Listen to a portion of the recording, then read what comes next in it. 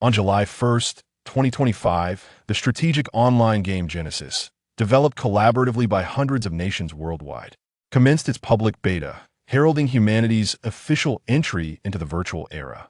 As a groundbreaking innovation, Genesis captured the attention of the global audience, boasting the inaugural use of holographic technology that promises to usher humanity into an unprecedented epoch. Furthermore, the economic system of Genesis is intricately linked to the currencies of the real world, which is the true essence of its widespread anticipation. It is abundantly clear to all that the impact of Genesis on this era will be nothing short of revolutionary. National teams, conglomerates, and professional players alike have set their sights on Genesis. Naturally, as a university student attuned to the pulse of contemporary trends, one cannot afford to overlook this monumental opportunity. Brother, whether we feast on delicacies or toast with fine wine depends on you. With merely 2 hours remaining, Jiangbai closed the web page, his excitement directed toward the sleek Obsidian gaming pod beside Hyman extravagant purchase made possible by a 10th Sandy Yuan loan he had taken out. My aspirations are modest. I merely wish to be a diligent gold farmer. If I can earn 10,000 a month, I would be utterly content. Before immersing himself in the game, Jiangbai resolved to embrace the role of a dedicated gold farmer. Drawing from his extensive gaming experience, he believed it would not be difficult to carve out a living in the vast market of Genesis. With fervent enthusiasm, 2 hours later, Jiangbai entered the gaming pod and slowly closed his eyes. The real world began to fade, replaced by a grand and spectacular vista, accompanied by a melodious voice resonating in his mind. Welcome to the world of Genesis. You are the 16,803,233rd player. Please name your character. What? So many already? Jiangbai marveled, realizing that despite being among the first to enter the game, he was far from alone. Empty City, Old Dream. Name accepted. Please select your profession. As the system prompted, a myriad of uniquely attired characters materialized before Jiangbei's eyes. These foundational professions were familiar to him. The unembellished knight, swordsman, mage, priest, archer, and assassin, the only 6 basic classes available for selection at the game's inception. However, as players progressed, Genesis would evolve to unveil hundreds, if not thousands, of hidden professions, which are the most coveted and enigmatic aspects of the game. Of course, acquiring these hidden professions required players to embark on their own exploratory journeys. Archer. Without a moment's hesitation, Jiangbai declared, drawn to the elegance of the archer, the sole profession capable of ranged attacks. After finalizing his character's appearance and physique, a flash of white light enveloped him, and in the next instant, Jiangbai found himself amidst the bustling new player village. Welcome to the southeast region of Huaxia, new player village number 33,856. Welcome, Empty City, Old Dream. Enjoy your gaming experience. Genesis will randomly select fortunate players from around the world 10 minutes after the server opens. So please remain online. The sweet voice of the system faded away, and Jiangbai felt a wave of suffocation wash over him. For the novice village was densely packed, leaving no room to breathe. As he gazed around, the throngs of people were simply innumerable. Extracting a lucky account?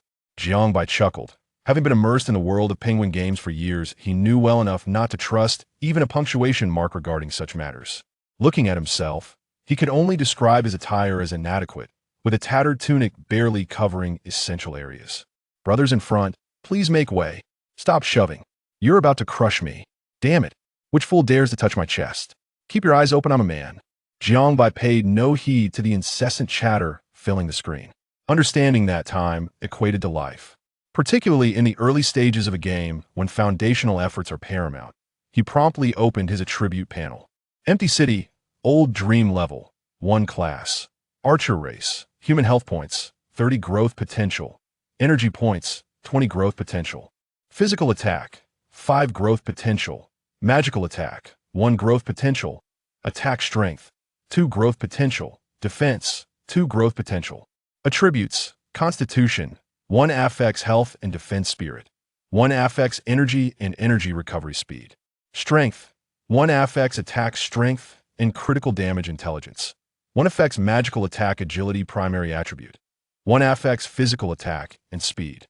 Jiangbai stared at his rather unimpressive attributes, finding little to remark upon. In Genesis, every player's initial attributes are identical, with all values set to 1, differing only in class and primary attributes. As an archer, Jiangbei's primary attribute was agility, which enhanced his attack, while strength augmented his attack strength. For a warrior, strength would be the primary attribute, and for a mage, intelligence would hold that distinction. The focus lies on growth potential. It serves as the coefficient that converts attribute points into panel values. Although every player begins with a fixed 15 stars of growth potential, the distribution varies by class, thereby indicating differing growth coefficients. Jiangbei's physical attack growth potential is 5 stars, meaning that 1 point of agility yields 5 points of attack. With an attack strength potential of 2 stars, 1 point of strength translates to 2 points of attack strength. For a mage, intelligence would be the primary attribute, signifying its crucial role in determining magical attack power. In Genesis, the total growth potential of 15 stars is not eternally fixed. As players evolve from their foundational classes to corresponding hidden classes, growth potential will undergo changes based on the hidden class, and the total star rating may exceed the limitation of 15 stars. After reviewing his attributes, Jiangbai turned his attention to the equipment panel, noting that he possessed only 2 exceedingly basic pieces of gear. Rough Novice Longbow, Rough Attack. 1 equipment level. 1 Rough Novice Cloth Armor, Rough Defense. 1 equipment level. 1. Such lamentably tattered equipment was entirely expected in the realm of Genesis. The equipment tiers are categorized into 9 distinct levels. Rough. Common, excellent, fine, epic, ancient, legendary, Holy Spirit, and mythical. Rumor has it that there exist even more formidable items beyond these. Yet the official sources have yet to confirm this, leaving the veracity of such claims in question. After thoroughly examining the character panel, Jiangbai let out a sigh. How fortunate! It seems I'm not the lucky one. It is said that within the official forum, a notion circulates. Each gaming account possesses an exceedingly minuscule probability of generating a unique talent upon entering the game. The exact likelihood of this occurrence remains unknown.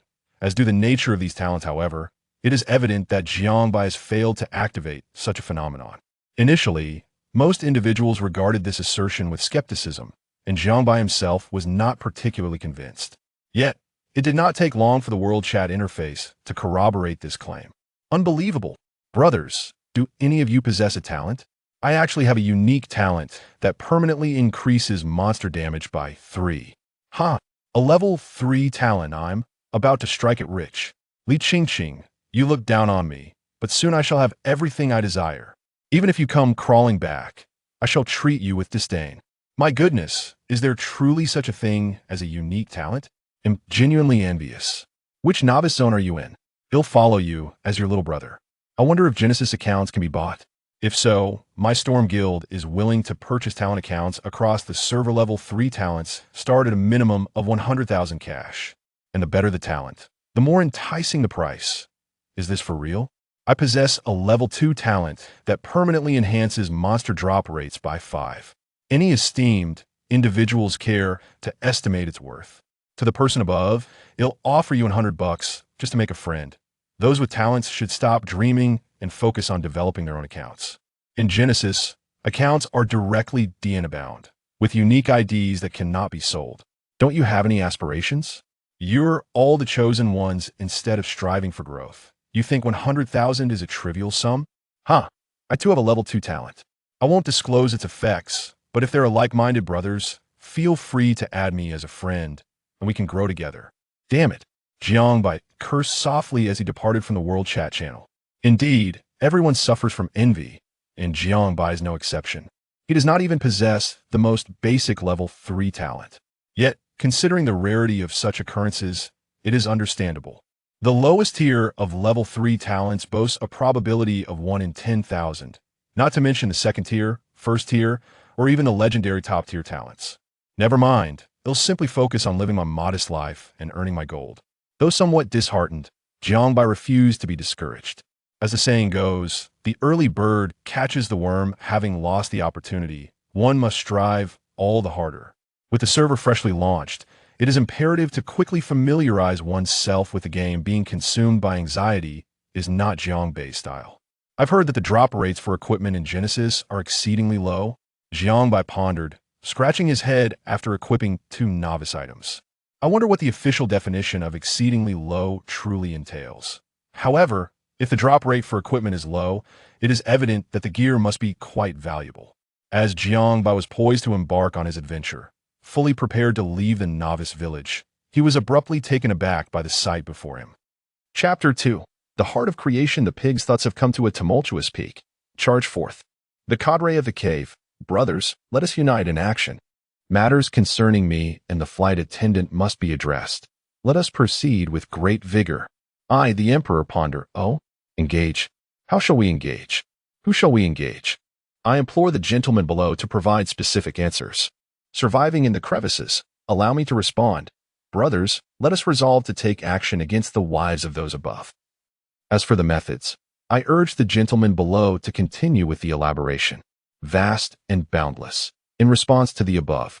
Regarding the approach to the wives of those above, I have 3 points of opinion to express, which I request the gentleman below to elaborate further.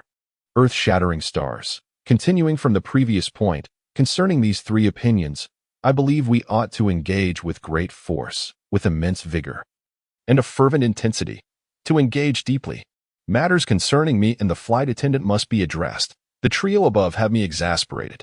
It is no wonder that the esteemed individuals in the chat are so talented, yet I dare not linger on their words. Time is of the essence. Time is life. Even the first piece of junk obtained can be sold for an exorbitant price at the initial stage. In the face of the player's unprecedented enthusiasm, reality dealt a harsh blow to all. A mage wielding a novice staff found their spell interrupted and was unexpectedly vanquished by a rabbit with a single blow. A burly warrior was swiftly surrounded and dispatched by a pair of rabbits before he could even retaliate.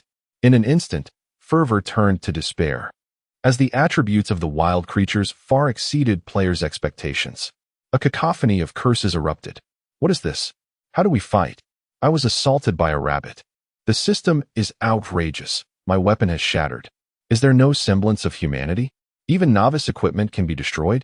Players rushed from the wilderness, transforming into beams of white light, bewildered as they appeared at the resurrection point. Who am I? Where am I? Can it be that I was slain by a mere rabbit? This scene left Jiangbei utterly astounded. This defies logic. Can a novice monster possess such high attack power? Players who suffered defeat retreated to safety, their frustrations spilling over. GM, we demand an explanation. How are we to fight? I wish to file a complaint. Everyone, do not be overly agitated. Allow me to speak some fairness. The officials are truly incompetent, are they not? Why is the game difficulty set so high? Jiangbei cast a detection spell and beheld the attributes of the corrupted wild rabbit.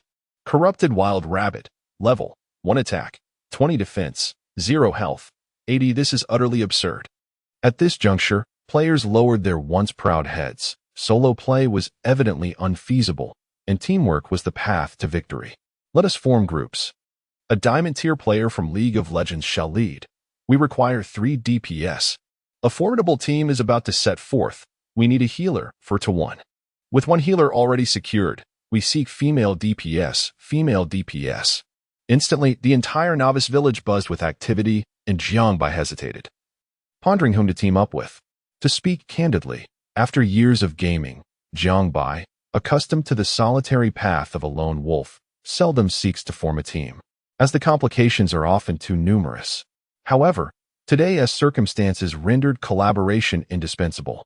While Jiangbei was lost in thought, he suddenly noticed his email illuminating. Startled, he opened the inbox. At this moment, he had no gaming friends. Upon opening the email, he discovered it was from the official Genesis. Dear player, Empty City Old Dream. Congratulations on being selected in the Lucky Account drawing event. You have been awarded the exclusive item Heart of Genesis, wishing you joyful gaming. What the? In an instant, Jiangbei's mouth formed an A shape, as he recalled that the system had mentioned something similar upon his entry into the game. Though he had never imagined himself to be the fortunate one and had completely forgotten about it. Could it be that Lady Luck had truly graced him? The Heart of Genesis sounded exceptionally formidable. Filled with excitement, Jiangbai downloaded the email attachment, and a striking black gem materialized in his inventory. Heart of Genesis, a rank. Can be upgraded. Effect 1. Infinite Inventory Effect 2. The holder possesses the fusion skill, allowing the combination of two pieces of equipment of the same type, quality, and level into a higher quality item. The fused equipment will be bound, rendering it unsellable and untradeable. At the current stage, the maximum upgrade is to epic level equipment. Upgrade requirement: 100 reputation note. This is a unique system item, indestructible, cannot be discarded, cannot be traded, and will not drop upon death. Consequently, a fusion button appeared in the lower right corner of Jiangbai's inventory page. Incredible, what astonishing effects! The sheer value of an infinite inventory left Jiangbai in awe. With only 8 slots currently available, one could imagine the frenzy this would incite among affluent players. As for the fusion skill, it seemed utterly transcendent. This meant that as long as he possessed enough inferior equipment, theoretically, he could fuse them into a top-tier legendary item. While it may not be tradable, considering Genesis's drop rates, acquiring legendary equipment, let alone a single epic quality item, is exceedingly rare. In theory, wouldn't that mean he could eternally don top-tier gear? Indeed, I told you so. Though I am not the chosen one, lacking exclusive talents, fate still favors me. Is the Heart of Genesis not far superior to those mediocre Tier 3 and Tier 2 talents? From this day forth, I shall be known as Jiang, the Wealthy. With this thought, Jiangbai accessed the trading market. Goodness! Observing the trading market interface, he realized he had significantly underestimated the situation. Since the server's launch, over an hour had passed. And among billions of players worldwide, the number of items available in the trading market was astonishingly sparse. Moreover, the majority were of rough quality, with the best being merely ordinary. A level 2 weapon of ordinary quality was astonishingly priced at 5,000 copper coins. By exchange rates, that amounts to 5,000 renminbi. As the game launched, players were permitted to purchase a game currency with real-world money, maintaining a fixed exchange rate of 1 renminbi equating to 1 copper coin. Within the game, 1 gold coin was valued at 10,000 copper coins. The constancy of this exchange rate stemmed from an announcement made at the game's inception, wherein the officials declared their capacity to reclaim players' gold coins, thus ensuring the stability of the rate. The rationale behind such a seemingly unprofitable venture remains a mystery to many. What a peculiar drop rate this is. Jiangbai couldn't help but marvel, for such rudimentary, low-grade items would soon be discarded on the streets, unwanted. However, one must also consider the overwhelming demand for equipment during the early stages of the game's launch. If I were to combine 2 green or blue items, would I not soar to new heights? Moreover, this Heart of Genesis is capable of advancement, given it possesses a special skill 1. It is certain that there will be special skill 2, special skill 3, and even more. Pondering this, Jiangbai accessed the fusion interface, where he observed 2 slots aligned on either side, designated as the main and auxiliary slots, respectively. The main slot was undoubtedly intended for the primary weapon. He glanced at the novice longbow in his possession. I still need another. Just as Jiangbai was troubled by this predicament, his gaze inadvertently fell upon the faint glimmers scattered across the wilderness outside the novice village. Those were the beginner's equipment dropped by players who had perished earlier. Due to their lack of value, some players, upon resurrection, had neglected to reclaim their items, while others had simply not had the opportunity to do so. Fortune favors the prepared. Jiangbai's eyes lit up as he dashed from the novice village, eager to collect the forsaken beginner's gear. Hey, what are you doing? That stuff is useless. Just toss it aside. It won't even sell at the shop. One player exclaimed. What are you doing, bro? That's the novice weapon I dropped. Don't pick it up. Another protested. Have you gone mad? At that moment, Jiangbai paid no heed to their words. After a swift sweep of the area, he had accumulated 8 novice weapons and 11 pieces of novice cloth armor. Despite the high number of fallen players, the drop rate for beginner equipment is inherently low in order to protect new players. The fact that he managed to collect so much left him grinning from ear to ear. With eager anticipation, Jiangbai once again opened the fusion system, placing the novice longbow into the main slot and a novice short sword into the auxiliary slot. All 3 conditions were met: same level, same quality, and both being weapons. Although these 2 items belong to different classes, it should not pose a problem, right? Taking a deep breath, Jiangbai slowly pressed the fusion button. The entire fusion process was astonishingly swift. He hadn't even braced himself when a flash of white light illuminated the scene, revealing a brand new bow before his eyes. Chapter 3. Advanced Tasks. Ordinary Beginner Longbow. Attack. 2 Equipment Level. 1 Indeed. Although it only grants a slight increase in attack, this is merely the beginning. Subsequently, Jiangbai synthesized another white ordinary level beginner weapon and placed both beginner longbows into the fusion interface simultaneously. Naturally, the longbow remained in the main equipment slot, as the final fusion result would evidently be based on the primary equipment. Once more, he pressed the fusion button, and a fleeting white light transformed into a faint green glow. Jiangbai, filled with excitement, rubbed his hands together and picked up the weapon. Excellent beginner longbow. Attack. 3 Agility. 1 Equipment Level. 1 Remarkable. Jiangbai could not help but exclaim. This single point of agility, when converted based on his growth potential, equated to an impressive 5 points of attack. This initial speed had effectively doubled. Following this, after synthesizing 8 weapons, a longbow radiating a gentle blue light appeared before Jiangbai. Fine beginner longbow. Attack. 5 Agility. 1 Strength. 1 Incredible. Jiangbai immediately equipped the blue longbow, and his attack attributes surged from 5 to 15 points in an instant. The attack intensity also rose to 4 points. In essence, attack intensity refers to the additional physical damage inflicted during an attack, which can be understood as a different form of attack power. Meanwhile, Jiangbai synthesized all his novice cloth armor, acquiring a piece of blue cloth armor. Fine beginner cloth armor. Defense. 5 Constitution. 1 Agility. 1 Upon equipping both pieces of blue equipment simultaneously, Jiangbai's attributes underwent a significant transformation. Level 1 Class. Archer Race. Human Health Points. 60 Energy Points. 20 Physical Attack. 20 Magical Attack. 1 Attack Intensity. For Defense, 9 Attributes. Constitution. 2 Spirit. 1 Strength. 2 Intelligence. 1 Agility. 3 This is splendid.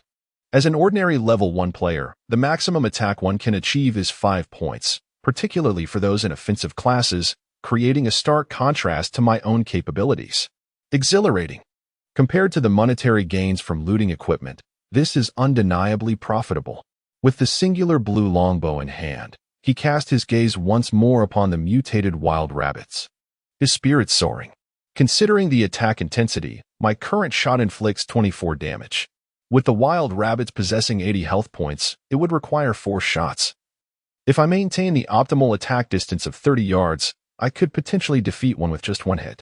With this thought, Jiangbai took a deep breath and released an arrow with a swift motion. -24 indeed. The mutated wild rabbit, with 0 defense, lacked any damage reduction capability. The arrow struck, causing its health bar to diminish by a quarter. However, the speed of the mutated wild rabbit was undeniably swift. As it lunged towards Jiangbai with claws bared the moment it was struck. The distance of 30 paces is neither particularly far nor remarkably close. As Jiangbai released his second arrow, the enchanted rabbit had already traversed nearly half of the distance, with a significant portion of its health depleted. Jiangbai employed the same tactic. With his third arrow, the enchanted rabbit was left with merely 8 health points. However, in that moment, Jiangbai found himself under attack from the creature. The -11 damage was negligible, especially considering Jiangbai boasted a robust 60 health points. Simultaneously, the fourth arrow soared forth, and after inflicting another -22 damage, the enchanted rabbit finally succumbed, transforming into a stream of experience that flowed into Jiangbai's being. You have slain the enchanted rabbit, gaining 5 experience points. Observing the barren ground left behind by the defeated creature, Jiangbai couldn't help but spit in disdain. Bah, not even a single copper coin. Yet, he still felt a sense of exhilaration.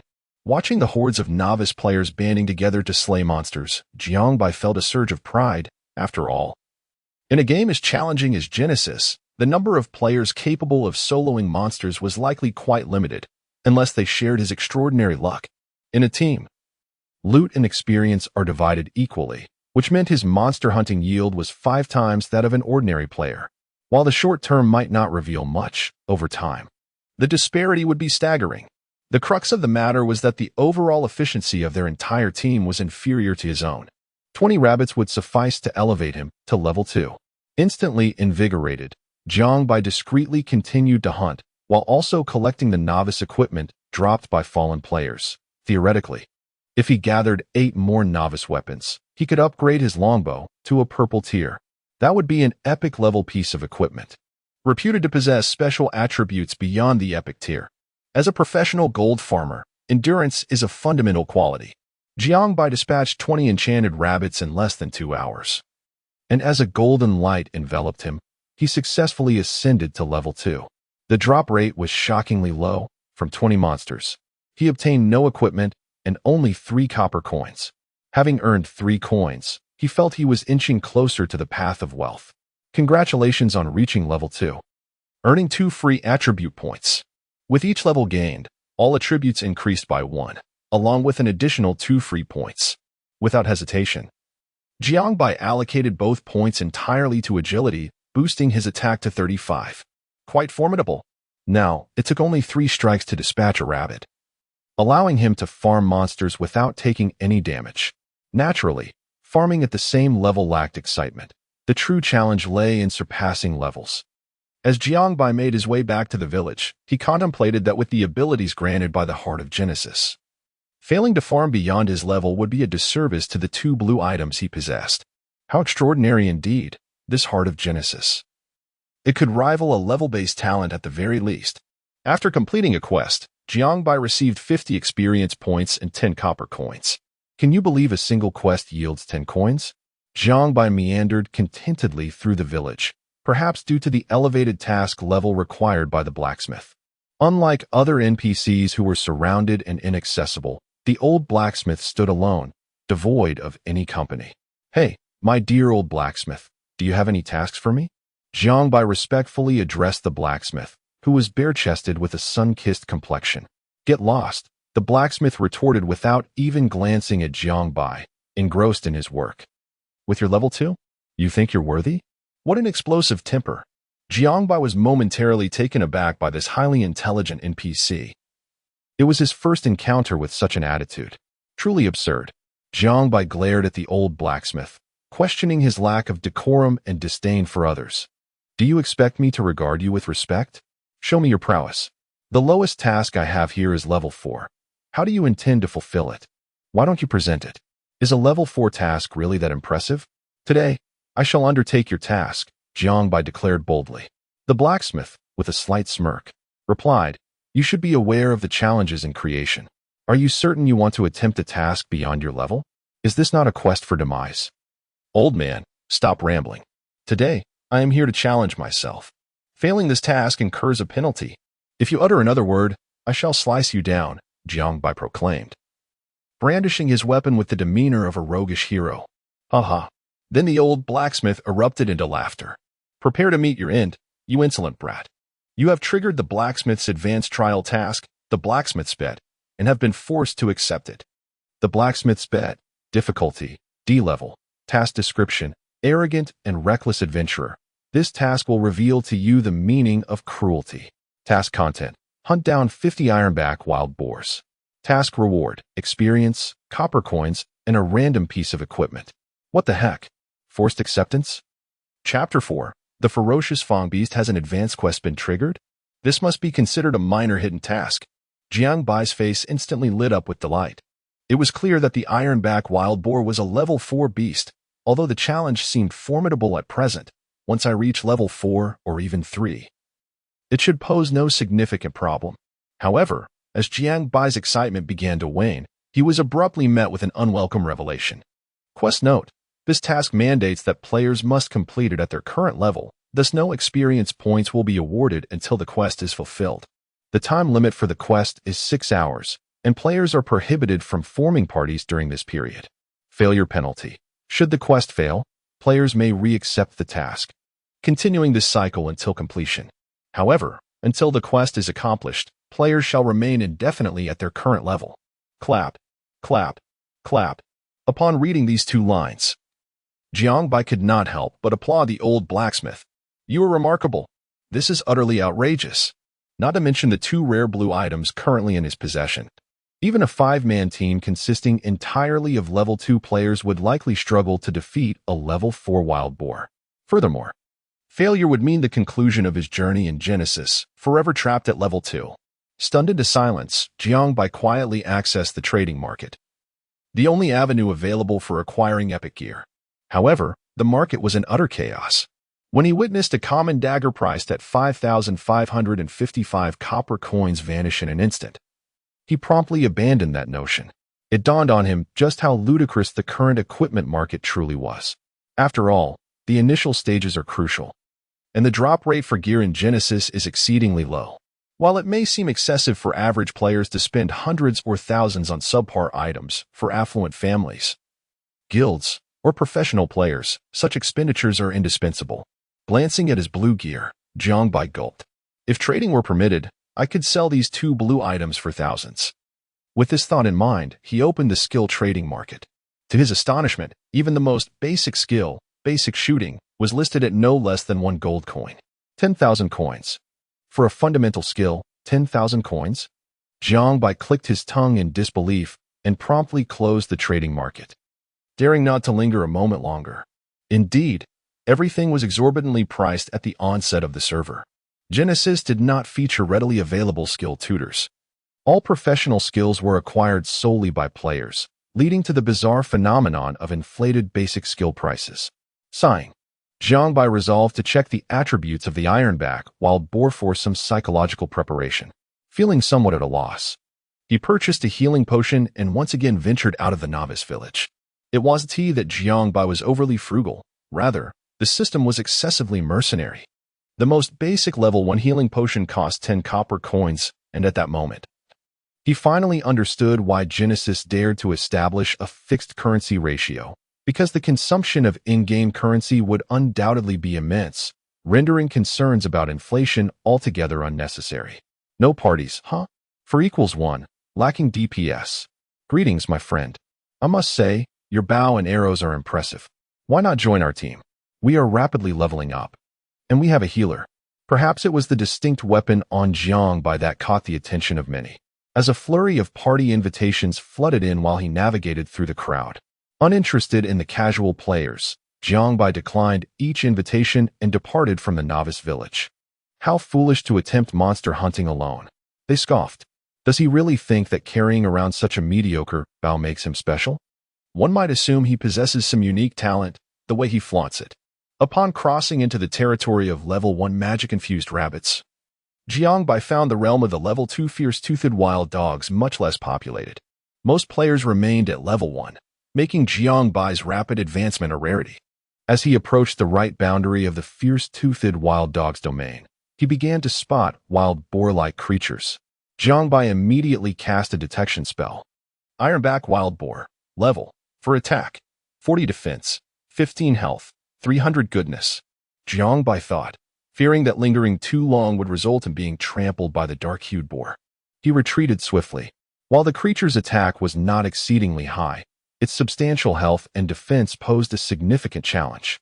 A typical level 2 player, even with a full offensive build, would only manage around 20 points of attack, inflicting less than 10 points of damage after accounting for the boar's defense, barely a fraction of its health. This is impossible to tackle at this stage, he lamented, realizing that forming a party was not an option. If other players were aware of Jiangbai's quest, they would likely be terrified. After all, the difficulty of Genesis dictated that a minimum of 3 players was required to tackle monsters of the same level, a fact ingrained in the game mechanics. Jiangbai's ability to solo level 2 creatures was already remarkable, let alone attempting to challenge those above his level, an endeavor deemed utterly impossible. At least during the early days of the game's launch. That old blacksmith, Jiangbai cursed inwardly, feeling utterly frustrated.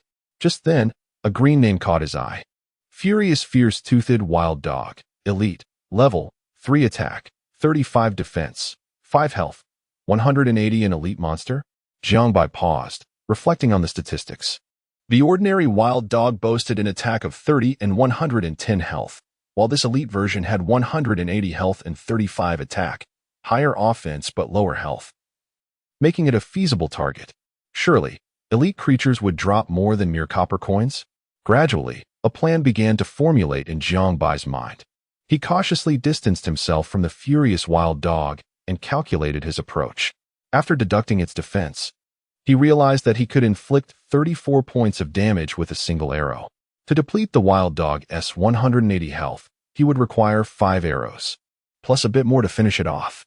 The wild dog could inflict 26 points of damage in return, and with his current health at 90, supplemented by a small health potion that restored 30 health, he could withstand 4 hits. That was sufficient. With determination, he prepared himself, drawing back to a distance of 30 yards. Without hesitation, he released an arrow aimed at the furious wild dog. The vivid crimson numeral -68 emerged from the wild dog's head, instantly invigorating Jiang Bai. A critical hit had indeed occurred. The archer class inherently possesses a concealed critical strike talent, albeit at the game's inception, player statistics tend to be relatively low. This marked Jiang Bai's inaugural experience of triggering a critical hit. With a howl, the wild dog, its health plummeting below 100, lunged towards Jiang Bai, its elongated, sharp fangs glistening menacingly in the sunlight. The speed of this wild dog surpassed that of a rabbit by a considerable margin, and given its ferocity. When Jiang Bai released his second arrow, the 30-yard distance had dwindled to merely half. A blow of -34 left the wild dog with a mere 78 points of health. The third arrow was released. As another -34 registered, a -26 also manifested above Jiang Bai's head, causing his health to plummet to 64 points. At this juncture, Jiang Bai's speed was insufficient to outpace the wild dog, rendering evasive maneuvers futile.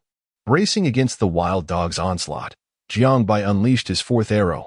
With a -34 and a -26, the wild dog was now reduced to a mere 10 points of health, while Jiang Bai's own vitality had dwindled to a scant 12 points due to a critical hit from the beast. It became apparent that the elite monster's feral prefix indicated its capacity for critical strikes. At this moment, it was merely a question of who would deliver the final blow first. Yet, Jiang Bai did not consume the precious healing potion. Instead, he remained unflinching, continuing to knock and draw his bow. With a swift whoosh, a chilling gleam shot forth, halting the wild dog's claw, which was but an instant away from Jiang Bai, suspended in midair. Blood gushed forth as the wild dog's eyes gradually lost their spark, its body collapsing to the ground, its paw ultimately failing to strike Jiang Bai. Chapter 5. Soloing the elite. If anyone were to witness this, their jaw would surely drop. A level 2 player single-handedly taking down a level 3 elite. Are we even playing the same game? Jiang Bai exhaled, his heart racing with exhilaration. What a thrill! The reason he refrained from consuming that healing potion was that he noticed the wild dog's attack speed was ever so slightly slower than his own. It was this minuscule difference that saved him a potion worth 10 copper coins. Earning money is no easy feat. Every bit counts. Jiang Bai cautiously returned the potion to its place before turning his attention to the spoils of the wild dog. Indeed, elite monsters are formidable. Beneath the carcass of the wild dog lay a dazzling orb of pale white light, so bright it was almost blinding. Jiang Bai first collected the 11 copper coins the wild dog had dropped, and then, from within the white luminescence, he retrieved a piece of equipment. Wild dog dagger, common, attack 3. With such an item in his possession, he felt sufficiently equipped. Truly, fortune favors the diligent. This piece of gear would undoubtedly support Jiang Bai's plans for hunting pigs. Just as he was reveling in his good fortune, his heart skipped a beat once more. What is this? A skill book as well. Overjoyed, Jiang Bai picked up the skill book that had been pinned beneath the equipment. Shock shot, D grade, enhancement level, 0 skill description. The next attack deals 110 damage, slows the target's movement speed by 20, has a 3 chance to stun the target for 2 seconds, with a range of 5 to 35 yards, and a cooldown of 12 seconds. Incredible. A divine skill. Tears of joy welled in Jiang Bai's eyes. He never imagined that his first skill would be a D-grade one. The skill grading in Genesis ranges from SSST, with E being the lowest tier. Previously, he had seen the basic shot in the trading market, which was merely an E-grade skill. Skills at this stage of the game are exceedingly rare, with the vast majority being E-grade. Yet, this wild dog had bestowed upon him a D-grade skill. Oh. How he wished for the system to inscribe this wild dog into his family lineage. It was truly generous, with slowing effects, extended range, damage enhancement, and even a chance to stun. Jiangbai quickly opened the trading market to search for shock shot, but, as expected, there were no results. The other D-grade skills available were few and far between, and none had a fixed price. Sellers had set them up for bidding starting at 1 gold coin. 1 gold coin equates to 10,000 coins. Currently, these D-grade skills were already fetching bids of over 2 gold coins. That is 20,000 coins. Jiangbai felt a rush of greed. This was absolutely insane. However, after careful consideration, he decided against selling this skill. Such a remarkable technique. Especially one suited to his profession, why would he not learn it? The initial benefits this skill would provide far outweighed a mere handful of gold coins. Swiftly, he learned the skill and, with great satisfaction, revisited its description several times before reluctantly closing the skill panel and opening the equipment trading market. The current equipment market is becoming increasingly vibrant. The minimum price for weapons offering 3 attack for other professions has surged to over 6,000 copper coins. At this moment, Jiangbai is in dire need of some cash, so he has opted for a rather modest price of 5,999 copper coins. According to the rules of the creation trading market, items with the lowest price always occupy the foremost position. Sure enough, within less than 2 minutes of listing the dagger, the mailbox icon lit up. Wild Dog Dagger, sold successfully, and after deducting a 10 transaction fee, he received 5,399 copper coins. How disheartening. A 10 fee, such an amount significantly depletes one's funds. At this juncture, Jiangbai has returned to the village. Once the copper coins are in hand, he sets up a small stall and loudly proclaims in the public channel, buying system given initial equipment at high prices. 1 piece for just 10 copper coins. Those wishing to sell, hurry up. Once this opportunity is gone, it won't return. The price of 10 copper coins is one Jiangbai had long considered, neither too high nor too low. In this initial phase, the demand for health potions is staggering. And at 10 copper coins, one can acquire a potion. The discarded initial novice equipment is utterly worthless, with no option but to destroy it. Thus, exchanging it for a potion seems quite beneficial. Jiangbai's shouts quickly attracted considerable attention. Wait, are you saying you want to buy system-given novice equipment? Are you out of your mind? This stuff has no resale value. It's unsellable. Yes, I'm buying these. Jiangbai nodded, offering no further explanation. Is he perhaps mad? Does he have money to burn? Are you serious? Some remained skeptical. Absolutely serious, Jiangbai affirmed. What are you all worried about? Throwing away novice equipment is still throwing it away. Exchanging it for a potion for just 10 copper coins isn't a bad deal, is it? Could this be the latest scam?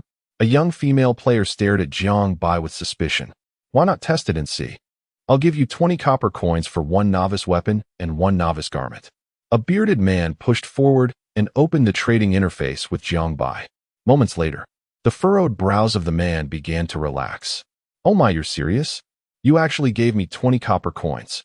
Damn, I'll give it a try too. With the first transaction complete, more and more players began to join the fray. He really did give me 20 copper coins, off to buy potions. However, some lamented their earlier decisions. Damn, if I had known, I wouldn't have discarded my gear. I should have just tossed it in the wild instead. Who knows if it's still there? Such a strange fellow. Why is he collecting so much novice equipment? In a corner of the crowd, a few players scrutinized Jiangbai, their faces filled with curiosity. This guy can't be triggering a hidden quest, can he? A player with the ID Cloud City Ancient Field Music turned to his teammate and asked, I think there's a high probability of that. Otherwise, why would he spend so much on acquiring such worthless novice gear? His teammate, Cloud City Faceless Ancestor, quickly replied, Pay attention, is there truly a hidden quest? At this moment, Jiangbai could hardly contain his laughter. With 480 copper coins spent, he had acquired around 20 novice weapons and cloth armors. Coupled with the 2 blue items he possessed, he had ample materials to forge a purple equipment. However, Jiangbai had no intention of discarding the surplus gear. Should the Heart of Creation level up, there remained the potential to craft rare items. Enough is enough. Today, I shall conclude my endeavors here. Rising from his seat, He dusted off his trousers and closed his stall. Brothers, until we meet again. I've run out of money for today. Oh, come on.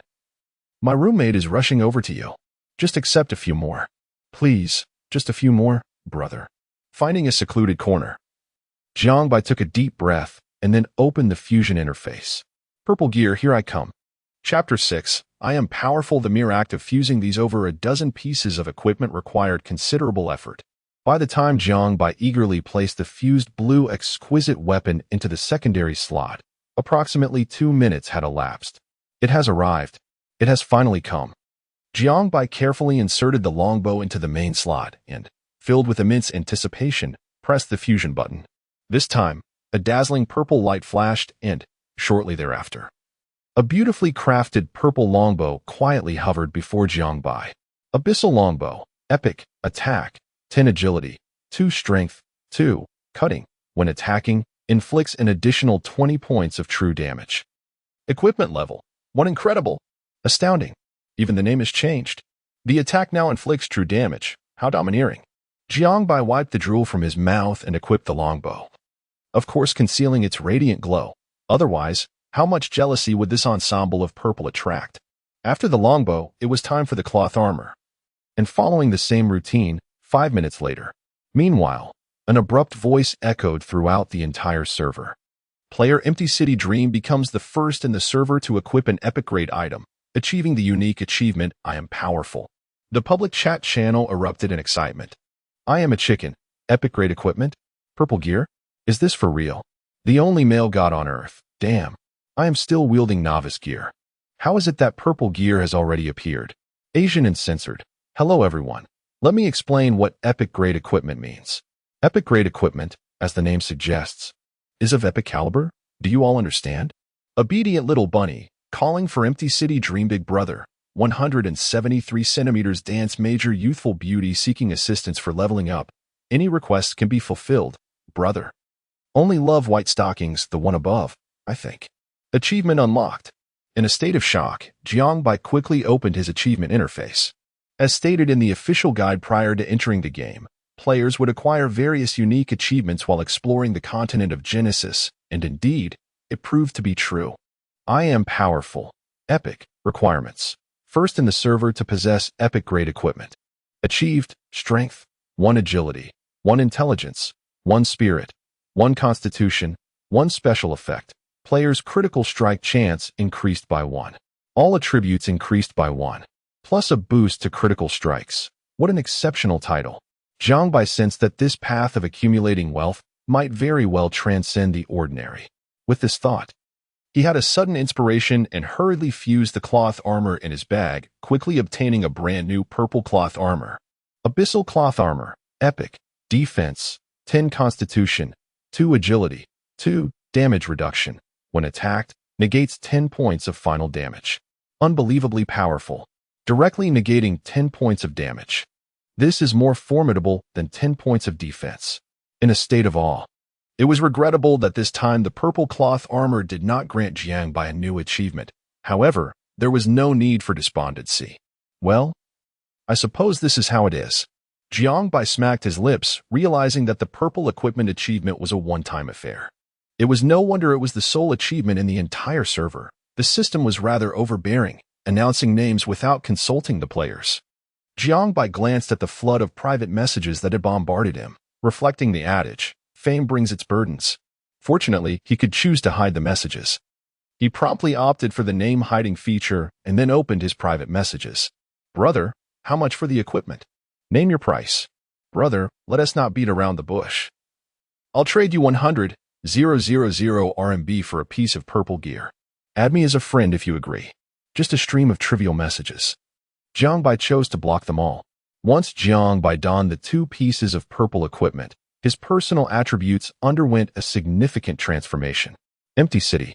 Old Dreams. Level 2 class. Archer race. Human health. 150 energy. 60 physical attack. 55 magical attack. 3 attack strength. 10 defense. 20 attributes. Constitution. 5 spirit. 3 strength.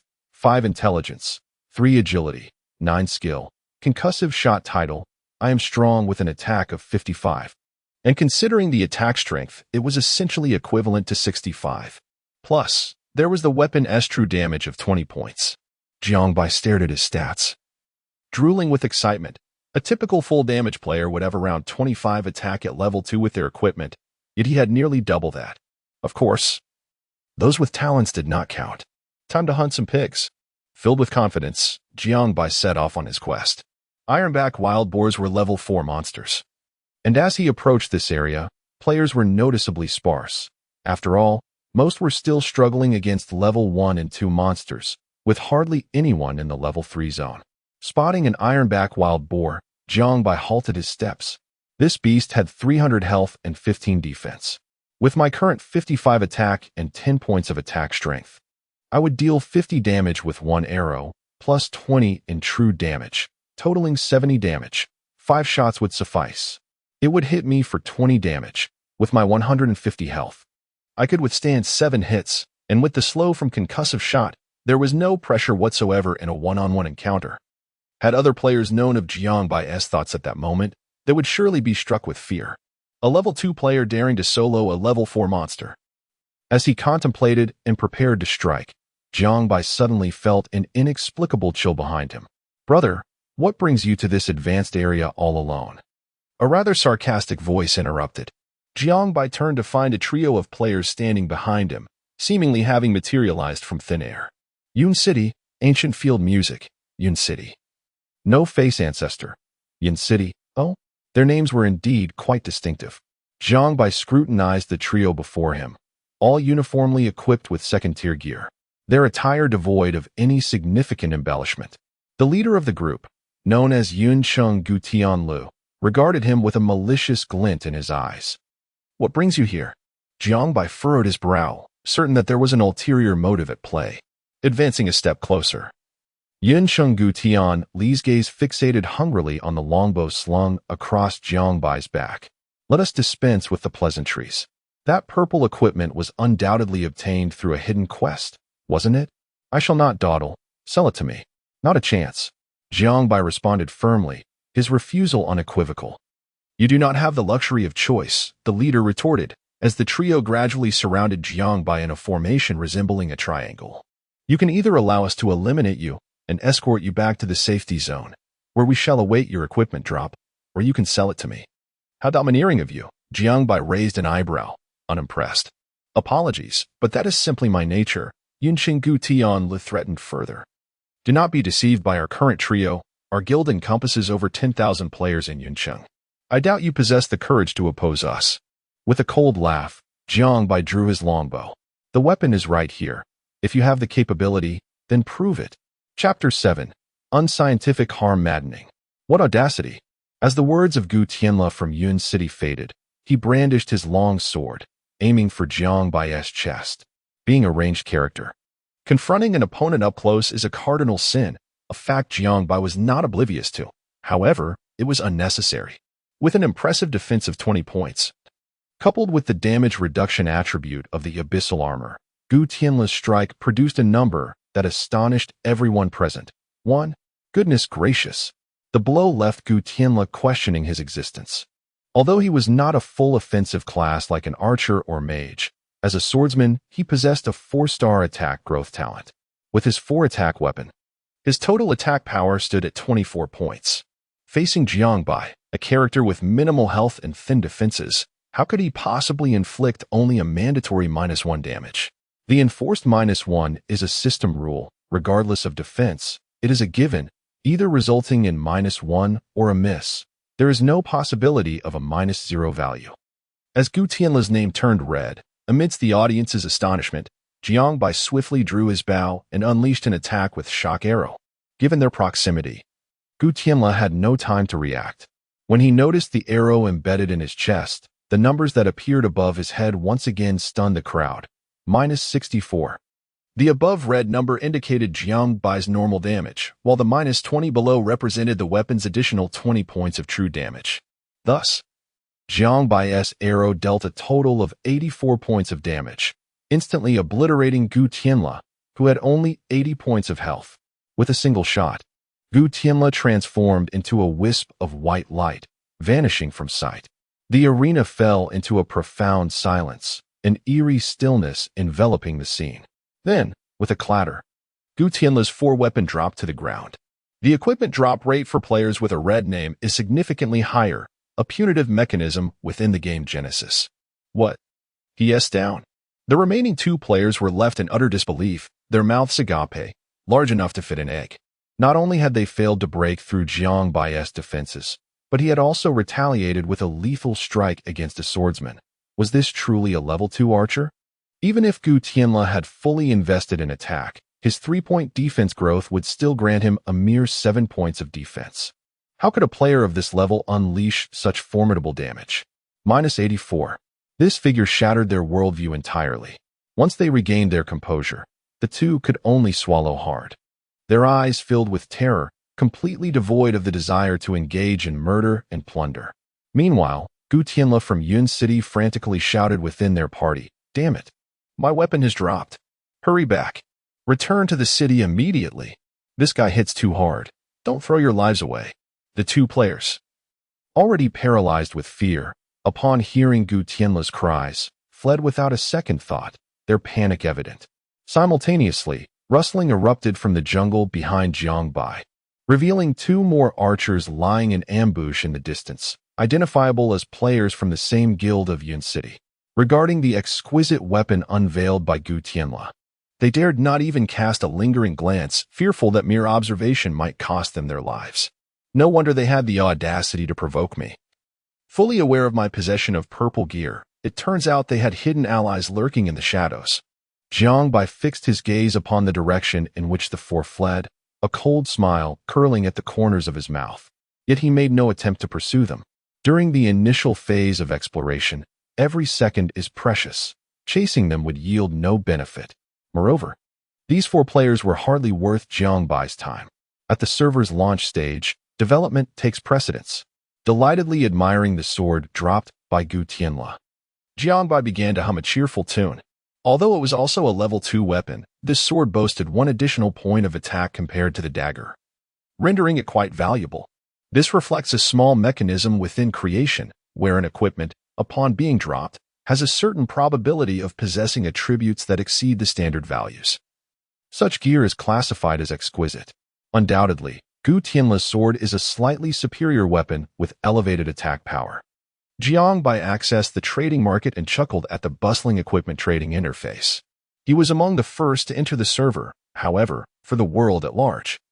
A substantial number of players had yet to log in or had just begun to do so. This phenomenon has consequently prolonged the exploration phase of creation, making low-level weapons increasingly coveted. Those level 2 weapons with a 3 enhancement have already been traded for over 7,000 copper coins, indicating that the popularity of creation is rapidly escalating. This situation is likely to persist for an additional 3 to 6 hours before the mainstream players emerge from the lower levels. Jiang Bai searched for 4 exquisite weapons and discovered that they were indeed scarce, with the lowest price exceeding 1 gold coin. A windfall of 10,000 coins awaited him.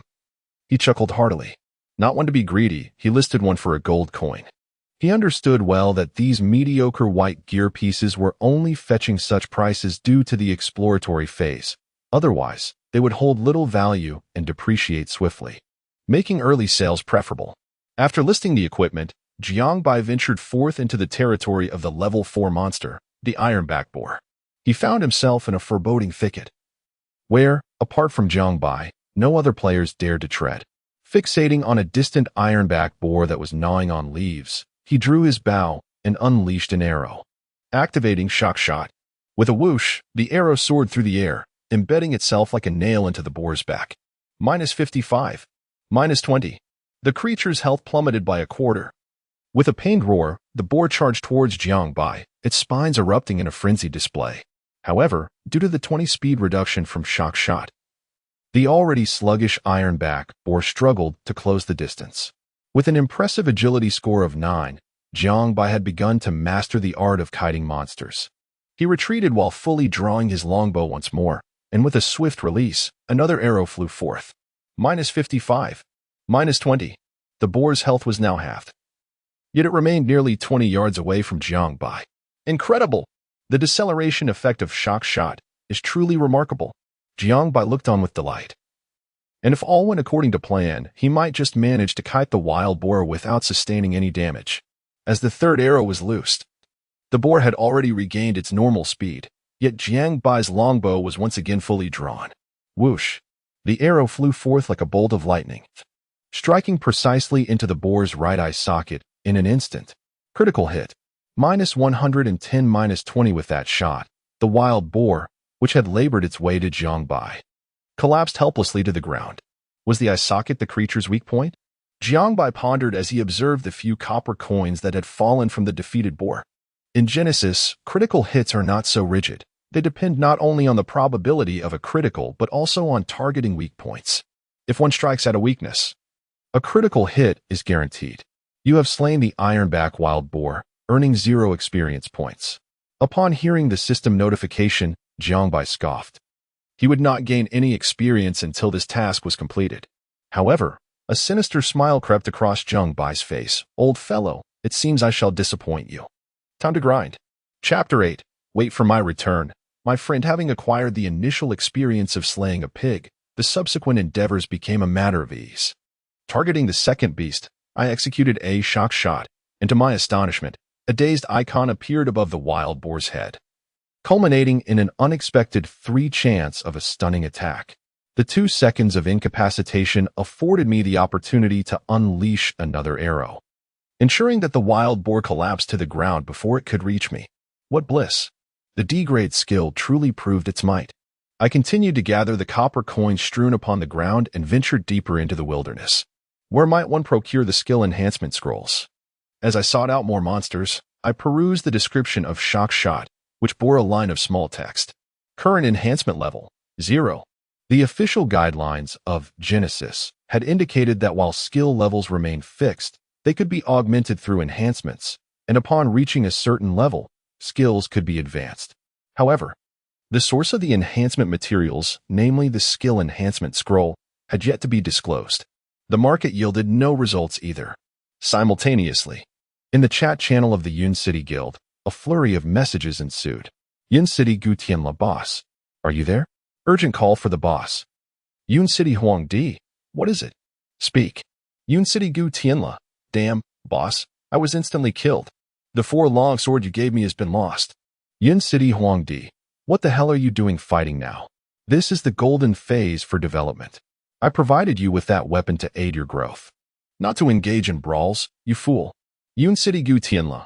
No, boss. This is serious. Remember the system announcement? Someone obtained a purple item and achieved a milestone. Yun City Huang Di.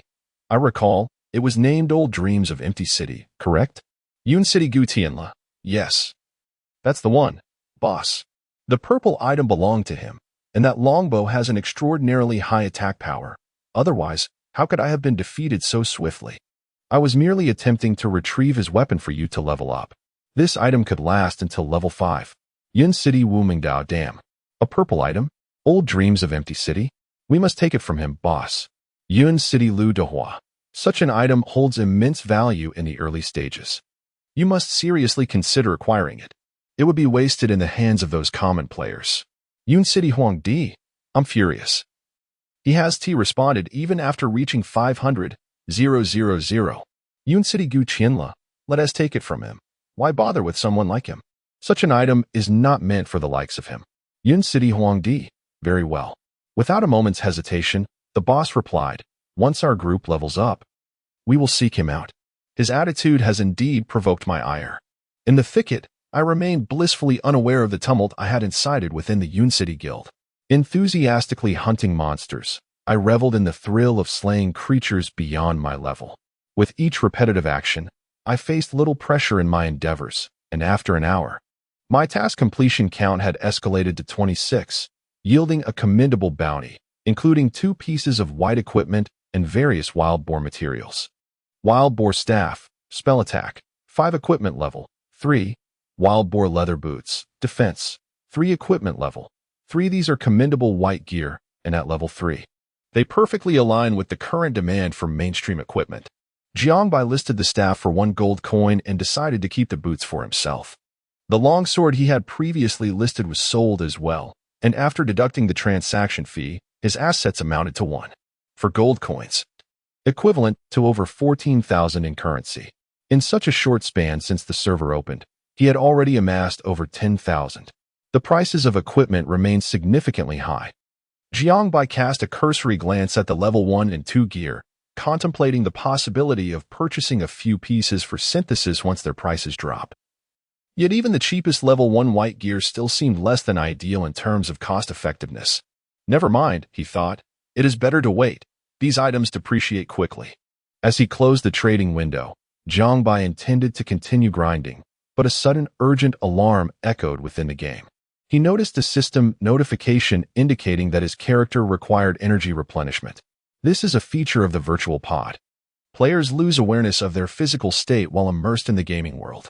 Thus, the game pod automatically monitors the player's physical condition and emits an alert if there is a need for sustenance or other bodily functions.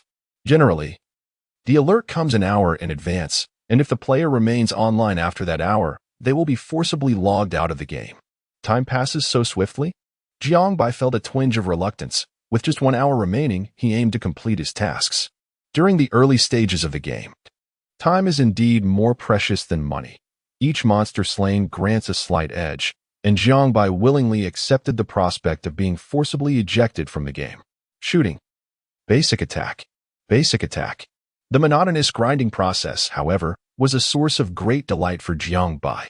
Solo players typically relish the solitude of monster hunting, especially the exhilarating moment when a fallen creature explodes in a burst of light, momentarily igniting a thrill within him. Unfortunately, the drop rates in Genesis seldom provide surprises. After defeating 50 wild boars, he obtained nothing beyond the 2 pieces of equipment he had already acquired. At last, the quest was completed. Jiangbai exhaled deeply. Due to the quest's nature, he had not gained a single point of experience for quite some time, which meant his level was now lagging behind. Old fellow, you'd better not be too stingy. Gazing at the row of question marks beneath the quest rewards, Jiangbai reluctantly activated the return scroll, noting that only 4 minutes remained before being forcibly logged out. His interface had already turned red. Hurry back. Just as Jiangbai was about to shatter the return scroll, a sudden cacophony erupted from the depths of the forest, followed by a heavy howl that pierced through the trees and soared into the sky. Howl? What the heck? Jiangbai froze momentarily, his gaze fixated ahead, where he beheld a massive shadow moving slowly through the dense foliage. This form, this imposing presence, this astonishing sight. Jiangbai could not help but swallow hard, his gaze instantly igniting with fervor. As he stealthily approached the dark figure, a blood-red name suddenly materialized before him. Ironback Wild Boar Lord. Lord level boss. Level 5 attack, 110 defense, 40 health, 2,000 skills. Brutal charge, resilient defense. Fong puncture. Alas, it was indeed a boss. Jiangbai involuntarily gasped, for this was the first boss he had encountered since entering Genesis.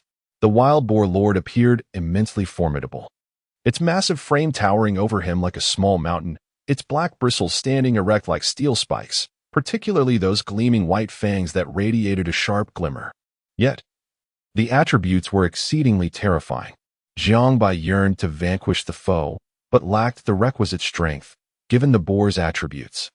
He would be courting death by approaching it now. Beep, beep, beep. The system's alarm blared increasingly urgently, with only 1 minute remaining before being ejected from the game.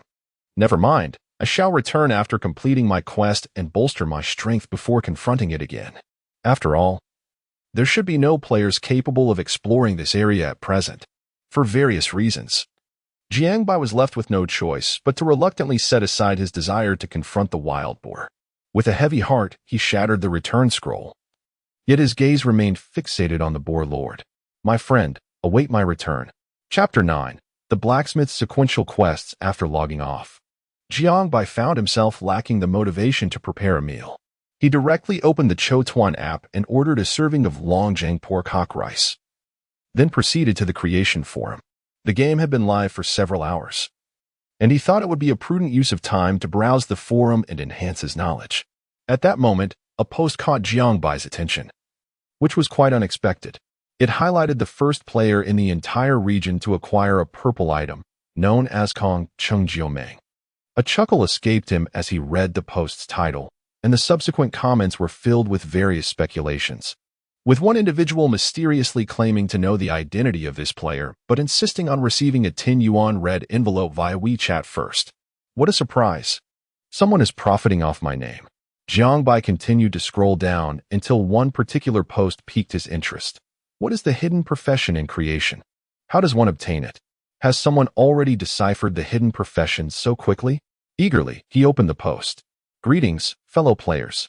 With the launch of creation, it is likely that the most pressing concern for players is the matter of hidden professions. Presumably, you are all familiar with the basic professions, which represent different directions for hidden vocations. So, how does one acquire a hidden profession? The author is equally curious and encourages everyone to stay tuned for the latest updates. Damn it.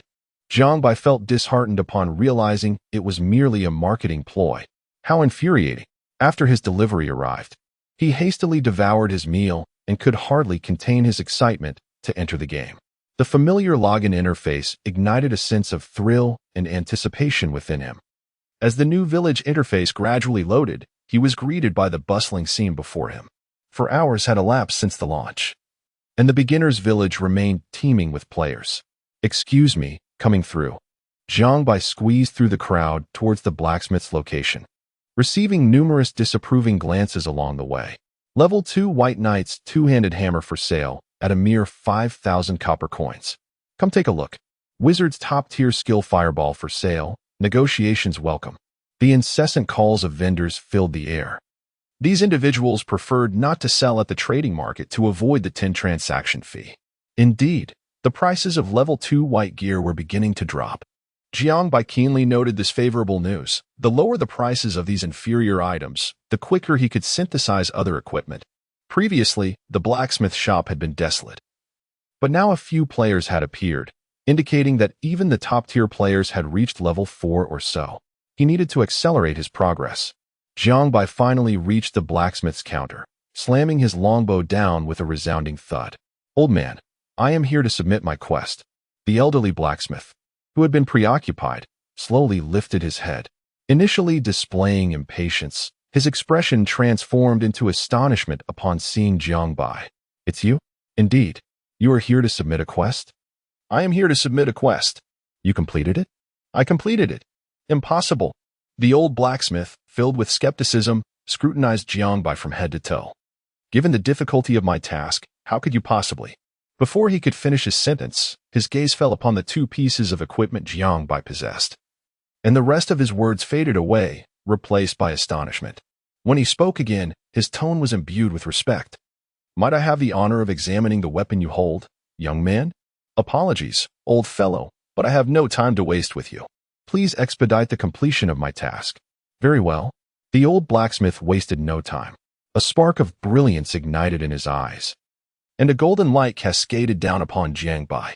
You have completed the task, the blacksmith's gamble, earning 1,000 experience points, 300 copper coins, and acquiring a random piece of equipment, the Willowwood staff.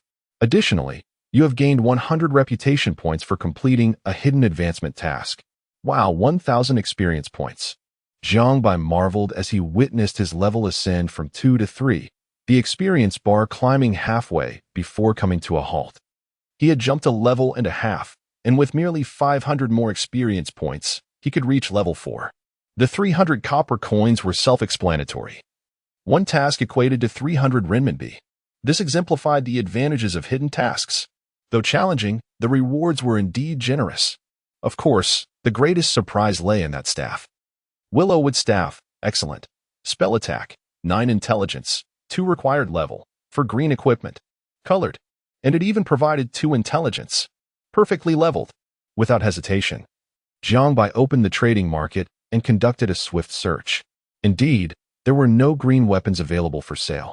The drop rate in creation was notoriously low. At best, there were a few pieces of green armor, each priced exorbitantly. This did not imply that no one had acquired green weapons during the server's operation. Rather, they were either kept for personal use or sold the moment they were listed. He was about to strike it rich, truly prosperous. Jiang Bai, trembling with excitement, placed the staff in the consignment interface, but opted for an auction mode rather than a fixed price, starting the bidding at 1 gold coin. He had no doubt that the final selling price of this staff would astonish him. Let us not overlook the rarity of green weapons. The enhancement offered by its attributes would yield benefits for top-tier players far beyond the comprehension of ordinary players, especially for those affluent players competing on the rankings for equipment. Making their company known in this world-class online game would yield far greater returns than just a few gold coins. Sure enough, the moment the staff was listed, Jiangbai's private chat exploded with messages. "Brother, take it down quickly. Name your price. Let us trade face to face. Brother, I want the staff. 5 gold coins. Just let me know if you're selling. Shall we trade offline? Brother." As he read the flood of private messages, Jiangbai endeavored to maintain his composure. Indeed, 5 gold coins were worth 50,000 RMB, an enticing offer. However, he believed that going through the auction would yield a final price that would not be significantly lower, perhaps even higher. After equipping his gear, Jiangbai checked his mailbox once more. He had successfully sold the wild boar staff for 9,000 copper coins, bringing his total assets to an impressive 2.3 gold. He then glanced at the prices of other equipment. As the majority of players advanced to level 3 and above, the prices of level 1 and 2 white gear were plummeting. Level 1 white gear had already settled around 1,000 copper coins, while level 2 was hovering near 2,000 copper coins. Despite these record lows, the cost-effectiveness remained unsatisfactory, and Jiangbai had no intention of hastily purchasing any equipment. He decided to wait, contemplating his next move.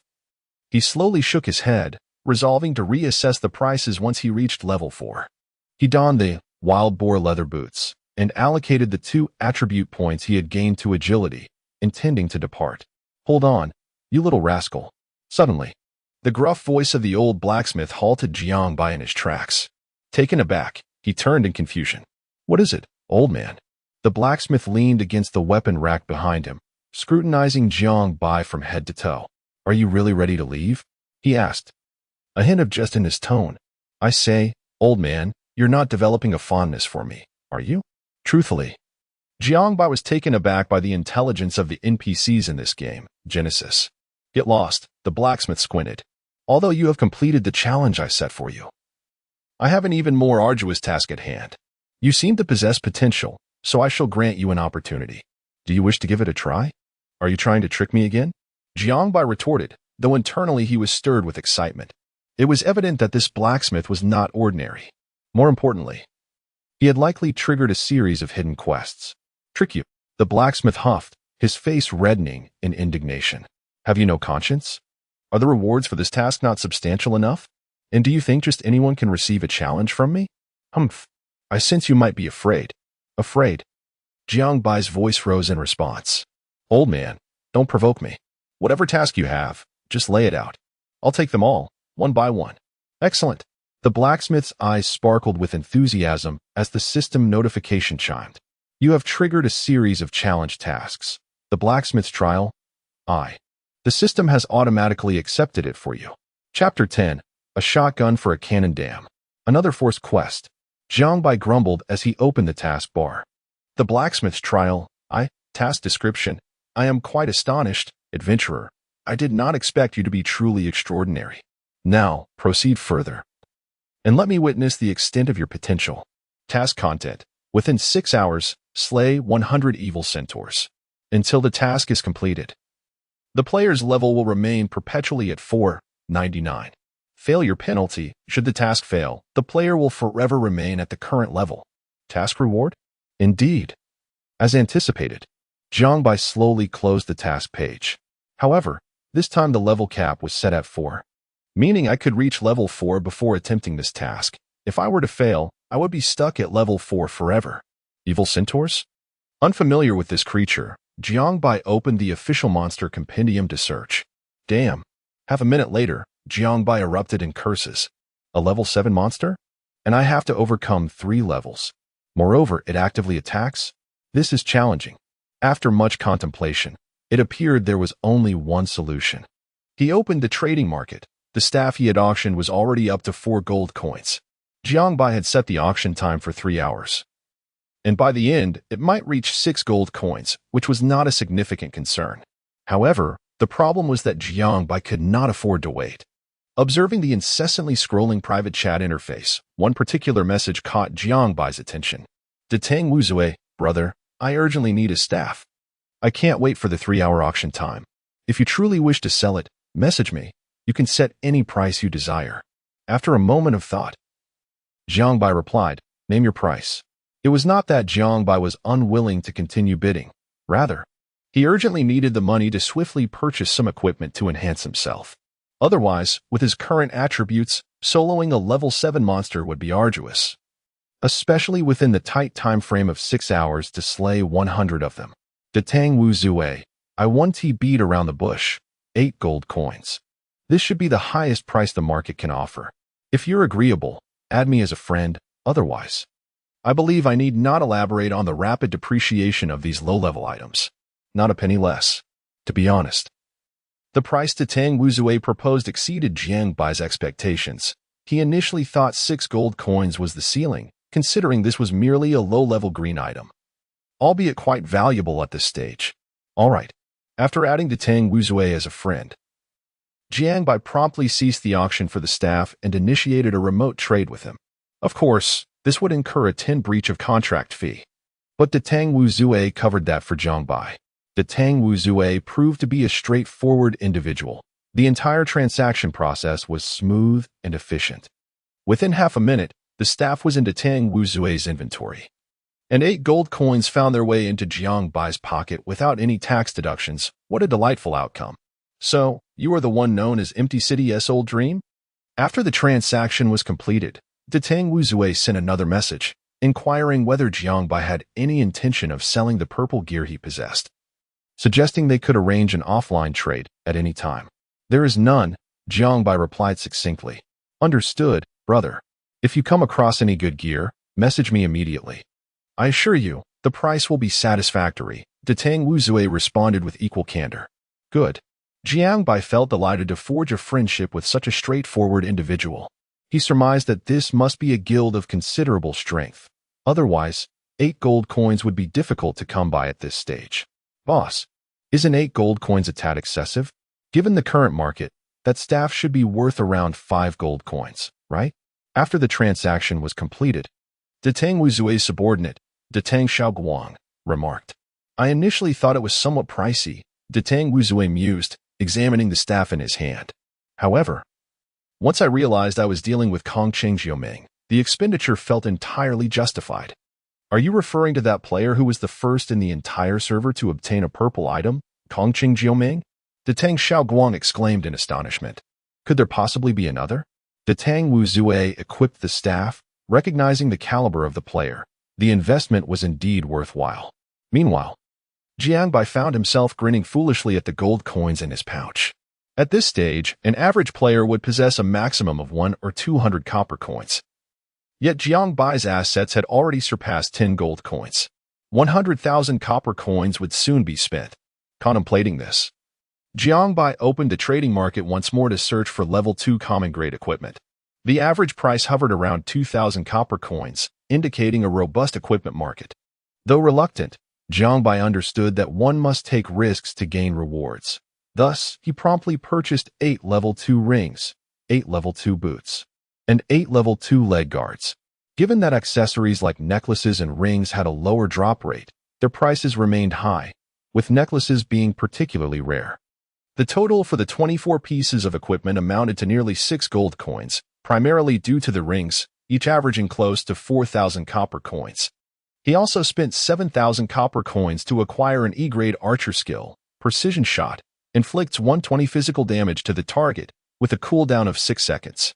A rather standard foundational skill. Before long, Jiangbai adeptly synthesized the newly acquired equipment one by one.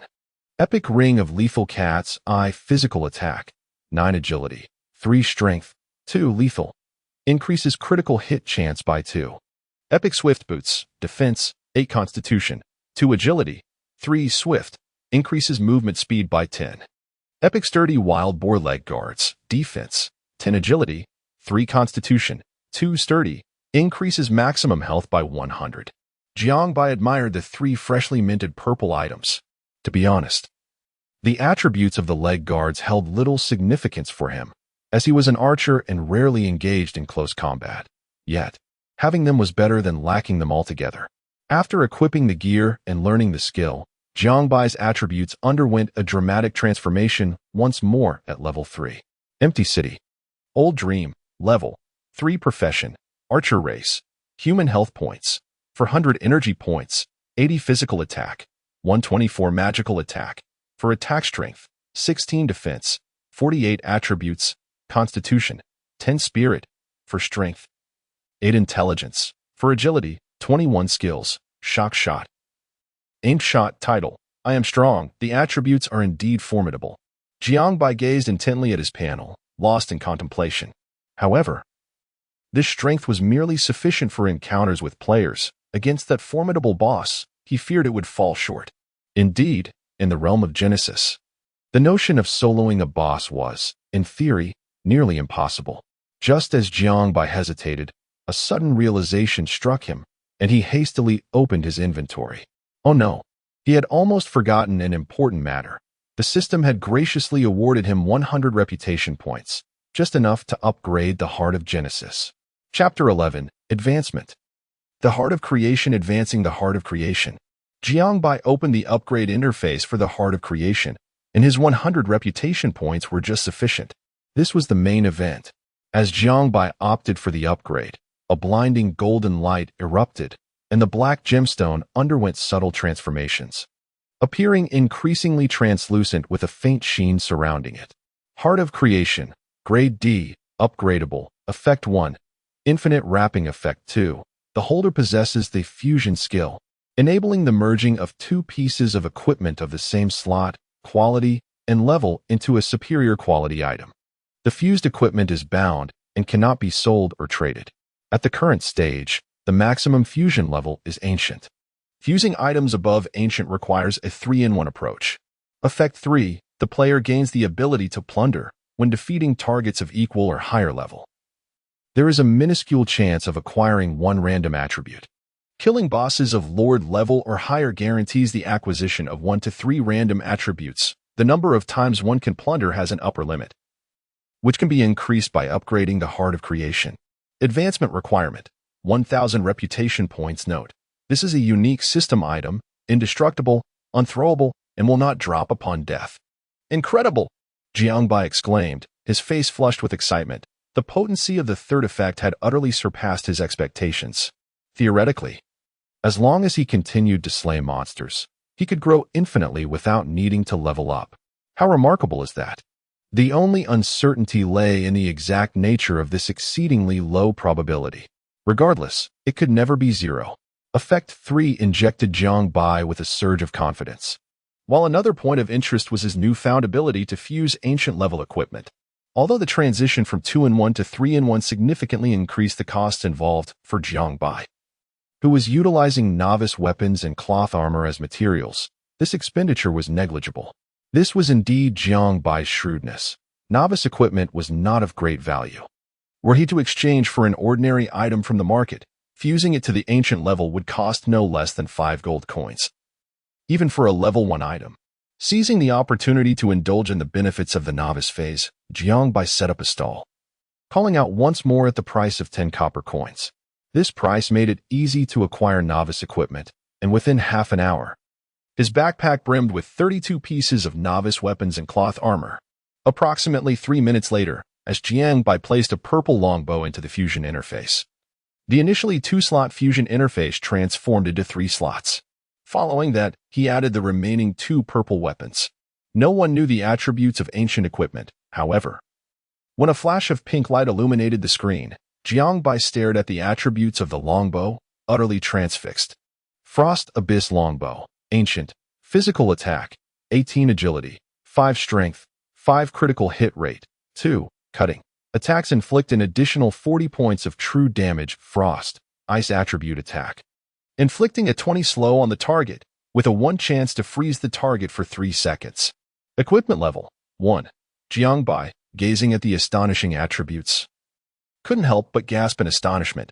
This was unbelievably powerful. The attack attributes were nearly doubled. The cutting skill was effectively doubled. And not only did it add 2 points to critical hits, but the ice attribute attack was simply extraordinary. Moreover, this was likely just the beginning. After equipping the item, the system's enchanting voice resonated once more. Player Empty City Old Dream became the first in the entire server to equip an ancient level item, achieving the unique server-wide accomplishment, Ancient Will. Ancient Will, Ancient, achievement requirement. First player in the server to possess ancient level equipment. Achieved, Strength, 3 Agility, 3 Intelligence, 3 Spirit, 3 Constitution, 3 Life Steal. When attacking, 5 of the damage dealt is converted into health. Rebirth, upon player death. The player can resurrect on the spot and regain 80 health, with a cooldown of 24 hours. Jiangbai was so stunned that he could scarcely find his voice. A unique title across the entire server, this was indeed unparalleled. As Jiangbai felt his excitement swell, the entire server erupted in fervor. Poop never wipes, my goodness, ancient equipment. This is truly ancient gear. Just want a kiss. Who exactly is this Empty City Old Dream? Which godly player is this? GM Skin Inflammation, are we playing the same game? Seriously, is this the same game? I'm starting to question my existence. Deep Blue Left Hand, a server-wide bounty for information on Empty City Old Dream. 10 gold for any leads. Obedient Little Bunny, calling out to Empty City Old Dream again. A 173 centimeters dance Major Beauty seeks to be taken care of by an older brother. I can fulfill any request. Only love white silk, to the one above. I really want to. Such commotion was not confined to the public chat interface of the server. A greater disturbance lurked in deeper realms. One of the 4 great guilds of Huaxia, Heaven. Heaven's Shaojia. Which guild does this Empty City Old Dream belong to? I've never heard of them before. Heaven's Eye. No idea. Let us keep an eye on them. This ancient equipment is too formidable. Huaxia Official Department. Long Yin. Long Yin 001. Hurry and find out more about Empty City Old Dream. Long Yin 009. Understood. Yin City Guild. Yin City Gutian Lu. Damn, boss. That guy's already got ancient equipment. Yun City Wu Yin Zhu. We need to act fast, boss, or someone else will snatch it away. Yun City Emperor. I'll be level 5 shortly. Once I reach that, I'll head over. You all keep an eye on things. There's no rush. What I have my sights set on, no one can take from me. Unbeknownst to Jiangbai, he had inadvertently stirred a considerable commotion. Although the system announcement revealed his name, he had consistently concealed his ID. Thus, while many were aware of the existence of the player known as Empty City Old Dream, few recognized that he was indeed that individual. Congratulations, brother, came a private message from Datong Wuzue. Are you considering selling the purple gear you replaced? Apologies. But I am not selling it for the time being, Jiangbai replied. All right. As always, if you have any equipment, feel free to message me. Sure. After closing the chat, Jiangbai commenced the synthesis of cloth armor. Evading abyssal cloth armor, ancient, defense, 16 constitution, 5 agility, 5 maximum health, 200 damage reduction when attacked. Nullifies 20 points of final damage. Evade. When attacked, there is a 3 chance to dodge the attack. Equipment level. 1. This truly is a piece of level 1 ancient equipment. Jiangbai marveled at the 2 newly synthesized items. If only he had casually acquired a level 3 or level 5 ancient piece, the additional attributes would surely be in double digits. Donning the equipment. Along with the newly acquired title of Ancient Will, Jiangbai's attributes surged once more. Empty City Old Dream. Level 3 class. Archer race. Human health. 780 energy. 140 physical attack. 175 magical attack, 7 attack strength, 28 defense, 66 attributes, constitution, 16 spirit, 7 strength, 14 intelligence, 7 agility, 30 skills, shock shot. Ancient shot titles. I am strong, Ancient Will Chapter 12. I shall grant you an opportunity setting aside all other matters. The mere fact that one possesses 780 health points is astonishing, not to mention, even a level 5 tank class with full vitality investment would likely lack such vitality. This is quite remarkable. Let us embark on a quest to slay the boss. If Jiangbai cannot triumph over this monster with such extraordinary attributes, there would be little reason to continue playing. Apart from these astonishing statistics, the weapon's 20 slow effect coupled with the boot's 10 speed enhancement leads Jiang Bai to believe he can kite this boss to its demise. Notably, the skill description suggests that this creature lacks any ranged attack capabilities. After tidying up, Jiang Bai prepared to exit the city, eager to confront the long-awaited Lord Boss.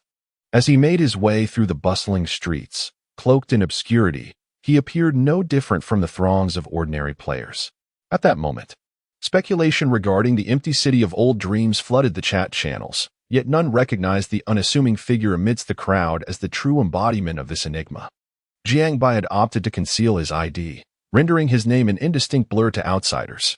Such choices were not uncommon, hence it did not seem remarkable. Jiang Bai was grateful for this feature provided by the system. Wild Boar Lord, I have arrived. Upon exiting the city, he quickened his pace. The boots, which granted a 10 increase in movement speed, were indeed formidable. His pace noticeably quickened compared to before. However, just then, a throng of individuals emerged ahead, their murderous intent palpable as they advanced towards him. Were they coming for me? Jiang Bai slowed his steps, a hint of confusion crossing his face, as he distinctly felt their gazes fixated upon him. Could it be that these are members of the Cloud City Guild? The figure at the forefront is none other than the Emperor of Cloud City himself. It is rumored he has already reached level 5 once the leaderboard opens. He is sure to secure a prominent position. The tension in the air suggests they have come for confrontation. I wonder which fool has provoked Cloud City. The entire guild boasts over 10,000 players. Is it a guild war? It seems rather premature, as the crowd murmured among themselves. Over 20 members of the Cloud City Guild lined up in formation, standing less than 3 meters in front of Jiang Bai. The scene became quite spectacular. On one side stood the imposing force of the Cloud City army, while on the other stood the solitary figure of Jiang Bai, flanked by a distant audience. Gazing upon this tableau, Jiang Bai emanated the aura of a lone warrior facing the entirety of the world. Alas, this does not bode well. I had assumed it was merely a guild war, but judging by their demeanor, this individual is likely to meet a grim fate. To mobilize such a number from the Cloud City Guild against him indicates a grave transgression indeed. The whispers of the onlookers reached Jiang Bai's ears. Upon hearing the name Cloud City, he comprehended the full scope of the situation. The leader of the group, evidently the head of the Cloud City Guild, was the Emperor of Cloud City. With a longbow in hand, he too belonged to the archer class. You are the one known as Empty City of Old Dreams? The young man, appearing to be in his 20s, tilted his head and scrutinized Jiang Bai with a sideways glance. As the words of the Emperor of Cloud City echoed, the crowd erupted into a frenzy. Good heavens! Is this person the dream of the Empty City? Incredible! A bearer of ancient-level equipment. No wonder he dares to provoke the Cloud City Guild. Astonishing. So, the dream of the Empty City hails from our novice village? I feel an overwhelming sense of pride. Yet, one must consider, with so many from Cloud City arriving, they surely intend to seize this dream of the Empty City. Is that any of your business? Jiang Bai retorted, casting a cold glance at the Emperor of Cloud City. With a smirk, the Emperor remained unfazed, stating, I won't engage in pointless banter with you. Hand over the ancient equipment, and I can overlook the matter of you killing my brother to seize it. You can take your nonsense elsewhere, Jiang Bai shot back, his anger surging. You possess quite the talent for distorting the truth. Do you have any sense of dignity? I seized your brother's equipment? Perhaps your brother should present the death replay for all to see? The Emperor of Cloud City scoffed, in this place, my word is law. And that is of little consequence. What matters is that you surrender the equipment. Before my 33 brothers from Cloud City, I offer you a chance. Hand over the equipment, and I shall grant you a pardon. Any of my brethren will not lay a hand on you. Otherwise, my tens of thousands of players will issue a global bounty on you. Do you comprehend the implications of that? The Emperor's proclamation stirred considerable unrest. Incredible! The Emperor exudes such authority. An idol. Truly formidable. A grand guild is indeed tyrannical. They can pursue at will, leaving solitary players with no means to continue. This is a case of the innocent suffering for possessing something valuable. Relent, brother, or this game will become unplayable. Do not act rashly, brother. While ancient equipment is powerful, you cannot withstand the might of the entire Cloud City Guild, which numbers in the thousands. Many lamented for Jiang Bai, while others felt indignant. Yet, Jiangbai's response took most by surprise. He too slowly unslung his longbow from his back, gripping it firmly, and as he raised his head, the bow erupted in a dazzling pink radiance. I shall grant you a chance as well. Huh? The Emperor of Cloud City was momentarily taken aback. What did you say? I said I too offer you a chance. Jiangbai paused, his tone remaining calm. Now, with your 33 brothers from Cloud City, kneel and bow 3 times. And I shall grant every player from Cloud City a pardon. Otherwise, I shall slay every one of your players I encounter. In an instant, the crowd was left dumbfounded, including the Emperor of Cloud City. Silence reigned for several seconds before the crowd erupted into chaos. Unbelievable. This is insane. Surely, I did not mishear. Has this fellow lost his mind? A single individual daring to challenge an entire guild? Remarkable. To utter such words is already an impressive feat. This is an individual declaring war on a guild of thousands of players. How audacious. He may not fully grasp the terrifying nature of a guild comprised of such a vast number of players. At this moment, the Emperor of Cloud City wore an expression of utter fury. As a level 5 archer, he swiftly drew his longbow, which glimmered with a green light, his tone grave. Youth, your journey in Genesis comes to an abrupt end. As he released the arrow, another sharp projectile soared towards Jiangbai, accompanied by the sound of rushing air. In its wake, it left behind glistening shards of ice. 2 arrows, identical in form yet divergent in trajectory, yielding starkly contrasting outcomes. Chapter 13. One man against the gates -9. This is the damage inflicted by the Emperor of Cloud City upon Jiangbai. -219 -40. The above figures represent the damage dealt to the Emperor of Cloud City after Jiangbai executed the skill-aimed shot, while the lower figures indicate the additional true damage from the weapon. Yet, the Emperor of Cloud City possessed a mere 180 health points. In the instant the arrow was released, the world seemed to descend into slow motion, as the spectators watched in disbelief as the crystalline arrow pierced the Emperor's body. Subsequently, the Emperor's health bar was instantaneously depleted. A one-hit kill. This scene was nothing short of surreal. The sight of the Emperor of Cloud City collapsing into lifelessness stunned everyone present. In that fleeting moment, an eerie silence enveloped the arena. All eyes widened in shock, as if witnessing a ghost, fixated on the lifeless form of the Emperor, seemingly unable to comprehend the turn of events. Clang. It was uncertain who among the crowd had dropped their weapon in terror, but soon chaos erupted. Good heavens! He was killed in an instant. I can't believe it. This is truly eye-opening. Is this some kind of game master? How could the level 5 Emperor of Cloud City be slain so effortlessly?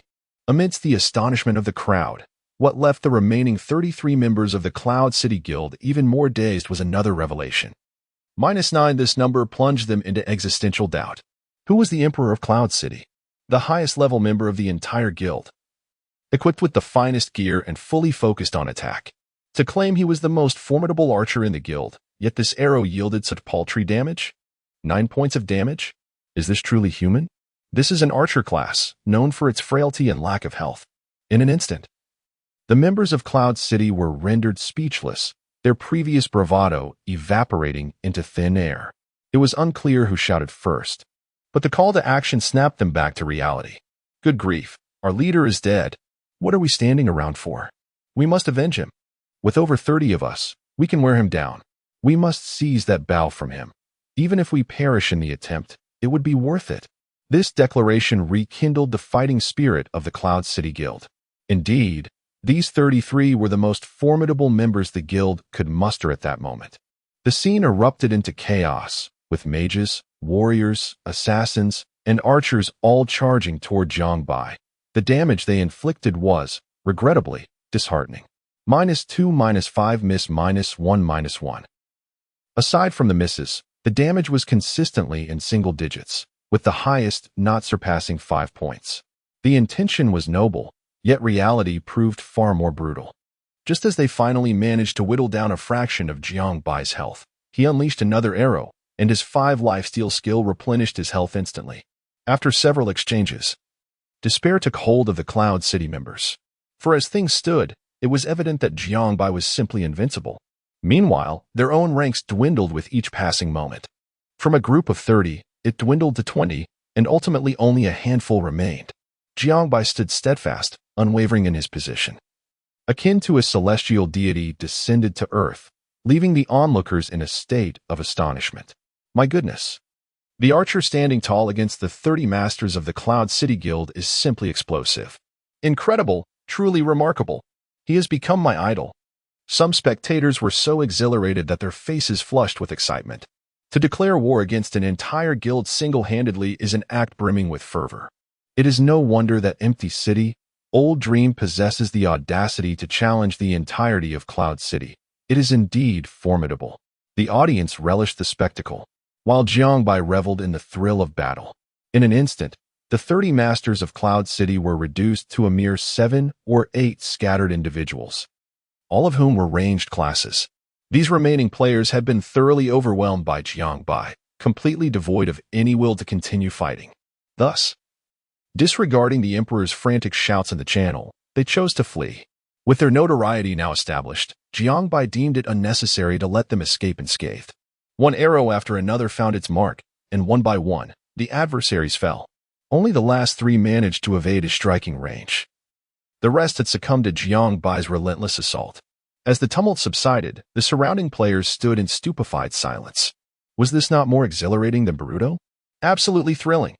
How incredible it is for a single individual to take on the 30 masters of Cloud City. I can't contain myself. A beautiful maiden suddenly emerged, exclaiming, I hereby declare that Empty City, Old Dream is my husband. Nonsense. He is clearly my husband. You delusional wench. Meanwhile, Jiangbai had gathered a few spoils of war and ventured deeper into the jungle. Truth be told, he had little interest in the meager loot, as they were merely low-tier, generic items of little value. Had the Emperor's green bow dropped, it would have been worth a considerable sum. Once the chaos settled, Jiangbai noticed a flurry of notifications on his private chat interface. Upon opening it, he discovered a message from Detang Wuzue sent 10 minutes prior. Detang Wuzue, brother, I heard the people of Cloud City have surrounded you. Do you require assistance? Detang Wuzue, why aren't you responding, brother? If needed, I can send help at any moment. Reading these messages, Jiangbai smiled faintly. He had always believed that Wuzue was capable of great things, and it appeared his instincts were correct. Thank you, brother. The issue has been resolved. Detang Wuzue replied instantly, That's good to hear. Feel free to call on me whenever you need assistance. It must be said that, although he had offered no substantial help, Detang Wuzue's actions left Jiangbai with a favorable impression. At the resurrection point, the Emperor of Cloud City wore a grim expression, particularly upon discovering his level had plummeted to 4, igniting a furious fire within him. The game rules of Genesis dictated that players level 5 and above would lose a level upon dying in PK, rendering all his hard-earned progress futile. He had severely underestimated the prowess of Empty City, Old Dream. To think that even with over 30 brothers by his side, he had been unable to conquer him. At this moment, the Emperor of Cloud City was gritting his teeth in anger, yet felt utterly helpless. You shall pay the price for your actions, Empty City Old Dream. You shall. He thundered in a low voice, consumed by fury. Meanwhile, Jiangbai remained oblivious to the Emperor's frustration as he swiftly slaughtered level 4 Ironback wild boars. Eager to reach level 4 himself, each boar offered 20 experience points, and it would take the effort of merely 25 boars to achieve his goal. Presently, Jiangbai was able to fell a boar with just 2 arrows. With a critical hit, he could dispatch one in a single shot, making his pace of monster hunting nothing short of astonishing. Just as he was engrossed in his slaughter, a bold and crimson line of text on the chat screen captured Jiangbai's attention. All region announcement. All region announcement. The Cloud City Guild has officially placed a bounty on the player Empty City Old Dream. A generous reward awaits those who provide the coordinates of Empty City Old Dream. The same message flashed 3 times, indicating the depths of the Cloud City's animosity towards Jiangbai. With a cold smirk upon reading the announcement, Jiangbai remained unfazed. Overestimating themselves, he thought. Chapter 14. The thrill of soloing the boss bathed in the golden light of leveling up, Jiangbai's level ascended to 4. With 2 points of free attributes once again allocated to agility, bringing his attack power to an astonishing 190 points. The only word that could encapsulate this was terrifying. Frustratingly, after slaying 20 to 30 monsters, The plunder skill had yet to trigger even once. Could the probability truly be this low? Jiang Bai began to doubt whether the plunder skill could ever activate. Delving deeper, before logging off, Jiang Bai had marked a spot near the wild boar lord. Yet now, while the mark remained, the boar had vanished. However, locating it was not a daunting task. Its massive form left unmistakable traces through the underbrush. After approximately 3 minutes of following the signs, the familiar colossal figure reappeared in Jiang Bai's sight. Goodness, it is enormous. As Jiang Bai gazed at the mountain-like wild boar lord, he stealthily positioned himself at the perfect distance, exactly 30 yards, neither too close nor too far. Here we go. Let me witness your prowess. With a swift command, he unleashed a sonic shot. No sooner had the words left his lips than a frost-laden arrow shot through the air, followed by a thunderous roar from the wild boar lord as a significant number floated above its head, -196, -40. The boar's health bar instantly diminished by a tenth. Quite impressive, the damage was indeed considerable, and Jiang Bai felt a sense of satisfaction in his output. Roar. The wild boar lord turned its massive body, its crimson eyes fixated on Jiang Bai. With a powerful stomp of its sturdy hooves, it charged towards him. The speed of the wild boar lord was evidently greater than that of ordinary boars, yet it left behind a trail of white frost, indicating a 20 reduction in speed. Although Sonic Shot also possessed a slowing effect, it was clear that the two could not stack. Only one could take effect. The slowed boar, while appearing fierce, was not as swift as it seemed. Coupled with Jiang Bai's boots, which granted a 10 increase in movement speed, the already agile Jiang Bai realized that the wild boar lord could not catch up with him. A surge of joy flooded Jiang Bai. Was this not the perfect opportunity for kiting? While continuously retreating and adjusting his position, he activated the aim shot skill once more. -214, -40. With 2 arrows fired, the boar's health, originally at 2,000 points, dwindled to 1,510, and the distance between man and beast remained around 25 yards. Press on. Thanks to the slowing effect and his own speed boost, the boar was utterly helpless against Jiang Bai. Like a headless fly, it charged aimlessly, unable to close the gap. While each arrow Jiang Bai loosed took away a substantial portion of its health. -178, -40, -356, -40. By heavens, a critical hit, Jiang Bai exclaimed, as this critical strike drove the boar's health below 50. However, as its health dipped beneath this threshold, the boar's demeanor underwent a subtle transformation. Its massive form shimmered with a faint blood-red hue. Suddenly, the wild boar's head lowered, its form diving forward, as its 4 sturdy legs unleashed a tremendous surge of energy. The boar, akin to a small mountain, charged towards Jiang Bai with the swiftness of a tempest. In that fleeting moment, the speed of the boar was utterly astonishing, leaving behind a trail of afterimages in the air. Oh no, it's using a skill, Jiang Bai exclaimed, relinquishing his longbow and turning to flee. Yet, how could he possibly outrun the boar lord? In the blink of an eye, the massive creature had closed the 20-yard gap between them. However, the brutal charge could only achieve so much. Upon reaching a distance of approximately 5 yards from Jiang Bai, the boar lord's momentum abruptly halted, evidently limited by the skill's range. Jiang Bai paused for a moment, then erupted in laughter. Ha ha ha. Not enough distance, foolish pig. No need to struggle. You will inevitably fall victim to my kite tactics. As he spoke, Jiang Bai readied his longbow for another attack. Yet, his laughter was abruptly cut short as a wave of pain washed over his face. A large number floated above his head, -258.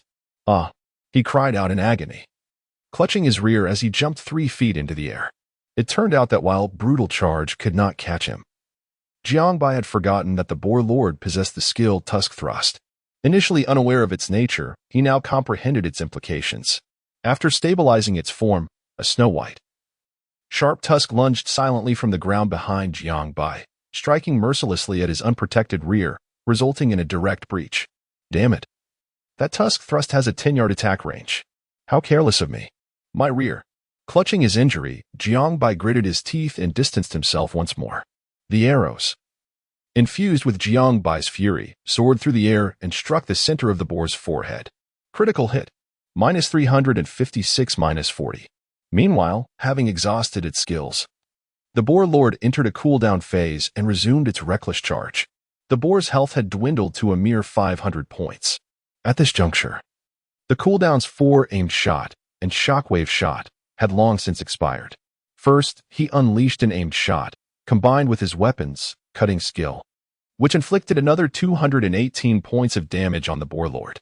To his surprise, this attack triggered a 1 chance for the weapon's freeze skill, instantly encasing the Boar Lord in ice for 3 seconds. As the Boar Lord transformed into a colossal ice sculpture, its half-executed, resilient defense skill was abruptly interrupted by Jiang Bai's assault.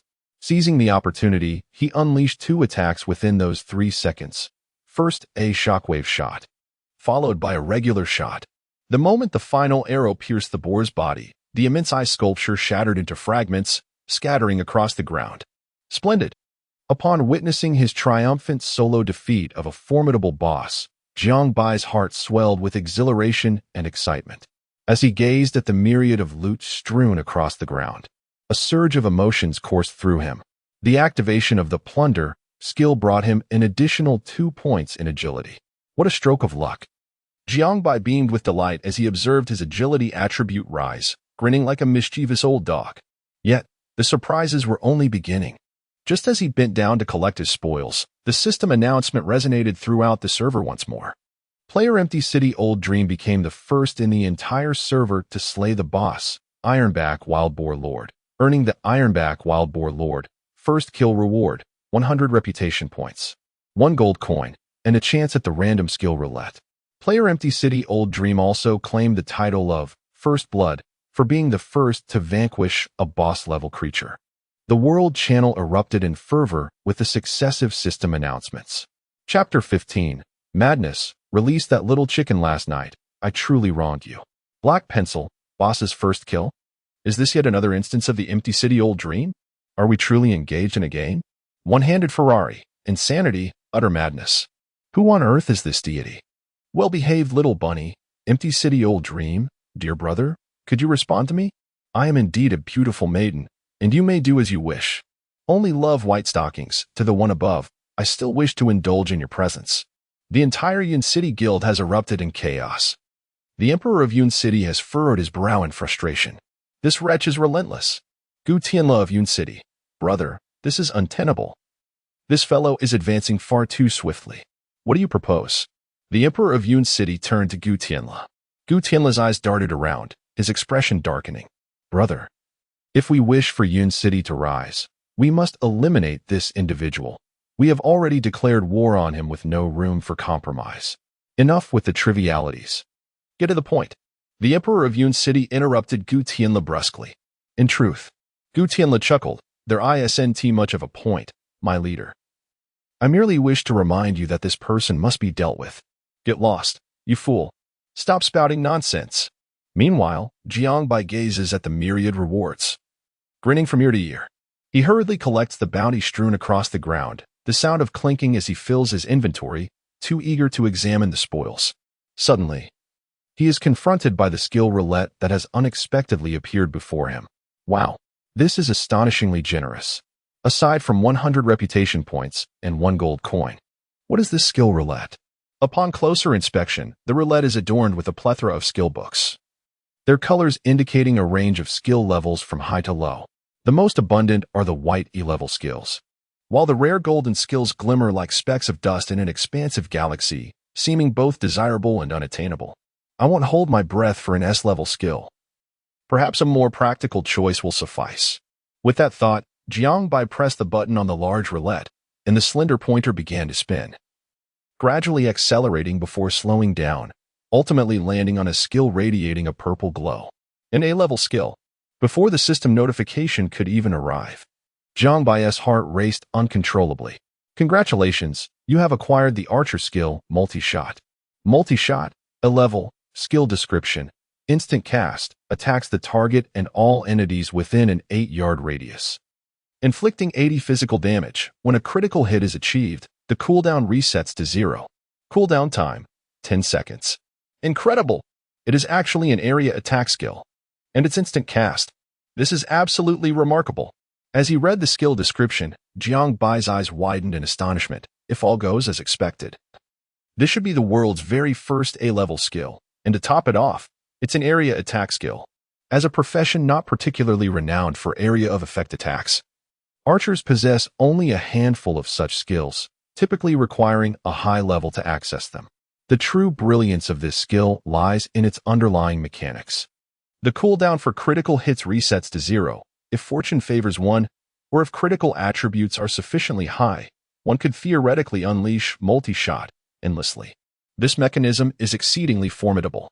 Moreover, with 80 of base attack power, this area attack skill already ranks among the elite. Of course, Jiangbai is acutely aware of the challenges of stacking critical hits within Genesis, even with his current advantages and clad in ancient epic gear. His critical hit chance barely accumulates to a mere 5. Without a second thought, Jiangbai promptly learned the skill multi-shot, then turned his attention to the title awarded by the system. First Blood, Attack Power, 1, a percentage increase in attack power. Jiangbai gasped in astonishment. Percentage attributes are exceedingly rare, as their growth potential is immense, particularly as one progresses further into the game. For instance, while he currently boasts less than 200 attack power, an increase of 1 only translates to a mere 2 additional points. However, should he later attain 20,000 attack power, that same 1 would equate to a staggering 200 points, comparable to an entire piece of equipment. He never anticipated that defeating a single boss would yield such bountiful rewards. Delighted, Jiangbai opened the map and set forth towards the territory of the evil centaur, all the while perusing his spoils. The most conspicuous item was his gold count, which had surged from just over 3 coins to 5 coins, meaning that one boss had dropped a remarkable 2 coins. Following this were a collection of materials and 2 gleaming pieces of equipment. First, he examined the materials. Ironback Wild Boarlord's Tusk, X2. Ironback Wild Boarlord's Bloodline, X1. Though these materials boasted a commendable level, their utility remained unclear for the time being, so he set them aside and turned his gaze to the next item. Skill Enhancement Scroll, X1 Item Description, can be used to enhance player skills. So this is the legendary Skill Enhancement Scroll? How extraordinarily rare. He had only encountered one after defeating a boss. Jiangbai contemplated his 3 currently learned skills, deciding against immediate enhancement, opting to wait and assess further. The main attraction, however, was the 2 pieces of equipment dropped by the boss. Night Owl Necklace, excellent.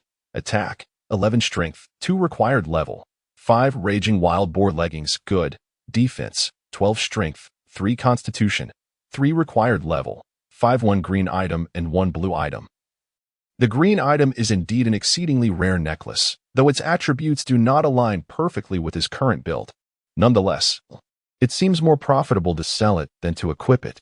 Jiangbai pondered this, recognizing that at this stage, the premium placed on items of green quality and above is significantly pronounced.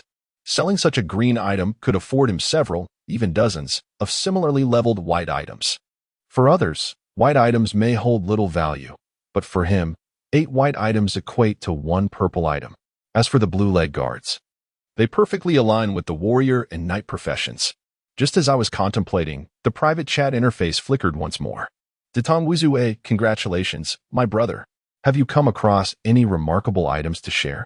Jiangbai promptly sent the attributes of the 2 pieces of equipment to Detong Wuzue. Moments later, Detong Wuzue, let us skip the pleasantries. For the 2 pieces of gear, name your price, brother, and I'll take them both. Such boldness. Sensing the bravado in Detong Wuzue's words, it was likely that this individual managed a significant guild or had a powerful backing. Otherwise, an ordinary player would not lavishly acquire equipment at such inflated prices. Go ahead and make your offer, brother. I'm not well versed in equipment pricing. As long as it seems fair. After some consideration, Jiangbai sincerely replied, I have no intention of becoming a profiteer, and this Detong Wuzue seems rather decent. Detong Wuzue, then I shall not be modest. Detong Wuzue, based on the current market value, I'll offer you a little extra. I'll give you 11 gold for the leg guards and 7 gold for the necklace, totaling 18 gold. Good heavens, that amounts to 180,000. 18 gold may not sound like much, but a staggering 180,000 000 cash was enough to astonish Jiang Bai, who had not encountered such wealth before. To be honest, Datong Wuzui's offer was more than fair, and most importantly, Jiang Bai would not have to pay any additional transaction fees. It's a deal. As soon as the message was sent, the trading interface from Datong Wuzui popped up. Upon completing the transaction, Jiang Bai's assets skyrocketed to an unprecedented 23 gold, which equated to an astounding 230,000. This was merely half a day after the server launch. He had earned over 200,000. Unbelievable. Chapter 16. The Malevolent Centaur. This transaction invigorated Jiang Bai, filling him with an overwhelming sense of optimism for the future. He promptly accessed the trading interface to begin his search for equipment. As the majority of players reached level 5, basic whiteboard rings, necklaces, and other accessories surged in popularity, with prices astonishingly exceeding 1 gold coin. Jiang Bai marveled at the fervor of the equipment market, deciding against making a purchase for the time being. As he could not level up to 5 just yet, he resolved to reassess the market after completing his tasks and achieving that level. In contrast to the accessories, the prices for level 5 whiteboard weapons remained somewhat lower, fluctuating between 700 to 800 copper coins, which was a more palatable prospect. To be candid, even the most rudimentary level 1 novice weapon, despite being of ancient quality, still fell short in fundamental attributes.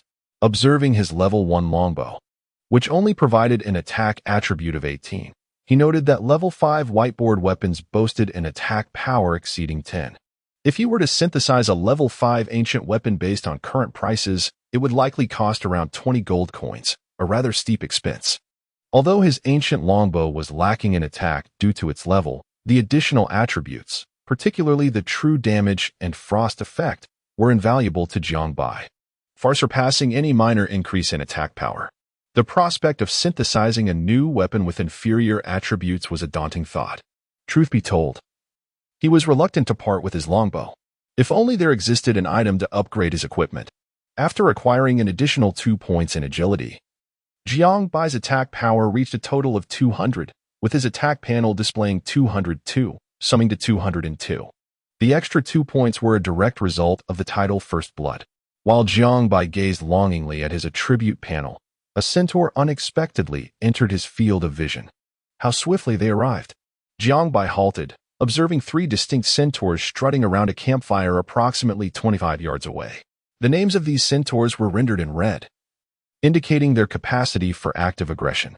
According to the Monster Compendium, centaurs possessed a perception range of 15 yards, meaning they would engage any intruder within that distance. Contemplating this, Jiang Bai cautiously retreated a few steps before casting Detection on each of the 3 centaurs. Centaur Warrior, level 7 attack, 50 defense, 40 health, 650. Centaur Mage, level 7 attack, 75 defense, 15 health, 450. Centaur Sorcerer, level 7 attack, 65 defense, 20 health, 500. Good heavens! These creatures operated as a well-organized unit. Jiang Bai gasped upon reviewing their attributes, realizing that all centaurs were arranged in groups of 3, signifying that to defeat them, one must confront all 3 simultaneously. This game truly necessitated teamwork to advance. Jiang Bai could not help but exclaim at the formidable challenge before him. It was a task so daunting that a typical level 7 player would likely be overwhelmed after just 1 round. Even a party of 5 players of the same level would find themselves in dire straits if they engaged in battle. However, Jiang Bai felt little concern. For with 810 hit points and 68 defense, he was virtually impervious to damage from mages, warlocks, and warriors of equal rank. When factoring in the fixed damage reduction from his armor, even mages would struggle to breach his defenses. So why hesitate? It was time to take action. Drawing his longbow to its full extent, a soft lavender glow enveloped the arrow, which shot forth with a powerful gust of wind, transforming into a violet streak as it soared through the air. As the arrow approached the centaur warrior, nearly 10 yards away, it astonishingly split into 3 mid-flight, each darting towards a different centaur foe. The damage inflicted was as follows: -144, -40, -169, -40, -328, -40. representing the varying impacts on the three distinct centaur creatures. The moment the arrow struck, the three centaurs let out a cacophony of shrieks.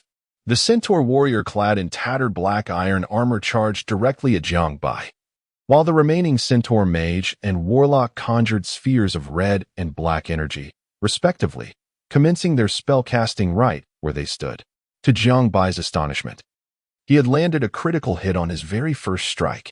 It seemed that the 5 critical hit chance was indeed quite impressive. With delight, he watched as his recently unleashed skill, multi-shot, cooled down instantaneously, prompting him to activate it once more without a second thought. An A-grade skill was certainly formidable. Jiangbai marveled at the prowess of multi-shot. Its power was not merely in its numerical value, which appeared unremarkable at first glance, but rather in the outrageous mechanic of its cooldown resetting upon landing a critical hit, elevating it to a whole new level. Once again, he unleashed multi-shot, releasing another volley of 3 arrows, though this time, no critical hits were achieved. Nevertheless, Jiangbai was thoroughly satisfied. After 2 rounds of multi-shot, the centaur warrior, with the thickest health pool, was reduced to a mere 266 hit points, while the mage was left with a paltry 32. The warlock, unfortunately, succumbed to a swift demise due to the initial critical hit, failing to cast a single spell. Jiangbai disregarded the charging centaur warrior, redirecting his aim toward the centaur mage. At that moment, a fireball from the mage crashed violently against his chest, inflicting a meager -1 damage. Without even glancing at his dwindling health, Jiangbai dispatched the centaur mage with a single arrow before swiftly targeting the now approaching centaur warrior. Employing aimed shot, he unleashed true damage that dealt an impressive 232 points, followed by a regular attack that effortlessly claimed the warrior's life. What a relief! Jiangbai collected the copper coins that had fallen to the ground. Normally, a centaur creature would yield 40 experience points. Had it not been for the constraints of his quest, his leveling speed would undoubtedly have skyrocketed. The difficulty of leveling up in Genesis is exceedingly daunting. Presently, I find myself at level 4, and the experience required to ascend to level 5 is a staggering 2,000 points. A mere level 7 monster yields only 40 experience points, which must be divided among 5 players under normal circumstances. The challenge of leveling up is thus abundantly clear.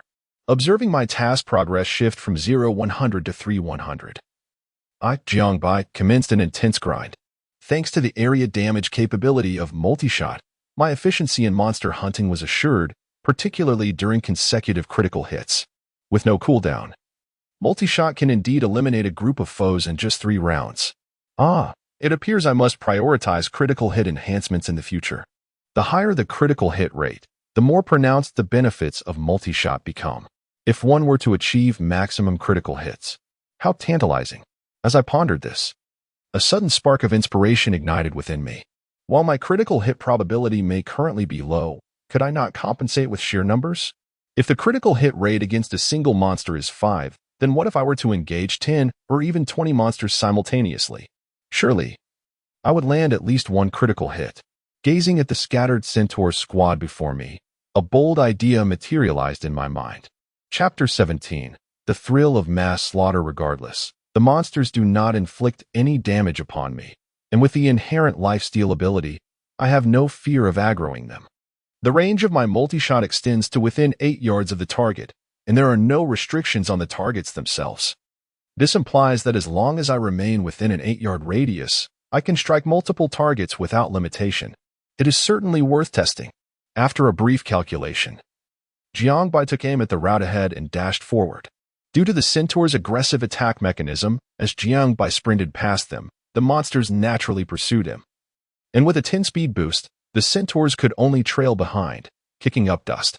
The cacophony of their cries, "Grr! Wah!" echoed behind him, and soon, a throng of raucous centaurs followed in Jiangbai's wake. The melee centaur warriors were relentless in their pursuit, while the mages and warlocks stood at a distance, casting spells. Yet, with each of Jiangbai's movements beyond their attack range, they could not help but follow, soon clustering together. After circling around a small lake, Jiangbai turned his head to glance back. To his astonishment, a dense sea of crimson monster names filled his vision. Considering this was his first encounter, he opted not to push his luck and came to an abrupt halt. Instantly, the centaur warriors trailing him swung their massive iron hammers. Clang, clang, clang. -1, -1, -1.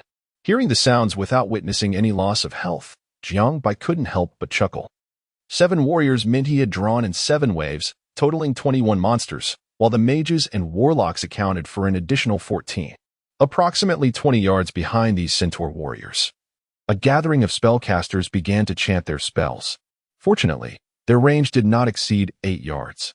Aiming directly at the central mage, Jiangbai unhesitatingly unleashed a multi-shot. As expected, as the arrows approached the mages, the purple shafts instantly split apart, raining down like a storm upon the centaur mages and warlocks ahead. -169, -169, -328, -164. In an instant, the explosion of damage numbers filled Jiangbai with elation. Exhilarating. Indeed, critical hits. Ignoring the frenzied -1 numbers floating above him, Jiangbai shot off another multi-shot. -338, -169, -164. The critical hits continued. Following the second round of multi-shots, the previously crit mages fell to the ground. With his third multi-shot, Jiangbai swiftly obliterated the remaining dozen or so monsters. You have slain a centaur mage, gaining 0 experience points. You have slain a centaur warlock, gaining 0 experience points. You have slain a centaur mage, gaining 0 experience points. The plunder skill has activated, granting 1 intelligence. Goodness. Had it not been for the quest restrictions, would my experience bar not have surged dramatically? As he gazed at the flurry of system notifications on his screen, Jiangbai felt a surge of exhilaration. There was nothing more satisfying than vanquishing a horde of monsters. After dealing with the ranged foes, only 7 raucous warriors remained before him. He continued to unleash multi-shot, and although he did not achieve any critical hits this time, he remained unfazed in the face of the impenetrable centaur warriors. With the absence of critical strikes, Jiangbai resolved to eliminate them one by one, waiting for multi-shot to cool down for another round. Approximately a minute later, the ground before Jiangbai was strewn with the fallen bodies of centaurs, and his health bar had scarcely diminished, as the 5 lifesteal had more than compensated for any damage taken. This was an exhilarating experience. He was conquering level 7 monsters while being above their level. Observing that his quest progress had surged by over 1/5, he began to tidy up the battlefield while reflecting on the recent encounter. Undoubtedly, this demonstrated that with sufficient defense, one could engage in unrestrained mob farming. Furthermore, if his critical hit rate were sufficiently high, the efficiency of mob farming would be nothing short of extraordinary. In his analysis, Jiangbai concluded that the focus should not be on offense but rather on defense, as the monster's attacks could interrupt a character's casting or attacking process, provided they could breach his defenses. His success in dispatching the centaur warriors so effortlessly was due to their inability to penetrate his defenses. Otherwise, he would have been unable to retaliate against the persistent assaults of the 7 melee centaur warriors. From the 21 monsters, Jiangbai harvested less than 200 copper coins and obtained a piece of white equipment, Centaur Dagger, common, with a physical attack bonus of 15 and an equipment level of 7. He promptly listed it in the trading market for 5 gold coins. To be frank, as time progressed, these attribute-less white gear items would only depreciate in value. He did, however, trigger plunder once. Although the intelligence gained was of little use, it was better than not triggering it at all. At this moment, Jiangbai remained oblivious to the 5-member team, all around level 5, who were watching in astonishment from a distance in the jungle. They had merely been passing through when they inadvertently witnessed Jiangbai's combat prowess. Brute 1. What am I witnessing? Brute 2. Is that a GM testing drop rates while in invincibility mode? Brute 3. Goodness. A level 4 player is mob farming level 7 monsters? This is utterly absurd. Brute 4. Shouldn't we leave? I'm genuinely afraid he might notice and eliminate me with a single arrow. Brute 5. I wonder if he prefers men. I'm open to it. After successfully mob farming, Jiangbai felt no hesitation.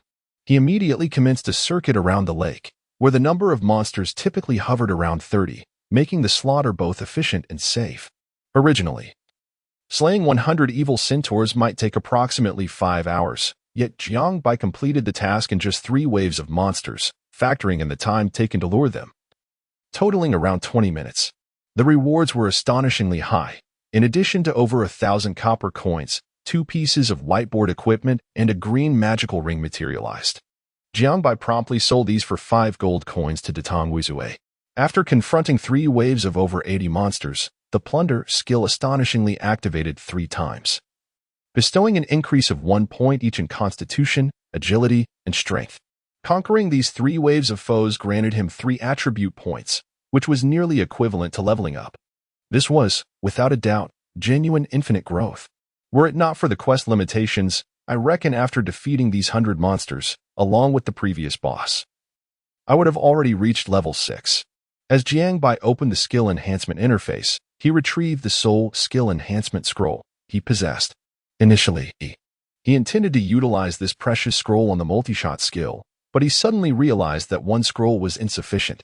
It turned out that the number of scrolls required for skill enhancement depended on the skill's level. The lowest E-level skill requires 1 scroll for enhancement, D-level requires 2, and so forth. The A-level skill, multi-shot, demands a staggering 5 scrolls for a single enhancement. How utterly frustrating. Jiang Bai accessed the trading market, only to find that no skill enhancement scrolls were available for sale. Are these items truly that rare? If so, I could sell my solitary enhancement scroll for an exorbitant price. Never mind, I shall return to complete the quest. With this thought, Jiang Bai decisively shattered the teleportation item. Chapter 18. The Restoration of the Ancestors' Hammer. Old man, it's time to hand over the task. Jiang Bai appeared once more in the blacksmith shop. At that moment, the old blacksmith was bent over, vigorously hammering a piece of iron, beads of sweat cascading down his bronze skin, resembling a roasted duck being scorched. Upon hearing Jiang Bai's voice, the blacksmith paused, taking a moment before slowly lifting his head. A look of astonishment crossed his face upon seeing Jiang Bai. You've completed it again? I have indeed. Impossible. You can verify the task progress for yourself. Jiang Bai, uninterested in further explanation, directly revealed the task panel. The old blacksmith's face transformed into one of disbelief. This is astonishingly swift. Enough with the chatter, old man. Quickly reward me for the task. Jiang Bai urged insistently. Very well. The old blacksmith paused for a moment in silence, nodding, and regarded Jiang Bai with newfound admiration. You have completed the hidden chain quest, the blacksmith's trial, earning 6,000 experience points, 100 reputation, 1 gold coin, and unlocking the chain quest, the blacksmith's trial, 2. Oh. Jiang Bai was momentarily taken aback. Unlocking a quest also counts as a reward? Although no additional items were bestowed, the overall reward was indeed substantial. The 6,000 experience points allowed Jiang Bai to level up twice to level 6, thus compensating for the level suppression caused by the quest. Currently, his team was roughly within that range. As for the single gold coin, it was simply delightful. Regarding the unlocking of the chain quest, Jiang Bai scratched his head, realizing that this series of hidden tasks formed a coherent system, likely a complete storyline, with the final segment promising a significant surprise. Those familiar with MMORPGs would not be strangers to this kind of setup. In terms of difficulty, aside from himself, the challenge posed by this entire quest line was undoubtedly formidable. Merely triggering it at a higher level was something only a few could achieve. And the preceding task of soloing wild boars at a higher level would deter 99 of players. Thus, a question arose. Jiang Bai fixed his gaze upon the old blacksmith, pondering what the ultimate surprise would be for such a convoluted hidden quest. The blacksmith's expression grew unusually solemn as he met Jiang Bai's gaze. My boy, at this juncture, I trust you understand that matters are far from simple, do you not? It seems rather intricate. Jiang Bai nodded. How many more tasks lie ahead? The blacksmith disregarded Jiang Bai's inquiry, his attention drawn to the longbow slung across Jiang Bai's back. You should allow me to examine your weapon. This time, Jiang Bai did not resist. He sensed that to receive the next task, perhaps he ought to comply. With that thought, he carefully removed the longbow and handed it to the old blacksmith. The moment the longbow touched his hands, the old blacksmith's expression shifted dramatically.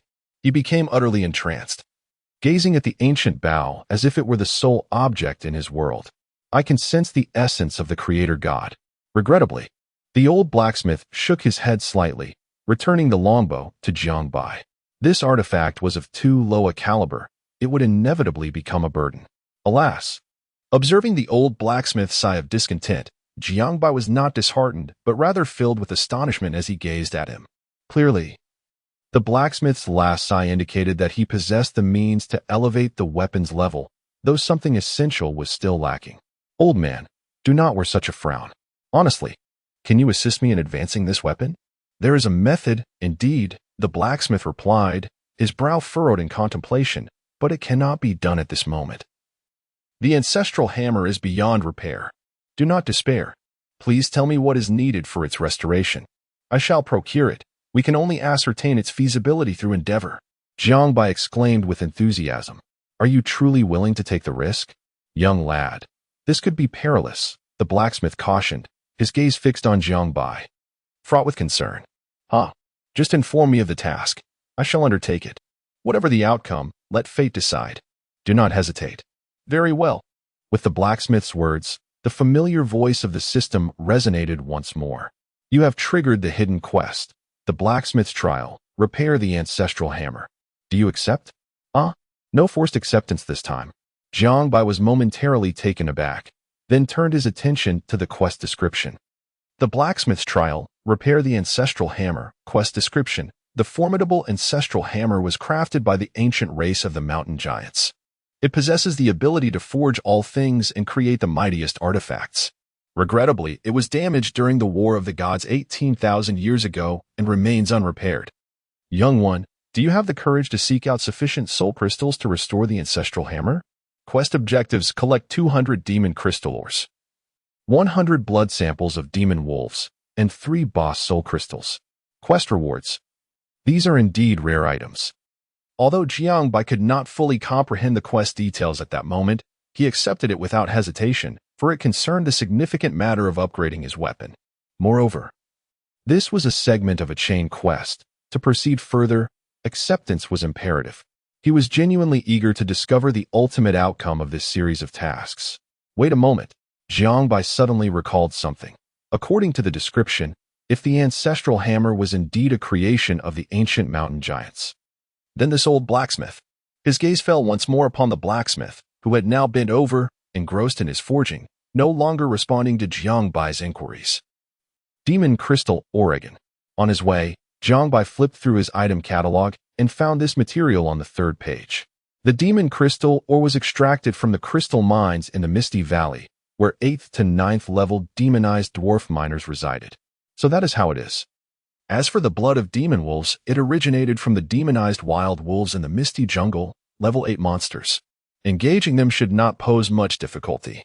However, prior to this, Jiangbai did not hasten to slay monsters. Instead, he once again opened the trading market and promptly acquired 8 ordinary level 5 necklaces, expending a total of 11 gold coins. Regrettably, among all equipment slots, necklaces commanded the highest prices. At present, Jiangbai still has 1 gold coins remaining in his inventory. Although it pained him somewhat, these enhancements were indispensable, and there was no necessity to invest exorbitantly in ancient gear. Epic items would suffice. After some effort, a brand new epic-level piece of equipment materialized before Jiangbai's eyes. Deadly Phantom Pendant. Epic. Physical attack. 20 agility. For strength. 2 deadly. Increases critical hit chance by 2. Excellent. With this, I now possess a 7 critical hit rate. Observing these attributes, Jiangbai felt that his expenditure of nearly 10 gold coins was indeed justified. During this initial exploration phase, it was imperative for him to maximize the gap between himself and other players. After all, as the game progressed, epic, ancient, and even legendary equipment would become abundant, thus nullifying his advantages.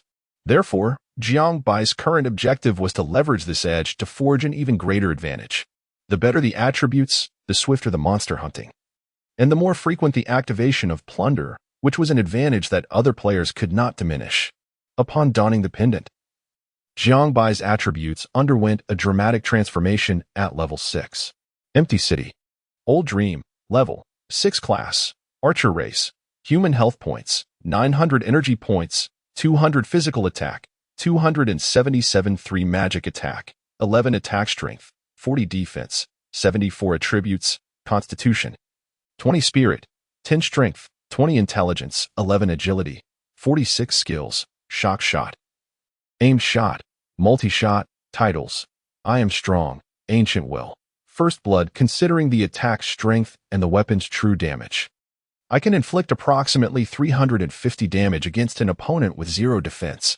Truly extraordinary. Chapter 19. The Enchanted Snow Wolf. The defense was somewhat lacking. If both the boots and leg guards were level 5, it would likely not be an issue to increase the defense by an additional 20 points. The Misty Jungle is still a considerable distance from the Novice Village, and the surrounding monsters gradually escalate in level as one moves away from it. Traversing through the territory of the malevolent centaurs, a sunken valley unfolded before him. In the distance, fog swirled above the valley. And Jiangbai was about to descend the slope and venture into the Misty Jungle.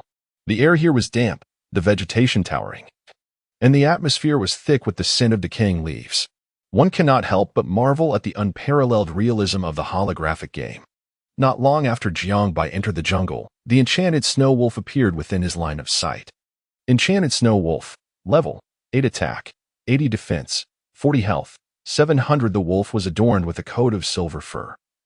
Its robust physique and streamlined musculature exuding an undeniable aesthetic of power. As he scrutinized the majestic wolf, it too turned its gaze upon Jiangbai. Its crimson eyes radiating wildness, while its pristine fangs glistened with a chilling sharpness. Setting aside all else, the wolf was indeed a sight to behold. Despite his reluctance, Jiangbai unslung the longbow from his back. Shock shot, minus 298.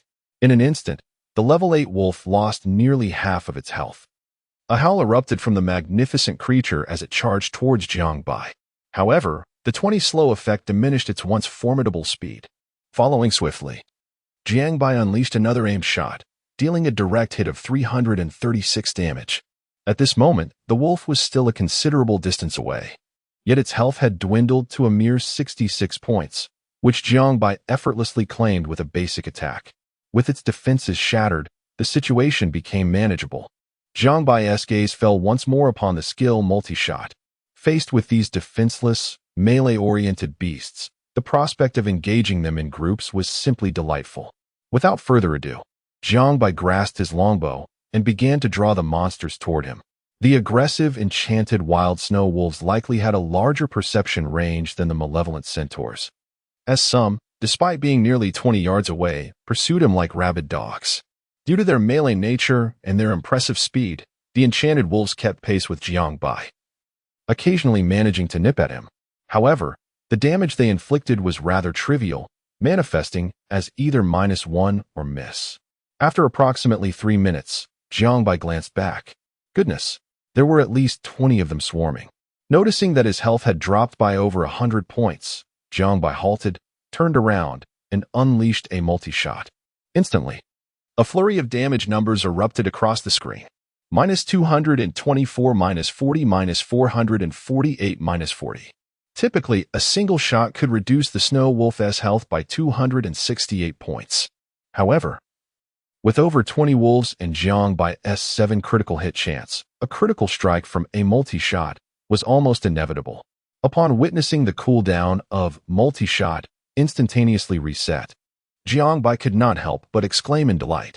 This multi-shot was simply exhilarating, akin to a divine technique for dispatching hordes of enemies. Following a single shot of multi-shot, the snow wolves afflicted by frost immediately slowed their advance.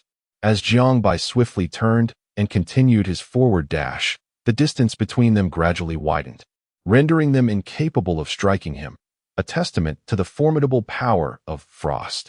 With the cooldown of multi-shot once again at 0, Jiangbai executed another round. And as numbers erupted across the screen, several previously struck snow wolves succumbed to the onslaught, their health bars plummeting to 0. This barrage triggered yet another critical hit, prompting Jiangbai to unleash a third round of multi-shot. As a flurry of arrows rained down, the remaining 10 or so snow wolves fell without exception, transforming into clusters of experience points that surged into Jiangbai's being. What a thrill! How remarkable! Consecutive critical hits 3 times in a row. Jiangbai reveled in the frenzied dance of experience points before him. Despite his modest 7 critical hit chance, the sheer number of foes, over 20 snow wolves, practically guaranteed a critical hit. You have slain the demonized snow wolf, earning 40 experience points. The system notifications echoed incessantly. Jiangbai glanced at his experience bar. Leveling from 6 to 7 required 6,000 experience points. Truly an outrageous demand. Even if he were to solo, he would need to eliminate 150 foes to level up. For ordinary players teaming up, the grind could be utterly exhausting. The leveling difficulty in this game is indeed on a whole different scale, Jiangbai mused. However, it must be noted that everyone had their own quests to pursue, with the plethora of quests in the novice village offering meager experience rewards. It was merely that he had chosen to forego them. Given Jiangbai's current abilities and level, methodically completing those quests seemed futile and would only hinder his progress. Thus, it was these hidden quests that warranted his attention. Jiangbai began to survey the battlefield. The 20-plus snow wolves had yielded less than 400 copper coins, along with some wolf pelts and fangs. The drop rate for equipment remained consistently low, yielding nothing of worth. As for the task material he needed, demon wolf blood, he had only acquired 5. How can the drop rate for quest materials be this dismal? Jiangbai stared at the 5 vials of demon wolf blood in disbelief. Based on his prior gaming experience, quest materials were typically guaranteed to drop, yet here he found that over 20 wolves had yielded a mere 5. This implied that to obtain 100 vials of blood, he would need to slay at least 500 demon wolves. Goodness, even if I can gather them efficiently. How long will this take? The initial thrill of gathering enemies was exhilarating, yet as time wore on, the task began to feel somewhat monotonous. Jiangbai calculated that after an hour, he had taken down over 100 snow wolves and reached level 7. Yet he had only collected a little over 30 vials of demon wolf blood. The drop rate was utterly disheartening. Fortunately, this challenging quest imposed no level restrictions. Otherwise, he would truly lack the motivation to continue the grind. Jiangbai estimated that once he had gathered 100 vials of blood, he would surely ascend to level 8. Naturally, the effort of vanquishing over 100 magical wolves yielded some rewards, including 2 pieces of white gear and a green necklace, amounting to a total of 6 gold coins. Remarkably, he also stumbled upon a skill enhancement scroll, a delightful surprise indeed. It appeared that the skill enhancement scroll was not entirely absent from the lesser monsters, but rather had an exceedingly low probability of dropping.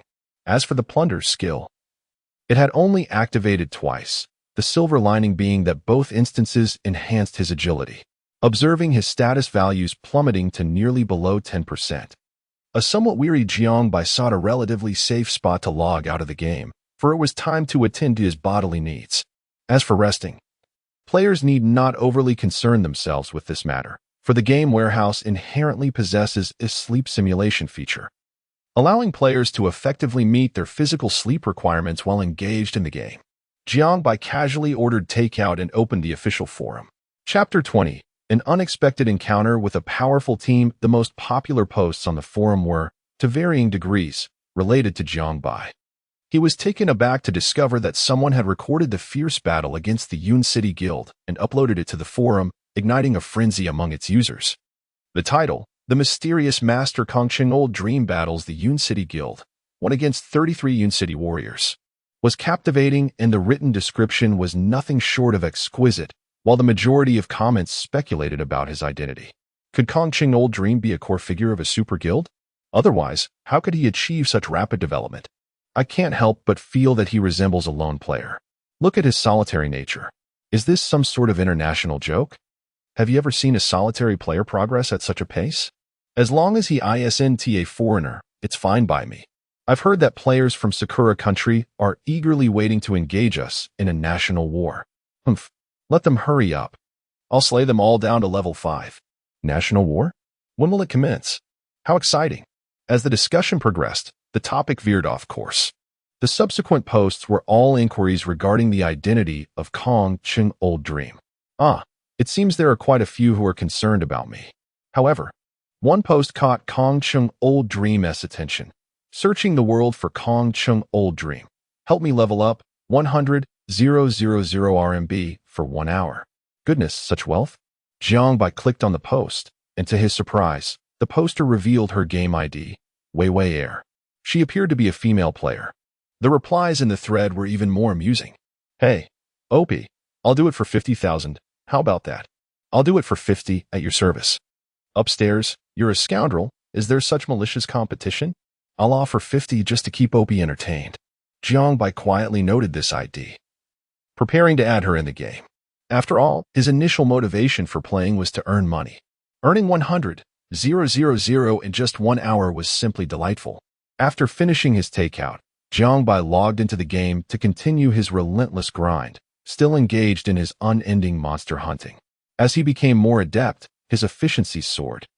He escalated his kills from 200 to 300. After vanquishing the 477 Snow Wolf, he collected the 98th vial of Demon Wolf blood, finally nearing completion of his task. However, the snow wolves in the area had been completely exterminated, leaving him to sit idly on the ground, awaiting the next wave of monsters to spawn. Damn. At this moment, Jiang Bai was drenched in sweat, panting heavily, his eyes glazed over as he felt like a soulless monster hunting machine. This quest was indeed brutal. By now, Jiang Bai had reached level 8, and he felt that leveling up had become exceedingly challenging. Yet, if other players were to learn of his progress, they would likely go mad. To level up twice in one afternoon, what a concept. It was akin to being divine. A notion that ordinary players wouldn't even dare to dream of. As for his gains, they may not be abundant, but they were certainly substantial. An E-level mage skill, lightning bolt, a priest skill, minor healing, along with 3 pieces of white gear and a green dagger, had yielded Jiang Bai a total of 8 gold coins. If this had occurred 5 hours earlier, these items would have fetched at least 10 gold coins or more. However, as the main force's levels continued to rise, the value of these low-level items plummeted dramatically. Consequently, Jiang Bai's total assets had reached 35 gold coins, equivalent to a staggering 350,000 RMB. The plunder skill did not disappoint either. Alongside the 2 agility points previously acquired, he had triggered it a total of 7 times across nearly 500 monsters, yielding 2 points of stamina, 1 point of strength, and 2 points of agility. Upon witnessing these results, all the toil felt worthwhile. While Jiang Bai lay sprawled on the ground, taking a moment to rest, he was suddenly drawn to the sounds of a chaotic skirmish and shouts emanating from the distant thicket. Could there be others here? Jiang Bai paused, realizing that anyone capable of hunting monsters in this area had to be quite formidable, considering it was a zone teeming with level 8 creatures. Contemplating this, he stealthily approached the source of the commotion. Peering through the gaps in the leaves, Jiang Bai observed a battle unfolding not far ahead, characterized by a stark disparity in strength. On one side was a complete 5-member team, likely composed of professional players, boasting the classic configuration of 1 knight, 1 warrior, 1 mage, 1 rogue, and 1 priest. Their coordination was impeccable, and their combat skills displayed a level of expertise not typical among casual players. Each member was at level 6, a feat not easily attained by the average player at this stage. Opposing them was an elite, mutated snow wolf, currently at half health. The mismatch in power was evident, as 5 level 6 players faced an 8-level elite monster, which possessed a daunting 2,200 hit points, beyond the capacity of ordinary players to handle. It was clear that this team was well equipped, and their skilled collaboration allowed them to confront the elite snow wolf despite the considerable challenges they faced. The priest was engaged in extreme healing. A moment's delay could lead to the knight's downfall, and the warrior was constantly consuming potions. Meanwhile, the damage output from the mage and rogue hovered only between 30 and 40, resulting in a slow and grueling battle. That priest was impressive. Jiang Bai's gaze lingered on the graceful figure of the female priest. Her healing techniques were commendable. Although the situation appeared perilous, each healing spell ensured the tank remained standing, all while she skillfully managed her mana. A priest who can control their mana is indeed a valuable asset. The mage called for a halt, warning that they were about to draw aggro, allowing the knight time to redirect the monster's attention. The rogue initiated a control maneuver, while the mage and rogue unleashed their full damage potential. The leader of this operation, known as Carefree Breeze, exhibited commendable command skills. Although the struggle was arduous, hope was not lost. As the elite monster's health dwindled below 20%, the fatigue on the faces of the team began to shift to exhilaration. Jiang Bai had no intention of interfering with their hunt, despite a fleeting temptation. Such morally questionable actions were not typically in his nature. Yet, at this very moment, that elite snow wolf unexpectedly underwent another mutation, gaining a frenzied prefix alongside its bloodthirsty one. The situation took a drastic turn. The knight, who had been managing his health well, found himself mortally wounded as the frenzied snow wolf's attack surged, leading to his demise in an instant. The tide of battle shifted immediately as the snow wolf lunged at the assassin, who was desperately dealing damage. The already fragile assassin could not withstand the assault and fell lifelessly. The five-member team was swiftly overwhelmed, on the brink of total annihilation. As the commander, the warrior known as Carefree Breeze gritted his teeth and charged forward. Mumu, heal me with all your might.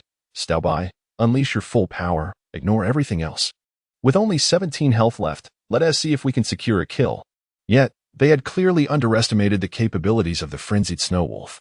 The priest's mana was depleted within half a minute, and Carefree Breeze was left with but a sliver of health. The mage was teetering on the edge of death. At this juncture, the snow wolf merely needed a few casual strikes to obliterate the entire team. Alas, it was a pity.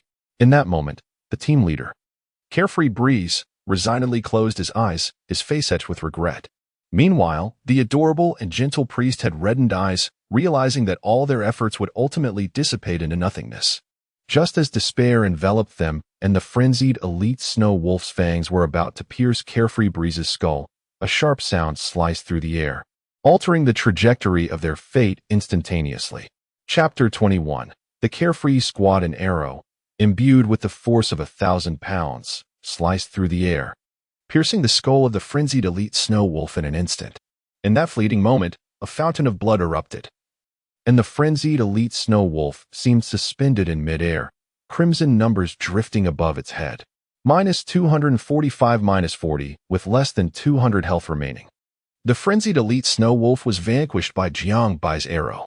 A profound silence enveloped the arena as the extraordinary damage left everyone in awe. The trembling tail of the arrow reflected in the eyes of the onlookers. After a prolonged moment of astonishment, Carefree Breeze finally managed to swallow hard, turning to see Jiang Bai, the savior of the moment. Incredible! Unbelievable! A one-shot kill. The assassin Carefree Little Black stood there, stupefied, staring blankly at the corpse of the snow wolf. This damage, it's simply overwhelming. The enchanting little priest gazed at Jiang Bai, her eyes betraying a mix of astonishment and admiration. Thank you, brother. Carefree Breeze approached and bowed deeply to Jiang Bai. Fully aware of the significance of that arrow, it meant they would not suffer a loss of levels upon death. For them, losing a level was more devastating than death itself. It's nothing. Jiang Bai waved his hand nonchalantly. Having been steeped in the world of martial arts novels since childhood, he harbored a dream of chivalry, which inspired that fateful shot. This damage. The little priest Carefree Mumu seemed to have an epiphany. Her wide eyes fixed on Jiang Bai for a long moment before she suddenly covered her mouth in terror. You can't possibly be the dream of a vacant city, can you? The dream of a vacant city. Carefree Breeze gasped, his expression transforming into one of complex emotions. Are you truly the dream of a vacant city? It doesn't matter, Jiang Bai replied, picking up his longbow, ready to depart. You all continue hunting. I'm off to level up. Wait, brother, you're entitled to half of the loot. Carefree Breeze attempted to detain Jiang Bai, but to no avail as Jiang Bai was resolute in his departure. When the snow wolf fell, Jiang Bai had caught a glimpse of the 2 white items and an E-grade skill book that dropped, which he found inconsequential. Thank you, brother. The members of the Carefree Squad called out to Jiang Bai's retreating figure, perhaps out of goodwill, or perhaps due to accumulated luck.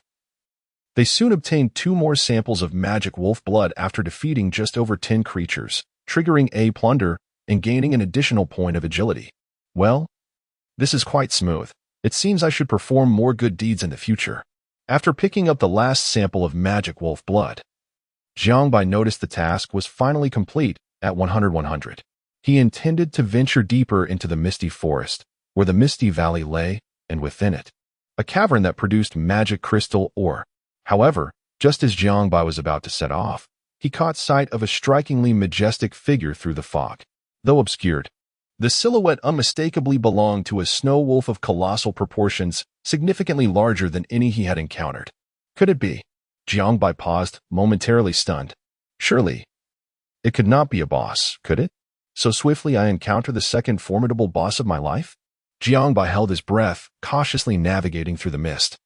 When suddenly a striking silver-white snow wolf, resplendent in its beauty, drinking from the brook, caught his eye. Demonic Snow Wolf Lord, Rare Mutant Boss. Level: 10 attack, 240 defense, 120 health, 6,000 skills. Frost Breath, Frost Claw Strike, Raging Charge, Wild Bite. Goodness, what a powerful boss! And it's a rare mutant at that.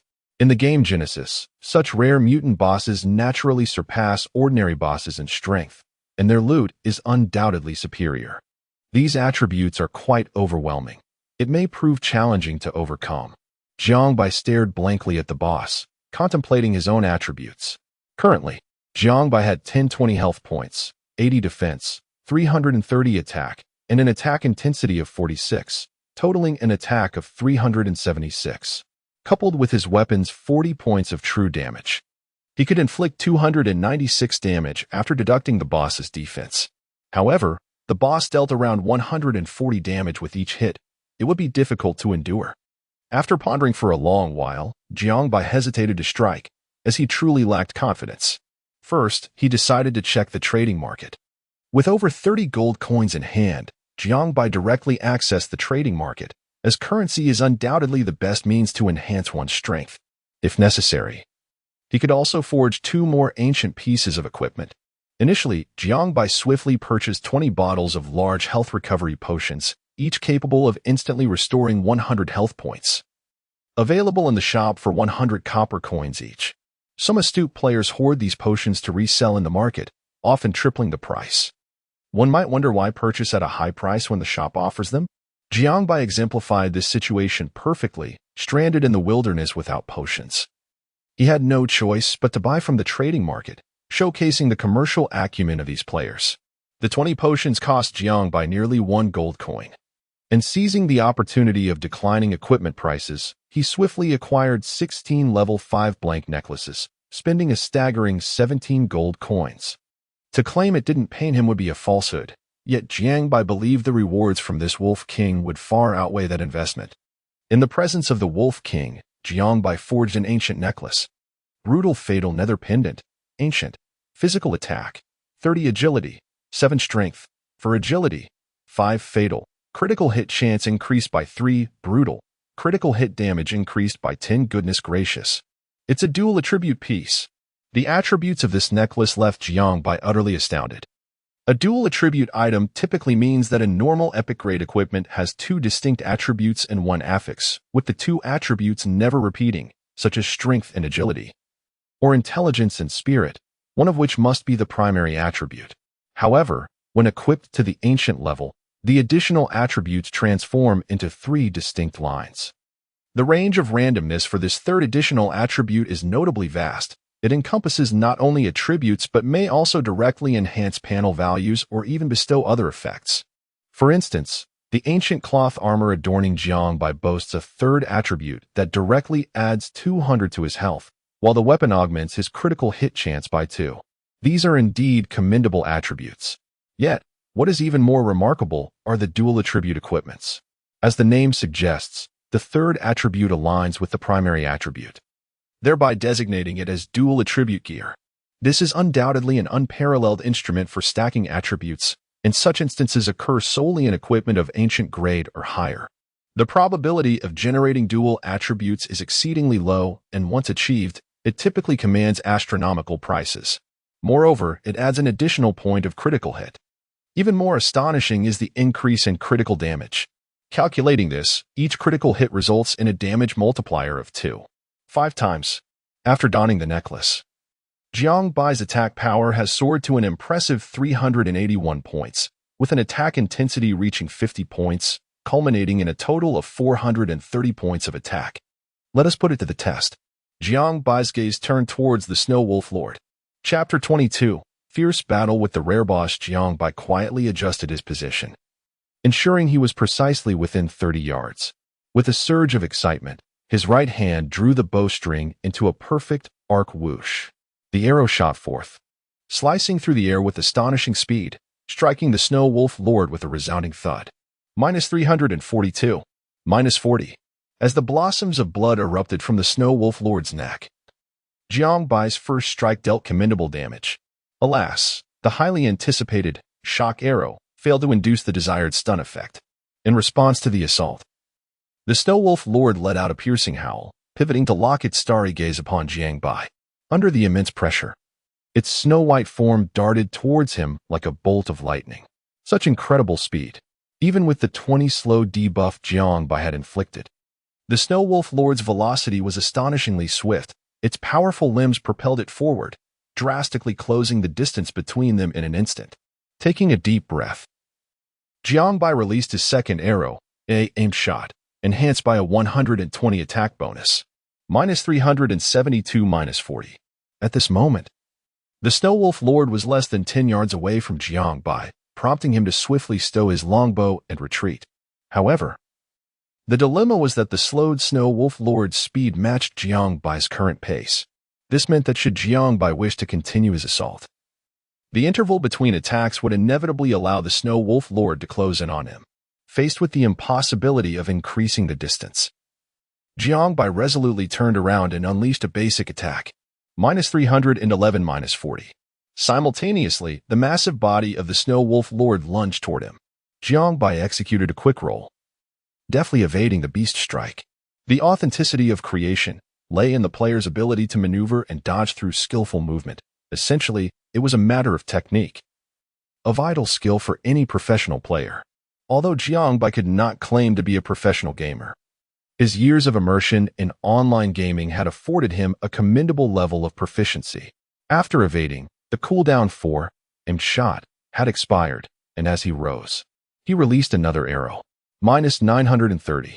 -40. Remarkably, a critical hit. This single strike nearly depleted 1,000 points of the Snow Wolf Lord's health, invigorating and encouraging Jiang Bai immensely. Yet, as a rare boss, the Snow Wolf Lord was far from ordinary. Following the painful arrow strike, it suddenly leaped into the air, diving toward Jiang Bai. A furious charge. The icy wind surged as the Snow Wolf Lord's thunderous speed rendered evasion nearly impossible. Jiang Bai had yet to lower his longbow. The Snow Wolf Lord's claws shimmered with a chilling glow, resembling a row of deadly daggers, as they lunged toward Jiang Bai's chest amidst a swirl of frost. Frost Claw Strike. Goodness! It could even execute combination skills. Jiang Bai let out a cry of anguish as the Snow Wolf Lord's foreclaws left several deep, bone-visible gashes upon his chest. -380. In disbelief, Jiang Bai exclaimed, "Is this skill truly this agonizing? Surely, it must possess at least a 100 attack power enhancement." In an instant, nearly 400 points of health were stripped away, and it dawned on him just how terrifying the Snow Wolf Lord's attacks and abilities were. Rising to his feet, Jiang Bai attempted to retreat and create distance, only to find his movement suddenly hampered. Glancing up, he noticed a newly applied slow debuff in the upper left corner. Damn, it even inflicts a slow? The agonizing 30-second slow left Jiang Bai in despair. Escaping was one matter, but under the influence of this debuff, evading the Snow Wolf Lord's onslaught would likely prove impossible. As the Snow Wolf Lord lunged at him once more, Jiang Bai resolutely decided to release an arrow the moment his shock shot cooldown concluded. -342 -4017. The final plus sign represented a 5 lifesteal effect. Yet in the face of such a formidable adversary, this meager recovery felt rather inconsequential. Simultaneously, the Snow Wolf Lord pounced again, and despite Jiang Bai's roll to evade, the slow debuff allowed the creature's razor-sharp fangs to pierce his shoulder. -160. Damn! Jiang Bai's health plummeted below half, leaving him with a mere 480 points. It was clear that he needed to consume a potion, so he swiftly downed a health recovery elixir, boosting his health to 580. While the potion was beneficial, it too had a consumption cooldown of 20 seconds, restricting him from using it liberally. To make matters worse, when Jiang Bai noticed yet another bleeding debuff affixed to him, despair nearly overwhelmed him. It inflicts bleeding as well. Can it really apply such a debuff? In a panic, He glanced at the description, losing 10 health points every 3 seconds. That amounted to 200 points of damage over a minute. At that moment, Jiangbai was thoroughly frustrated. Realizing the stark contrast between rare bosses and ordinary ones, a difference that transcended mere semantics. It was a chasm of disparity. If other players of the same level were to confront this beast, they would undoubtedly require a minimum of a 10-man team. Damn it. Can shock shot only trigger a stun once? At a critical juncture, he felt let down by his skills. After 2 consecutive uses of shock shot failed to induce a stun, Jiangbai's irritation peaked.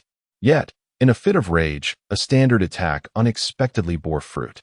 A seemingly ordinary arrow, upon landing a critical hit, triggered a 1 chance of frost, freezing the Snow Wolf Lord in place.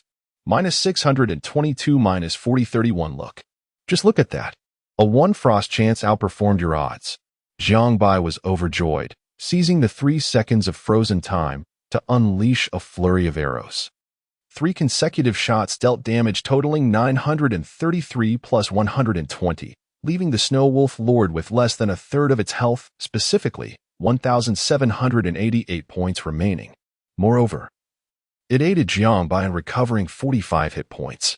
The health of the Frost Wolf Lord was not substantial, yet the predicament lay in Jiangbai's equally precarious condition. The blood he had siphoned off was nearly nullified by the bleeding debuff, leaving his health hovering around 560. Just 2 more strikes could spell his demise. As the Frost Wolf liberated itself from its frozen state, it opened its cavernous maw, unleashing a fan-shaped blast of frigid frost toward Jiangbai. The breadth of this icy breath was immense, affording Jiangbai no chance or opportunity to evade it. The bone-chilling cold permeated to his very marrow, and a vivid crimson numeral appeared above his head, -240. Goodness! Although this frosty breath lacked an attack power enhancement, it astonishingly bypassed all defensive measures. With his health dwindling to a mere 320 points, Jiangbai hastily consumed another potion, elevating his health back to 420. He could withstand at most 2 more hits. And before that moment arrived, he had to concentrate on unleashing his burst damage to see if he could eliminate this beast before succumbing.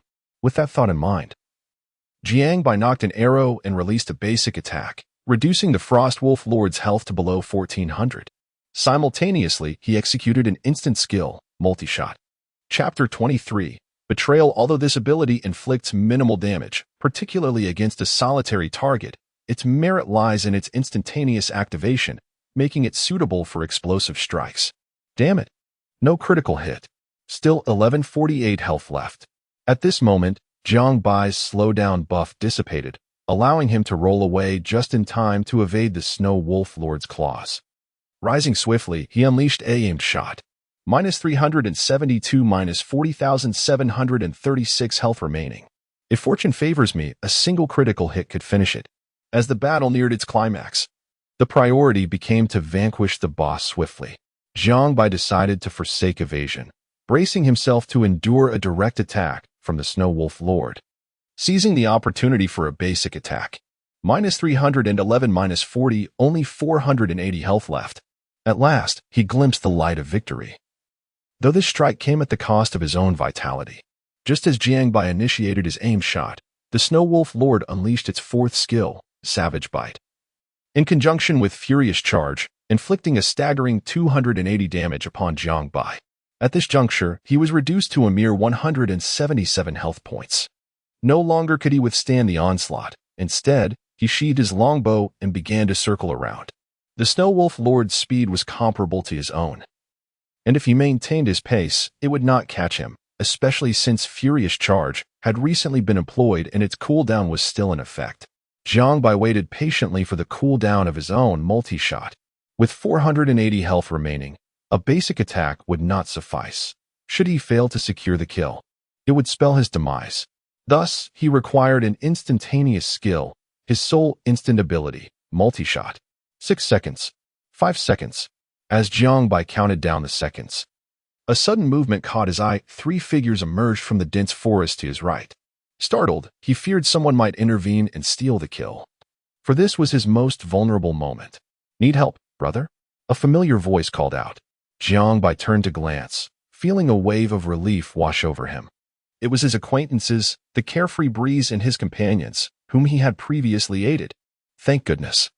Jiangbai continued to evade the boss while calling out to carefree breeze, "Thanks, brother, but there's no need to trouble yourselves. I can handle it." "Don't be like that. Brother, with the boss at stake, we can share the loot. We have a priest who can heal you too." This statement struck Jiangbai with an ominous sense of foreboding. A troubling premonition stirred within him, and he suppressed his rising emotions, replying, "No need, brother. I can manage. Truly, I'm telling you, brother, don't mistake kindness for foolishness. Our leader genuinely wishes to assist you," came a low voice, carefree little blacks. Upon hearing this, Jiang Bai's expression darkened instantly. Their treacherous intent was glaringly apparent. They were here to seize the boss for themselves. He turned his head to gaze at the carefree Chief Feng. Indeed, at that moment, the expressions on the faces of the three carefree individuals grew rather intricate, their eyes betraying an unabashed greed. Repaying kindness with enmity? Jiang Bai's voice gradually turned frigid. "Come now, brother, must you speak so harshly?" Carefree Qing Feng stepped forward, his gaze unwavering from the bloodied snow wolf. "We are aiding you. This is a boss. Moreover, we are brothers. Shouldn't we assist one another and share in the fortunes? Am I truly obligated to endure your shamelessness? When did I ever have a brother so devoid of honor, who could utter such grandiloquent justifications for robbing a monster? Where is your dignity?" As Jiang Bai dashed away with the boss, he engaged in conversation with them, his heart ablaze with fury. Nothing could be more nauseating than such a situation. In truth, he understood well that carefree Qing Feng was still wary of the snow wolf's prowess. Although he himself could dispatch the snow wolf with ease due to his high attributes, the remaining 480 health points posed no challenge for him. However, for carefree Qing Feng and his companions, the scenario was vastly different. For instance, whether he could even breach the wolf's defenses was uncertain. The priest possessed no combat capabilities. In the sole damage-dealing class, the assassin carefree Stubbai could barely inflict more than 30 points of damage in a single strike. Thus, the snow wolf's remaining 480 health points represented an astronomical figure for them. "Brother, I believe that whether you wish it or not, you will partake in this endeavor today. Do not blame me for repaying kindness with malice in the face of profit. The reality is stark. I am the president of Carefree, and I need not elaborate on our strength. Should you choose to join us, I shall appoint you as a vice president without hesitation. To be candid, my brothers from the Carefree Guild are en route here. I could easily wait for them to arrive and seize it from you, but in light of your previous assistance, I propose we split this boss evenly. I have extended you a courtesy. Come now, if you have the capability, feel free to come and snatch it." At that moment, Jiang Bai was repulsed by his previous altruistic actions, never anticipating that he had saved a treacherous wolf. It seemed that the world was perilous, and he had been too kind-hearted. "I must be more vigilant in the future," Jiang Bai thought, filled with regret. Simultaneously, the time had come. His extensive dialogue was merely a tactic to delay. As he observed the cooldown of multi-shot nearing its end, Jiang Bai retrieved a healing potion from his bag, ready to consume it and subsequently execute a double attack to secure the boss, before dealing with carefree Chief Feng and his companions. However, just as he extracted the potion, he suddenly froze in place, unable to move. A dizzying icon appeared above his head. At that moment, carefree Xiao Bai's concealed figure gradually materialized beside him. "Damn it, kidney strike. You have fallen victim to the malicious attack of player carefree Stubbai, entering a state of self-defense." Jiang Bai inwardly cursed his misfortune. Kidney strike was a rogue's signature skill. While in stealth, a rogue could unleash kidney strike upon a target, resulting in a 5-second stun, during which any attack would break the daze. Of course, kidney strike was purely a control skill, devoid of any damage. After the illustrious Xiao Xiaohong struck Jiang Bai with a stunning blow, he refrained from further aggression, instead standing at a distance and mocking Jiang Bai. "Huh, how audaciously ungrateful. This formidable boss is now under the auspices of our Xiao Guild." Xiao Xiaohong had set his sights on the Snow Wolf Lord, and there was no need for him to intervene. The 5 seconds were ample time for the Snow Wolf Lord to obliterate himself. Indeed, barely a second after the stun, a chilling wind swept in, and the Snow Wolf Lord's frost-encrusted claw descended ominously upon Jiang Bai's forehead. "Xiaoyao, I swear I will annihilate your entire guild. In a tumult of inner resentment, the colossal claw of the Snow Wolf Lord struck down upon Jiangbai. Frost Claw Strike. Chapter 24. The Resurrection of Divine Skills -344. Instant kill. The moment the damage was inflicted, Jiangbai collapsed to the ground. Quickly catch the boss. As Jiangbai fell, Xiao Qifeng immediately entered the fray. Despite his lamentable luck, the combat prowess of a professional player should not be underestimated. He adeptly seized the opportunity to engage the boss. With a full health bar of 660 points, Xiao Qifeng took advantage of the cooldown period of the Snow Wolf Lord's skills, knowing that a mere normal attack could only deplete around 200 points of his health. With the fervent healing from Xiaoyao Mumu behind him, coupled with the large potion in his possession, Xiaoyao Qingfeng could momentarily withstand the onslaught of the Snow Wolf Lord. Mumu, heal me vigorously. Pay no mind to Xiaohe. As long as I can endure for 2 minutes, our comrades will soon arrive. Having no intention of confronting the Snow Wolf Lord head-on, Xiaoyao Qingfeng opted for a kiting strategy. Though a warrior typically lacks agility, he managed to evade some of the attacks by both retreating while striking and employing the untargeted charge skill. Under this astute maneuvering, surviving for 2 minutes seemed feasible. At that moment, Xiaohe, fearing he might attract aggro, refrained from unleashing full power, dealing merely around 10 points of damage with basic attacks. Xiao Qifeng was in high spirits, unexpectedly encountering a rare boss during his leveling journey. This was an 8-level rare boss. It was unlikely that any guild worldwide could defeat it. Yet here he was, stumbling upon such a monumental fortune. Haha. As he ran while luring the monster, a grin spread across Xiao Qifeng's face, nearly reaching his ears. However, just then, a dark iron arrow, silent and swift, pierced the air and struck the priest Xiaoyao Mumu in the head. -393. -40. In a single shot, the fully healed priest Xiaoyao Mumu was instantly obliterated. What? As Xiaoyao Mumu collapsed, Xiao Qifeng was left in stunned silence. And Xiaohe stood frozen in shock. What on earth just happened? When he saw the deceased Jiangbai unexpectedly appear behind Xiaoyao Mumu's corpse, Xiaoyao Qingfeng's eyes nearly bulged out of their sockets.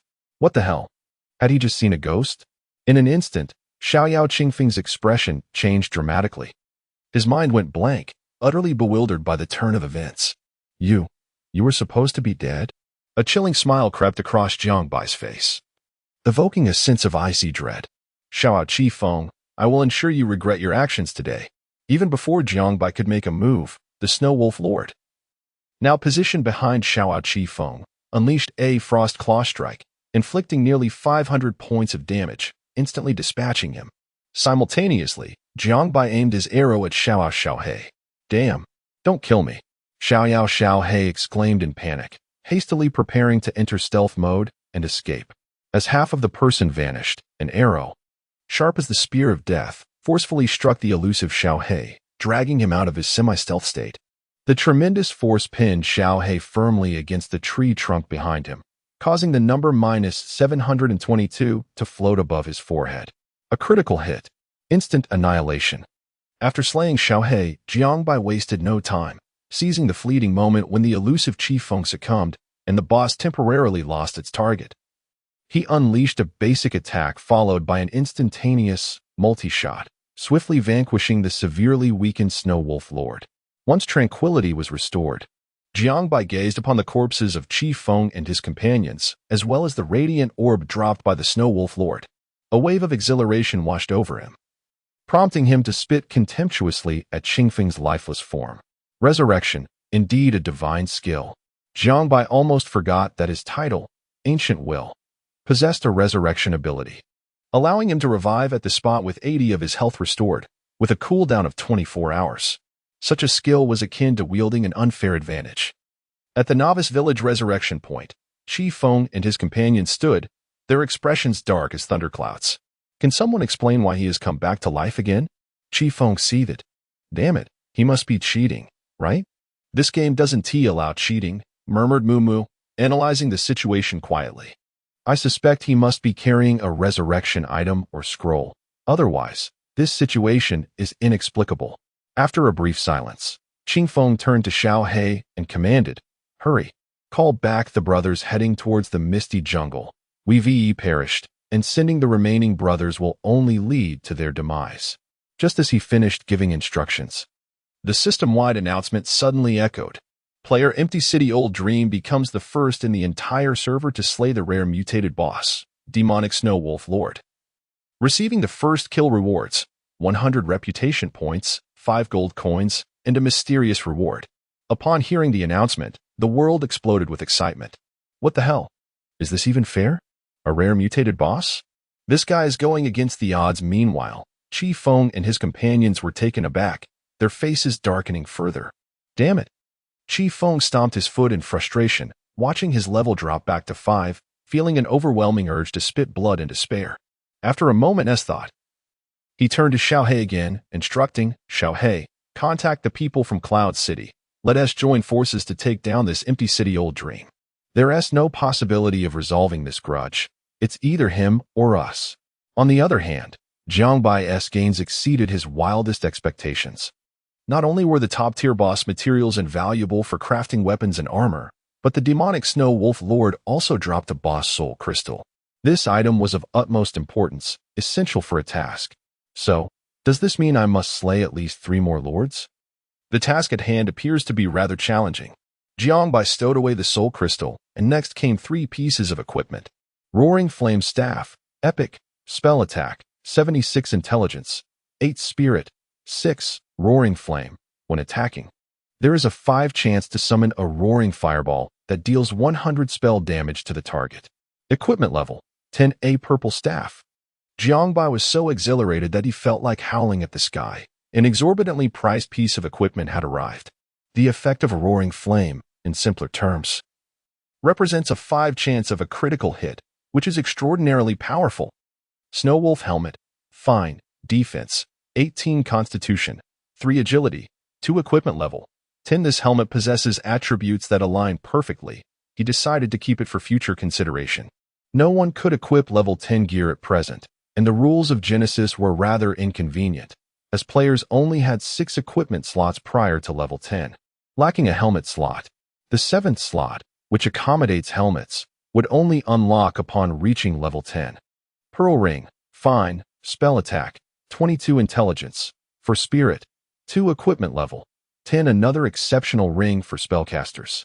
These 3 pieces of equipment are worth a fortune. Jiang Bai could not even begin to estimate their value. He could only conclude that the 17 exorbitant gold coins he had previously spent on synthesizing the ancient pendant had all been regained. At this moment, the cash in Jiang Bai's bag, combined with the 5 gold coins rewarded by the system, had once again reached a total of 22 coins. As for the plunder's skill, it directly granted Jiang Bai 3 points of agility. 100 reputation points were indeed a rare find. With 200 reputation points, he could upgrade the Heart of Genesis once more with 1,000 reputation points. Moreover, Jiang Bai's experience bar had surged from 17 to 68 at level 8. Nearly half a level gained. However, the crowning achievement of this haul was the so-called mysterious reward. With a heart full of excitement, Jiang Bai gazed into his bag. Chapter 25. What could the pet egg be? With eager anticipation, Jiang Bai gazed at the parcel, expecting it to contain some extraordinary item. However, the reward he received was entirely unexpected. A snow-white pet egg, roughly the size of a palm. A pet egg? Jiang Bai was momentarily taken aback, feeling utterly unprepared for this revelation. Pet egg, item description. Upon hatching, it grants a randomly rare mutated pet. Hatching requirements: hunter class profession, mastery of the skill, beast taming. Jiang Bai stared at the pet egg, his expression gradually transforming into one of exaggerated disbelief. Rare and mutated? Anyone familiar with the mechanics of Genesis would surely comprehend the significance of those words. In the game Genesis, a hunter class indeed has the ability to tame a pet to fight alongside them. All pets in Genesis initially start at the lowest rank, E. The differentiation in pet tiers arises from subsequent training, which can elevate a pet from E, D, C, all the way to the highest rank, SSS. Depending solely on the resources invested, there is no inherent disparity at the outset. Thus, the only innate difference that can be established is the pet's talent level. In Genesis, pet talents are categorized from low to high as follows: ordinary, rare, mutated, and rare mutated. Ordinary pets possess no initial talents, rare pets have one talent. Mutated pets have two, and the legendary rare mutated pets boast an impressive 3 innate talents. This is the true foundation upon which disparities can be built. And although there are only 4 levels, the gap between each level is akin to a chasm, with the difficulty of obtaining them increasing exponentially. Each innate talent signifies an entirely new mechanism, and it is this mechanism that fundamentally transforms the quality of items. For instance, Jiangbai's A-level area attack skill, multi-shot, lacks critical hit and instant activation mechanisms. Thus, at best, it could only be rated at D level. However, with the inclusion of those 2 mechanisms, its A-level rating would rise significantly. This pet egg guarantees the acquisition of a rare mutated pet.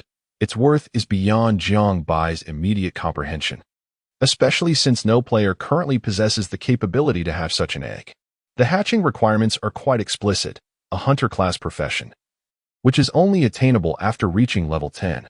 The term class is used because Genesis features an exceptionally rich progression system with hundreds of hidden professions for players to explore, and among them, there are numerous branches within the hunter category. Jiangbai continued to stare at the immaculate pet egg, for the first time contemplating his choice of class. When this egg eventually finds its way to the market, it is bound to incite a frenzy, particularly among top-tier hunter class players. After stowing the parcel, he picked up his final spoils, the skill enhancement scroll, and with a sense of satisfaction, embarked on his journey to the magic crystal mine. During this time, his private messages had already exploded with activity. Jiangbai was well accustomed to such occurrences, though he still felt compelled to respond to the messages from Daliang Wuzue. Brother, let us skip the pleasantries and get straight to the point, Detang Wuzue stated candidly. Today, it seems you will have to part with some blood. After becoming accustomed to trading with Detang Wuzue, Jiangbai seldom utilized the trading market, save for worthless equipment. On one hand, there were the transaction fees, and on the other, Detang Wuzue was genuinely straightforward. He always offered fair prices that never left Jiangbai at a loss. Huh? Parting with blood? Do you underestimate me, Tang? Just as he was about to continue, Jiangbai shared the attributes of the Roaring Flame Staff, which left Detang Wu momentarily speechless. The chat interface remained silent for nearly 10 seconds before Detang Wuzue finally responded. Wow, an epic staff. His tone grew heavy. Brother, I must have this staff. Name your price. I'm at your mercy. As always, Jiangbai replied, just name your price. To be honest, there aren't any level 10 epic staffs on the market right now, so I really don't know its worth. If your offer is reasonable, I will accept. After all, I have no use for it. Jiangbai contemplated the situation, knowing he had a rough price range in mind. Currently, the best staffs available were several level 8 blue staffs, each priced above 10 gold coins. Thus, it seemed reasonable to double that for a level 10 purple staff. Moreover, considering the arduous leveling difficulty in Genesis, higher-level equipment retained its value much longer. Just as Jiangbai was calculating the staff's value, Detang Wuzue sent another message. Brother, I've estimated it. I won't let you suffer a loss. How does 30 gold coins sound? Goodness. Jiangbai marveled at Detang Wuzue's message, thinking to himself that wealthy individuals truly were different. Mentioning 30 gold coins felt as casual as a game. This price left Jiangbai with no room to disagree. It was essentially the maximum he could ask for. Deal. Your character is indeed commendable. Jiangbai felt grateful for this companion.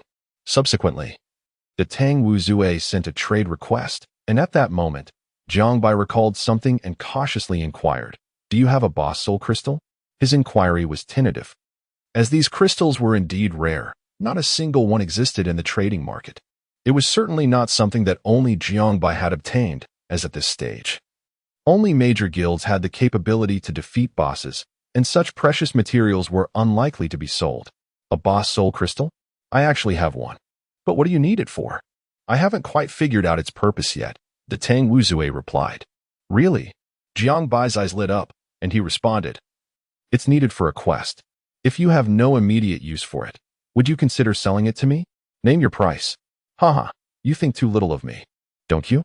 In a jovial tone, Detang Wuzue remarked. If you have a need, feel free to take it directly. Discussing money seems somewhat disheartening. No, that won't do. Jiangbai replied firmly. This item holds considerable value. I would estimate it at no less than 10 gold coins. While I negotiate prices when selling my wares. Why should you be exempt from such discussions? Datong Wuzue responded, This is different, my friend. The priority purchase right you granted me for the equipment transcends the mere worth of 10 gold coins. To be candid, this is not unreasonable.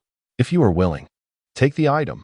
Otherwise, our transaction is off, and I will not purchase the staff.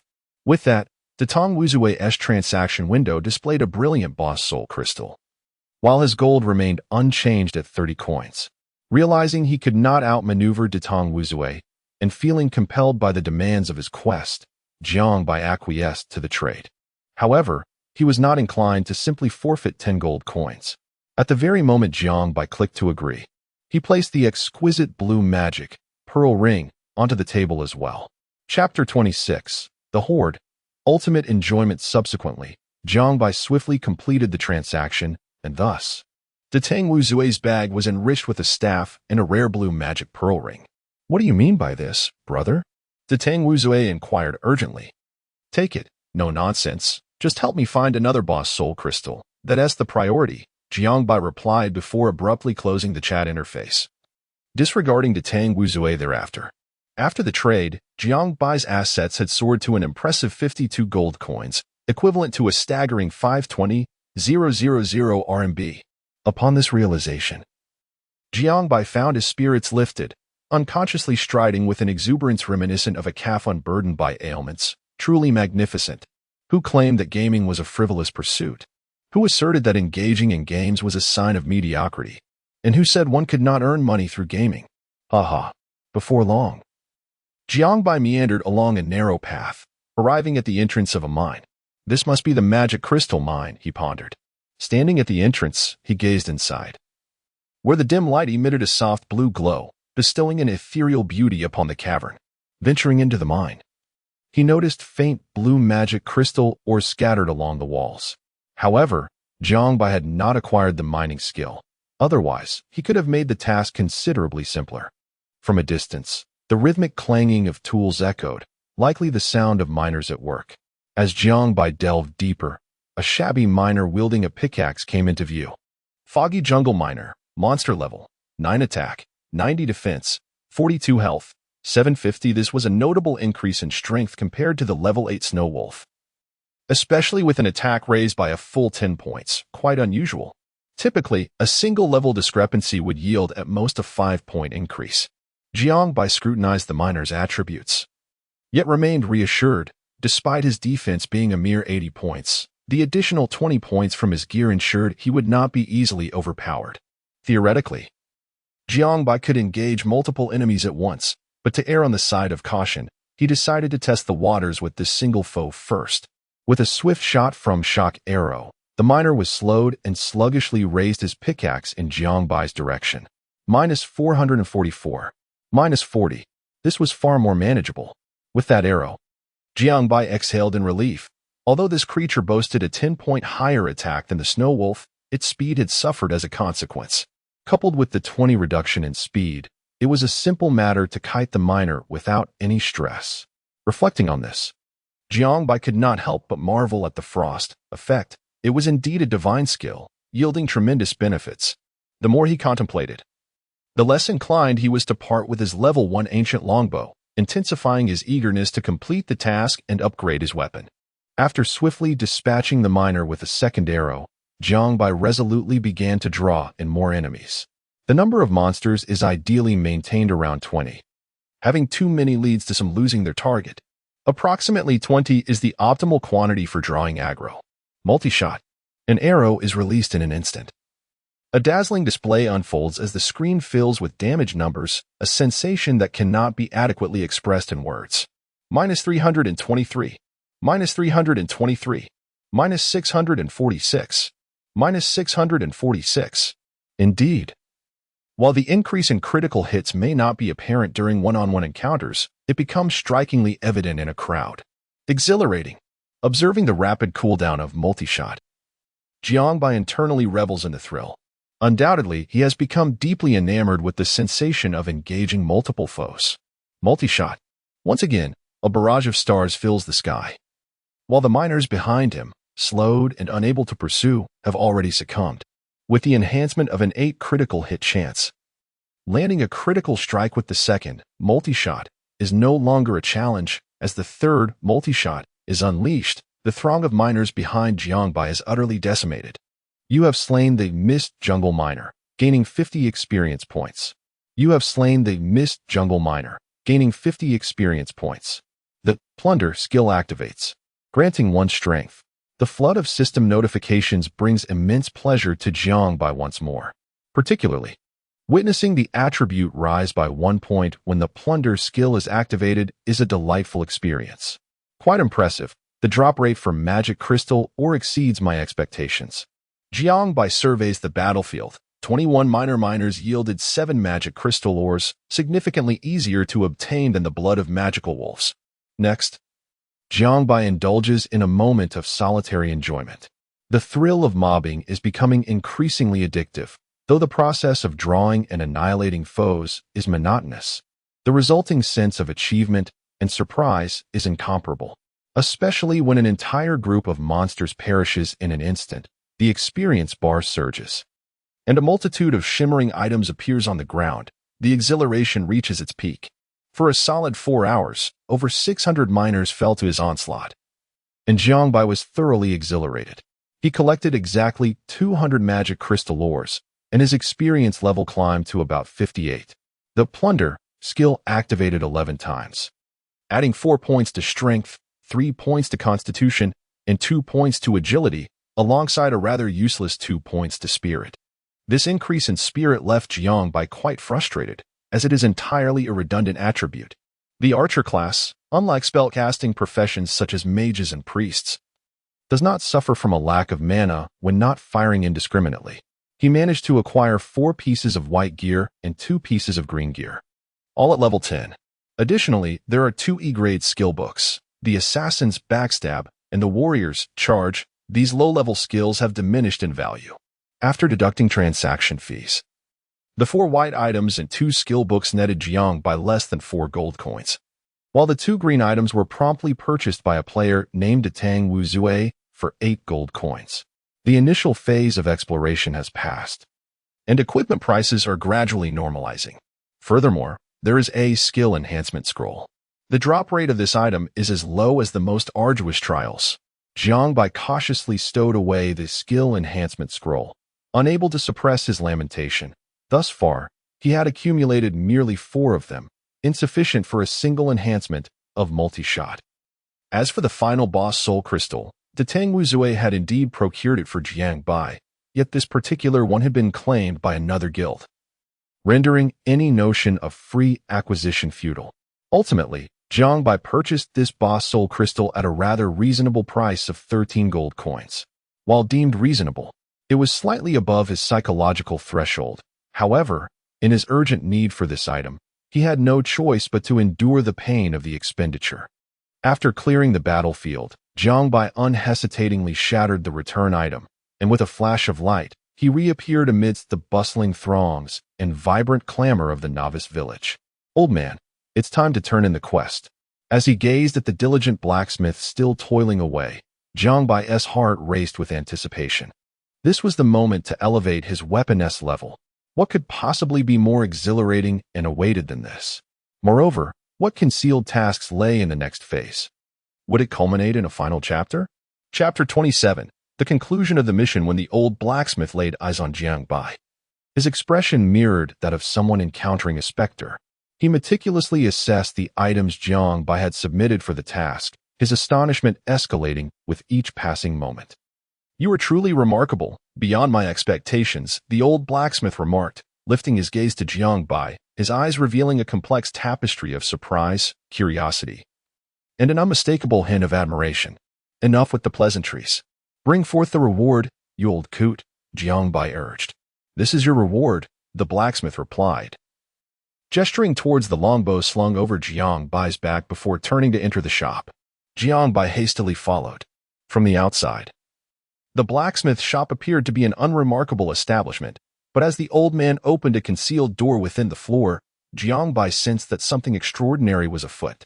Beneath the hidden door lay a dimly lit stone corridor, flanked by flickering candlelight, with walls adorned by an array of weapons, evidently the culmination of the blacksmith's lifelong dedication. It was clear that these weapons far surpassed the inferior wares sold outside. Upon reaching the end of the corridor, Jiangbai was greeted by a revelation, a chamber as expansive as a basketball court. The walls displayed intricately designed weapons, while at the heart of the room stood a towering forge, flames crackling and dancing within. Suspended above the forge was a beautifully crafted and ancient-looking hammer, exuding an air of authority. "Is this the hammer of the ancestors?" Jiangbai inquired, pointing at the hammer, which seemed to emanate a certain gravitas. "Leave the item here, and you may depart," the old blacksmith abruptly stated, turning to Jiangbai. "What?" Jiangbai was taken aback, his expression shifting to one of bewilderment. "Are you toying with me, old man? If you didn't want me to enter, you should have said so sooner." The blacksmith turned his gaze back to the suspended hammer, his expression earnest as he replied, "I brought you in merely to show you. I have no intention of deceiving you." Jiangbai nearly choked on his words, frustration bubbling within him. The wait felt interminable, and as he paced anxiously within the confines of the smithy, he felt as though a century had passed before he finally discerned the sound of the blacksmith's footsteps approaching. "They're here." As the hidden door swung open, Jiangbai's attention was wholly captivated by the longbow cradled in the blacksmith's hands. It was a bow of a delicate azure hue, exquisitely simple in design, and upon closer inspection, he noticed a luminescent flow coursing through the bow's body. The ends of the bow were adorned with snowflake motifs, perfectly embodying the essence of frost. The limbs of the bow bore inscriptions in a script Jiangbai did not recognize, while the grip showcased a symbol resembling a crossbow bolt. Merely the appearance of the bow suggested it was a valuable artifact. As Jiangbai accepted the longbow, its attributes materialized before his eyes. Ancestral Frostfang longbow, ancient, physical attack, 57 agility, 10 strength, 8 critical hit chance, 3 slashing. Inflicts an additional 60 points of true damage upon attack, frost, ice attribute attack, causing a 21 slow on the target, with a 1/5 chance to freeze the target for 3 seconds. Equipment level 5 with a heart full of anticipation. Jiangbai found himself considerably more composed after reviewing the attributes. The 5th level ancient weapon undeniably surpassed its 1st level counterpart in every conceivable aspect. However, his lack of exuberance stemmed from the expectations he had already formed. After all, this was an upgrade of his previous equipment, and apart from numerical enhancements, the special effects remained consistent. Thus, Jiangbai felt quite satisfied with these attributes, though not overwhelmingly surprised. If only the blacksmith could assist him in elevating the longbow to level 10. Consequently, Jiangbai voiced this curiosity, for he was nearing level 10. And a level 5 weapon could indeed prove somewhat inadequate. That is certainly feasible. With the power of the ancestral hammer, it poses no challenge, the blacksmith replied without hesitation. However, it cannot be done at present, as you lack the requisite level and many materials are needed. Then simply tell me what materials I should gather. Jiangbai casually inquired. "Let us discuss it once you reach level 10, young one," the blacksmith retorted with a sidelong glance. Just then, a delayed system notification finally resounded. "You have completed the hidden chain quest, Blacksmith S Trial 2, earning 8,000 experience points, 100 reputation, and gaining the Blacksmith Brent S acknowledgement, thus unlocking the final chapter of the hidden chain quest." The final chapter quest. Jiangbai suddenly raised his head, astonished to discover that the name of the blacksmith NPC had transformed in his view. Ancestral Hammer Guardian, Brent. "So, this is your true identity, old man. What an impressive title." "Enough chatter," the blacksmith commanded, unexpectedly exuding an air of authority in Jiangbai's eyes. He continued, "Congratulations, adventurer. You are the first to pass my trials in millennia. There remains one final challenge. Do you possess the courage to accept it?" "Hey, old man, you know I came here for precisely that reason." "Excellent." The blacksmith nodded in satisfaction. "Follow me." With that, he turned and strode towards the door, disregarding the other players eager to turn in their quests, leading Jiangbai to the house of the old village chief. Upon entering the quaint wooden cottage, the elderly village chief, with hair and beard as white as snow, regarded the pair with a warm smile. "Chief, this fellow must be the one we seek," the blacksmith said, pointing at Jiangbai. "Very well." The village chief, clearly no verbose individual, scrutinized Jiangbai before the task interface promptly materialized before him. "You have triggered the final chapter of the hidden chain quest. Opening the Gate of Hope, hunt the Hellhound. Do you accept?" "Accept." Without hesitation, Jiangbai embraced the quest, subsequently opening the task details.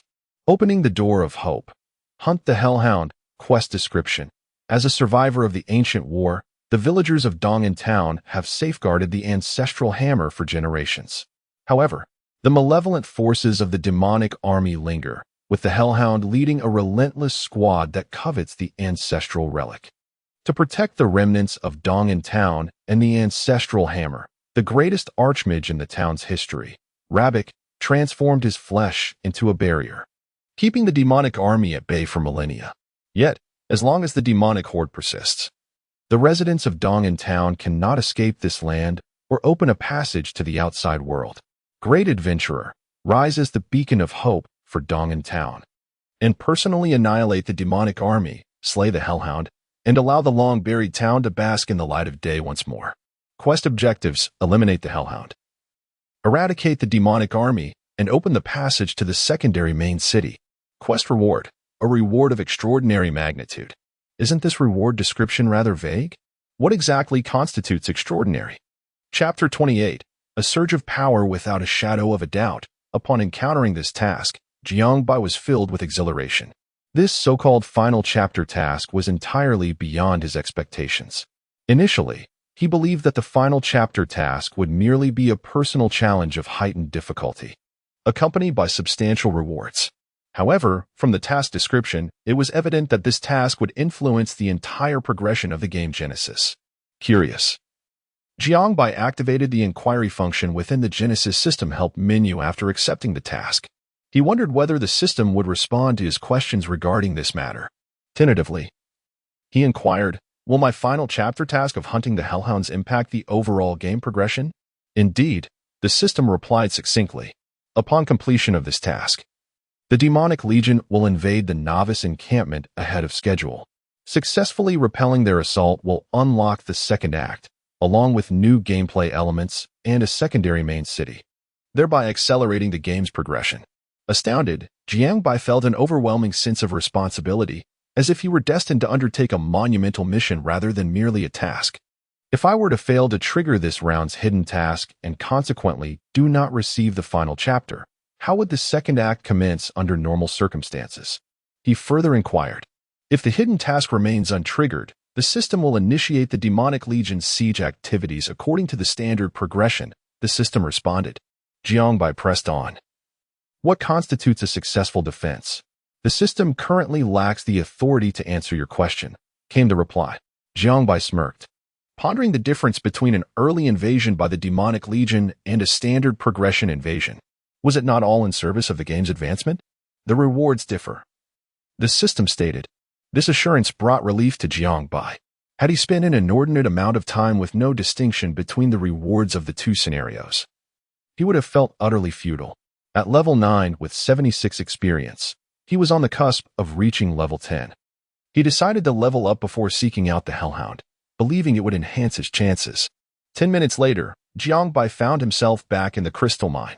Although the light was dim and the environment less than ideal, the high density of monsters made for swift farming, and fortunately, no other players had ventured into this area. He carefully controlled the number of monsters he engaged, targeting around 20 to 25 at a time. Each miner provided him with 60 experience points, yielding approximately 8 to 9 experience per wave.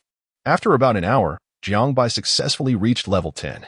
He allocated his usual 2 points to agility, while plunder granted him an additional 2 points in constitution and 1 in agility. Most importantly, he unlocked his 7th equipment slot, designated for headgear. Equipping the helmet, Jiangbai's attributes underwent a dramatic transformation. Empty city.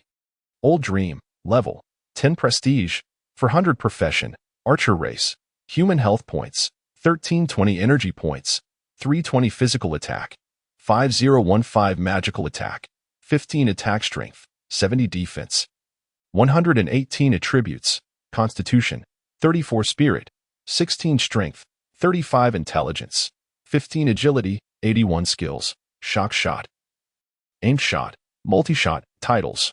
I am powerful, Ancient Will, First Blood. It is estimated that I am the only player capable of achieving 500 attack at level 10. Jiangbai gazed with immense satisfaction at his attributes. His critical hit probability had reached 9, and should it rise to 10, it would undoubtedly signify a qualitative transformation. In truth, Jiangbai had still underestimated his potential. Compared to other players, even those who had pooled all their guild's resources to create top-tier characters, the maximum attack that could attain under full offensive status was around 230, and such players were exceedingly rare. Moreover, even if these full attack players managed to reach 250 in attack, their health would scarcely exceed 400, and a defense of 50 points would be the pinnacle. This is because they had allocated all their points to offense. Jiangbai's current health and defense, however, could easily rival that of true tank classes. This is what rendered Jiangbai formidable. There was no denying it. His plundering skill was a significant advantage. Jiangbai crushed his return to city item and opened the trading market, specifically the armor branch. To his dismay, he discovered a lack of level 10 armor. What little existed was both scarce and exorbitantly priced. After all, the majority of players were around level 7, and only monsters above level 8 would yield level 10 equipment. The players capable of confronting monsters above level 8 were undoubtedly the core figures of various guilds. The equipment they produced would never find its way to the marketplace. Therefore, the current supply of level 10 equipment available for sale was exceedingly rare and carried astronomical prices. Pondering his situation, Jiangbai reluctantly purchased 24 pieces of level 5 armor. With the transition of mainstream players and the increasing abundance of gear, these items had depreciated significantly, now costing merely 4,000 copper coins each. Even so, this expenditure totaled a considerable 10 gold coins for Jiangbai. Initially, he had hoped to manage with what he had until the price of level 10 armor decreased. But he realized it would be challenging to overcome the hellish three-headed dog without an upgrade, especially with the impending invasion of the aberrant demons. Jiangbai firmly believed that the returns from these 10 gold coins would be substantial. After some tinkering, a brand new piece of level 5 ancient armor appeared before Jiangbai's eyes. Evil corrupted leather armor of the Gale, ancient, defense, 28 constitution, 10 agility, 8 additional defense, 15 Gale. Increases attack speed by 10 blessing. Upon being attacked, there is a 10 chance to enter a blessed state, recovering 0.5 of maximum health per second for 20 seconds. Equipment level, 5 to his astonishment. He had procured the Gale suffix. Jiangbai reveled in this unexpected delight. For an archer, what attributes are the rarest and most crucial? Undoubtedly, it is the attack speed, a characteristic that is exceedingly challenging to acquire, and the probability of the Gale affix appearing is unimaginably low. After donning the leather armor, Jiangbai's defense reached an astonishing 145 points. Although he replaced his previous armor, resulting in a reduction of 20 points in damage mitigation, the enhanced defense sufficiently compensates for this loss. It is evident that this is an offensive piece of equipment. However, his maximum health has diminished by 50 points due to the loss of the previous 200 points of self-health enhancement. Yet, with this attribute exchanged for a 10 increase in attack speed, Jiangbai can only conclude that he has made a considerable profit. Let us proceed to confront the Hellhound. Armed with the map provided by the old blacksmith Brent, Jiangbai ventured outside the novice village. The location of the Hellhound is known as the Night Demon Valley, which contains a cave inhabited by night demons, rumored to be surrounded by monsters of level 10 and above. Jiangbai was eager to test his current attributes and ascertain their true potential. "Are you there, brother?"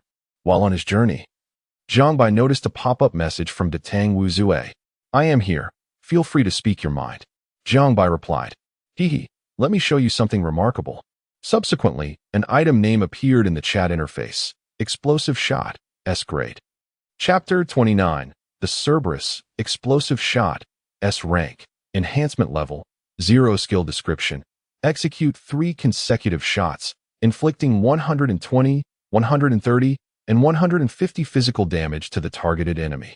If the final attack results in a critical hit, An additional strike will be guaranteed, dealing 170 physical damage. Cooldown time, 15 seconds. Passive attribute, critical hit rate increased by 1. Upon reading the formidable description of this skill, Jiangbai was utterly astonished. Such staggering damage! This is undoubtedly the most powerful single-target skill for archers. Jiangbai gazed at the skill's description, drooling in awe. It is said that skills of S rank and above possess additional mechanisms, and it seems this is indeed the case, as it grants a 1 increase in critical hit chance. Without a moment's hesitation, Jiangbai responded, "Brother, name your price." From the moment I laid eyes on this, it was destined to be mine. Zhu chuckled. "Hold on. To be honest, I didn't anticipate such a remarkable item would drop. This was obtained from an 8th level boss our guild defeated, and I genuinely wish to reserve it for my guildmates." "Come on," Jiangbai exclaimed, urgency in his tone. "Even though I am not a member of your guild, I feel like a brother to you all." "I know," Zhu replied. "Among all the archers I know, you are the only one worthy of this skill. So, brother, join my guild, and this skill is yours." Jiangbai was momentarily taken aback. He never expected Zhu to be so generous, tempting him with an S-rank skill. This is an S-rank skill, a rarity that commands a high price. I can imagine someone would be willing to pay 100 gold for it. However, Jiangbai was not fond of guilds. They felt too restrictive and stifling. He was unwilling to accept gifts from others, even from his closest friends. For in this world, few things are more intricate than human relationships. Emotional debts cannot be quantified, especially when it concerns an S-rank skill. This has been Jiangbai's principle throughout his years of gaming. No matter how exceptional, if it is not rightfully his, he would never covet it. After salivating over this extraordinary S-rank skill for quite some time, Jiangbai composed himself and replied with great restraint, "Brother, it's enough to admire it from afar. At this stage, I truly cannot afford it. If it's not feasible, perhaps you could let it be absorbed by your guild members."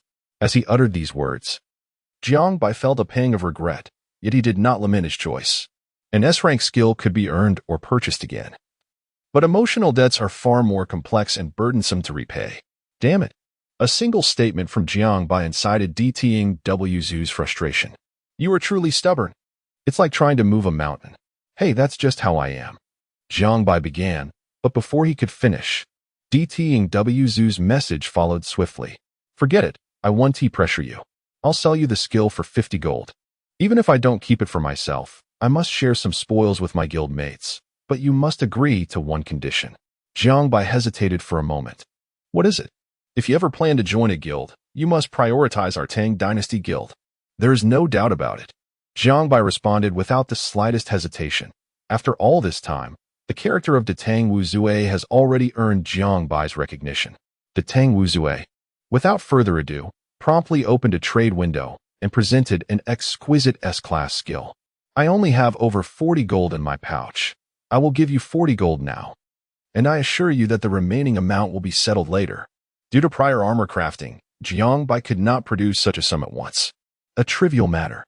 Within the Tang Dynasty Guild, Tang Xiaotian exclaimed, "Boss, are you really giving away this S-class skill just like that?" Tang Wuzue retorted, "What nonsense are you spouting? Did you not see that I sold it for 50 gold? Tang Xiaotian replied incredulously, seriously, "Boss, is this truly worth it? He hasn't even agreed to join our guild." Tang Wuzue answered, "Of course it's worth it. Do you think recruiting a skilled player is an easy task? You know his strength well. Just take a look at the equipment you're wearing. If I were to sell it to my own brother as he suggested, it would surely distance our relationship. This S-class skill, while powerful, pales in comparison to his abilities. Thus, that 50 gold merely serves as a gesture for both parties." Tang Xiaotian protested, "I get the reasoning, but I still find it hard to accept. It's an S-class skill after all." Tang Wuzue advised, "Think long-term, brother." After the transaction was completed, Jiangbai found himself staring blankly at the skill within his inventory. Although it was claimed to be sold for 50 gold, it was, in truth, a significant loss. Previously, Jiangbai had asserted that such a skill could easily fetch over 100 gold in the market, and that was no exaggeration. Moreover, the most crucial aspect was that Tang Wuzue, needed to justify selling such a remarkable skill to his guild brothers. Otherwise, he would lose their respect. As for the statement that Jiangbai should consider the Tang Dynasty Guild as his first choice for joining, it was merely a way for the Tang Wuzue to create an opportunity for himself as well. Thus, Jiangbai now owed a favor. However, he couldn't help but desire this skill immensely. Thank you, brother. I will repay this favor properly. After learning the skill Explosive Shot, Jiangbai set off once more towards the Night Demon Valley. At last, his critical hit rate had risen to double digits, reaching 10. The Night Demon Valley was indeed quite distant from the novice village, and at this stage, players lacked mounts and could only traverse on foot, which proved to be quite exhausting. Jiangbai walked for nearly an hour, fully appreciating the grandeur of the world of creation and its beautiful landscapes, when suddenly, a mist-shrouded valley appeared before him. As Jiangbai entered the Night Demon Valley, the light and visibility plummeted sharply, creating an eerie contrast to the daylight outside. All around him, spectral monsters such as Night Demon Sirens, Night Demon Cavalry, and Night Demon Warriors roamed, their levels oscillating between 10 and 11. For an ordinary player, these minor adversaries may present quite a challenge. However, for Jiangbai, they are hardly a concern. Essentially, he can dispatch them without sustaining any damage. And he seizes the opportunity to experiment with his newly acquired skill, Explosive Shot. It must be said that the title of the most powerful single-target attack is well-deserved, as a single explosive shot is capable of depleting the health of these small creatures entirely. Regrettably, despite numerous attempts, Jiangbai's third arrow consistently fails to trigger a critical hit, leaving him deprived of the exhilarating sensation of unleashing a fourth arrow. Delving deeper into the Night Demon Valley, a cave approximately 3 meters high materializes before Jiangbai. The atmosphere is decidedly ominous, with heaps of scattered white bones, both human and animal, visible from the cave's entrance. Upon entering the cavern, a profound silence envelopes him. No living creature stirs within. Illuminated by the flickering light of his torch, Jiangbai cautiously advances. After navigating several twists and turns, a vast chamber emerges before him. Inside the cavern, a colossal creature lies sprawled on the ground, seemingly in slumber. Goodness! Jiangbai gazes at the behemoth before him. It is indeed a massive 3-headed hellhound, towering to the height of 2 stories, its sleek black fur glistening. With 2 wings sprouting from its back and 3 heads resting on the ground, each facing a different direction, it snores peacefully, with utmost caution. Jiangbai casts a detection spell in its direction. Hellhound, Demon Boss, level 10 attack, 450 defense, 200 health, 10,000 skills, Evil Breath, Fiery Breath, Lightning Breath. Wings Sweep, Goodness Gracious, such attributes. Jiangbai marvels at the Hellhound's statistics, recognizing it as a quintessential group boss. To contend with this creature, it would not suffice to assemble a mere 5-person team. At least a 15-member squad would be required to stand a chance. The attack power is exceedingly high. With my current health barely exceeding 1200, I would be able to withstand only 3 or 4 hits at best. Jiangbai scratches his head, until his gaze falls upon the elite health restoration potions in his bag, which offers him a modicum of reassurance. These potions are remarkably potent, instantly restoring 200 health with a 20-second cooldown, though their exorbitant price compelled Jiangbai to endure the pain of purchasing 20 bottles. Chapter 30. The most powerful single-target skill. It appears to be a challenging encounter. Jiangbai glanced at the cooldown for Resurrection, which still had 13 hours remaining, rendering it temporarily unreliable. Without further ado, even a mere priest would suffice to vanquish this boss. After contemplating for a considerable time, Jiangbai resolved to attempt it himself. He initiated the assault with Shock Shot, aiming for that fleeting 2-second stun. As the fierce winds howled, a series of crimson numbers floated above the head of the slumbering Cerberus. -353, -60 roar. With a roar that reverberated throughout the cavern, Jiangbai's fleeting hopes were swiftly dashed. The monster remained unstunned. As the colossal Cerberus struggled to rise, Jiangbai instinctively pressed himself against the wall and began to maneuver. Simultaneously, his impatience led to a swift release of Explosive Shot. minus 385, minus 60, minus 417, minus 60, minus 1202, minus 60. Damn. Jiang Bai exclaimed in exhilaration as he finally landed a critical hit. Under normal circumstances, his critical strikes rarely exceeded 4 digits. But the added 50 critical damage made this moment terrifyingly potent. Was it possible that the countless skill casts prior were merely setting the stage for this critical strike? In that instant of critical damage, the fourth successive attack was unleashed. Minus 546, minus 61 explosive shot had obliterated 2,790 hit points, an astonishing quarter of its total health. This S-tier single-target skill was utterly insane. Jiang Bai reveled in the thrill, but simultaneously, the wounded Cerberus let out another roar, and its massive wings descended, sweeping towards him. With such a vast area of attack, Jiang Bai had no room to evade. As he was swept against the wall, numbers floated above his head. Minus 488. Ouch. Without hesitation, Jiang Bai consumed a healing potion, barely managing to raise his health to around 1,000. How could something with 145 defense still receive damage exceeding the attack limit? What an immense skill enhancement. After consuming the potion, Jiang Bai continued to sprint, unleashing a swift, multi-shot, without looking back, inflicting another 257 damage. In this moment, the primary function of instant cast skills was to bolster firepower and deliver explosive damage during skill cooldowns, rendering the exact damage less significant, although he possessed a speed enhancement. The Cerberus was certainly not slow. Even after being slowed, it had not been significantly distanced by Jiang Bai. After maintaining a distance of approximately 10 yards, Jiang Bai turned and executed a basic attack.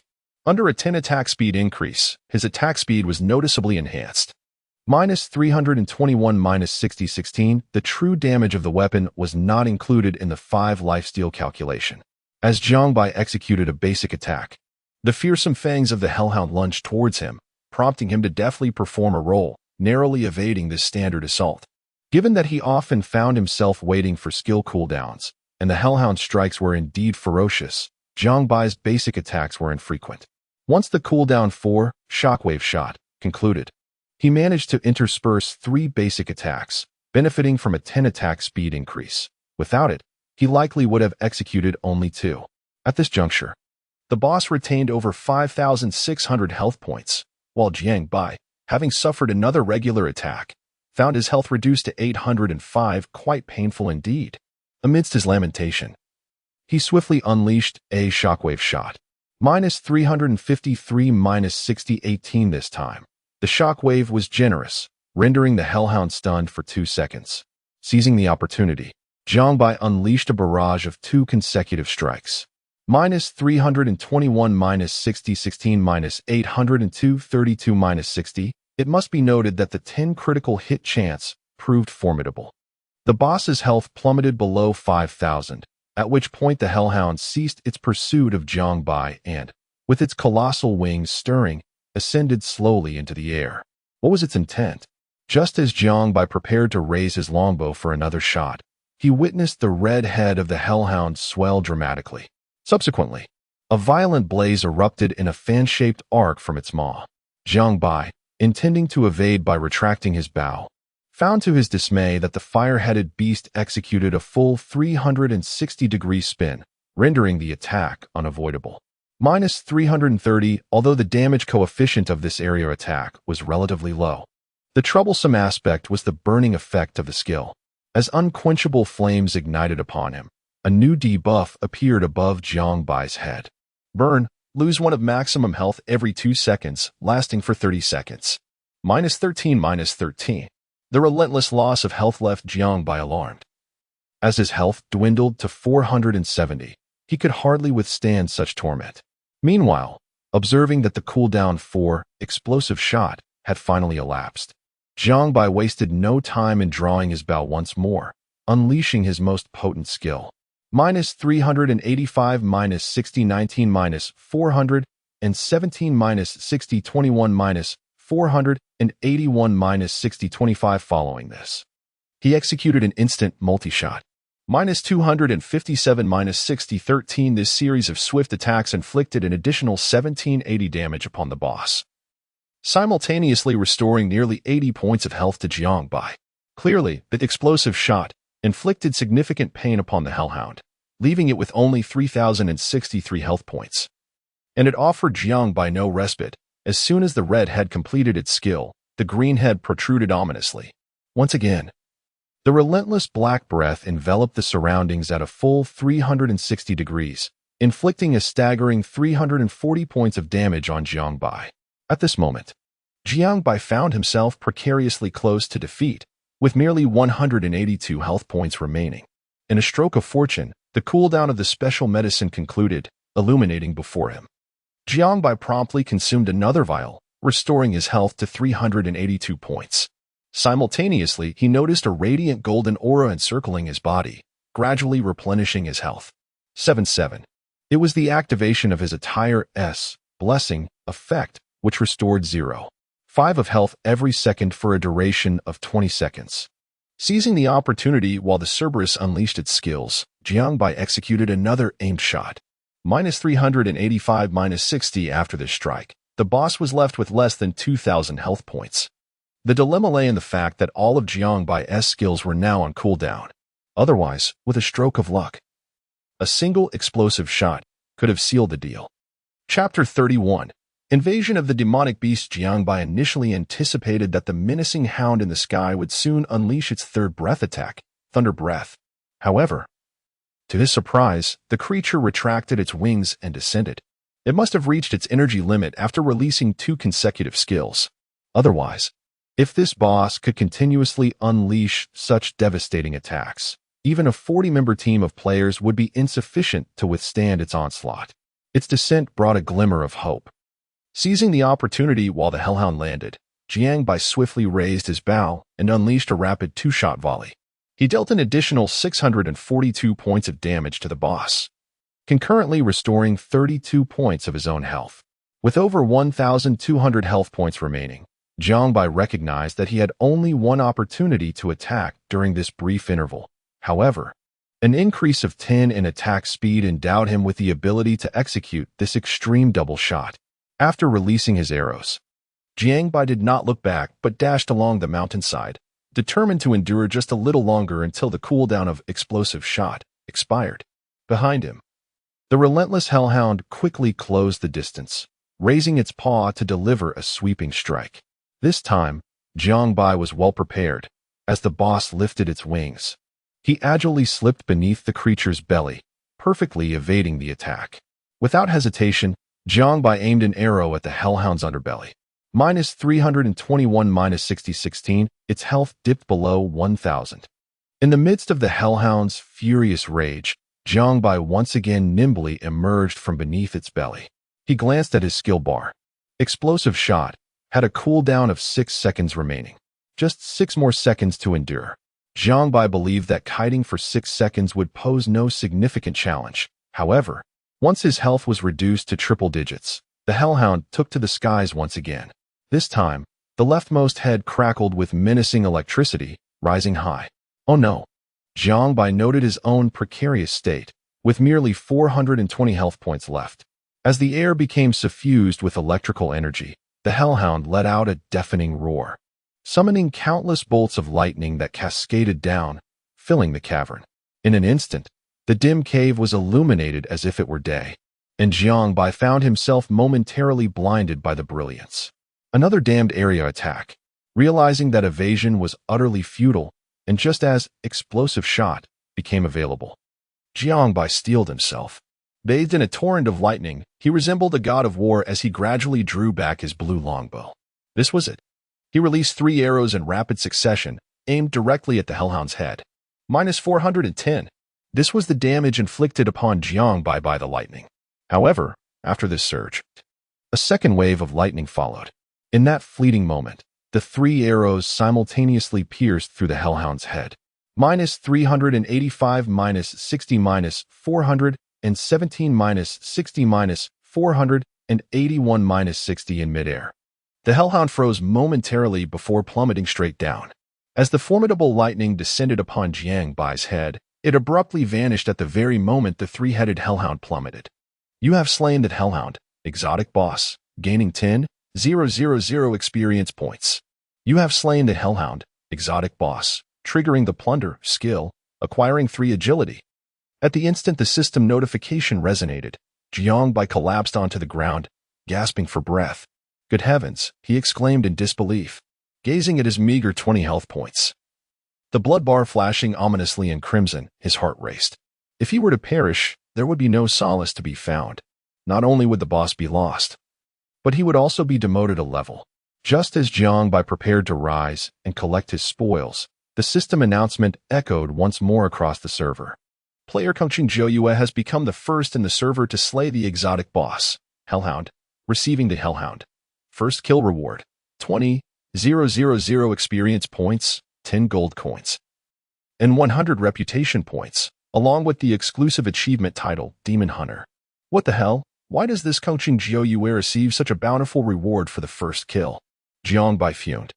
20,000 experience points? That would elevate me 3 levels.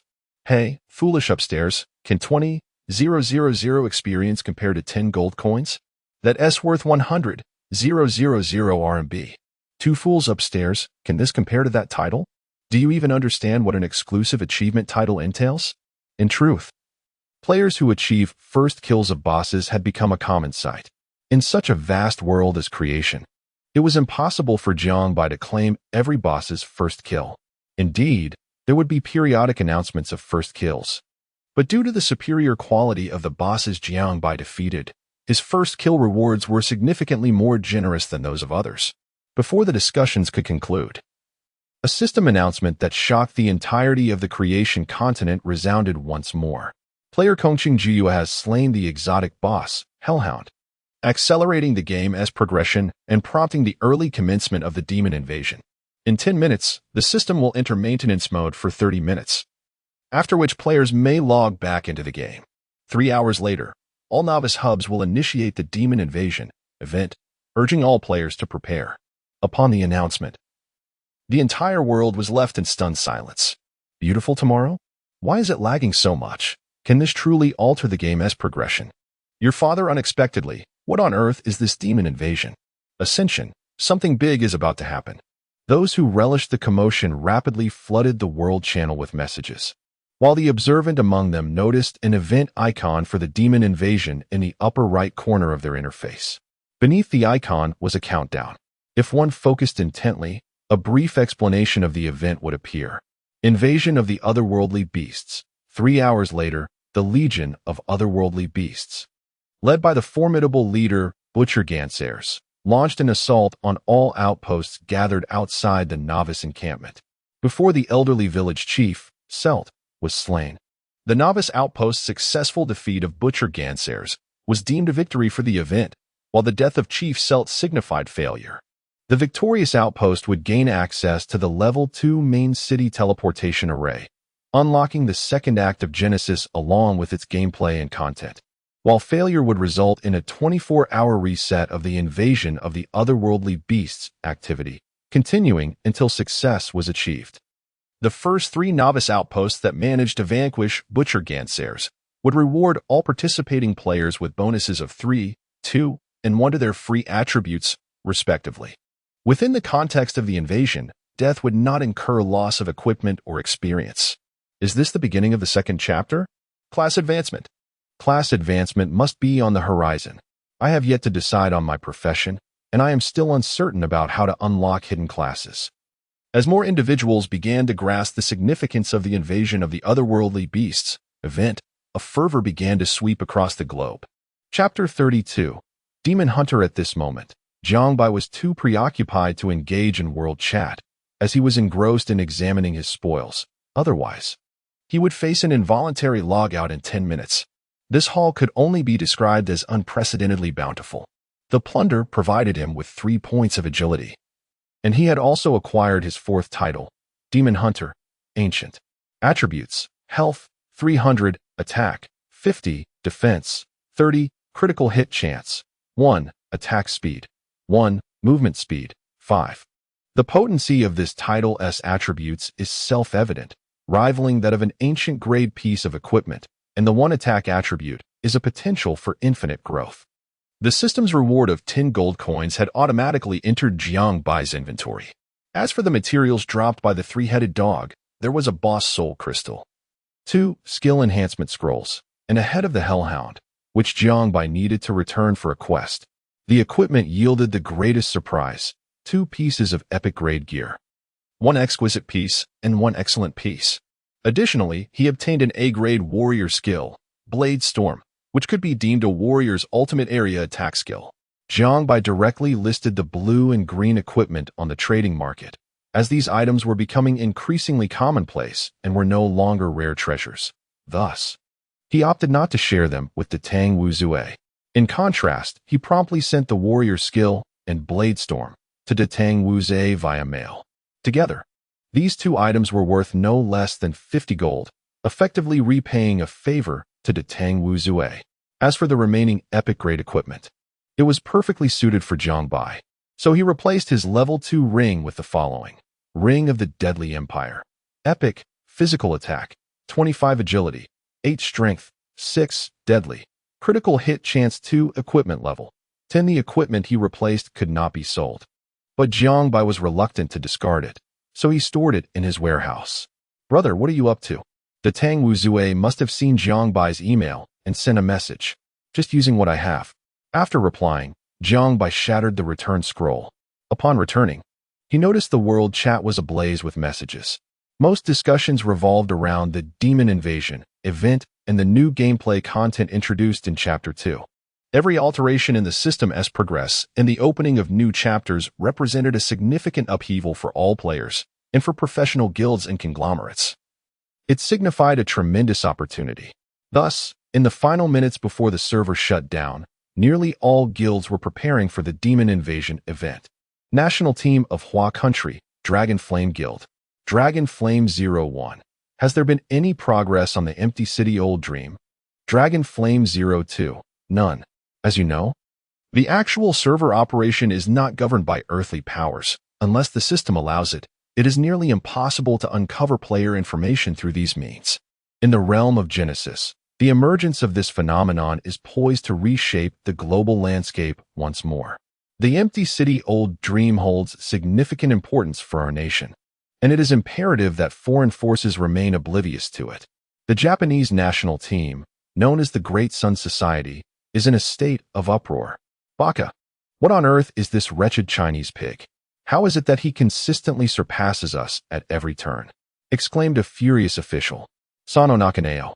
The Sakura squad is currently investigating this individual's background, but it's proving rather challenging. "Baka," the official's anger escalated. "We must uncover the truth. If this person cannot be of service to us, then he must be obliterated." Meanwhile, in the novice village where Jiang Bai resided, the leaders of the Yun City and Shaoao guilds clandestinely met. The Emperor of Yun City, wearing a grim expression, muttered, "This young man is becoming increasingly arrogant. If we do not act soon, we may find ourselves unable to contain him." "I have a plan," whispered Shaoao Qifeng confidentially into the Emperor's ear. Unbeknownst to Jiang Bai, he hesitated while gazing at the 5 skill enhancement scrolls in his inventory. After much contemplation, he decided to access the trading market. Indeed, skill enhancement scrolls were available for purchase, albeit at a steep price of 5 gold each. It was evident that merchants were capitalizing on this market, as no scroll was priced below 5 gold, and those that were snatched up instantaneously. With only 11 gold coins at his disposal, Jiang Bai reluctantly purchased 1 scroll. He felt compelled to accumulate enough for a single enhancement of Explosive Shot. Upon receiving the scroll, he opened the skill enhancement interface, selected Explosive Shot, and placed the 6 scrolls into the designated area. The skill, Explosive Shot, was currently at enhancement level 0, with the next level requiring 1 enhancement, boasting a 100 success rate. "Shall I enhance?" he confirmed. With a success rate of 100, the excitement of the moment was somewhat diminished, yet upon successful enhancement, Jiang Bai examined the attributes of Explosive Shot and felt that the 6 scrolls, valued at 30 gold, were a worthy investment. Explosive Shot, S-Class, Enhancement Level, 1 Skill Description. Fire 3 consecutive shots, dealing 125, 135, and 160 physical damage to the target enemy. If the final attack is a critical hit, an additional attack is guaranteed, inflicting 180 physical damage. Cooldown time, 14. 5 seconds. Passive attribute, critical hit chance increased by 1. Although the cooldown time had been reduced, it was somewhat disappointing that the critical hit chance had not increased, which was frustrating. Jiangbai vaguely sensed that in the mid to late stages of Genesis, the core mechanics of skills would revolve around enhancement. After enhancing his skill, Jiangbai hastily logged off. Once he emerged from the gaming pod and attended to his basic needs, he logged into the game forum. At this moment, the activity on the Genesis forum was unprecedented, as all players had been forcibly logged out and were congregating online. The posts on the forum's homepage were rich in content. A few speculations regarding the invasion of the otherworldly demons. Considerations for players to keep in mind once Chapter 2 becomes accessible.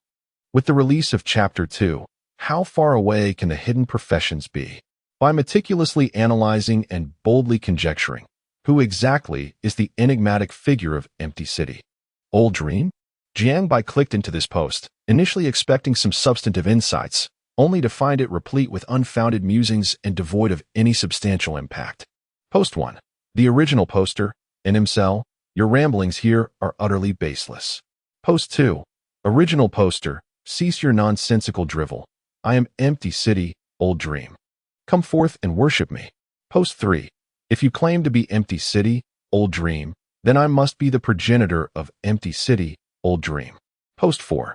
In that case, I am the grandfather of Empty City, Old Dream. Jiangbai. Chapter 33. Concealed vocational credentials. After wandering through the forum for a while, feeling utterly uninspired, Jiangbai stretched lazily and decided to descend to the community supermarket to procure some snacks.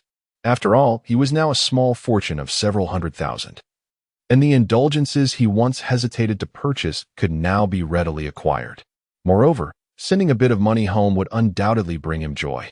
Jiangbai's monthly living expenses were quite modest, and due to the constraints of renting, he led a rather frugal lifestyle, making this a rare opportunity to indulge.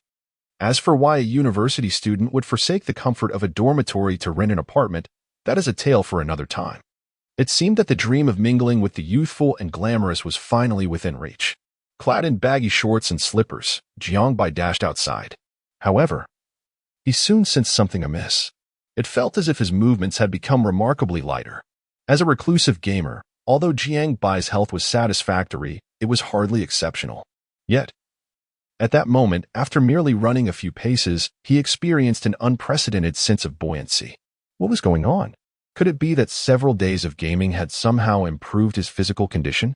Or perhaps the gaming pod had some hidden benefits for fitness? To validate this unexpected change in his physique, Jiangbai, residing on the 11th floor, pondered for a long while before deciding to take the stairs down. Lo and behold, just as he had suspected, his physical abilities had inexplicably enhanced significantly.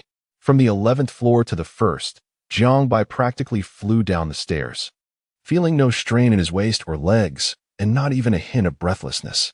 He experienced none of the usual fatigue he would encounter from such a climb. Incredulous, this gaming pod truly had the capacity to enhance one's physicality? Overjoyed by this unexpected boon, Jiangbai decided to double his shopping budget from a mere 100 yuan to 200. This was remarkable. He wouldn't be able to spend it all. Not by a long shot.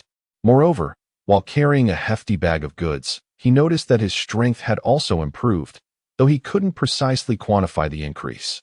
In any case, the weight of the bag felt utterly negligible. The journey from the 1st floor back to the 11th was again a swift affair. He mused that with a bit more gaming, he might even be ready to compete in a 100-meter dash.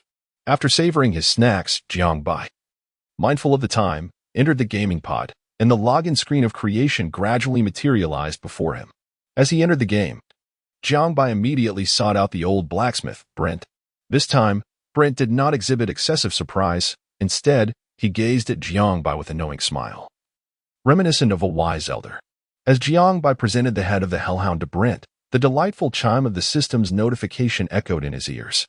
You have successfully completed the series of hidden tasks, Hunt the Hellhound, earning 20,000 experience points, 200 reputation, 10 gold coins, unlocking a special equipment slot for badges. Acquiring the special equipment, Adventurer's Badge, and obtaining the item, Brent's Letter of Recommendation, proof of hidden class advancement. Astonished, Jiangbai found himself utterly bewildered by this cascade of unexpectedly generous rewards. What precisely is this special equipment slot? As he opened his character information interface, he noticed an additional equipment slot in the chest area. Is this where the badge is equipped? So, does that mean I've gained an extra piece of equipment out of thin air? This is incredible! Jiangbai gazed at the radiant badge nestled in his inventory. Adventurer's Badge, Epic, Upgradable, Evolvable, Constitution, 5 Spirit, 5 Agility, 5 Strength, 5 Intelligence, 5 Cut. When attacking monsters of the Lord rank or above, there is a 1 chance to slice the target for 0.5 of their maximum health, not applicable to players. Purification. The wearer can actively use this skill to dispel all control effects, gaining immunity to any control skills for the next 5 seconds, with a cooldown of 600 seconds. Required level, 10. Goodness gracious, this is astounding. All attributes increased by 5. And a percentage-based cut. Plus, it grants an active skill purification, which is truly a game-changer in PvP. This is utterly terrifying.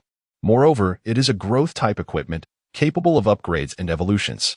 Having examined the badge, Jiangbai finally comprehended the uniqueness of this special equipment. Indeed, it is not something ordinary individuals could fathom. Without a moment's hesitation, he equipped the badge, and his attributes surged once more. However, after rummaging through his bag, he could not find the class advancement proof promised by the system. Where is my class advancement proof? Jiangbai looked up and noticed the old blacksmith Brent smiling warmly at him, holding a rolled-up piece of parchment. Brave adventurer, congratulations on passing my series of trials. This is the first letter of recommendation I, Brent, have penned in thousands of years. Take it and seek the great Aberta. He will guide you towards your future. Oh, my dear heart. Jiangbai carefully stowed the letter of recommendation away, noticing a line of small text at the bottom. Adventurer, seek out the greatest Dark Ranger in the history of the Genesis continent, Aberta. He shall illuminate your path. A Dark Ranger? Could it be that the hidden class I am about to advance to is that of a Dark Ranger? Jiangbai thought with eager anticipation. At this moment, there were still 2 hours until the demon invasion event commenced, and nearly all players were preparing for this occasion. After all, it pertained to the opportunity to enter the second act early, and no guild dared to slack off. In stark contrast to the usual bustle, the novice village was currently enveloped in an atmosphere of heightened excitement and fervor. All major guilds were engaged in urgent discussions regarding this matter, while players seized the final 2 hours to enhance their abilities, striving to secure a greater share of the rewards during the impending event. According to official announcements, the invasion of the otherworldly beast would not only feature the formidable boss, Gonzalez, but also a plethora of lesser otherworldly creatures, whose drop rates surpassed those of typical monsters. Jiangbai, too, was no exception. He expended 15 of his 22 gold coins to swiftly acquire 8 pairs of level 10 boots and 8 pairs of level 10 leggings. After some diligent trading, he obtained 2 pieces of level 10 epic armor, the swift wolfskin boots, epic, with a defense of 18, vitality of 8, agility of 6, and an additional movement speed increase of 10, and the mighty tiger leggings with a defense of 19, vitality of 8, agility of 6, and a health limit enhancement of 300. These seemingly ordinary pieces of epic equipment prompted Jiangbai to replace his previous level 2 gear. With the new armor donned, his attributes became extraordinarily formidable.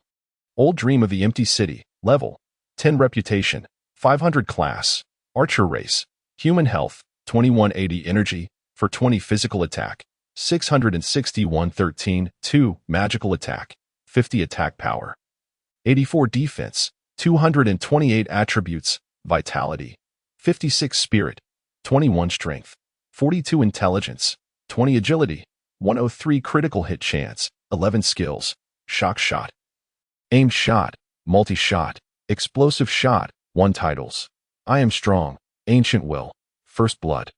Monster Hunter, Chapter 34, The Awakening, Invasion of the Otherworldly Demons. This is truly formidable. Jiangbai gazed at his attributes in a state of rapture. At merely level 10, his various attributes already surpassed those of the highest caliber. A typical tank class might possess around 2,000 health points, yet their defense would hardly exceed 150. Conversely, a full attack class might achieve an attack power exceeding 250, but their defense and health would undoubtedly rank among the lowest. I have already become a super hexagonal warrior. Ah, a thought suddenly struck Jiang Bai as he turned back to approach the old blacksmith, Brent. You haven't yet informed me how to elevate my weapons level. Last time you mentioned I'd be told at level 10. Brent set down his hefty hammer, wiping the sweat from his brow. Ah, so that's what it was about. It's not particularly difficult. You need to procure 10 boss soul crystals for me, along with 1 10th level ancient crystal. What exactly is an ancient crystal? Jiang Bai asked, perplexed. Ancient level equipment, when decomposed, yields ancient crystals. The level of the equipment corresponds to the level of the crystal obtained. Since you are enhancing a piece of 10th level ancient equipment, you will naturally require a 10th level ancient crystal. If it were legendary level equipment, then you would need a legendary crystal, and so forth. Goodness. Is it really that complicated?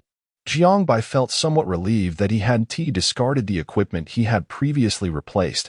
It seemed they would indeed prove useful. Can you decompose them here? Unfortunately, no. Brent shook his head. This requires seeking out a decomposition master in a level 2 main city. I lack the capacity for such work. Disappointed, Jiang Bai exited the blacksmith shop. At that moment, the 3 major guilds in the novice base, numbered 33856, were rallying all players throughout the city. On one hand, they aimed to absorb a multitude of independent players. On the other, they sought to secure a first kill. At the very least, aiming for 3rd place, necessitating an organized effort. Among these 3 guilds, Jiang Bai was acquainted with 2, to be precise. He bore a grudge against them. One was the Xiaoyao Guild, and the other was the Yunqing Guild. The 3rd guild, the Xingqiang Guild, had little connection with him. As for the Datong Wuzue, it did not reside within Jiang Bai's novice base, yet he frequently encountered the name in forums, suggesting the guild held considerable strength. Due to the relatively high levels of the monsters in the areas he had previously trained, Jiang Bai rarely had the opportunity to engage with members from these 2 guilds. However, today was different. It was evident that both Xiaoyao and Yunqing would compete fiercely for boss rewards, thus presenting ample opportunities for confrontation. Perhaps it's best to let bygones be bygones, Jiang Bai contemplated, deciding that in the face of an event that could determine the fate of all players in the novice village, it was wiser to set aside personal grievances for the moment. Securing the first kill of the boss was the primary objective. What preparations have you made, brother? Just as Jiang Bai was about to venture outside to level up a bit more, a message from Datong Wuzue arrived. What? Jiang Bai responded, somewhat bewildered. Certainly. It is the Demon Invasion event. Are you confident about the boss rewards? Ah, you inquire about this matter. What preparations can I make? As a solo player, I cannot contribute significantly during such times. Anyway, our Tang dynasty will secure the first kill. I've also gathered intelligence on the 3 guilds from your side. Their strength is rather lacking. Moreover, I've heard that you have a grudge with Yun City and the Carefree Guild. It's a minor grudge, nothing to worry about. While casually slaughtering rabbits outside the novice village, Jiang Bai replied absently. No worries. Once we enter the level 2 main city, I shall help you eliminate those 2 guilds. After a conversation devoid of substance, only an hour and a half remained until the demon invasion commenced. Jiang Bai glanced at his experience bar. He still needed 22 to reach level 11. It seemed unlikely he could achieve that in just an hour, so he returned to the village and began to daydream. People often feel the most idle during such moments. Just as Jiang Bai was engrossed in observing the world chat, a private message from the Emperor of Yun City suddenly popped up. Are you there? I wish to discuss something. Jiang Bai raised an eyebrow at the Emperor's message. Speak. The Emperor of Yun City. Tonight's monster siege is crucial for our entire novice station. Let us set aside our grievances for now, including those with the Carefree Guild. Securing the first kill of the boss is of utmost importance. Agreed. Jiang Bai replied without hesitation, surprised to find the Emperor displaying a sense of perspective in the face of significant matters. Finally, as all players across the server awaited with bated breath, the clock struck 1959. The resonant announcement from the system echoed throughout the server. The Demon Invasion event is now underway. The moment the announcement concluded, A thunderous roar erupted outside the novice village's station. Countless demon creatures surged forth like a tidal wave, their overwhelming presence resembling the onset of an apocalypse.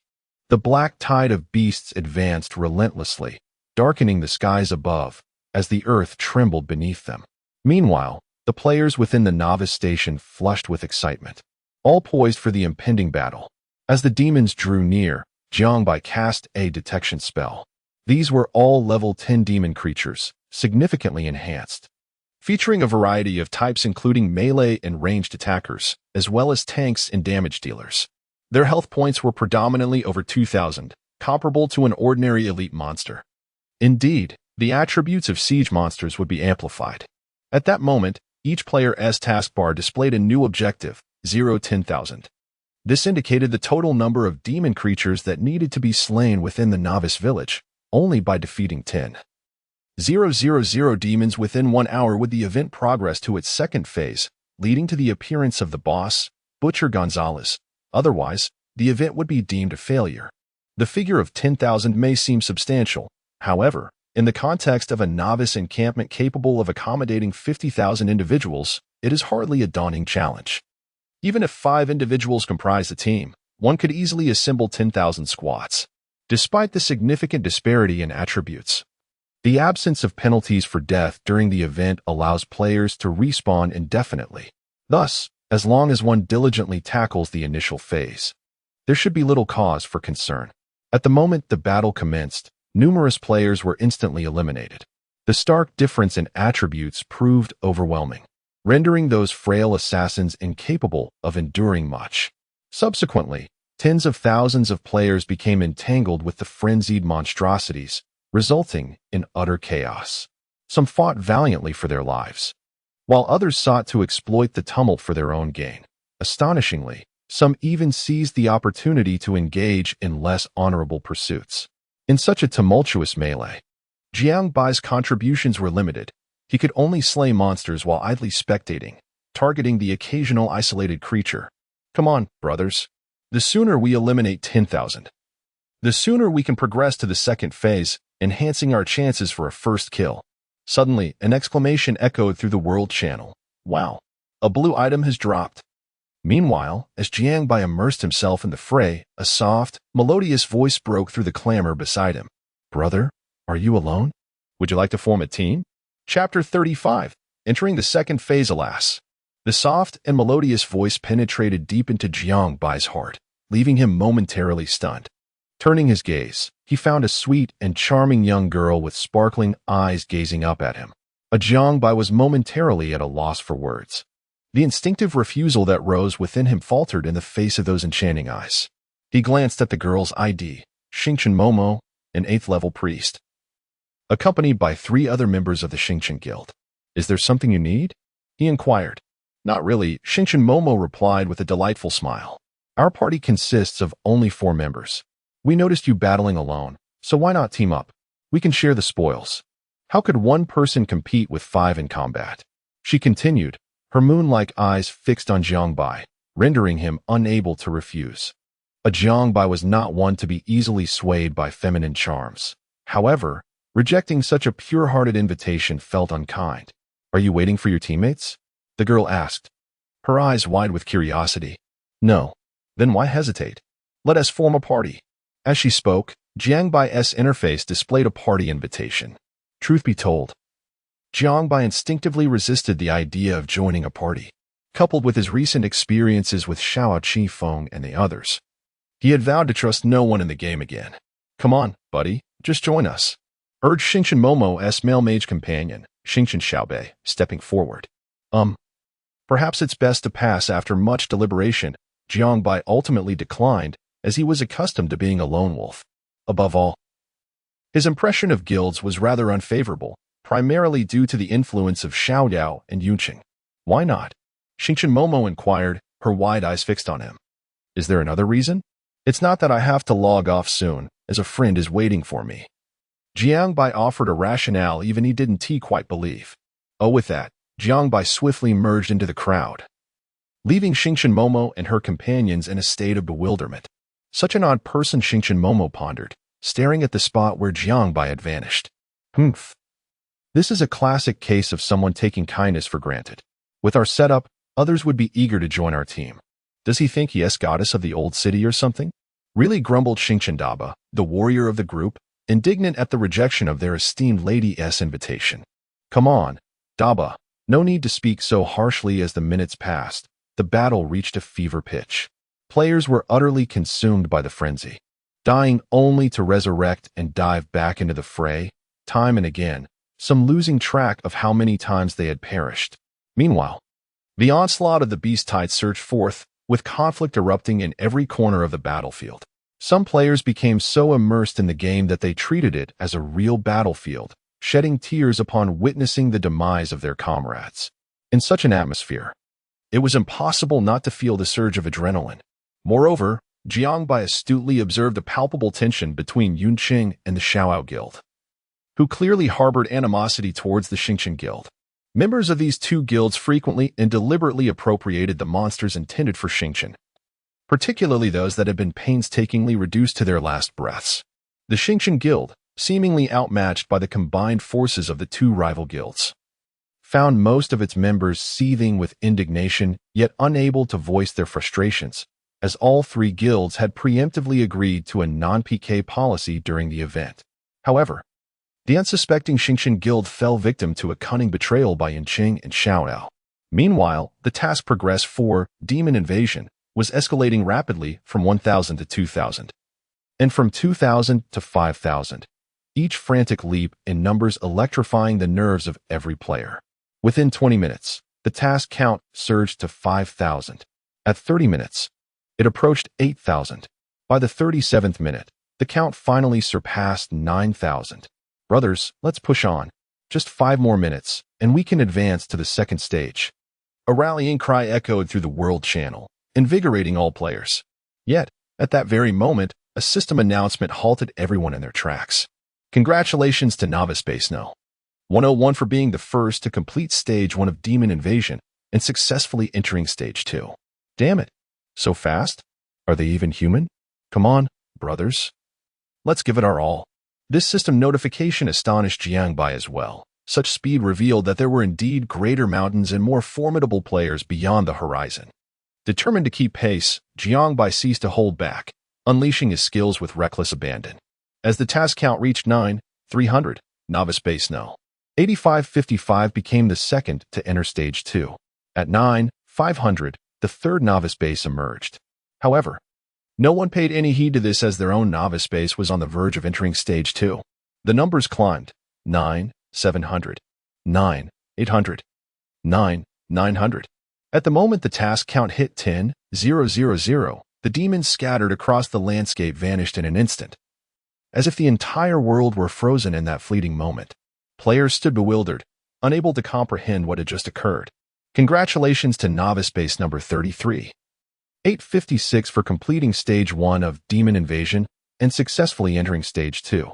Stage 2 is now underway. Players will be unable to respawn temporarily until the event concludes. The first half of the system prompt sent a jolt of exhilaration through the crowd, yet the latter half left everyone in stunned silence.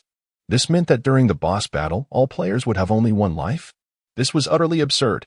Who would dare to continue? The specter ascends once more, leaving all in anticipation of the final strike. This regulation has taken Jiangbai by surprise. It is not merely the issue of resurrection that confounds him, but rather the implications of such rules. Those who perish bear the brunt of the consequences, and the first to engage is, quite frankly, a fool. However, the players are well aware that the system is astute when a boss icon materializes in the upper right corner of every player's screen. They finally notice a line of fine print below.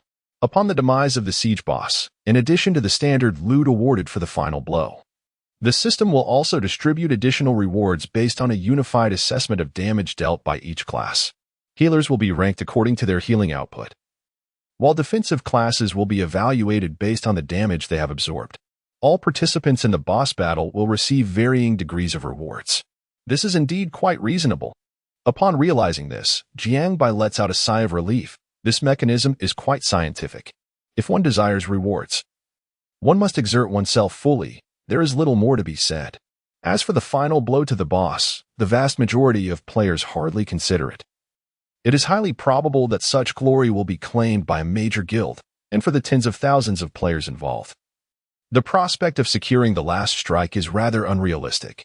Just as the players engage in fervent discussion, the ground beneath them suddenly begins to tremble violently.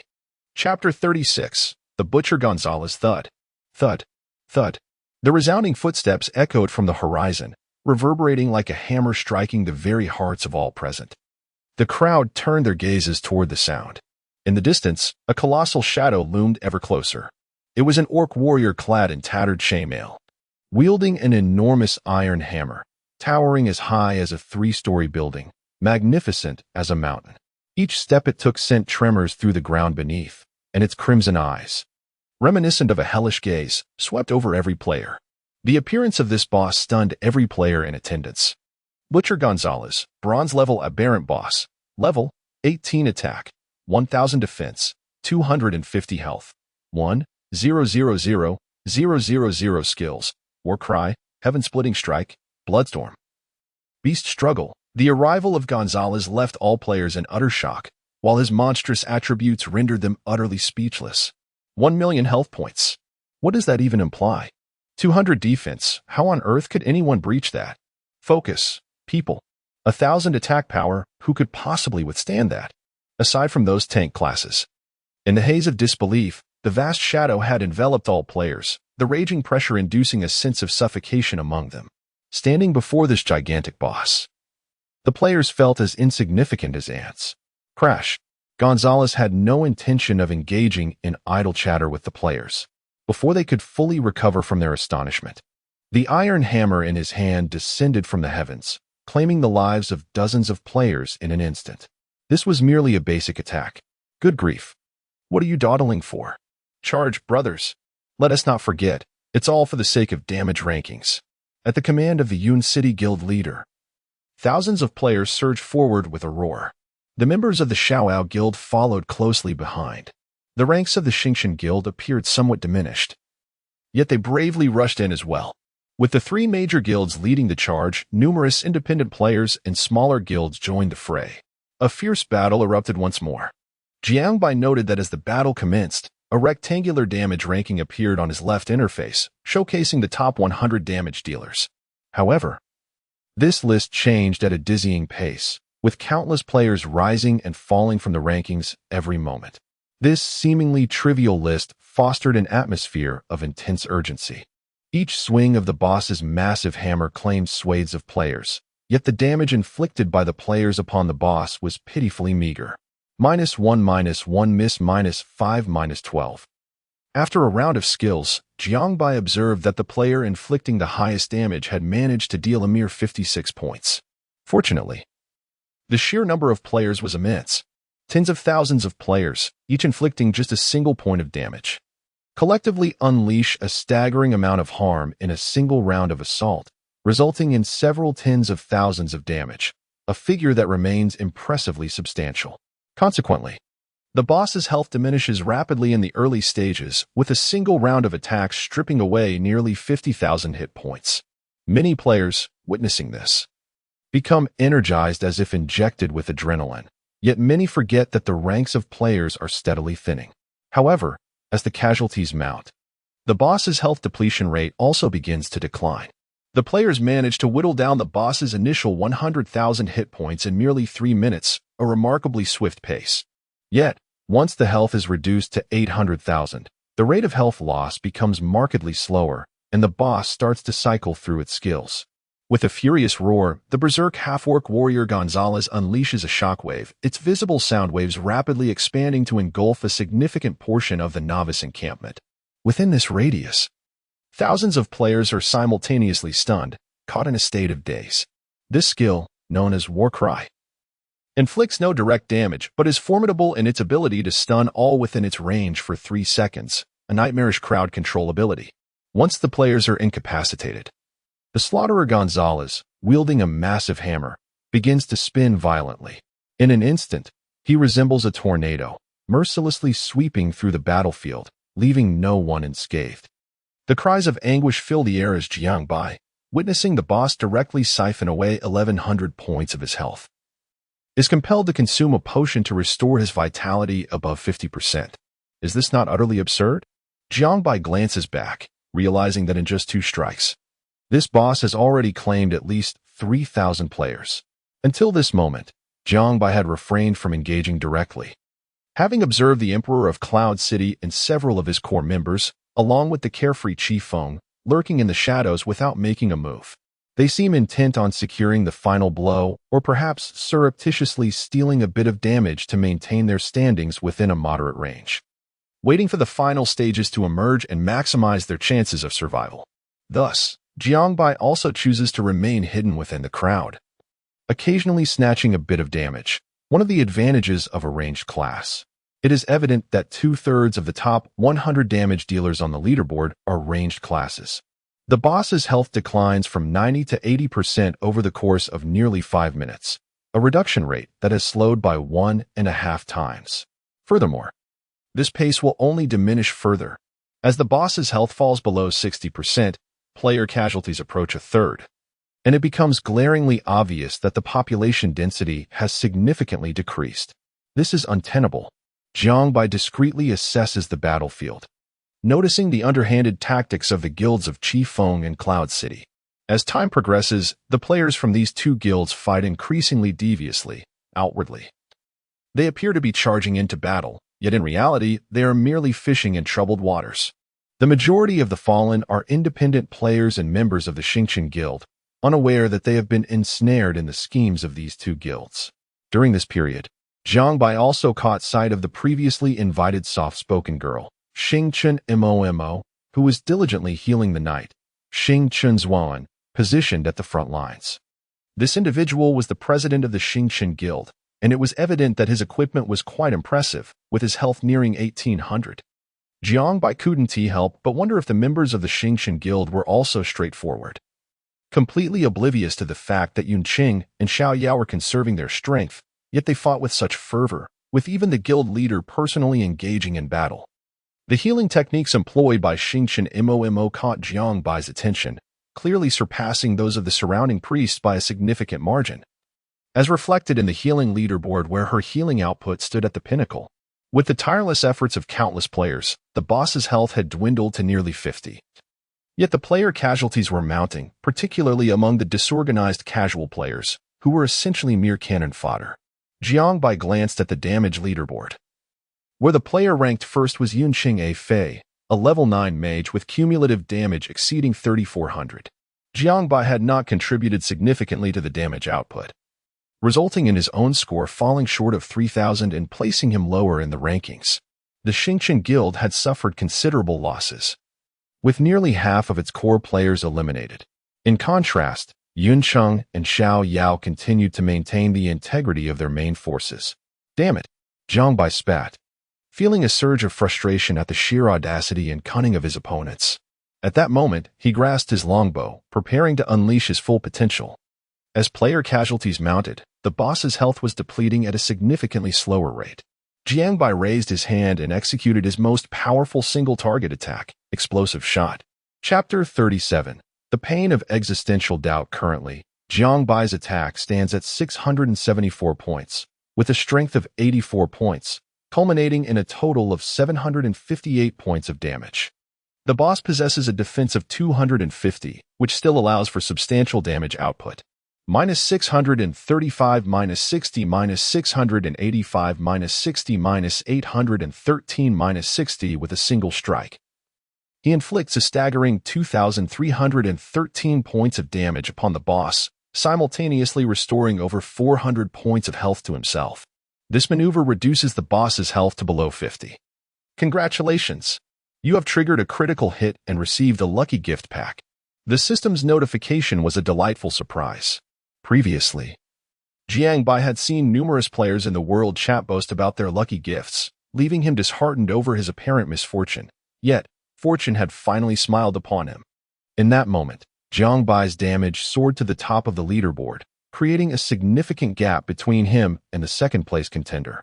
His explosive damage astonished all players present. How did his damage suddenly spike so high? Oh my! The legendary player Empty City, Old Dream has made his move. Incredible! Truly a master. This instantaneous damage rivals that of 2,000 players. The chat channel erupted with chatter and the unexpected rise of Empty City. Old Dream to the top of the leaderboard reignited the players' fervor. However, not all were pleased. Within the ranks of the Cloud City Guild, the exalted Emperor of Cloud City furrowed his brow, exchanging a furtive glance with the distant player, Carefree Breeze. The two engaged in a private conversation, their expressions somber. Emperor of Cloud City, his damage is excessively high, far beyond the realm of an ordinary player. Carefree Breeze, indeed, it surpasses my estimates, contrasting the Emperor's deep concern. Carefree Breeze's eyes shimmered with avarice as he fixated on Jiangbai. Why fear? The higher his damage, the more it attests to the existence of an extraordinary artifact. If they could seize it, it would surely belong to them. Moreover, no matter how formidable he is still but one person. Can he withstand the onslaught of our two guilds and their multitude of brothers? Your words hold merit. A shadow flickered in the depths of the Emperor's gaze. Meanwhile, the boss, now enraged, brandished its colossal hammer, wreaking havoc as hundreds of players met their demise. With no intention of holding back, Jiangbai unleashed his aimed shot, followed by an instantaneous, multi-shot aimed squarely at the boss. -610, -60, -912, -60, a critical hit. Jiangbai promptly executed another multi-shot. -912, -60, goodness. Another critical hit. These successive critical strikes left Jiangbai momentarily astounded. Although an 11 critical hit rate is indeed substantial, this was bordering on the surreal. -406, -60 this time. However, no critical hit occurred. Nonetheless, a cascade of purple data erupted above the boss's head, utterly astonishing the thousands of players gathered. -5,000. What the? The moment the seemingly impossible number of 5,000 appeared, it rendered all present utterly speechless, leaving them momentarily bewildered as to what had transpired. Darling, come quickly, the divine presence is here. Am I seeing this correctly? Is it really the divine? Some players frantically rubbed their eyes, yet the figure of -5,000 appeared both ethereal and alarmingly real. This is a catastrophe. Could this be the work of the venerable GM? Indeed, this figure had far surpassed the player's current understanding. It must pertain to a weapon. I absolutely must seize that weapon. The Emperor of Cloud City shouted excitedly, fixated on the longbow in Jiangbai's hands. Meanwhile, the distant observer, Carefree Breeze, gripped his sword with fingers turning pale from exertion, his eyes gleaming with greed and exhilaration. The Empty City, Old Dreams, I must possess you. This is a divine opportunity bestowed upon me. In response to the unfolding events, Jiangbai heard the system notification resonate in his ears. Congratulations! You have triggered the cut skill. Butcher Gonzalez's health has decreased by 50. Goodness! Even Jiangbai could not suppress a gasp. That's 0.5 seemed trivial, yet the impact of the actual damage was overwhelmingly intense. Such formidable harm drew the boss's ire, causing the half-orc warrior to pivot, hefting his massive hammer toward Jiangbai. Realizing the imminent danger, Jiangbai hastily retreated, thinking to himself, no way I can withstand that. Yet, just then, the seemingly insignificant Starry left bank, standing before the boss, executed a charge, followed by a taunt, successfully redirecting the boss's wrath. Bro, you can unleash your damage without worry. If the boss even glances at you, consider me, left bank, worthless. Starry left bank called out to Jiangbai. All right, my friend. Jiangbai replied with a thumbs up to Starry left bank, resuming his assault. With Jiangbai's powerful strikes, the fervor among the other players reignited, and the battlefield surged to a new crescendo, visibly accelerating the boss's health decline. On the damage leaderboard, Jiangbai's skyrocketing numbers instilled a sense of awe and disbelief among the onlookers, while others experienced modest increases in single or double digits. Jiangbai's figures surged by no less than 500 each time, sometimes even leaping by 1,000. This stark contrast was simply staggering. The second highest damage barely surpassed 5,000, whereas Jiangbai's damage had already exceeded 18,000, a figure that could only be described as terrifying. Is this the demeanor of the world's foremost expert? I feel as though we are not playing the same game. At this moment, Carefree Breeze and the main forces of Cloud City began to enter the fray in waves, resulting in a rapid rise in casualty numbers. Yet both Carefree Breeze and the Emperor of Cloud City remained somewhat reserved. As the boss's health dipped to 34, Jiangbai received a second luck package. However, before the joy could fully settle in, an unexpected announcement reverberated throughout the server, catching all players off guard. Congratulations to the Novice Outpost number 101 for becoming the first in the server to breach the 30 health threshold of the boss. A server-wide announcement has been made, rewarding all players at the 101 Novice Outpost with 1 gold coin and 1 point of free attributes. Furthermore, the top 30 outposts in server progress with the boss health below 30 will also be featured on the progress leaderboard. As the sound of the system announcement faded, a new rectangular frame appeared on the right side of all players' interfaces, adjacent to the damage leaderboard. Within this frame, only the name of the 101 Novice Outpost and the current boss health information were displayed. Oh my goodness! The moment this announcement was made, all players across the server erupted in excitement. Such rewards exist. Which deity from the 101 Novice Outpost managed to achieve this so swiftly? Even players from the 33856 Novice Outpost, where Jiangbai resided, were left in shock and dismay. Clearly, this was a significant blow to other outposts. At that moment, Xingqian Zuiyan, however, was furious. He turned around and unleashed a torrent of curses. To the carefree ones and the Cloud City, I curse your mothers. Chapter 38. What an exhilarating experience. Are you two guilds even human? In the face of such a significant event, all 856 brothers are risking their lives to advance. Yet your two guilds are merely indulging in petty calculations, vying for the final blow and damage while shirking responsibility, hoping to reap the rewards without contributing. Furthermore, you even covertly suppress our Starry Left Bank members. Although I have tolerated this to a degree, it is utterly intolerable when your progress lags so far behind and you continue to slack off. If I were not occupied at the moment, I would not hesitate to eliminate you two fools at once.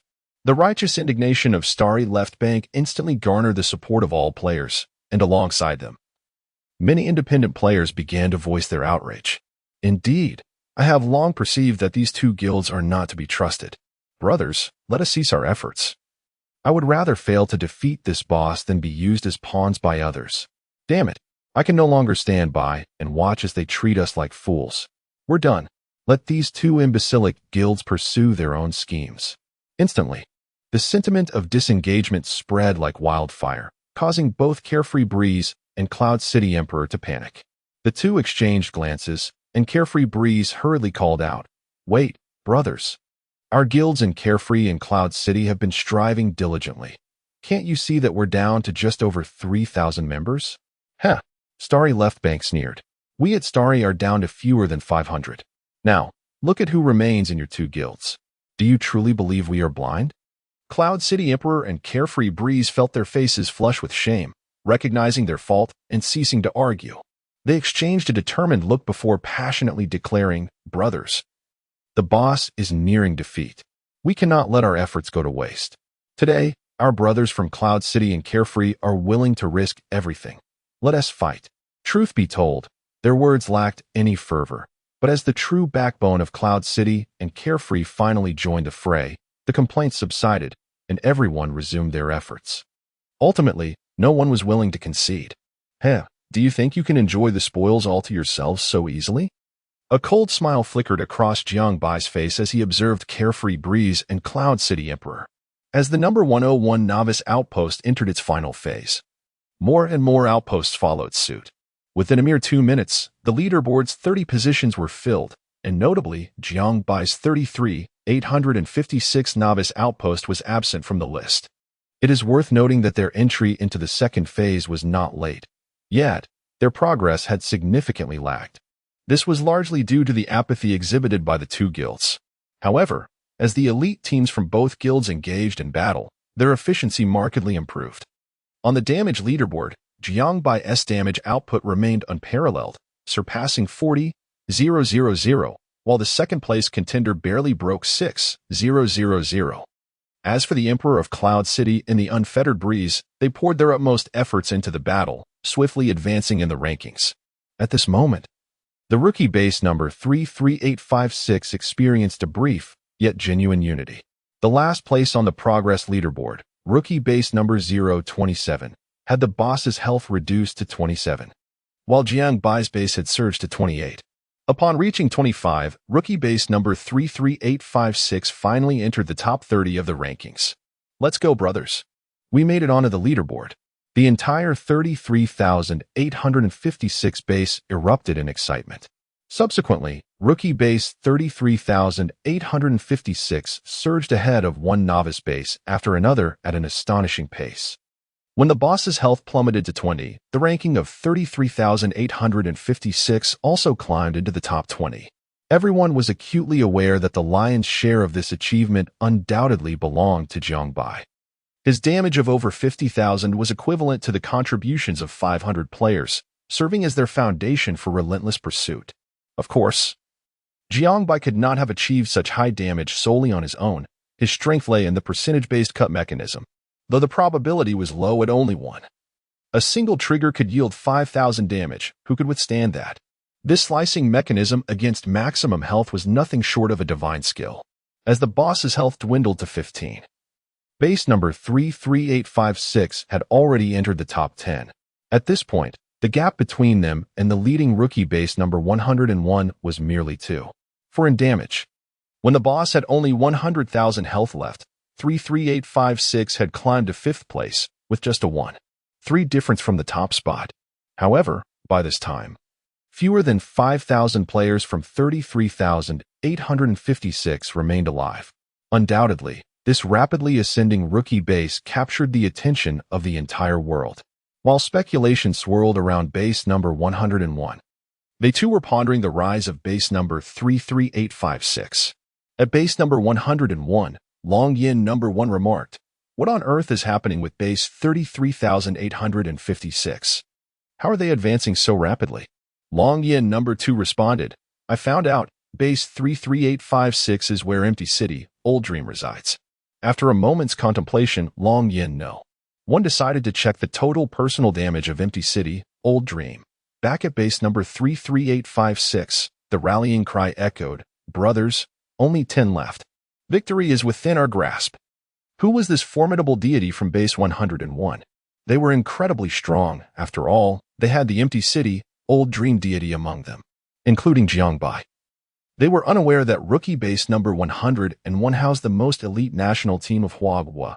How could they not be formidable? 9. 8.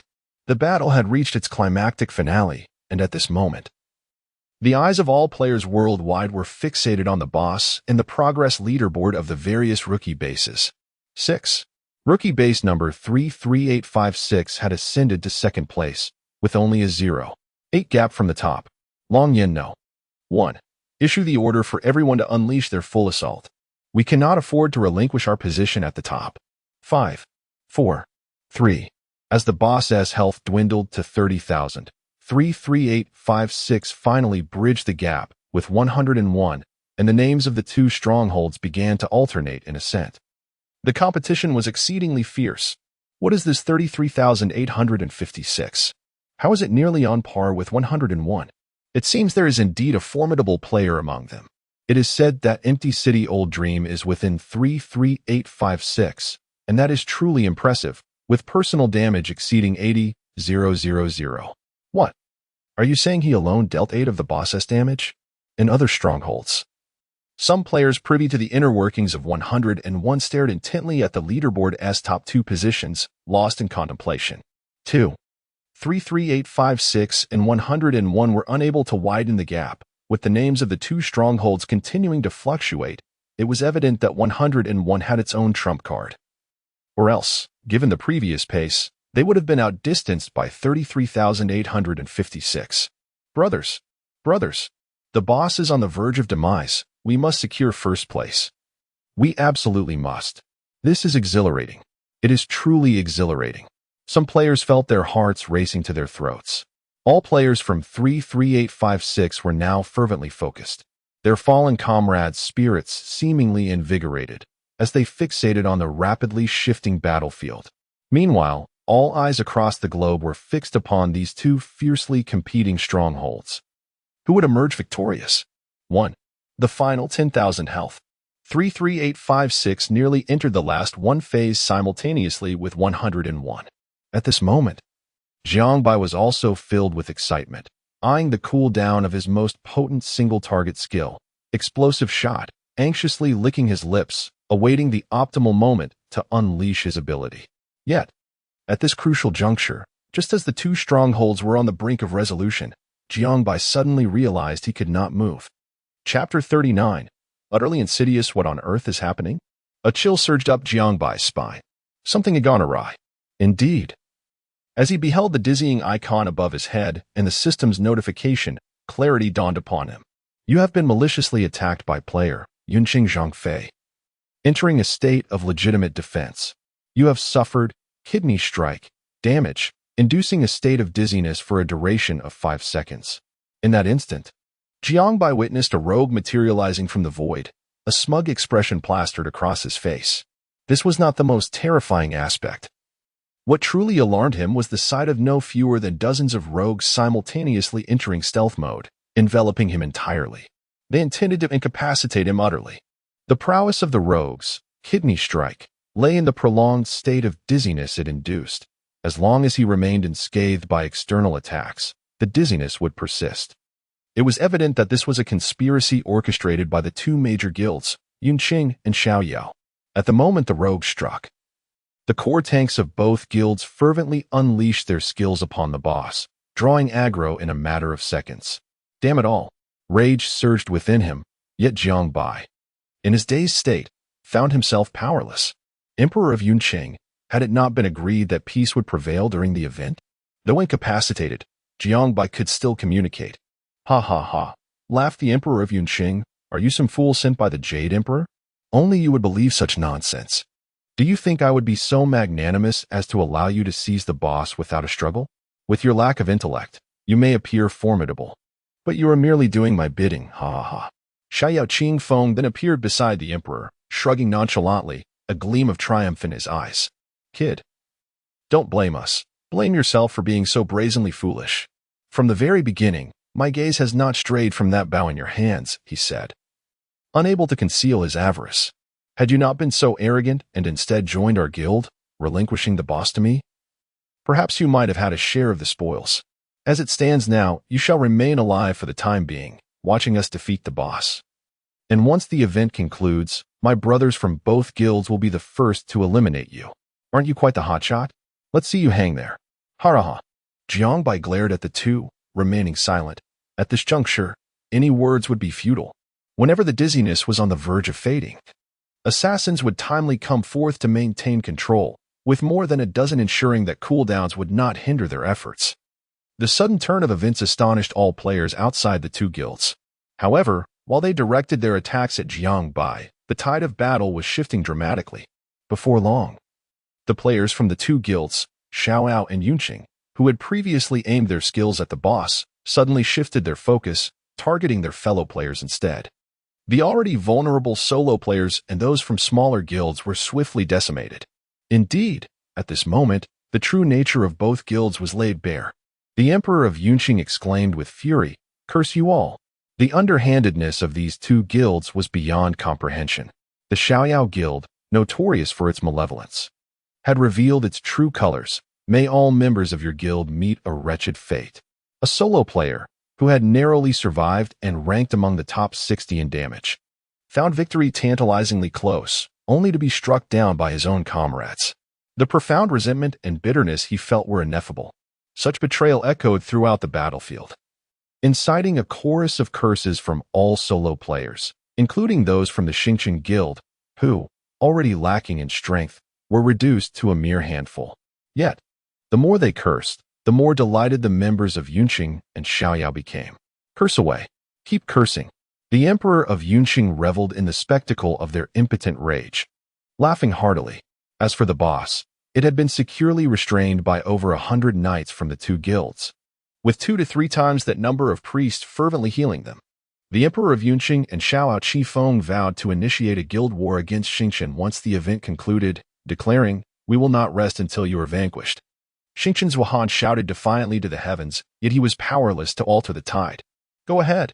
By all means. The Emperor of Yunqing scoffed, eager to see how Emir Xingqian would confront the alliance of Yunqing and Xiaoyao. Their interference had caused their progress to lag, with the guild ranked 101 now leading the charge. Upon this realization, a flicker of panic crossed the faces of the Emperor and Xiaoyao Qifeng, prompting them to refocus their efforts on the boss. Meanwhile, the battlefield was left with only a few hundred players, almost entirely from Yunqing and Xiaoyao. The solo players had been largely eliminated, with only a small contingent from Xingqian still valiantly resisting, but they could hardly stir the waters. As for Jiangbai, it was indeed as Xiaoyao Qifeng had stated. They could not kill themselves, but would control the situation until the event's conclusion, at which point they would rally thousands of guild members to eliminate them, a feat even 10 Jiangbeis could not withstand. The boss, now down to its final 10,000 health points, was a torturous sight for the remaining few hundred players. Excluding the priests, their combined damage output barely exceeded 500, resulting in a painfully slow decline of the boss's health.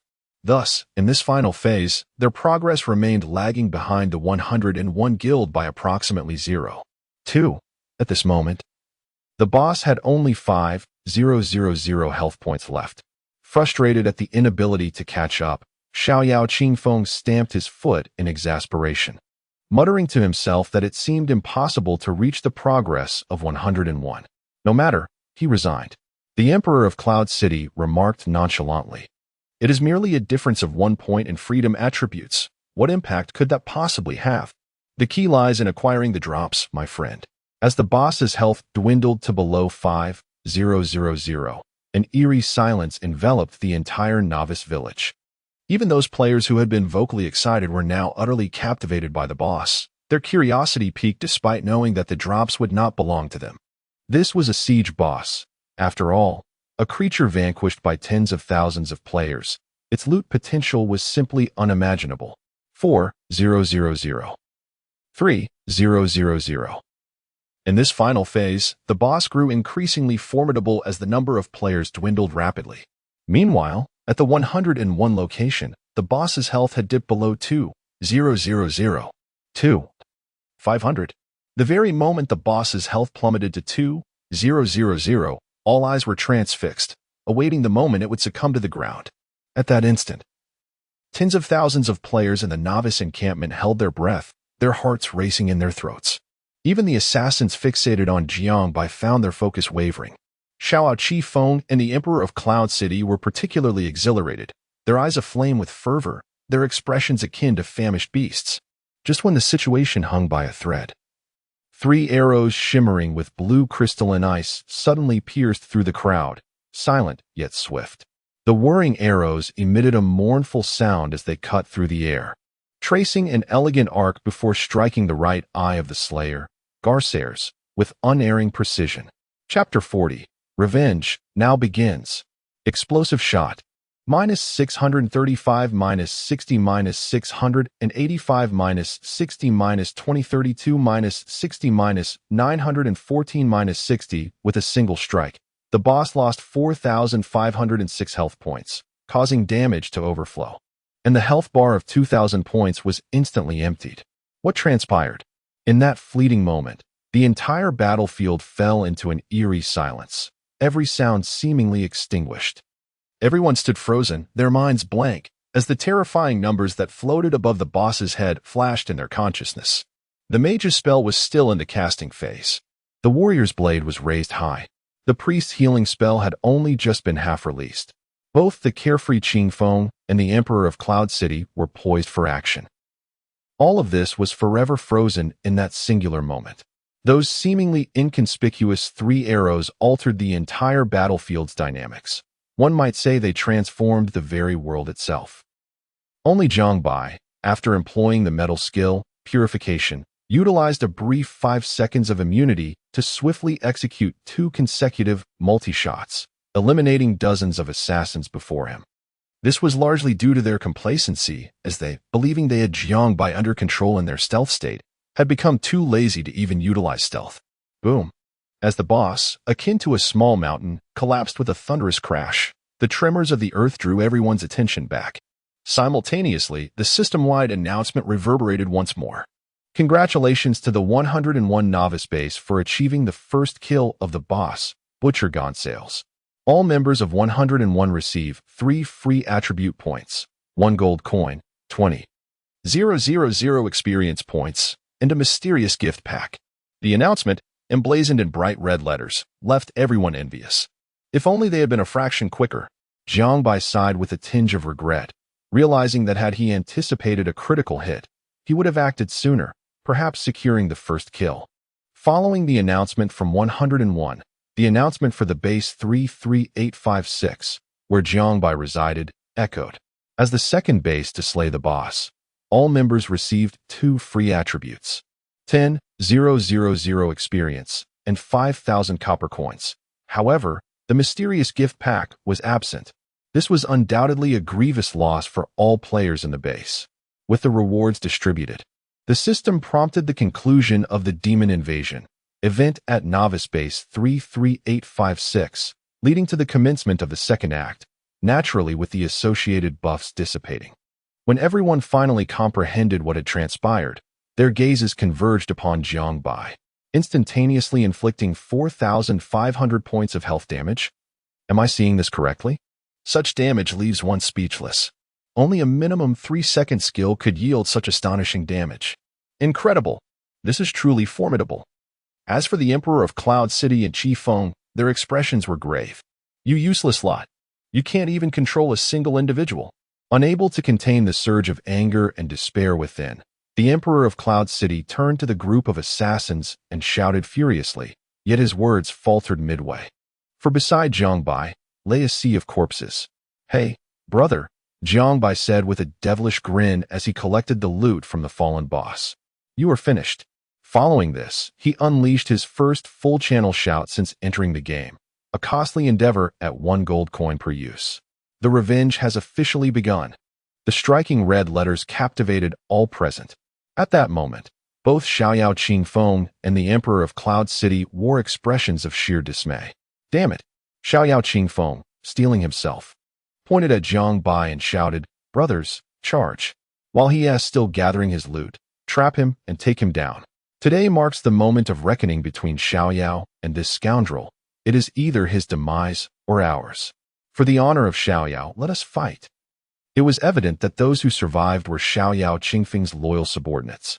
Fully aware that advancing meant certain death, not a single one of them faltered as nearly 200 players from the Xiaoyao Guild simultaneously launched an assault on Jiangbai. -1, -5, -17 miss. The damage was minimal, yet the sheer number of attackers was overwhelming. Concurrently, over 150 players from the Cloud City Guild joined in the fray against Jiangbai. Faced with an army of hundreds, Jiangbai remained unyielding, as if confronting the very world itself. In an instant, his health plummeted. From a robust 2180, it dwindled to 1,500 within mere seconds. Jiangbai, undeterred, understood that with 2 major guilds converging, even a single spit from thousands could spell his doom. Yet retreat was not an option. He was firmly engaged in battle and unable to utilize any return-to-town items. Thus, he resigned himself to the prospect of dying once. But so what? He had already reaped a bountiful reward. After all, his gear would not drop upon death. Might as well take down as many as he could. It was a net gain. With this resolve, Jiangbai unleashed a volley of multi-shot arrows. In an instant, countless arrows radiated brilliance under the sun, raining down upon the gathered priests of both guilds. -488, -914, -407. A cacophony of wails erupted, as the fragile and underdefended priests could not withstand the onslaught of Jiangbai's barrage. Over 20 priests fell in an instant, triggering a critical hit. Jiangbai unleashed multi-shot once more, creating a vacuum among the dense ranks of priests and mages. In 2 rounds of multi-shot, he claimed at least 40 lives. The damage, exceeding 20,000, restored his health to full. The vampiric attribute proved most fearsome during mass attacks. Such was the terror of it. This left the members of both guilds in utter despair. How on earth do we combat this? After annihilating the opposing healing troops, Jiangbai directed his gaze towards the Emperor of Yunqing, his longbow fully drawn. At that moment, the Emperor of Yunqing shuddered violently under Jiangbai's intense scrutiny. a chilling dread coursing through him.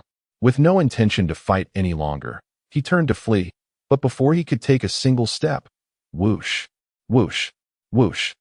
3 arrows flew swiftly, piercing through the Emperor's chest. Instant kill.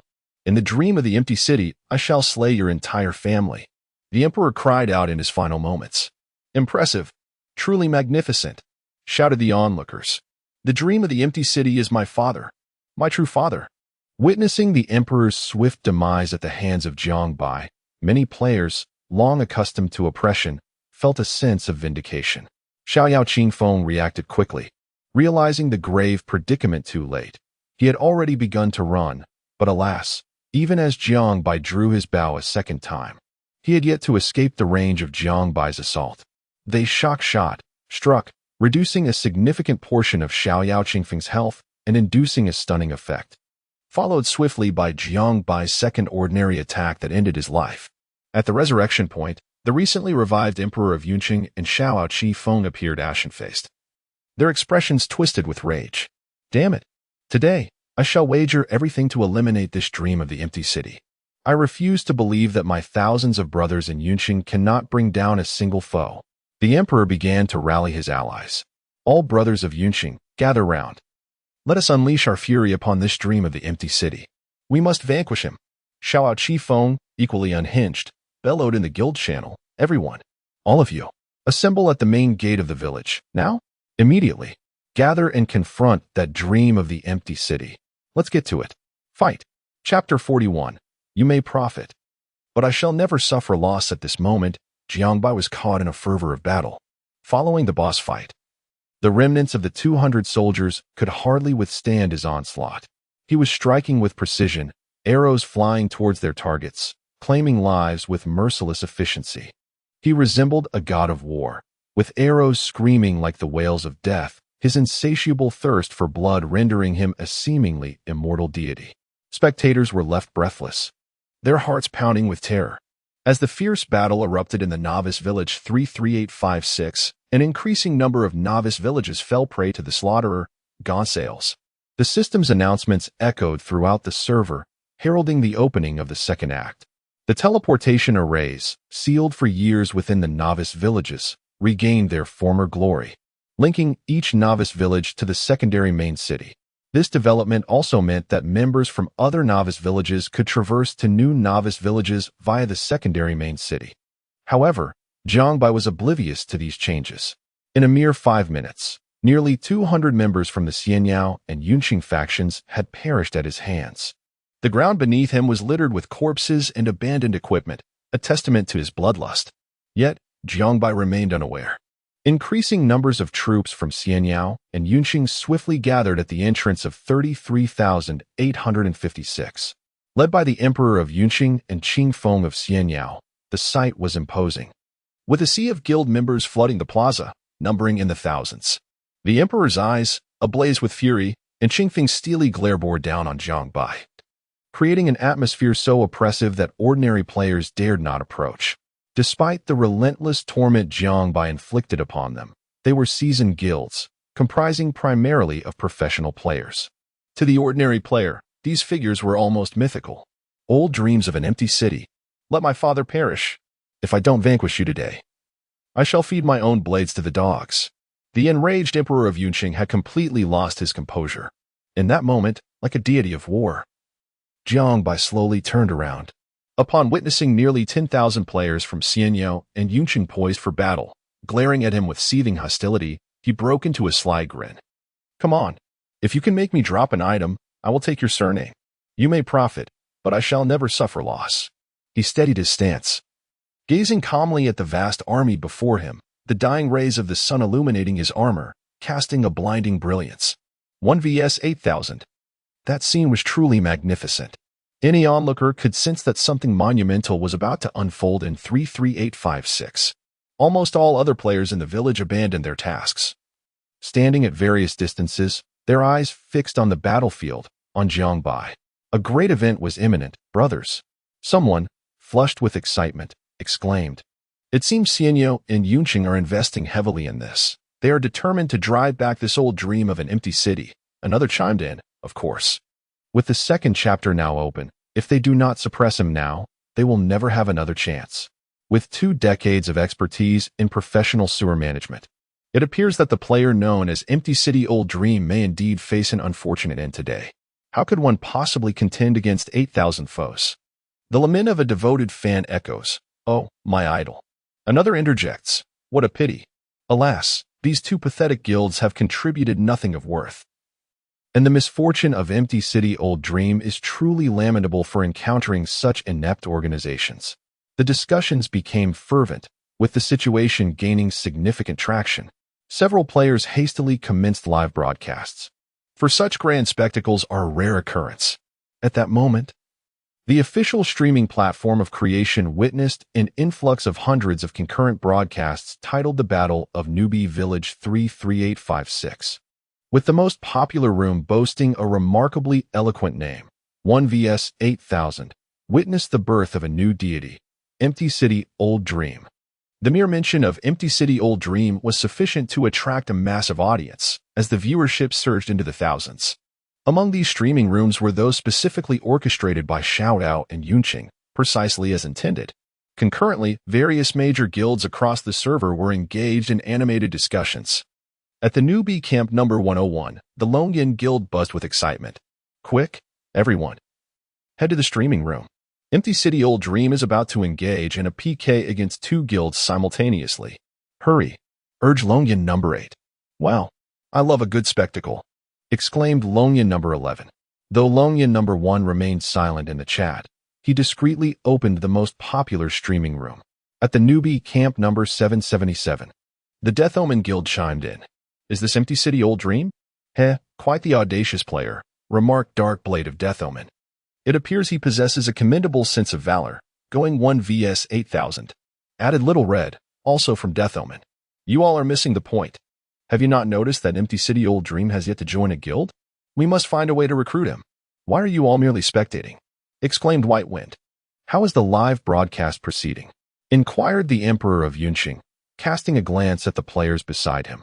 "Fear not, boss.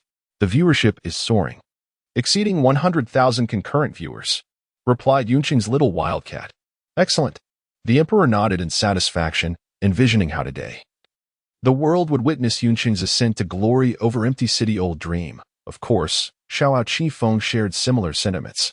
As the atmosphere reached a crescendo, the Emperor of Yunqing raised his longbow, surveying the crowd before declaring, "Today, we Yunqing and Xiao will unite to eliminate Empty City Old Dream.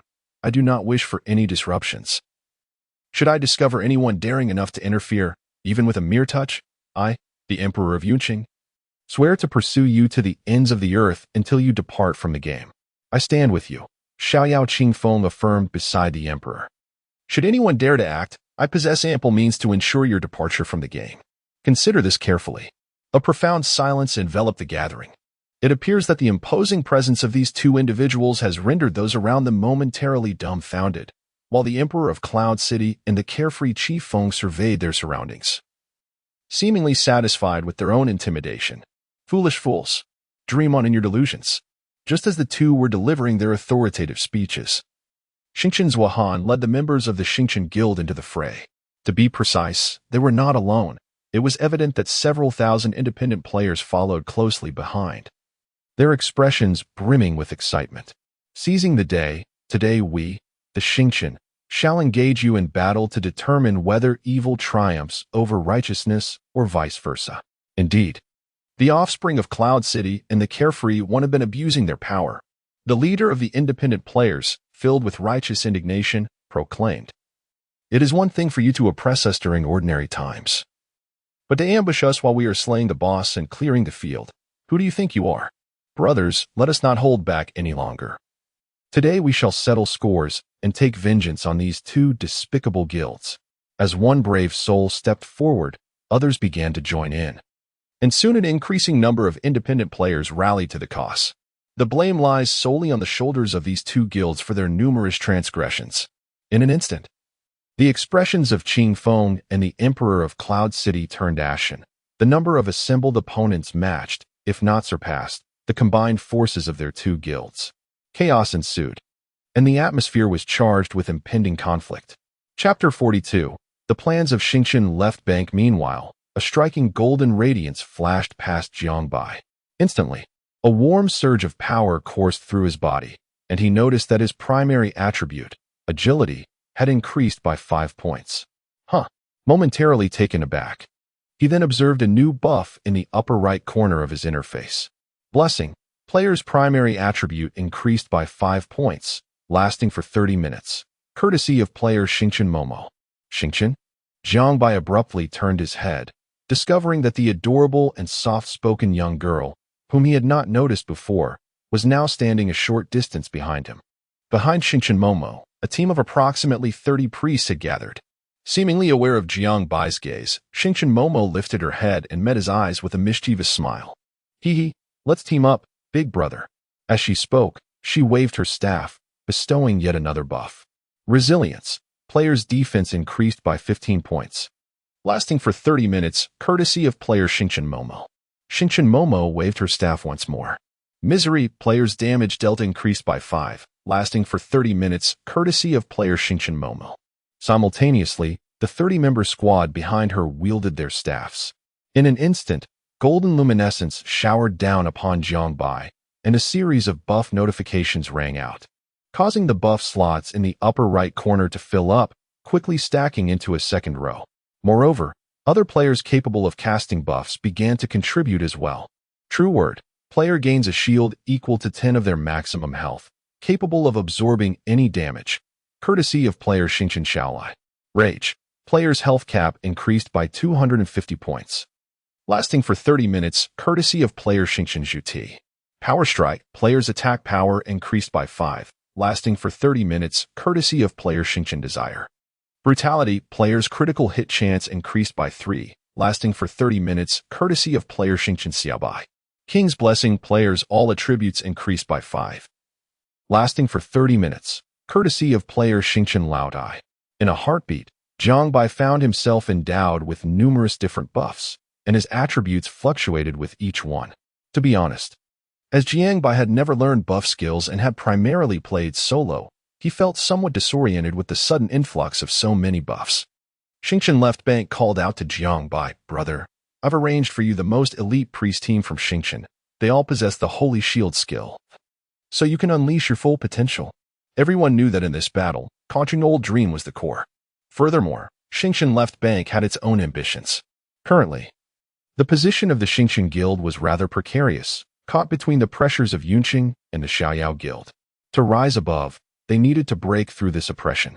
Undoubtedly, today presents the most opportune moment as they stand united with the remnants of the past, rallying an abundance of independent players. Thus, this is the prime opportunity. In light of this, the faction known as Starry Left Bank has temporarily suspended membership reviews, allowing immediate acceptance for all new members, resulting in a surge of several thousand independent players joining their ranks, ensuring that their own will not be harmed when the battle commences. At this moment, the Emperor of Cloud City wore a sinister expression, pointing accusatorily at Starry Left Bank, demanding, "Starry Left Bank, are you seeking your own demise? Do you believe I cannot scatter your faction within 3 days?"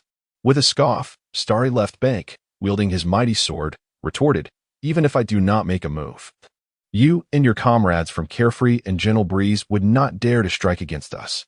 How did you treat us during the boss battles? How have you oppressed us? This grievance, our brothers have endured for far too long. Prepare to disband your faction." Losing patience, Carefree and Gentle Breeze waved his hand, and thousands of melee players surged forward. Battle. With a roar, Starry Left Bank, as a knight, led the charge into the throng of soldiers. Fight. Thousands of independent players followed suit. The battlefield descended into utter chaos. In nearly every corner, players engaged in fierce duels, and with each passing moment, players transformed into luminous fragments, returning to their respawn points. More terrifying were the myriad of skills soaring through the air, painting the sky in vibrant colors. Amidst this tumult, Jiangbai, once the target of ire, became less conspicuous. In the absence of concentrated fire from hundreds, he was invincible in smaller skirmishes. Drawing his bow, each arrow he released claimed a life, and with the vampiric nature of his attacks, his health remained in a robust state. The conflict intensified, both factions consumed by bloodlust. After 10 minutes, the average level of players on the battlefield had decreased by 1. In such a grand melee, it was impossible to eliminate each opponent individually. Thus Jiangbai fixated his gaze on the Emperor of Cloud City and carefree gentle breeze.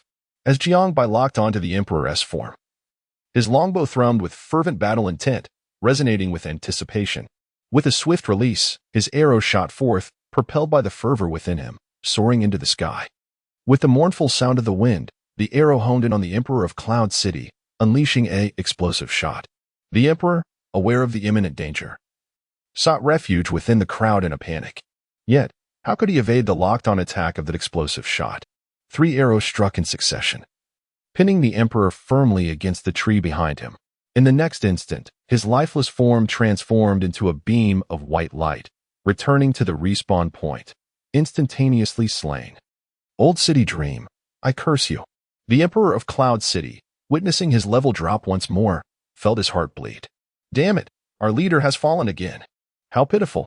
Alas, your demise is truly tragic, my dear leader. How pitiful you are, spicy beauty. The Emperor of Cloud City scolded darkly, lamenting.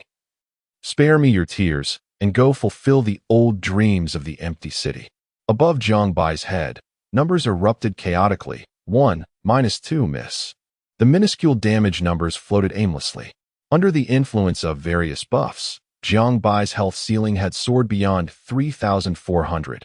His attack had surpassed the formidable threshold of 700. And his defense had reached a terrifying nearly 300, rendering these players incapable of breaching his defenses. Thus, these single and double-digit damages did not warrant even a glance from Jiangbai. After swiftly eliminating the Emperor of Cloud City, Jiangbai pursued the elusive Carefree Breeze. With enhanced mobility, Carefree Breeze found himself unable to escape Jiangbai's striking range. Flee. Where could he possibly run?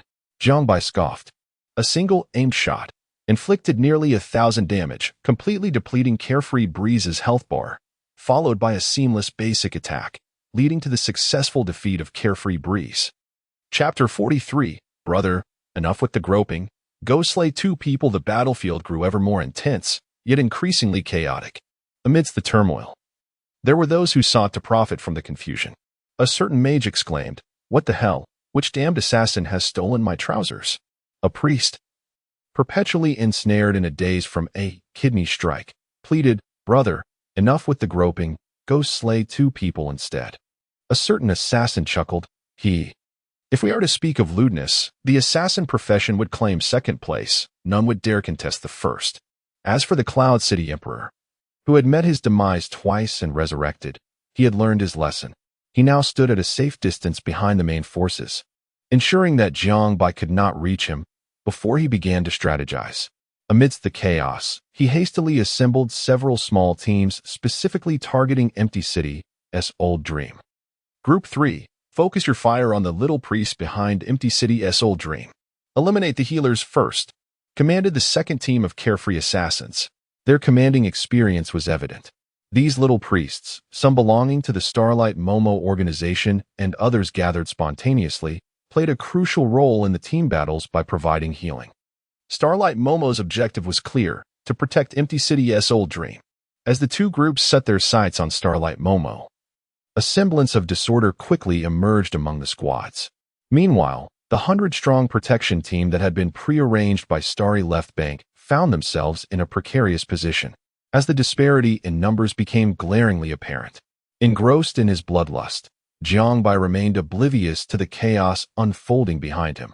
With the Cloud City Emperor and Carefree Breeze making their appearance once more on the battlefield, his focus was firmly locked onto the 2. Is hiding truly effective? With a hunter's cold smirk gracing his lips, he raised his longbow at a 60-degree angle, a dazzling light coalescing at the arrowhead, resembling a radiant little sun from a distance.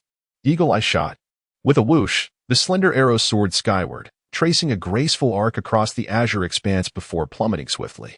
The rapidly spinning arrowhead exuded an aura of death, rapidly enlarging in the astonished eyes of the Cloud City Emperor. In that moment, to the Emperor, it was no longer merely an arrow but the spear of death itself. Thud! The obsidian arrow pierced through the Cloud City Emperor's right eye. Exiting through the back of his skull, the tremendous force driving him into the earth beneath. Minus 1,201. Instant kill. Beside the Cloud City Emperor, Carefree Breeze's countenance shifted to one of sheer terror, utterly paralyzed with fear, trembling uncontrollably. "Damn it," he gasped, his eyes wide as he stared at the unmoving corpse of the Cloud City Emperor, then lifted his gaze in bewilderment towards Jiang Bai, questioning his very existence. Was this some kind of joke? A cheat? This scene transcended Carefree Breeze's comprehension. They had hidden at the rear of the main forces, a distance of at least 50 yards from Jiang Bai. They had believed this to be a safe distance, for was not the archer's attack range capped at 30 yards? As Jiang Bai fixed his gaze upon him, a devilish smile gracing his features, Xiao Qing Feng, without a moment's hesitation, took flight in retreat. "Protect me, everyone. Shield me with the Holy Shield spell, priest. I cannot afford to lose 2 levels." Jiang Bai chuckled. It is often said that the spoils dropped by boss are of exceptional quality. The Eagle Eye Shot, a skill bestowed by the boss, caught Jiang Bai's attention as he hurriedly picked it up. It was a B-grade skill for archers, which he immediately learned. Little did he know that it would prove invaluable at that moment. Eagle Eye Shot, B-grade, skill description, inflicts 150 single target damage while using this skill. The user's attack range is doubled, with a cooldown of 20 seconds. Although the damage may be modest, the mechanics are remarkable. Jiang Bai discovered that the skills in Genesis are distinctive. They do not merely excel in damage, but rather in their intricate mechanics, setting them apart. Thus, Jiang Bai reached the limit of his skill capacity, 5 in total. To learn any additional skills, he would need to change classes and level up. After vanquishing the Emperor of Yin City, Jiang Bai paid no heed to Xiao Qing Feng for 2 reasons: the distance and the situation unfolding behind him. The lowly priest proved to lack self-defense capabilities, suffering severe losses with the entry of mages and assassins. Noticing a significant drop in healing, Jiang Bai casually consumed a potion and turned around, unleashing a multi-shot. Since Xingqian Momo had previously activated team mode and included Jiang Bai, he felt no concern that his area attack would harm members of the Xingqian Guild. Within such a densely populated area, a single multi-shot targeted no fewer than 30 foes. And in an instant, a flurry of crimson numbers erupted forth, with critical hits appearing more than once. What a thrill! At that moment, Jiang Bai could not help but marvel at the extraordinary nature of multi-shot. It was undeniably a skill designed for team battles. The second multi-shot also yielded critical hits. Jiang Bai noted that as long as the number of targets remained stable at over 20, critical hits were virtually guaranteed. After executing 3 consecutive multi-shots, even Jiang Bai himself could not contain his exhilaration. Those 3 shots collectively dealt over 10,000 damage, and his health was instantly restored to full. With these multiple shots, combined with the output from other members of the Xingqian Guild, the urgent plight of the priest team was alleviated, and the fallen priests swiftly made their way back, ready to rejoin the fray. What does PK in the realm of gaming truly entail? It is not a matter of life and death, for players can resurrect and return quickly. Rather, it revolves around resources, equipment, and levels. Fortunately, Genesis features a relatively realistic mechanic where players who die consecutively within an hour experience an extended resurrection cooldown. This mechanism is reminiscent of Jiang Bai's past experiences in the online game League of Legends, where the first death allowed for a 1-second respawn, while a second death within 30 minutes would stretch the time to 10 seconds, and the cooldown would continue to lengthen without an upper limit. Yet, Xingqian Zhuan not only exhibited remarkable bravery, but also possessed exceptional verbal prowess. Observing that the intimidated Xiao Qing Feng was cowering in the safety zone, Xingqian Zhuan boldly declared, "Are you still willing to fight for Xiao? Have you not seen that your leader is too frightened to emerge from his sanctuary? Is such a person truly worth your sacrifices?" Xingqian Zhuan's taunting strategy proved particularly effective. "How dare you speak such nonsense?" With a sense of urgency, Xiao Qi Feng noticed that the players of his guild were indeed stirred by the provocation. Reluctantly, he activated the priest's 3-second invulnerability spell, Divine Shield, and ventured forth. "Damn it! Attack now. All priests, maintain the Divine Shield." Thus, Xiao Qing Feng timidly re-entered the fray. "Dear companion, do you truly believe that merely raising a shield guarantees your safety? A hint of disdain flickered in Jiang Bai's eyes. Chapter 44. Reinforcements? In the realm of team battles, it is universally acknowledged that the primary objective is to eliminate the opposing team's healing class. At this moment, behind the carefree Qing Feng, there was a contingent of no less than 100 priests, ensuring that his sacred shield remained intact. The sacred shield grants 3 seconds of invulnerability, with a cooldown period of 5 minutes. Thus, to maintain a constant shield, a minimum of 100 individuals must rotate seamlessly without a single misstep. However, large-scale skirmishes are inherently prone to errors. As Qi Feng entered the battlefield, the forces of Xingqian Zuiyan instinctively redirected their main strength towards the priest at his rear.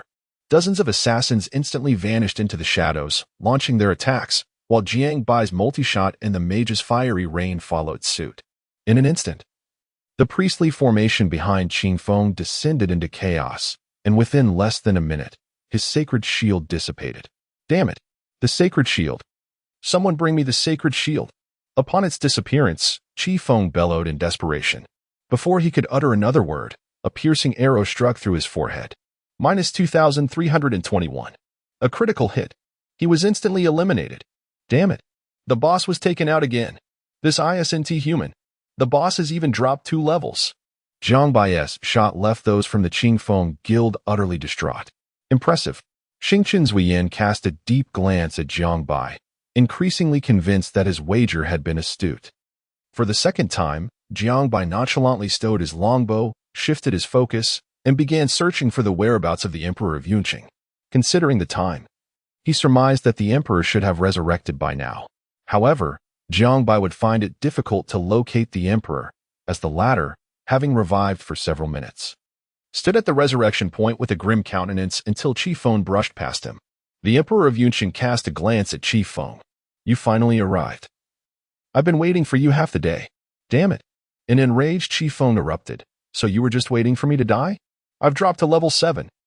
The Emperor's anger was ignited in an instant. Damn it. I want to accept this. I refuse. Then let us fight. I've never feared anyone in my life. I want to see how long they can endure. Worst case, I'll drop to level 5. With a surge of reckless abandon, Qi Feng charged forward, and the Emperor of Yunqing promptly followed suit. The two, having died twice, were now engulfed in a somewhat deranged state of mind. 3 minutes later, at the resurrection point, the two, resurrected for the 3rd time, locked eyes. Emperor of Yunqing, you finally arrived. Qi Feng, I have indeed arrived. Emperor of Yunqing, I'm level 6 now. Qing Feng, I'm also level 6. Emperor of Yunqing, do you have anything to say? Qing Feng, nothing in particular. I simply wish to obliterate the old dreams of Empty City. 5 minutes later, the two who had been stripped of their equipment reunited at the resurrection point. Emperor of Cloud City, I believe we have made progress. Carefree Breeze, what do you mean by that? Emperor of Cloud City, because we managed to hold out for 5 additional minutes, indicating that old dreams of the Empty City is nearing its limit. Carefree Breeze pondered for a moment, then nodded earnestly, acknowledging the validity of this statement. My brother. 10 minutes later, after respawning with their equipment lost and their levels reduced to 5, the two rushed out in their bare state. With nothing but their bare feet and unable to drop any further in levels, Emperor of Cloud City no longer feared death. Standing boldly in the center of the battlefield in nothing but his triangular shorts, he raised his arms and shouted, disregarding all shame. Brothers, fight for me. Fight to the death. They are outnumbered. Today we must eliminate old dreams of the Empty City, even if it means all of us dropping to level 5. Even if it means losing all our equipment. Whatever the cost, I will compensate you all. The battlefield was undeniably brutal. There was no need to elaborate on Emperor of Cloud City and Carefree Breeze. They had been reduced to mere shadows of their former selves by Jiang Bai. Initially, nearly 10,000 players from the two guilds had dwindled to no more than 5,000 remaining on the battlefield as the revival time continued to extend, with many awaiting the long revival process. The numbers on the side of Xingqian and the free agents were similarly diminished, with even fewer remaining after accounting for those opportunistically lurking in the chaos. Others had died to the point of no return, even if they revived. Their combat effectiveness was severely compromised, yet neither side showed any inclination to cease their struggle. An hour had passed, In the live stream, the audience grew increasingly numerous, with concurrent viewers surpassing 200,000. One-handed Ferrari driver. Is this 33,856 insane? Still fighting? King of the pipe. Passion. This is true passion. It makes me want to go and witness it myself. Hit me once and I'll die. The problem is, old dreams of the empty city has died even once. Surely they've killed tens of thousands by now? Curse me and die first. Right. This is terrifying. I wonder what equipment that player possesses, ancient level gear so powerful? Is it Kiki? The two fools above, do not discuss my husband. James MVP.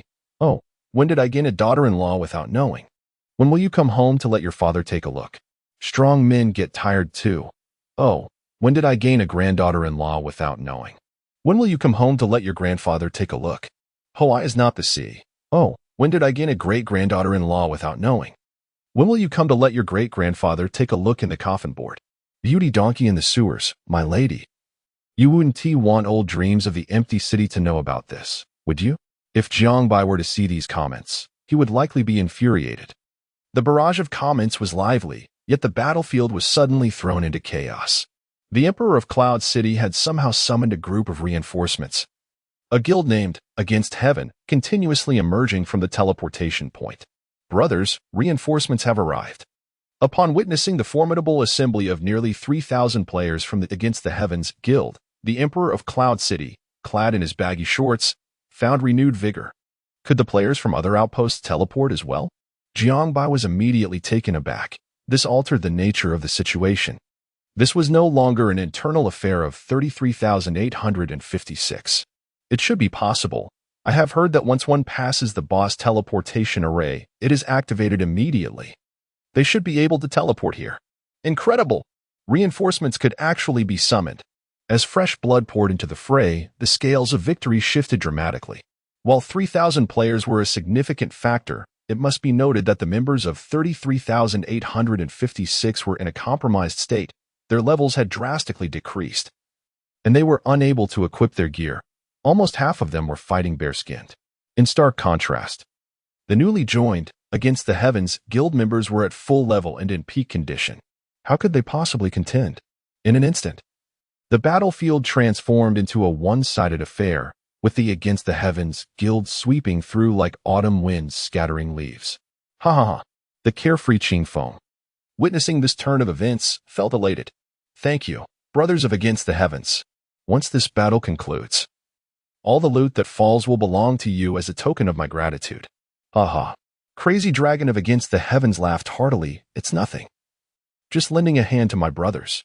I've heard tales of 33,856's empty city dream being formidable, but it seems rather lackluster in reality. Brothers, let us go. Whoever claims the gear from empty city dream shall receive a bounty of 50 gold. Xingqian's Weiyan. Qi Feng, you traitorous scoundrel, have you no shame? Why bother with shame? Ha ha. Empty city dream, you shall meet your demise today. The Emperor of Cloud City seemed to come back to life, jumping with fervor. Jiangbai, however, chose to ignore them, for the situation had indeed turned dire. It was unclear when it had begun, but Jiangbai's health had never returned to full capacity. His life force lingered around 30, as healing could no longer keep pace. He knew full well that survival today was impossible. Yet, it mattered little. Losing a level was a trivial matter. Turning around, Jiangbai caught sight of Xingqian Momo, whose health had plummeted to 7, furtively consuming large potions. Feeling Jiangbai's gaze, she abruptly looked up, her face ever adorned with a gentle smile. Why are you stealing glances at me, brother? Jiangbai's words were abruptly interrupted by an unforeseen turn of events. A dizzy icon suddenly appeared above Xingqian Momo's head, and a rogue emerged from behind her. With a knife gleaming with a chilling light, he struck swiftly, and in an instant, the already weakened Xingqian Momo was vanquished. Xingqian Momo has fallen. The news of the demise of the first healer of 33,856 spread like wildfire across the battlefield. On Xingqian's side, morale plummeted, while the spirits of Qi Feng and the Cloud City faction soared. They understood clearly that the core figures were none other than Empty City Dream and Xingqian Momo. Damn it! In the silence, Jiangbai erupted with fury, his crimson gaze fixated intently on the thief who had slain Xingqian Momo. disregarding the fact that the rogue's health was barely below 500. With a swift motion, he unleashed explosive shot, causing the rogue from the Against Heaven Guild to collapse instantly. Yet, the tide of battle remained unaltered, as Xingchen Momo fell. Her accompanying team of priests was swiftly decimated. Meanwhile, Jiang Bai's health bar plummeted like a roller coaster, rapidly depleting under a barrage of skills. The Against Heaven Guild had meticulously organized a 500-man team specifically to target the empty city of Old Dreams. At this moment, Jiang Bai's condition was precarious. Every gaze was fixated upon his dwindling health bar 4, 3, 2, as it reached the final one. The tension in the arena reached a fever pitch. Breaths were held, bodies trembled, and eyes widened in disbelief. The empty city of Old Dreams was on the brink of demise. Would he drop the artifact he wielded? Just as Jiang Bai's health was about to be completely depleted in an electrifying instant, a golden shield of light unexpectedly enveloped him, providing an unanticipated sanctuary. All skills and damage were rendered null, followed by a series of healing spells that elevated Jiang Bai's health back above 50. Behind him, a powerful and resonant voice echoed. Commanding the attention of all present, Daoyang's forces, direct your fire towards Cloud City. Xiaoyu and the troops of Against Heaven, unleash your full might. Chapter 45, The Great Tang in rapid succession. Throngs of players poured forth from the safety zone, soon transforming the landscape into a sea of black.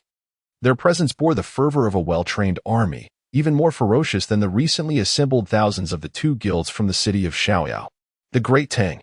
Upon first hearing these two words, everyone was momentarily taken aback. However, as the information about the Great Tang began to coalesce in their minds, every face in the crowd paled in astonishment. What the heck? Is it really the Great Tang? In an instant, a wave of murmurs surged through the assembly. It cannot be the guild sponsored by the Great Tang Industrial Group, can it? I've heard that the Great Tang boasts professional teams. Incredible! They actually brought in the Great Tang. My idol is among them. The Great Tang. It is indeed the real Great Tang. I see Great Tang Wuzue and Great Tang Xiaodian. So this empty city, Old Dream, is actually the backdrop of the Great Tang? Huh. I thought. How could such formidable players be mere casual gamers? So, the Great Tang stands behind them. Now it all makes sense. Xiaoyao and Yun City are finished. How could these local guilds possibly contend with the Great Tang? The expressions on the faces of Xiaoyao Qifeng and Yun City Emperor spoke volumes. Within mere seconds, their countenances shifted from confusion to shock, and finally to sheer terror, vividly illustrating their mental turmoil. The Great Tang? Upon seeing Great Tang Wuzue, Yun City Emperor's hands began to tremble. How is this? Xiao Qingfeng's sword clattered to the ground. Their reactions were hardly surprising. The name of the Great Tang Guild is well known to anyone who follows the gaming sphere. While it may not be the pinnacle of gaming teams in Huaxia, the Great Tang has certainly brushed shoulders with the realm of professional gaming. They possess their own professional teams, business operations, and a reputation. Simply put, guilds like the Great Tang are more specialized, focusing primarily on gaming as their core business. In contrast, local guilds like Xiaoyao and Yun City may be prominent in specific regions or cities, but before a guild of the Great Tang's caliber, they're akin to mere wild chickens. How can they possibly compete? The moment the Great Tang emerged, the viewership of the live stream, which had already reached hundreds of thousands, suddenly doubled. The Great Tang? I believe I've heard of this guild. They seem to have some strength, right? Well, compared to these two small-time guilds, the Great Tang is indeed a more professional entity, but that's the extent of it. If the rebellious heaven, with its 3,000 elite troops is powerful, then at this moment, the 5,000 elite soldiers of the Great Tang are as fierce as wolves, seemingly ready to devour them whole. The tide of battle had shifted once more. Over here, Yin City Emperor and Xiaoyao Qifeng appeared as pale as liver, utterly at a loss as to what to do. Meanwhile, this rebellious dragon began to quietly rally in the guild channel. All brothers. Those capable of retreating should do so immediately. Those unable to withdraw must flee directly. Everyone, return to the city. This battle is futile. In the presence of the astounded Emperor of Cloud City and the carefree Qingfeng, the newly arrived 3,000 elite soldiers remained silent. Those who had disengaged from combat promptly produced their return stones, while those still engaged sought every means to escape. This This is utterly inappropriate, my brothers. As the formidable Tianlong basked in the radiance of his return, the Emperor of Cloud City felt his heart bleed. This Tianlong guild had been summoned at his behest by a real-life friend, with a promise of a 1 million reward, half of which had already been paid as a deposit. It was all going to waste. Get lost. Tianlong cursed vehemently. Am I a fool? Why did you not inform me beforehand that the opposing side had the backing of the Tang dynasty? Did you bring me here just to meet my demise?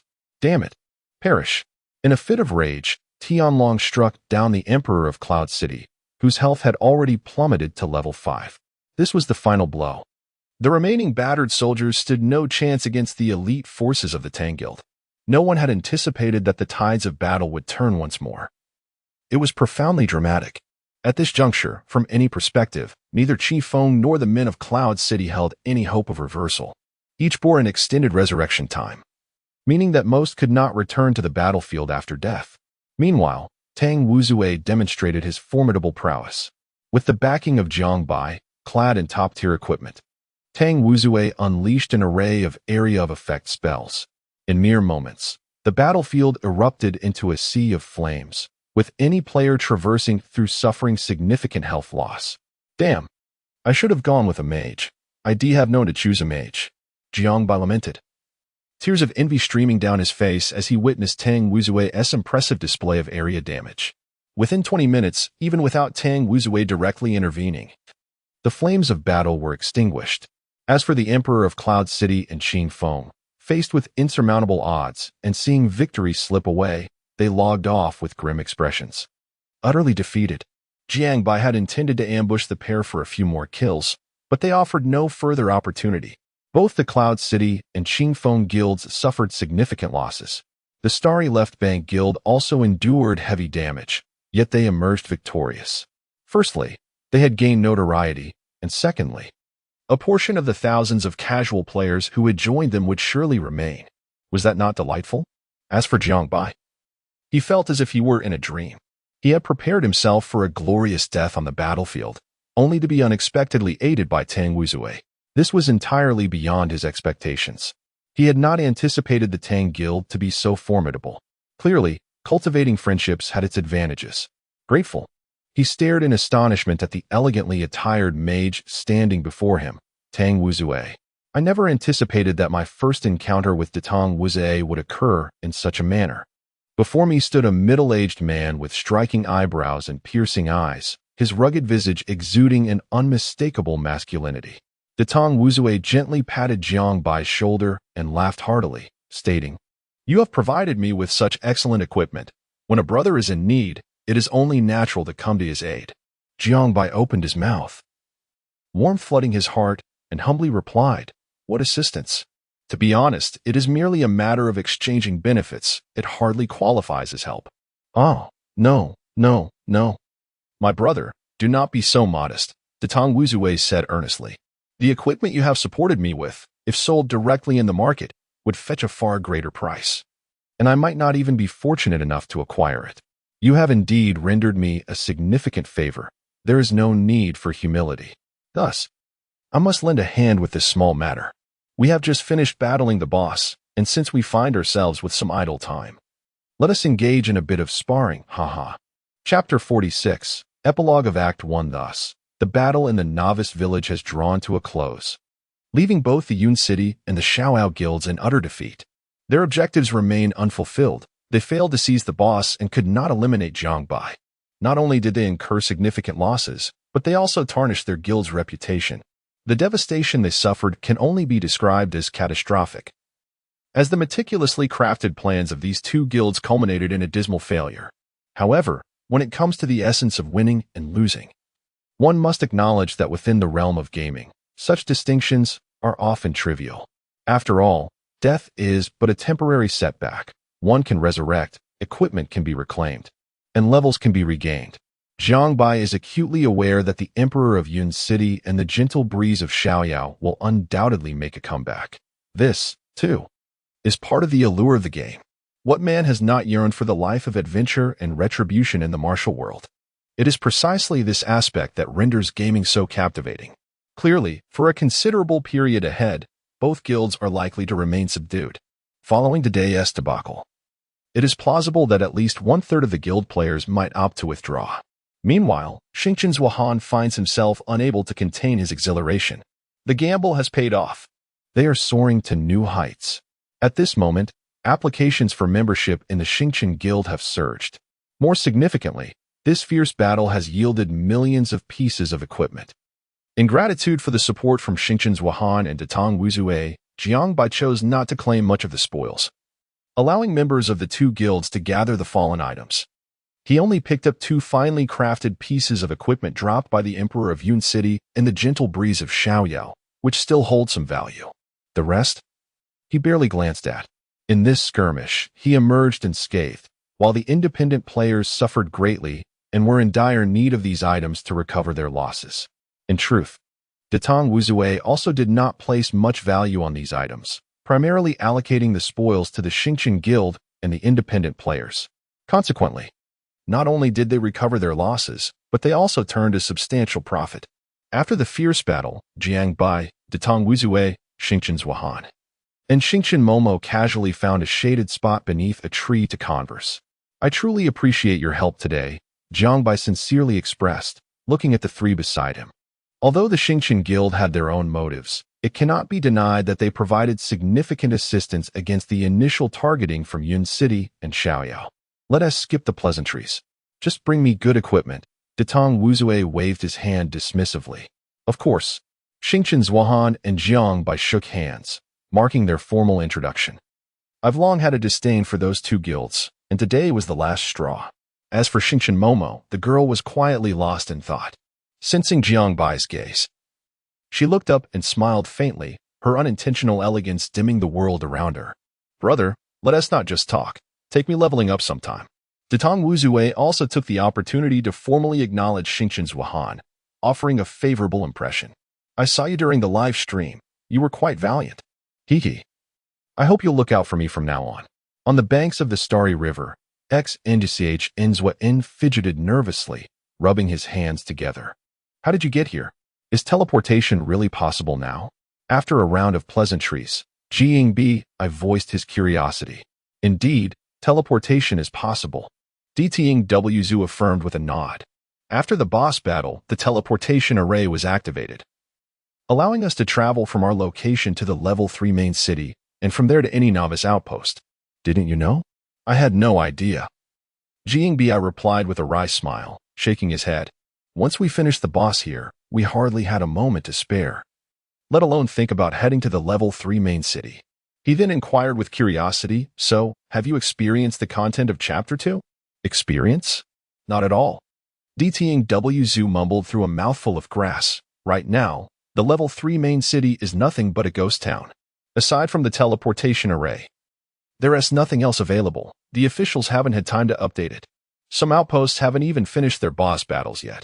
In about half an hour, a full server update will occur, and that's when the content of the 2nd act will truly go live." He added, "I've heard that various leaderboards will also be introduced alongside it.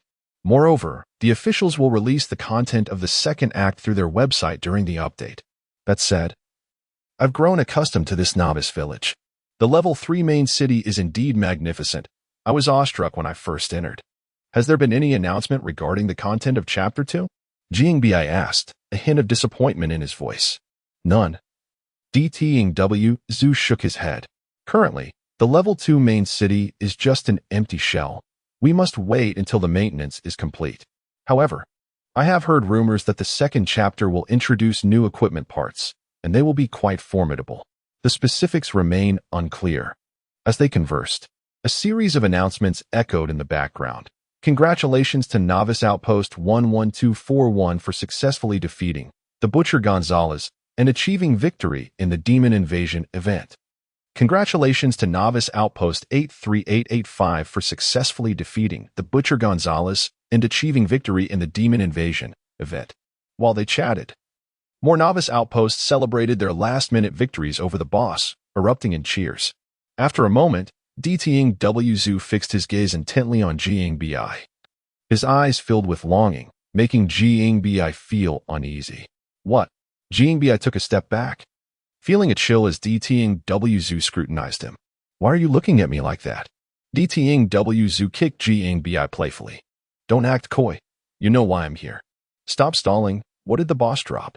Undoubtedly, Jiang Bi reaped the greatest rewards from this boss battle. The defeat of the boss granted him an immediate boost of 2 agility and 1 constitution. The second player to defeat it received an additional 2 points of free attributes, leading Jiang Bi to accumulate an effortless total of 5 attribute points. He allocated the 2 points of free attributes to agility. In terms of experience, the boss battle propelled Jiang Bi to level 11. Moreover, DT Ying's timely arrival spared him from the risk of death and demotion. Certainly, other players have also reaped considerable rewards, not to mention that the 2 points of free attributes are what they have long coveted. Some have even received the coveted Lucky Strike treasure chest. When the boss fell, each participant was bestowed with a kill reward package. However, the contents of these packages are determined by one's luck. As for Jiang Bi, he alone enjoyed the spoils of the boss's drops, which is truly the highlight of the event. In his haste to collect, he barely had time to discern what had fallen. Now, with a moment to spare, he rummaged through his inventory, and upon witnessing the array of golden glimmers within, he could not help but gasp in astonishment. Indeed, it was a siege boss. The drops were astonishing. Don't just stand there in silence. Quickly, let us see what has emerged. Urged to Tang Wuzue and Xingqian's one. Unable to contain their excitement. Chapter 47. Infernal Flames. The fortunate treasure chest yielded 2 rewards, and the first place in damage earned a supreme treasure chest, while the final blow granted Jiang Bi a title, God of Finishing Blow. God of Finishing Blow, Ancient, Constitution, 5 Strength, 5 Agility, 5 Intelligence, 5 Spirit, 5 Finishing Blow. Damage increases by 5 when the target's health drops below 10. Focus increases attack range by 5 yards. What a surprise. A title that enhances attack range? Jiang Bi was overjoyed, for this was undoubtedly a rare attribute. Although the additional 5 yards may seem modest, it is exceptionally practical. Sometimes, the ability to kite an enemy hinges on these few yards of attack range. As for the 5 damage increase, it appears promising on paper, but its true efficacy can only be assessed in actual combat, given its conditional limitations. Of course, this title is not unique across the entire server. There are numerous titles yet to be discovered by Jiang Bi. The world of Genesis is replete with elements, with countless intriguing achievements and titles waiting for players to explore. Even someone as formidable as Jiang Bi may find that his lifetime's worth of accomplishments pales in comparison to a mere fraction of what Genesis offers. He recalled a system announcement about a player who, after falling from a fatal height, surprisingly survived and earned the title of Accidental Fall. Additionally, there were even more outrageous players who, out of sheer boredom, targeted defenseless chickens raised by novice villagers, ultimately achieving the bizarre title of Chicken Slayer after slaying 1,000 of them. Rumor had it that this title came with commendable attributes and unexpected surprises, leading one to speculate about the psychological state of the individual in question. Could it be that the system condones such twisted behavior? Consequently, a wave of slaughter swept through novice villages worldwide as players ruthlessly exterminated livestock such as sheep, pigs, cows, and horses, leaving no survivors. The respawn time was under 3 seconds, ensuring a swift demise, which led to an atmosphere of terror among the innocent NPCs. The sight of bloodthirsty players mercilessly slaughtering animals was nothing short of horrific. Yet, there was only one achievement: Chicken Slayer. Titles like Cow Slayer or Horse Slayer did not exist, leaving one to wonder why. Jiang Bi had long been intrigued by this macabre achievement and yearned to pursue it, eager to discover just how outrageous the title might be, but he could never find the time, relegating it to the future. Most impressively, due to the NPCs in Genesis possessing a degree of autonomy, a player, whose appearance was unknown, managed to win the heart of the village elder's granddaughter, thereby earning the title of Boundless Charm. The world was left in astonishment, and soon, the threshold of the elder's home was trampled by admirers. This, indeed, is the allure of the game. After reviewing the title, Jiang Bi temporarily set aside the treasure chest and turned his attention to the drops from the boss in his bag. Firstly, there are the eye-catching gold coins. Before the battle commenced, Jiang Bi possessed merely 7 coins, but now they have surged to 22. This indicates that the boss alone has bestowed upon him 15 gold coins, an impressive sum of 150,000. Jiangbai suddenly realizes that since embarking on this gaming journey, he has indeed amassed a considerable fortune. The total gold he possesses likely amounts to 3 digits. Yet, he finds himself unable to retain this wealth due to exorbitant expenditures.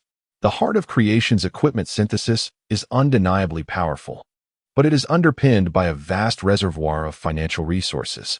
Moreover, as a solo player, Jiangbai lacks the substantial monetary investment necessary to contend with the capital of a guild.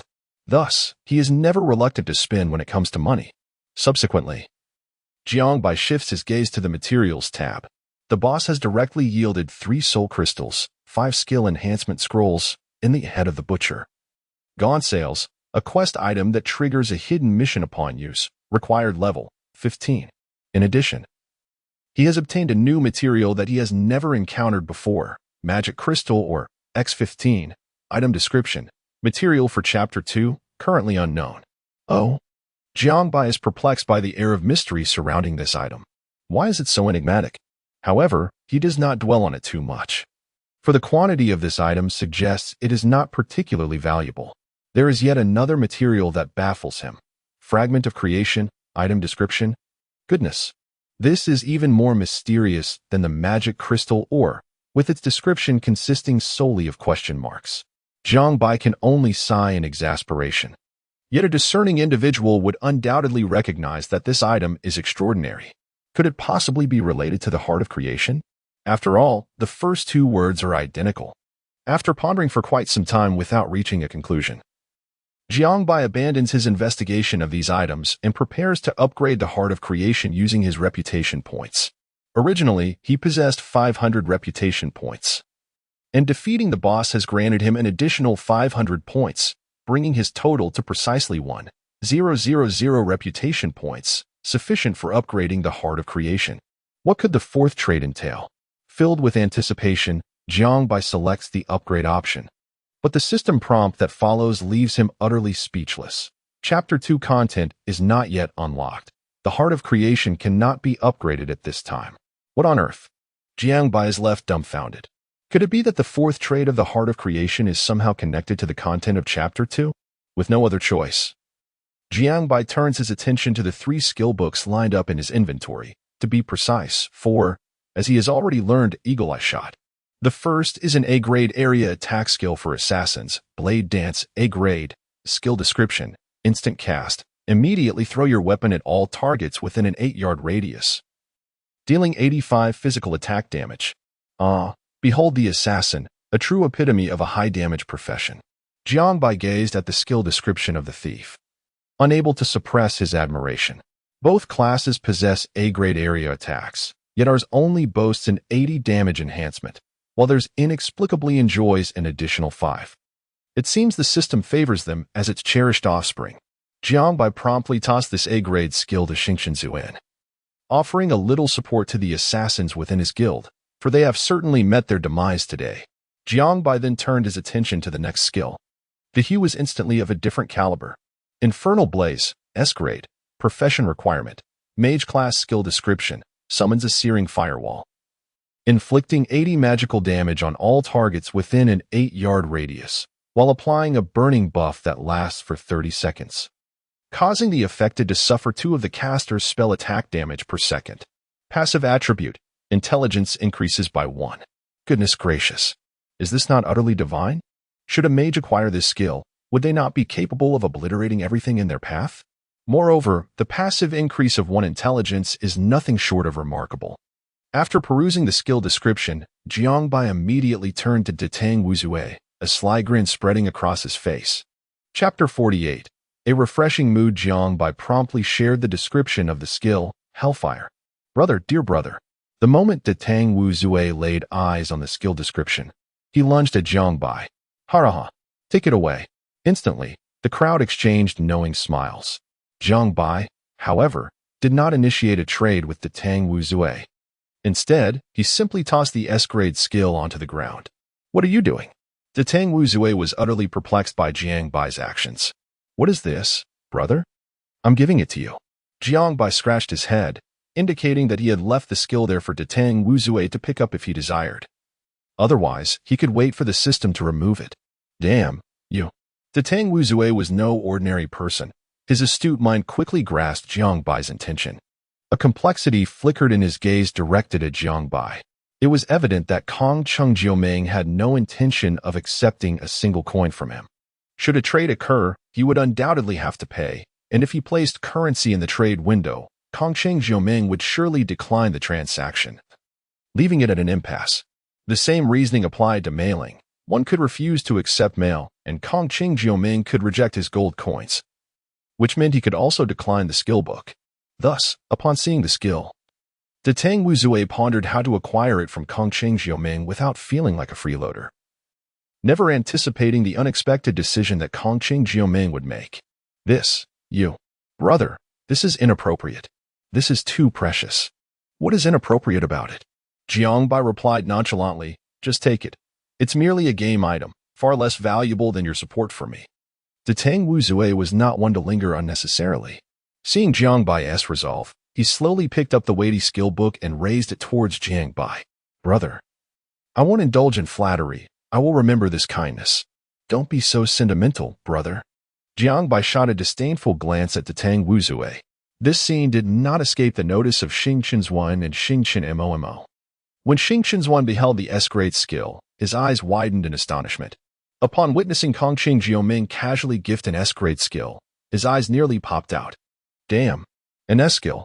I've never seen one before, and it's just given away.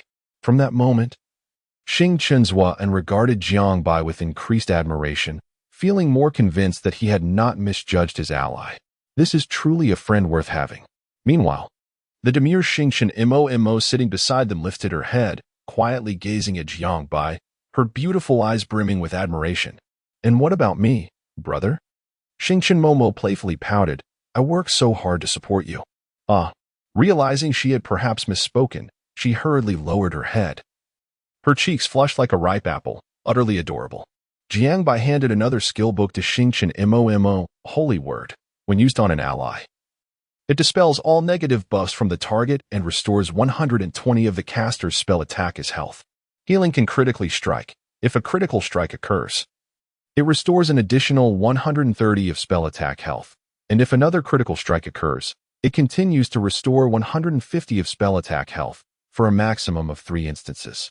When used on an enemy, it deals 150 of spell attack damage. If it critically strikes, it inflicts an additional 160 damage, and if it critically strikes again, it continues to deal 180 damage, also with a maximum of 3 instances. The cooldown period is 20 seconds.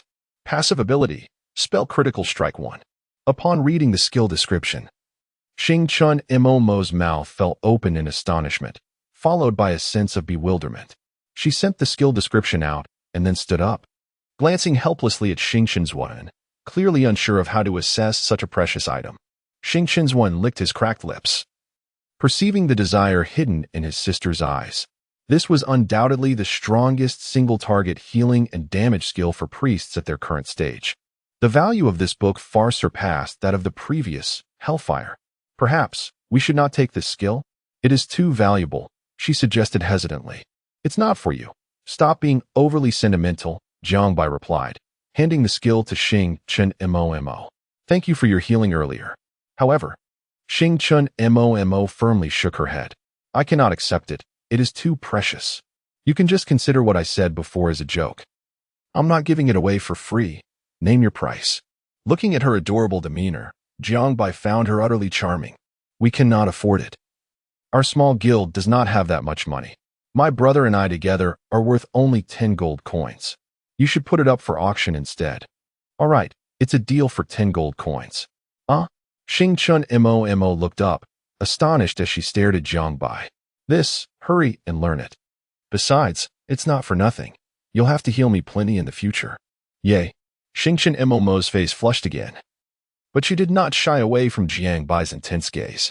Instead, she boldly responded to his look, her bright eyes glimmering with mischief. Brother, could you please refrain from speaking so lasciviously? It is not I who is indecent, but the corrupt thoughts you harbor. Jiang Bai chuckled. The so-called skills were merely the appetizer. The subsequent 3 pieces of equipment would be the main course. As expected, the event-level demon boss rewarded Jiang Bai with an ancient-level bow. Fallen 1's reverse feather flame bow, ancient, physical attack, 121 agility, 18 strength, 14 attack damage, 3 flame, fire attribute attack, inflicting an additional 5 physical attack fire damage on the target. Windbreaker, each critical strike increases attack speed by 10 for 6 seconds, stacking up to 5 times. Gazing upon the attributes of this longbow, Jiang Bai was rendered speechless, utterly captivated. This weapon diverged significantly from the longbow he currently possessed, emphasizing a distinct focus. Its exceedingly high attributes spoke for themselves.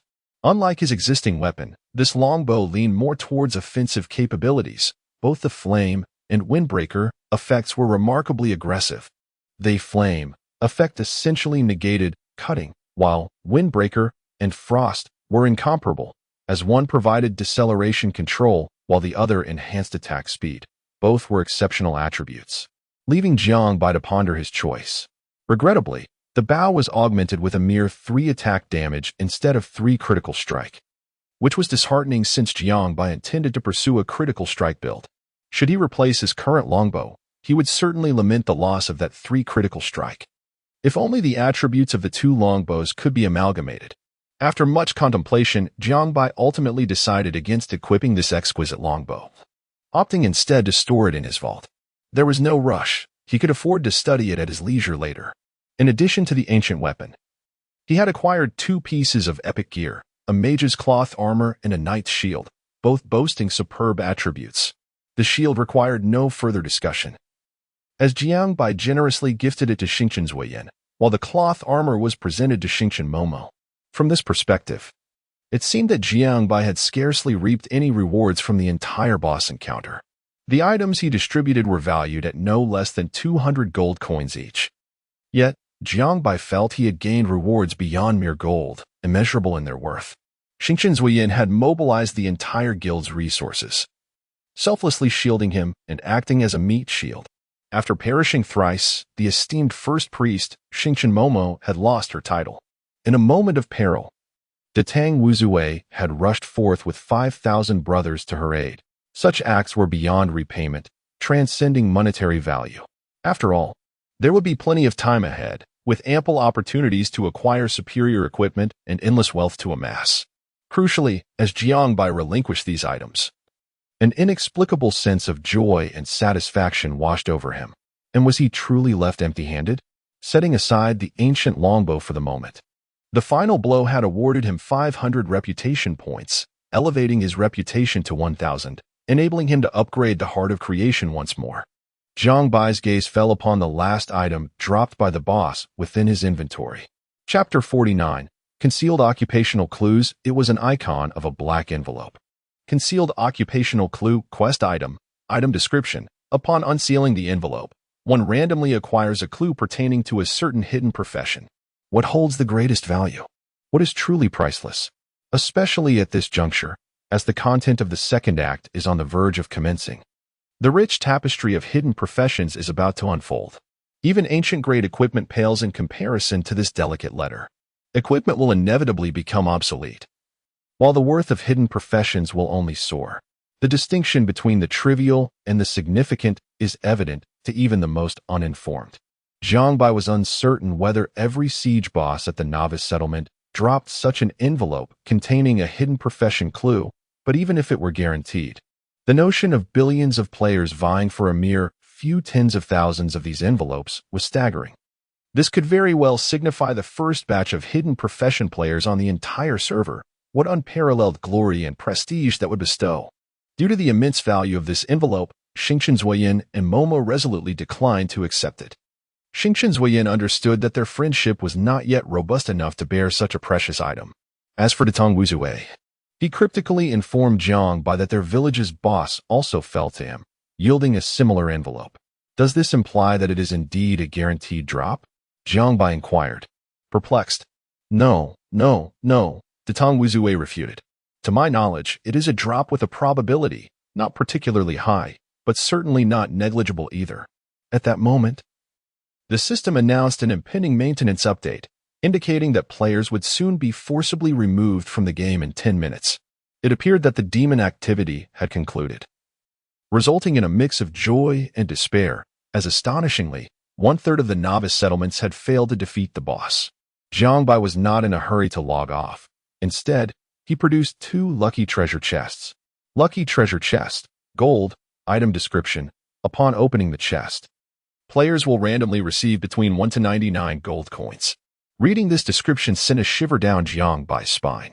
For players familiar with penguin games are deeply haunted by the dread invoked by this phrase. The so-called probability of 1 to 99 implies a staggering 999 chance of acquiring a single gold coin, the rest being mere illusions. One cannot help but wonder if Genesis follows this pattern as well. As Jiangbai opened the treasure chest, a small lottery machine materialized before him, the numbers spinning rapidly until, after nearly 10 seconds, they settled on the number 28. Not bad. It was tolerable.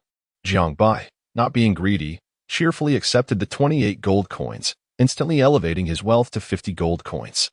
The second lucky treasure chest was a materials chest, from which he received a skill enhancement scroll.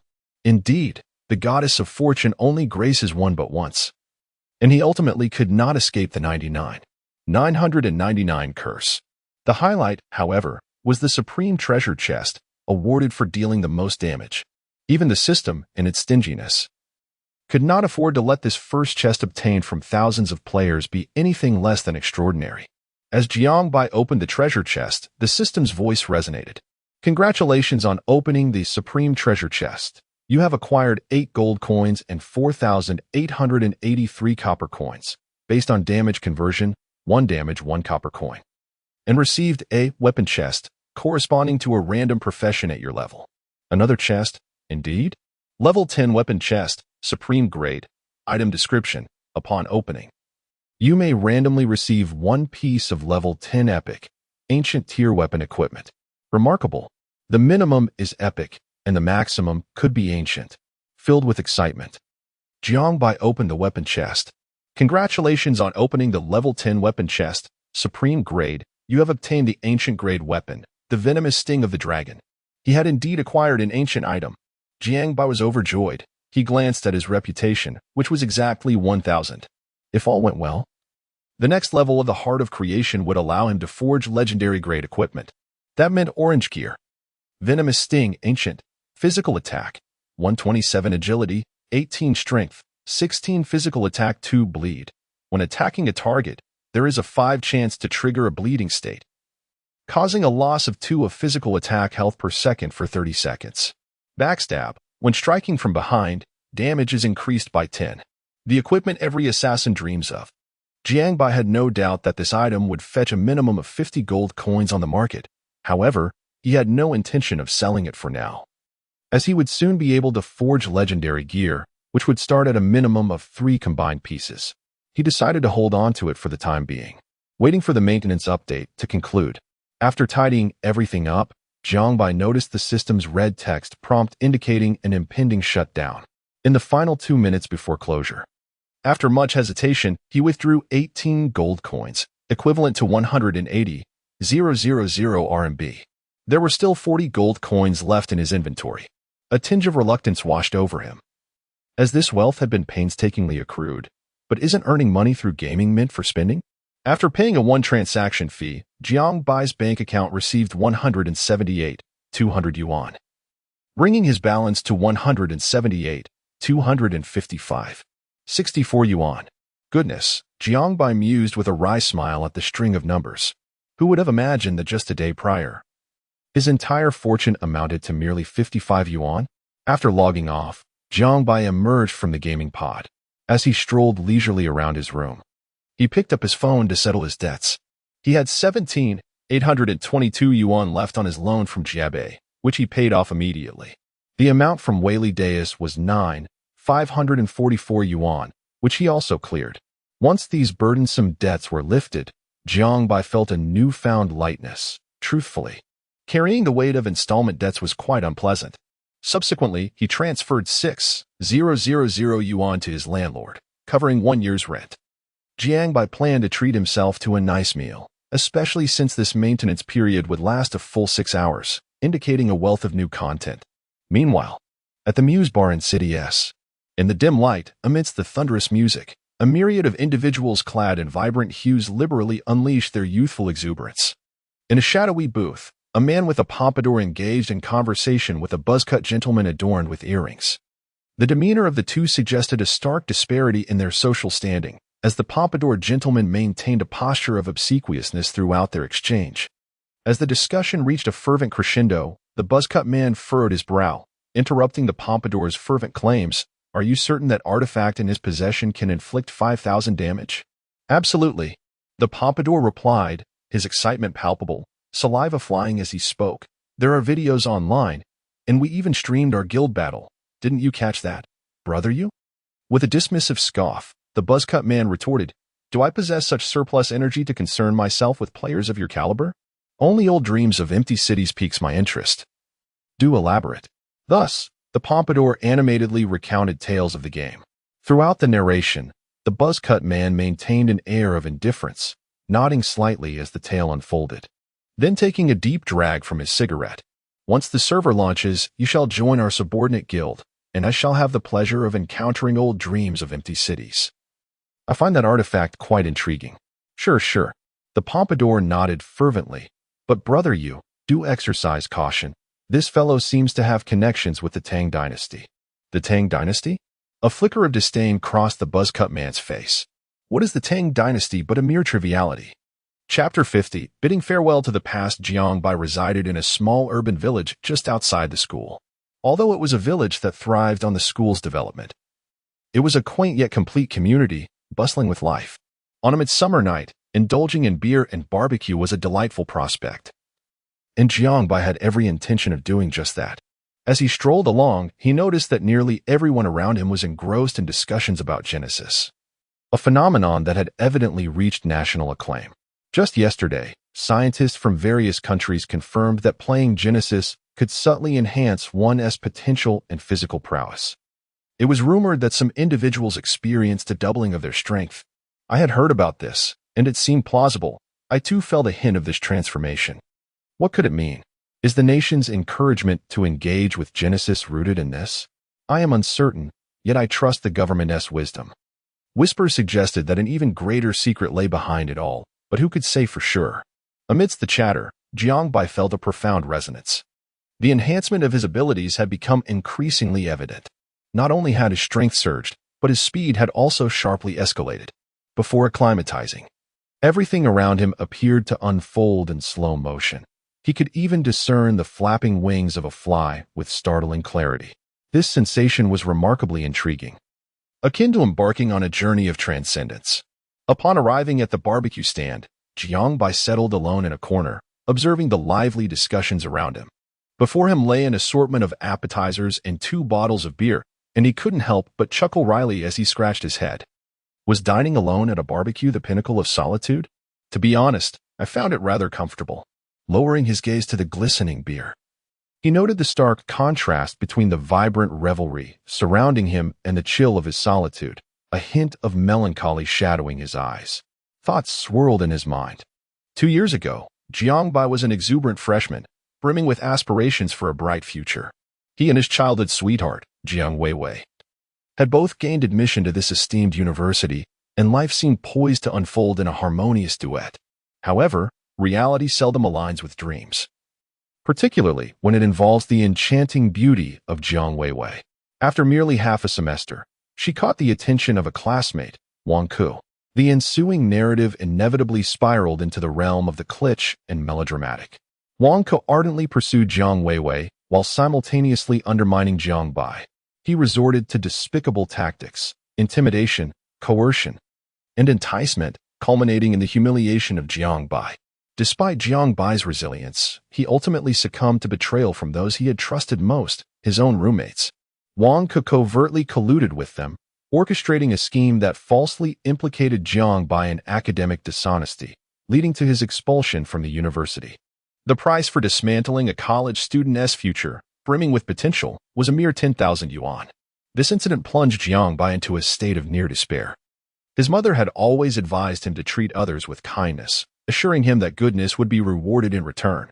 Consequently, Jiangbai endeavored to be the most diligent and cheerful individual in his dormitory. Yet, the harshness of reality often eclipsed his expectations. Gradually, he came to realize that Jiang Weiwei had long been secretly entangled with Wang Ku. After being expelled from school, Jiang Bai was engulfed in despair. Yet, returning home was not an option. How could he face his parents? How could he explain this matter? Helpless, Jiang Bai rented a small apartment near the school, masquerading as a student while enduring a life devoid of light. The extent of his despair during that period was beyond description, and even now, he finds it impossible to let go. Nevertheless, life is relatively pleasant now. Awakening from his memories, Jiang Bai chuckled self-deprecatingly. His fate had indeed been altered by Genesis. Just as Jiang Bai was about to pick up his chopsticks to serve himself, his motion froze mid-air upon the appearance of two individuals, Jiang Weiwei, Wang Ku. Observing the couple embracing at the entrance, shock was etched across Jiang Bai's face. Clearly, as Jiang Bai noticed Jiang Weiwei, she too caught sight of him. The strikingly beautiful Jiang Weiwei quickly averted her gaze after a few seconds of eye contact, her expression rife with panic. Jiang Bai, however, chose not to greet her. Instead, after a brief moment of silence, he placed his chopsticks down and stood up, preparing to leave. He wished to sever any ties with the painful past. What was done should remain buried, for he now had aspirations to pursue. Yet, just as Jiang Bai reached the doorway, a sharp voice pierced through from behind. "Oh, isn't that the stray dog? I'm quite surprised to see you again." With that, the sneering Wang Ku, resembling a donkey, yanked Jiang Weiwei forward, tilting his head as he mockingly scrutinized Jiang Bai. "TSK, TSK, TSK. You've got quite the thick skin, haven't you? It's been over a year since you were expelled, and yet you still linger around the school? What's the matter? Afraid to go home? You've truly become a stray dog with no one to care for you, haven't you? Ha." At that moment, Jiang Bai kept his head down, his expression impassive, his hoarse voice emanating a chilling demeanor. "Get lost. What did you say?" Wang Ku leaned closer, feigning ignorance as he pretended to clean his ears. "I can't understand the words of a dog. Could you repeat that?" Instantly, his antics drew the attention of several patrons, murmuring amongst themselves. "He's going to hit someone again. Wait, doesn't this guy look familiar? Wasn't he beaten by Wang Ku before? Show some respect." Jiang Bai's voice grew increasingly frigid. "Respect? A stray dog deserves my respect? Ha." Wang Ku pulled Jiang Weiwei close, grinning. "Let me guess, you're still hanging around the school like a stray dog, hoping to see your dream girl, right? Ha. Well, open your eyes wide and take a look. Your dream girl is right here. How does it feel? Hurt? Uncomfortable?" Jiang Bai slowly raised his head, his eyes devoid of any emotional fluctuation. "I'll say this one last time. Get lost. Am I giving you face or what?" A sudden, thunderous sound abruptly interrupted Wang Ku's words. Upon closer inspection, he was seen to have been struck by Jiang Bai, crashing heavily to the ground, his face smeared with blood. No longer able to endure, it was time to retaliate. Some individuals do not merit the respect of being regarded as human. Jiang Bai had extended numerous chances to him. In a fit of rage, Jiang Bai strode towards the disoriented Wang Ku, seizing him by the collar with one hand while the other delivered a series of powerful blows to his head. The grim thuds reverberated, instilling fear in the onlookers. And after 3 devastating punches, Wang Ku lay unconscious, bloodied and battered. "Enough, Jiang Bai." Just as the 4th punch was about to descend, a piercing scream erupted from behind. Jiang Weiwei's voice rang out. "Don't you think you're going too far?" Jiang Bai's body stiffened beside Wang Ku, and he gradually rose, turning slowly to face her. Her words ignited a fury within him. "Going too far? Are you truly telling me that?" His voice escalated, directed at Jiang Weiwei. "What about when Wang Ku called me a wild dog? Did you consider that excessive? A year ago, when he nearly beat me to death in front of you, why didn't you speak up? When he framed me and I was unjustly dismissed, where was your outrage then? That was all in the past. Can't you be magnanimous?" Jiang Weiwei's voice faltered, turning her head away, unable to meet Jiang Bai's gaze. "The past? My future was shattered by you all. Do you have any idea how desperate I felt during that time? You expect me to be magnanimous? Have some decency. Get lost." Chapter 51. Official Preview, 3rd Update. In the gaze of the onlookers, Jiang Bai slowly emerged from the barbecue shop, feeling an inexplicable sense of exhilaration within. It was as if the pent-up emotions, entanglements, and resentments that had accumulated over the past year were all swept away in the wake of his earlier outburst. Never before in the past year had he felt such clarity and ease as he did today. As he made his way home, Jiang Bai's serious expression gradually relaxed, and he found himself smiling to himself. This smile signified his complete liberation from the burdensome year behind him. The future awaited him with a brand new journey to embark upon. Upon arriving home, Jiang Bai discovered that the official website had been updated. Eagerly, he opened the site. And indeed, the content of the second act slowly unfolded before all players. There were several key points to note. The first, naturally, was the hidden class. More accurately, the hidden class in Genesis is better referred to as a freelance profession, as it is entirely open, free, and random. Unlike other games where hidden classes are limited to a few fixed options in Genesis, the vast expanses of the world and its rich historical backdrop offer an extraordinarily diverse system of hidden classes.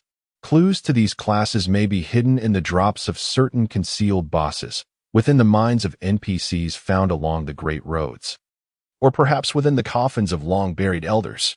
Ultimately, the official website merely presents the hidden classes as a tantalizing feature. How to obtain them requires players to explore on their own. However, this does not imply that all players can acquire hidden classes, as they remain a rare probability. The secondary main city still provides ordinary class transitions, which means that for most players, barring extraordinary encounters, they may only choose from these standard professions. The primary distinction between hidden and ordinary professions lies in the fact that each hidden class, regardless of its merits, possesses its own unique talents, whereas ordinary classes do not. Secondly, there is the imminent launch of the tertiary main cities and the 4 great alliances. The 4 alliances will represent the primary gameplay in the second chapter. These alliances, Endless Sands, Imperial Province, Dragon's Lament, and Cold River City, embody the 4 distinct factions of the Huagua region, which are inherently competitive with one another. This means that players from different factions will be adversaries. Altogether, there are 432 tertiary main cities under the 4 alliances, with each alliance comprising 108 tertiary main cities. Every player must bind themselves to one of these cities upon entering, thereby designating them as a member of that alliance. The same applies to guilds. Upon entering a tertiary main city, they automatically join the corresponding alliance. Initially, the alliance leaders will be managed by NPCs, but following the first hunting war, the leader of the primary guild within the alliance will be determined, with the guild leader assuming the role of the alliance leader. The deer hunt battle can essentially be regarded as an internal guild war within the alliance, while the pinnacle of honor, the crowning battle, lies beyond it.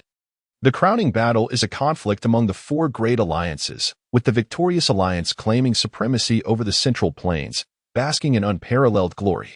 Just reading these descriptions stirs the soul and ignites the blood. It is evident that the second act will unfold in a tumultuous scene of rising heroes and swirling smoke. Of course, that is somewhat distant. The deer hunt battle will not commence until players have sufficiently developed their characters. Now, we arrive at the undeniable centerpiece, the honor system. In simple terms, it entails Royal City player versus player combat, where the victor reigns supreme. Players can earn honor by vanquishing members of rival alliances, which is but one aspect. Honor points can be exchanged for professional nameplates, which is another. The precise function of these nameplates has yet to be disclosed by the officials, however, based on their announcements. Nameplates can be enhanced and evolved, which is indeed the crux of the matter. Those familiar with gaming know that enhancement systems are often insatiable pits, acting as the system's gold-devouring beasts and potential destroyers of extraordinary equipment. The enhancement system unveiled in Genesis is no exception. While the specifics of nameplate evolution remain unclear for now, the officials have revealed the enhancement mechanism. Enhancing equipment requires the consumption of currency and magic crystal ores, with the quantity required increasing alongside the equipment's level, tier, and enhancement level. Currently, the officials have not disclosed the probabilities for enhancement. They have merely outlined some enhancement details. When the enhancement level of a nameplate is between 1 and 3, failure incurs no penalties aside from the loss of materials. At levels 4 to 6, Failure results in a 1-level decrease in enhancement. At levels 7 to 9, a failure may randomly reduce the enhancement level by 1 to 3 points. If attempting to enhance a level 9 nameplate to level 10 fails, the enhancement level resets to 0. Should a nameplate at level 10 or above fail, it is irreparably damaged and disappears, necessitating a new exchange. The upper limit of enhancement levels for nameplates corresponds to the player's current level. Goodness gracious. I can hardly contain my astonishment. After absorbing these 3 focal points, Jiang Bai took a deep breath to calm his tumultuous heart. Undoubtedly, the second act's group gameplay will revolve around Royal City combat, promising an exhilarating experience. As for individual gameplay, beyond equipment, the professional nameplate introduces a new element. The specifics of the properties of the professional nameplate, its usage, enhancement, and evolution effects, and cost remain completely undisclosed by the officials. It seems that only by delving into the game can one truly experience it. Jiang Bai is convinced that after reading this update, the overwhelming majority of players will be unable to suppress their restless hearts, eager to immerse themselves in the game at the earliest opportunity. Jiang Bai himself is no exception. However, with over 4 hours remaining until the game launches, sleep eludes him, and he can only turn to the game forum. The most prominent threads that greet him are those discussing the update, Royal City PK, where the victor reigns supreme. Which alliance will you join?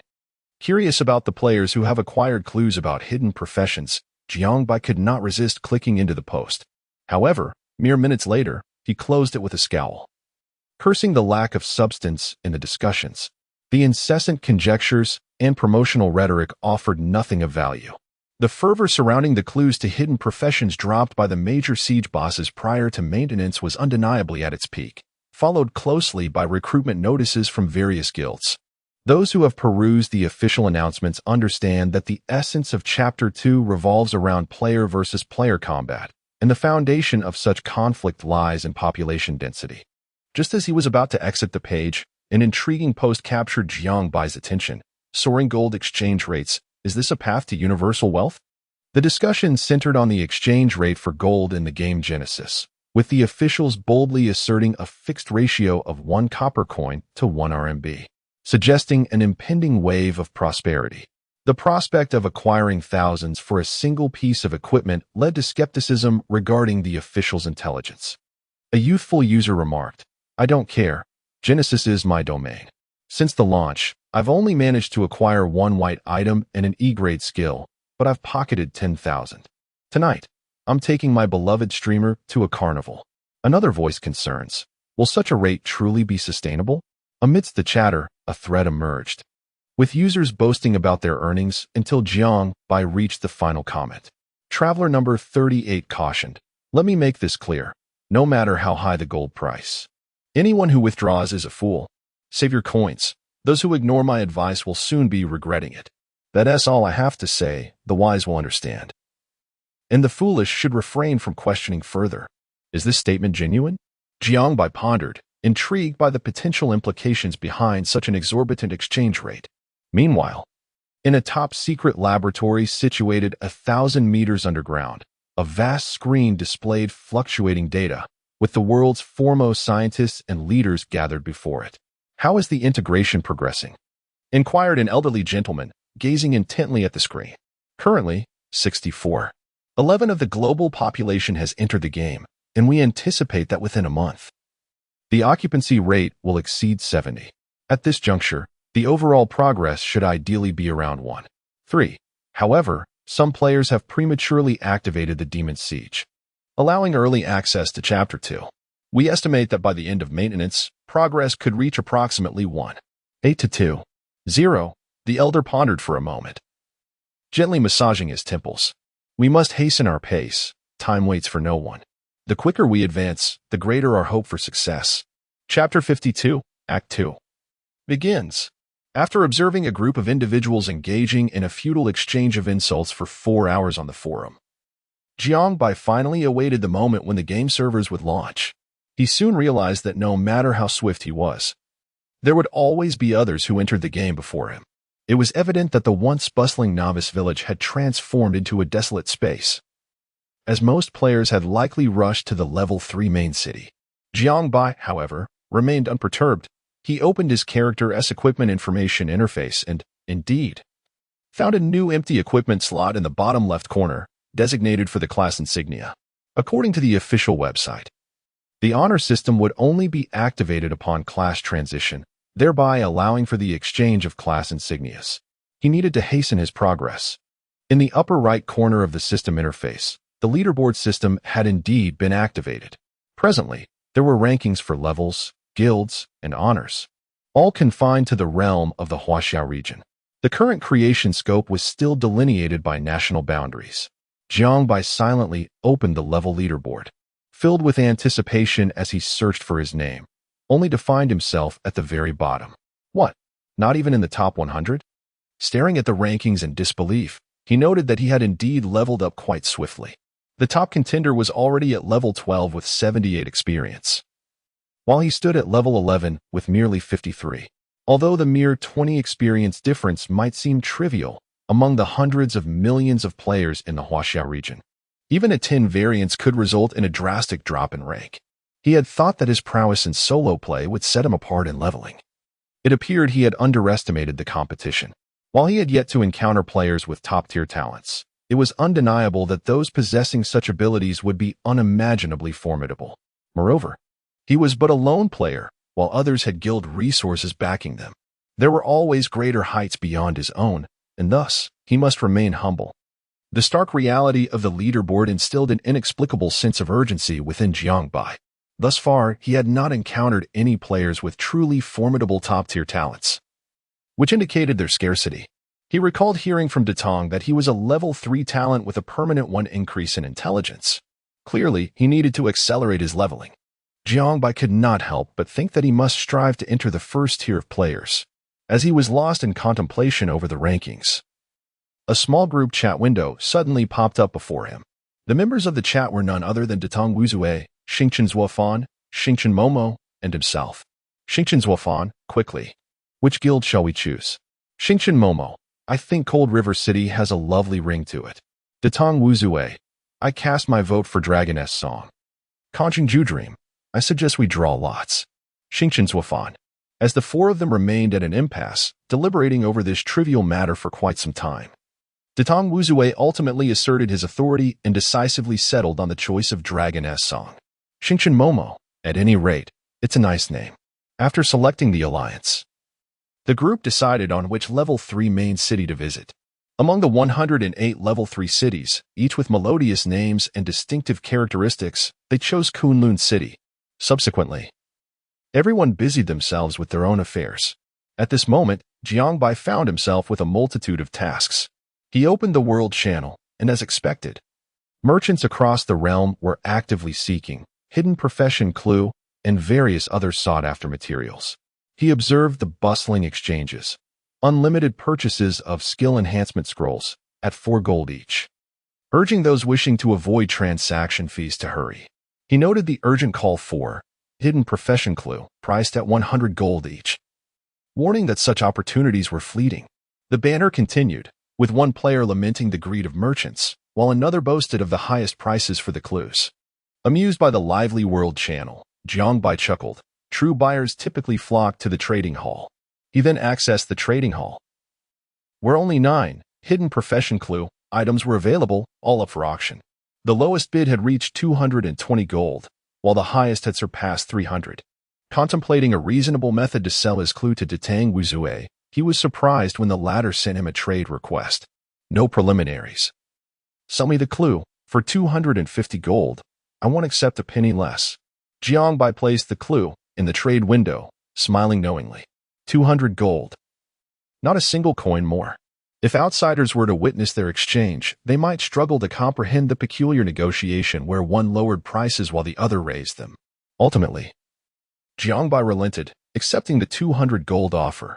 With the 200 gold, Jiang Bai promptly spent 45 to instantly acquire 9 boss soul crystals and another 12 gold for 24 pieces of the cheapest level 10 white footwear. Now was the ideal time to purchase these items. As with the opening of the second chapter, the value of level 10 white gear had plummeted. His goal was to craft an ancient piece of equipment, regardless of its attributes, as he sought the ancient crystal that could be extracted from it. Once these transactions were complete, Jiangbai embarked on his journey to the Level 3 main city. Teleportation, Kunlun City. After a brief moment of darkness, as Jiangbai's vision gradually adjusted, he was profoundly struck by the sight before him. The towering white jade gates loomed above, making him feel insignificantly small, akin to an ant. Dwarfed even by a single brick. On either side of the city gate, two vividly carved colossal dragons spiral upwards, their heads turned downwards, gazing imperiously at those below. The fierce majesty in their eyes instills a deep sense of reverence. Astonishing. In summary, Jiangbai could only describe it with two words: magnificent. As he stepped into the city, he observed many players hurriedly traversing between various NPCs, their faces alight with excitement. A smaller group of leisurely players, however, meandered about, savoring the scenery.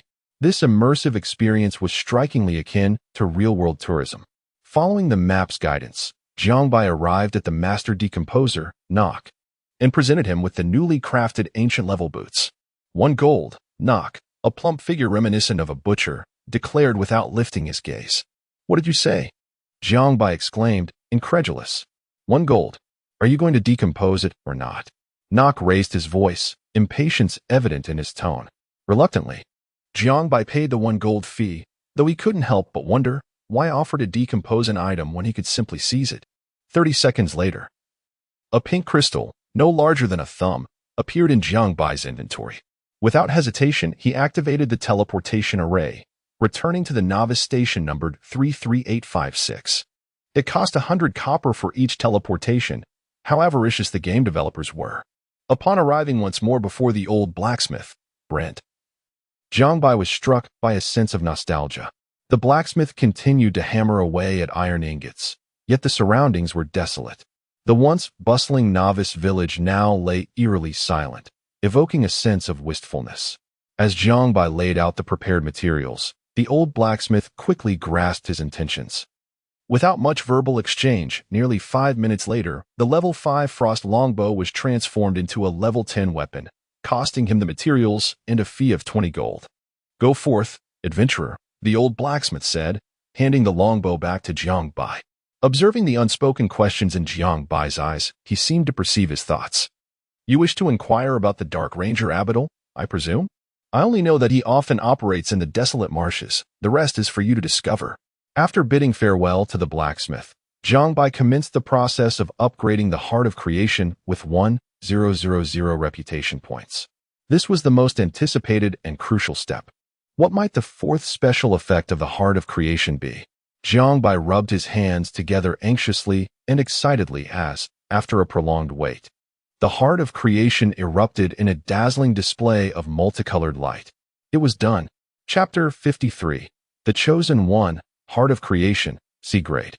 Upgradable. Effect 1. Infinite Inventory Effect 2. The holder possesses the fusion skill, allowing the combination of two pieces of equipment of the same type, quality, and level into a higher quality item. The fused equipment is bound and cannot be sold or traded.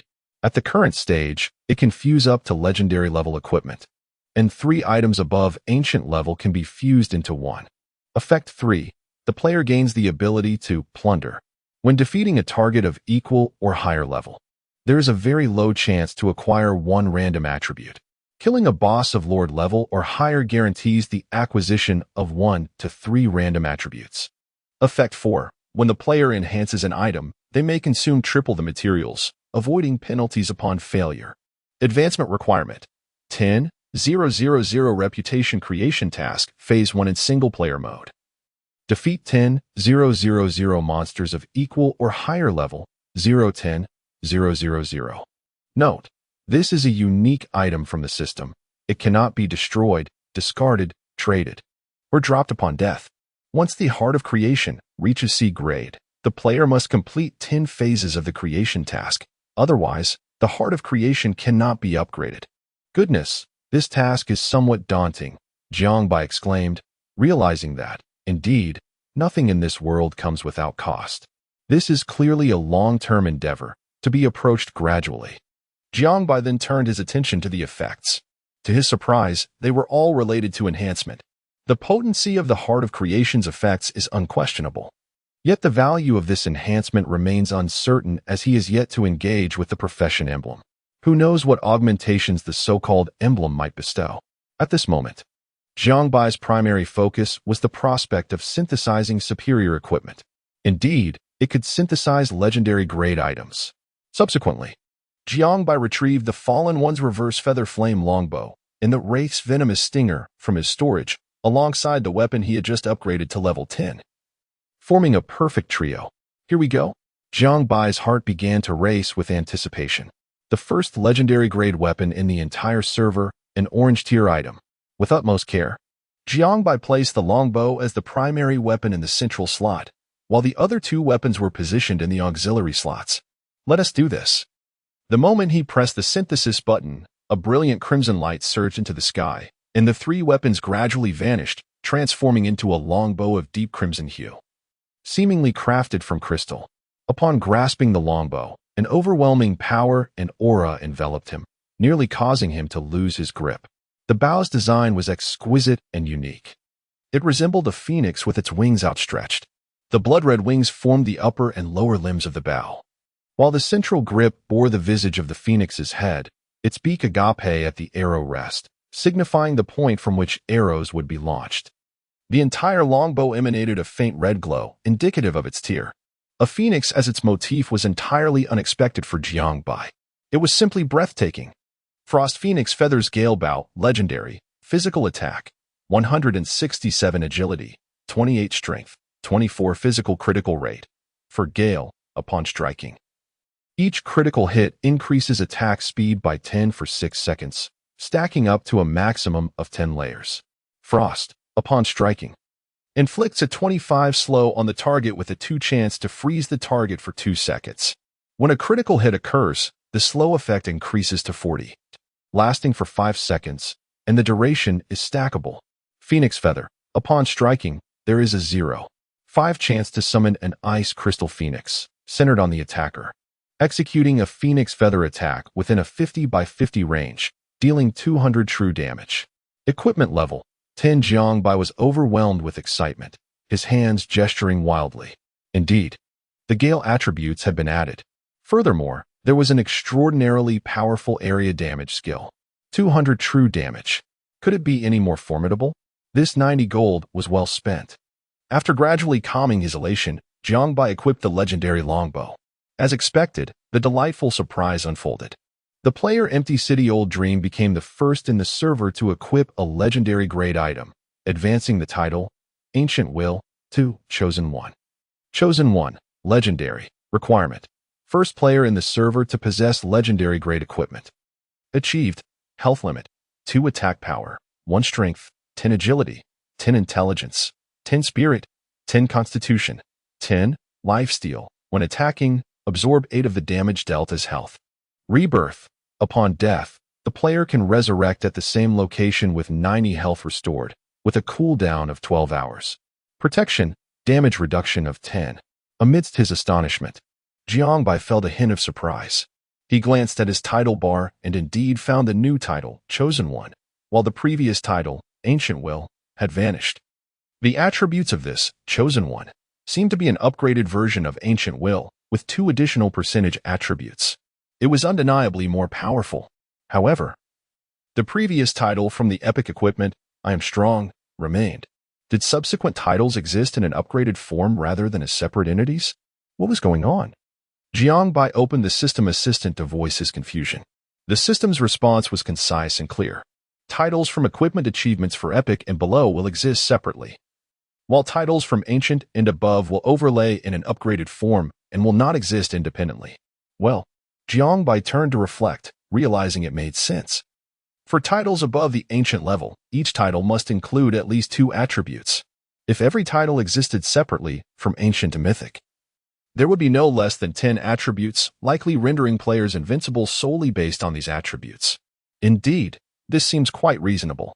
The announcement regarding the Chosen One has once again stirred up a tempest. Chaos Zhou remarked, Your Majesty, it appears that this individual has evolved yet again. The Emperor of Cloud City replied, Indeed, brother you. This fellow has acquired a legendary orange item.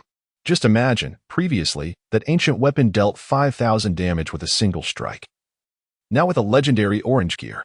Brother you, do you not have any thoughts on this? Chaos Joyu chuckled. Let us see to which alliance he is pledged.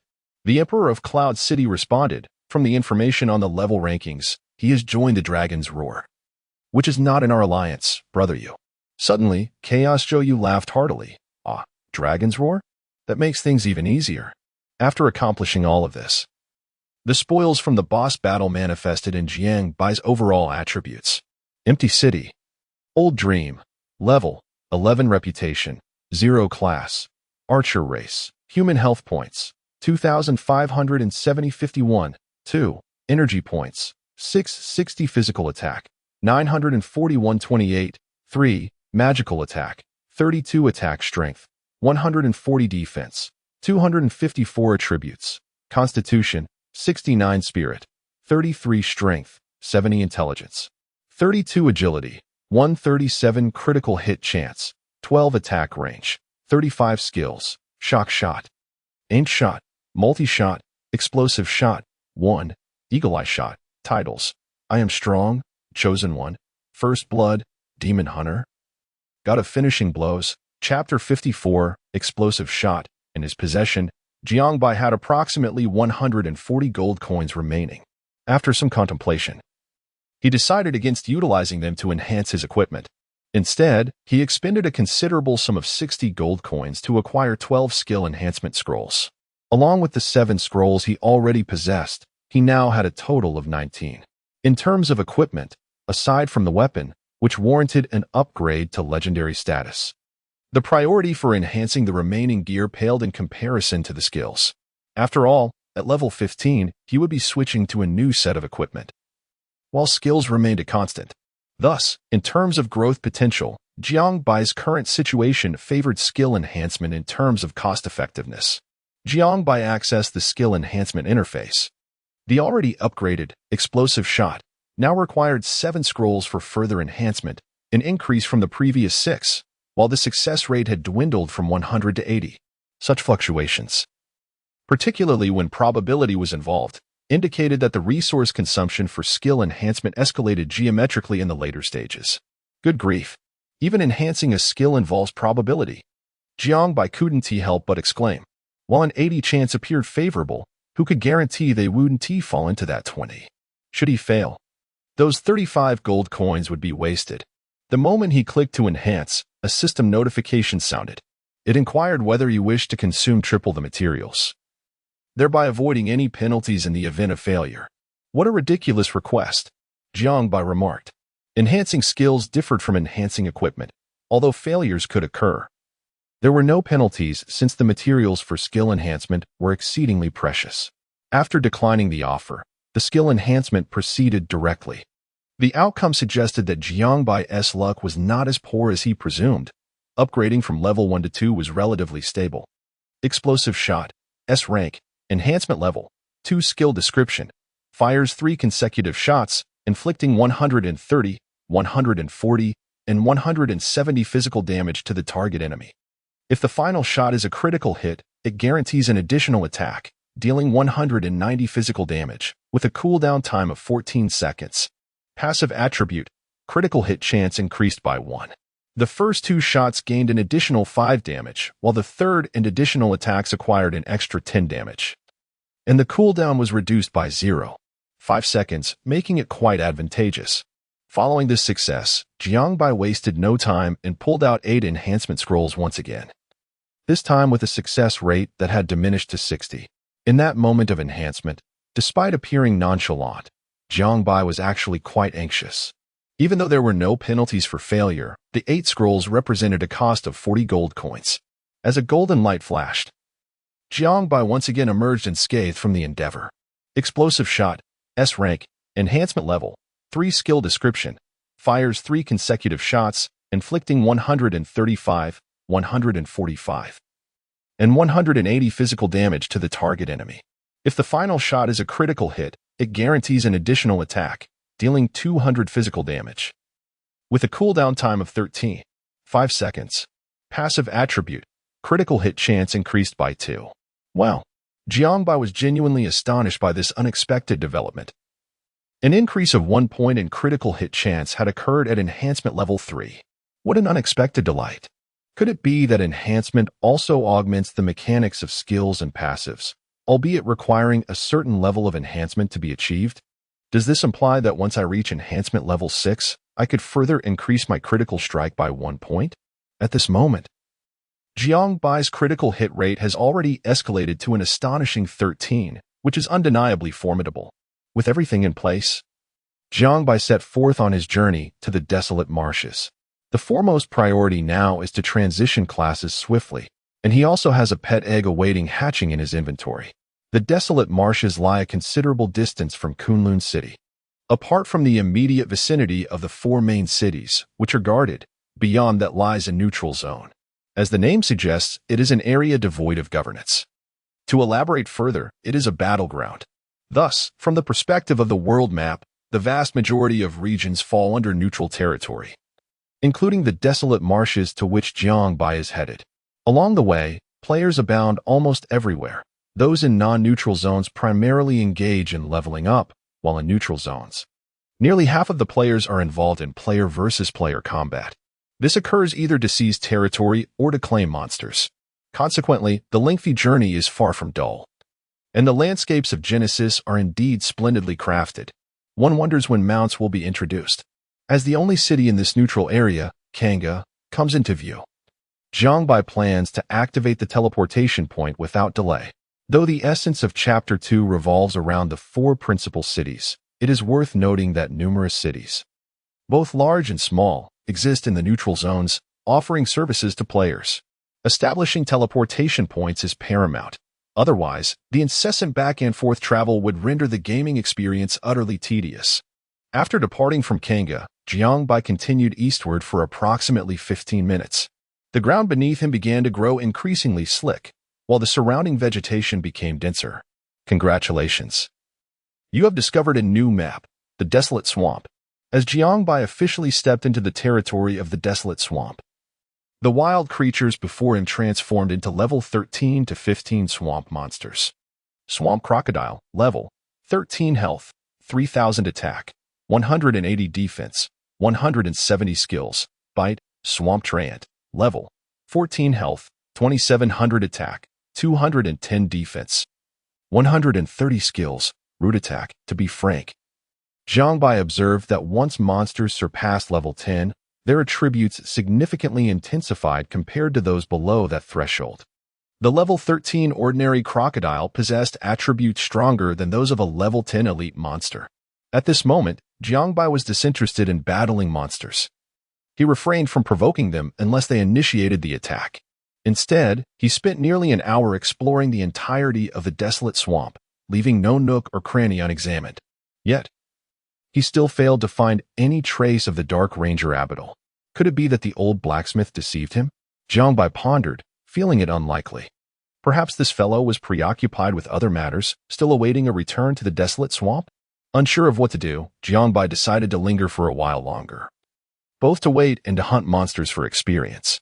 He realized that the desolate swamp was quite suitable for his leveling endeavors. The crocodiles were not particularly swift, making them easy to kite, while the Treants engaged in ranged, stationary attacks that posed no threat to his defenses and were simple to manage. Resolute in his decision, Jiangbai ceased his search and sought out areas dense with monsters to begin his assault. Maintaining a group of approximately 25 creatures, he turned and unleashed a multi-shot. -767, -767, -1917. The sudden eruption of damage across the screen was dazzling, and given Jiangbai's current critical hit rate, as long as fortune was not against him, he could expect critical hits from his initial barrage. As the cooldown for multi-shot reset, Jiangbai aimed again. After this shot, the crocodile, having sustained 2 critical hits, collapsed. If the number of remaining crocodiles was still substantial, the most efficient strategy would be to continue kiting until the cooldown for his third multi-shot concluded. Should he continue to land critical hits, 3 consecutive multi-shots would likely eliminate 2/3 of the monsters, with the remainder easily dispatched with basic attacks. While the process appeared straightforward, it demanded considerable skill and speed. Without the enhanced movement speed from boots and the weapon slowdown effect, Jiangbai would have struggled to maintain his kiting strategy. As the cycle continued, Jiangbai's experience points surged significantly. Each monster here could provide approximately 130 experience points. To reach level 12, Jiangbai required 80,000 experience points, which meant he would need to vanquish over 600 monsters to level up. Given Jiangbai's current pace, accounting for respawn times, he could reliably accumulate at least 20,000 experience points within an hour. Progressing through the leveling system was indeed swift. Meanwhile, the advancement of the creation quest was steadily increasing.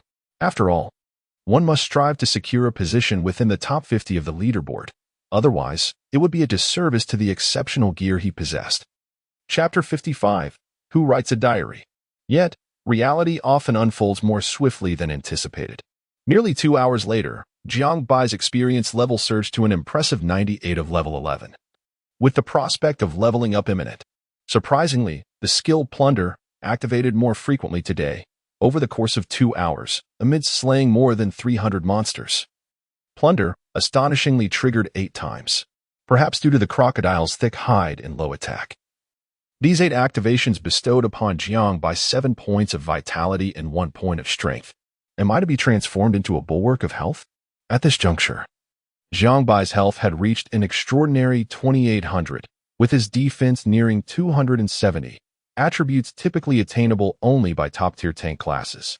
The spoils of his solitary endeavor were equally bountiful. Indeed, the benefits of solo play lie in the fact that all treasures belong solely to him, with no one to contest them. A skill enhancement scroll materialized. Though the drop rate remained dismally low, akin to that of a rare gem. However, he amassed a substantial quantity of magical crystal ores, exceeding 140 within these 2 hours. Upon surveying the trading market, Jiangbai discovered that these ores bore little value, fetching merely 10 copper coins each. Given such high yields, the consumption must surely be considerable. As for equipment, the highest tier attained was merely of excellent quality, collectively worth a few gold coins, an expected return. The sole anomaly was that while collecting his spoils, Jiangbai unexpectedly stumbled upon a tattered purple diary. To his astonishment, crocodiles penned diaries? Clearly, this was no ordinary crocodile. Who among them would engage in such literary pursuits? As Jiangbai grasped the diary, he realized the folly of his initial thoughts. The Aberder's Research Journal. 1. Item description. This tome chronicles the insights of Aberder's research. Opening it will allow the acceptance of a quest from the Dark Ranger Aberder. Ah. So it is the research journal of my esteemed mentor, Aberder. I suspected as much. Indeed, only the earnest would commit their thoughts to paper. In Jiangbai's mind, he had already come to regard Aberder as his teacher. He slowly opened the diary. The first page read, I never anticipated that such a desolate swamp could harbor the essence of the aberrant demons. I intend to investigate further. The second page continued, the situation is graver than I envisioned. The creatures here are already tainted by the essence of the aberrant demons. The third page stated, if the essence of the aberrant demons has infiltrated this place, then there must be a nest nearby. Jiangbai quickly perused the diary, which encompassed but a mere 10 pages. In essence, it detailed how the Dark Ranger Aberder, during his travels across the continent, inadvertently discovered that this area too was afflicted by the essence of aberrant demons, prompting him to instigate an investigation. The final page outlined the quest, stating that Aberder required 100 samples of crocodilian blood infected with the essence of the aberrant demons. Do you accept Aberder's quest to collect 100 samples of crocodilian blood? As Jiangbai turned the last page, the system notification arrived as expected. Of course, I accept. Jiangbai mused that the system had put in considerable effort. He had not anticipated that locating Aberder would occur in such a manner, but it was indeed rather intriguing. Upon receiving the task, Jiangbai wasted no time and immediately commenced his endeavor. After a rigorous testing session with a wave of monsters, he discovered that the drop rate for the contaminated crocodile blood was approximately 25. This meant that with an uninterrupted 2-hour effort, he could nearly complete the task. The process of gathering monsters was both exhilarating and monotonous. Each time a horde of creatures fell and dropped their loot, the sight of shimmering items scattered across the ground stirred his excitement. However, the act of luring monsters was somewhat disheartening and arduous and tedious skill to master. Had he known that hurting monsters could be so enjoyable, he might have chosen the mage class from the outset. As he lured the creatures, a tinge of regret flickered within him. Undoubtedly, the mage was the king of crowd control. Yet most mages lacked Jiangbai's capability to tackle monsters of higher or equal levels. Although he possessed this talent, it was a pity that he was a hunter. He pondered whether, upon acquiring a pet, he could use it to lure or tank monsters. While lost in thought, he mechanically unleashed multi-shot, expecting the usual outcome. He was suddenly taken aback by an unexpected turn of events. Jiangbai found himself immobilized. You have been attacked by player Chaotic Little Dong and have entered a state of self-defense. Immediately, a dizzy status icon appeared on his status bar. What the hell? Another assassin? Jiangbai gasped in shock. This was the wild, where one could easily meet their demise. Damn it. I can't even level up in peace. Not even a simple task can be completed. A wave of unnamed fury washed over him, leaving him feeling stifled. He never sought to provoke others nor engaged in unnecessary bloodshed. Yet it seemed that an incessant swarm of pests sought to disturb his tranquility. Someone can train in the desolate marshes. Just then, the familiar voice of Xiao Qifeng emerged as he and his group made their entrance. Xiao Qifeng, can't you engage in something productive? You're truly insufferable. Though Jiangbai was dizzy, it did not hinder his ability to chat, and he couldn't resist cursing at Xiao Qifeng. Look at your flustered expression.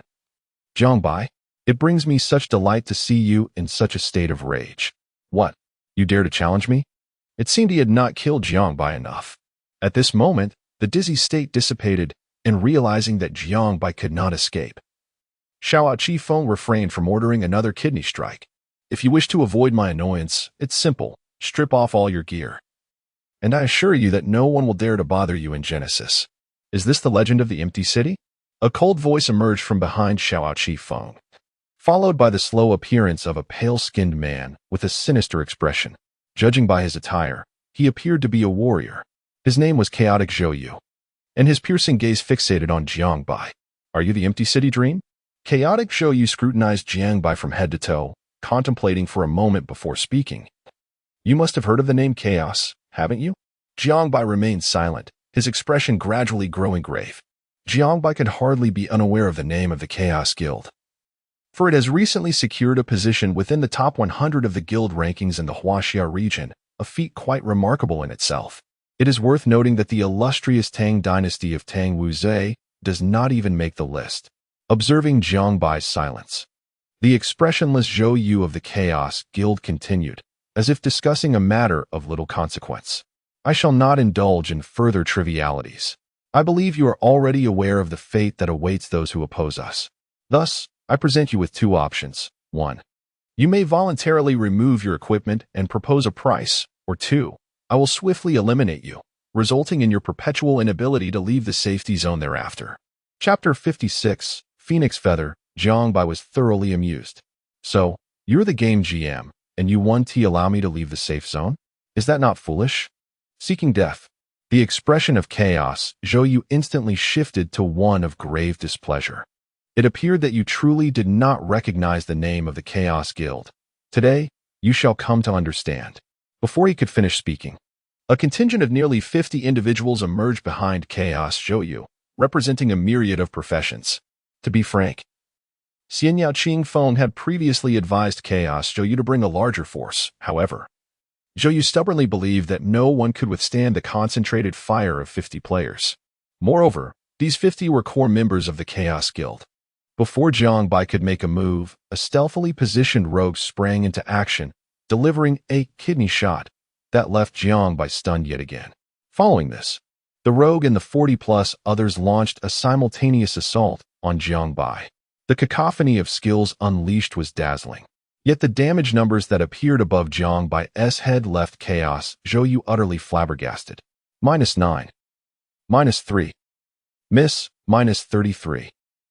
It should be noted that the individuals Zhou Yu brought along were all above level 10, with their attack attributes exceeding 200. Yet, only a scant few could breach Jiangbai's defenses. Is this truly the result? What the hell? especially as the combined fire from dozens of players resulted in Jiang Bai's exceptionally robust health bar diminishing at an agonizingly slow pace. Zhou Yu began to question his very existence. Is this truly a marksman class? Regret washed over Zhou Yu. He had indeed brought too few people. Meanwhile, Jiang Bai was not inclined to grant him an opportunity for regret.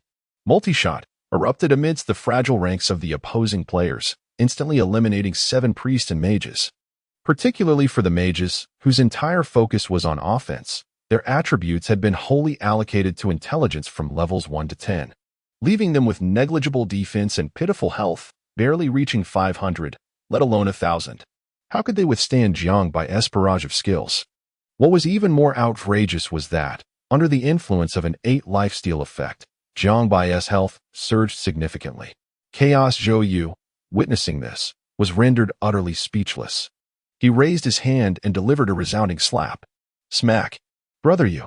Xian Yao Qingfeng clutched his face. His expression one of astonishment and grievance as he turned to Chaos Zhou Yu, his voice tinged with a whimper. Why are you hitting me? Damn it. I'm hitting you because of this. Chaos, Zhou Yu slapped him again. Are you trying to sabotage me? Why didn't you inform me that this fellow was so overpowered? Did you want me to bring 50 people to their doom? Are you an undercover agent or a spy? Damn it, brother Yu. Xian Yao Qingfeng's sense of injustice was palpable, tears brimming in his eyes. I told you, I truly did. I said this fellow is incredibly strong. Our 100-strong team cannot match him. But you wouldn't listen. Stop spouting nonsense. With a resounding slap, Zhou Yu silenced the air, leaving words unspoken, yet threateningly implied. In an instant, the dim, desolate swamp transformed into a fiery inferno, the oppressive flames enveloping them as if they were in a furnace. The 2 men stared in astonishment, their gazes drawn upward to the blinding crimson radiance soaring into the sky. Suddenly, a melodious phoenix cry echoed from the heavens, heralding the descent of a magnificent phoenix. Its left wing ablaze with raging flames, while its right emanated an arctic chill. Good heavens! This is utterly terrifying. Absolutely astounding, Jiang Bai exclaimed, instinctively retreating 2 steps, eyes wide in disbelief at the colossal phoenix he had summoned. In that electrifying moment, the atmosphere erupted. The duality of flames and frost in its wings was breathtaking, while the phoenix's immense form overshadowed everything, exuding an aura of supremacy. Another resounding cry of the phoenix filled the air as it flapped its wings, releasing a flurry of dazzling phoenix feathers from around Jiang Bai. The intertwining red and white feathers created a mesmerizing spectacle, leaving onlookers awestruck and apprehensive. Within a radius of 50 yards centered on Jiang Bai, a relentless barrage of phoenix feathers commenced. -1948. -1948. -1948. You have slain the player Chaos Great Sage, earning 5 honor points. You have slain the player Chaos No Light, earning 5 honor points. You have slain the player Chaos Black and Hard, earning 5 honor points. Wow, this is incredible. What a thrill. Jiang Bai reveled in the exhilaration of triggering the 0.5 chance Phoenix Feather attack for the first time, every pore of his body awakening in euphoria. Who could withstand such a staggering 200 real damage? The only class capable of enduring it would be the all-attribute tank class, a veritable blood cow of defense. Yet, it mattered little now. After the wave of Phoenix Feathers, fewer than 10 players remained standing, all severely wounded and utterly stunned. Jiang Bai swiftly collected their remnants, amassing an additional 5 honor points for himself. This legendary weapon was simply phenomenal. To be honest, one could only be astounded upon experiencing its power firsthand. Before utilizing this skill, Jiang Bai could scarcely fathom its explosive potential. The breathtaking Ice and Fire Phoenix, its grand entrance, along with the astonishingly high damage and indiscriminate attack radius, was more surreal than a cinematic spectacle. If such was the case for legendary weapons, one could only wonder what divine-grade equipment could achieve. Could it challenge a game master single-handedly? However, amidst the chaos, one individual remained unscathed, Chaos Zhou Yu, which surprised Jiang Bai. It wasn't that this fellow had withstood the onslaught of Phoenix Feathers, but rather that he had cleverly shielded himself with the body of the carefree Qingfeng, taking the brunt of the damage. Seizing the opportunity, Chaos Zhou Yu had slipped out of Jiang Bai's attack range and was now crouched behind a tree trunk, stealthily using a return stone, barely daring to breathe. Was he truly attempting to escape? Suddenly, an unexpected remark jolted Chaos Zhouyu, causing him to shudder. He lifted his gaze and was met with Jiang Bai's seemingly harmless smile, which filled him with dread. Nevertheless, he was no ordinary person, faced with imminent peril. He remained composed. Rising to his feet, Chaos Zhouyu addressed Jiang Bai. Are you truly prepared to take such drastic measures? You should contemplate the consequences of killing me. Ah, am I the one being extreme? Jiang Bai retorted. Do you believe that if I spare your life, your guild will grant me clemency? His question rendered Chaos Zhouyu speechless. No longer attempting to justify himself, he merely offered a cold smile. Well then, brace yourself for the wrath of the entire Chaos Guild. Despite Chaos Zhouyu's display of bravado, Jiang Bai showed no signs of leniency.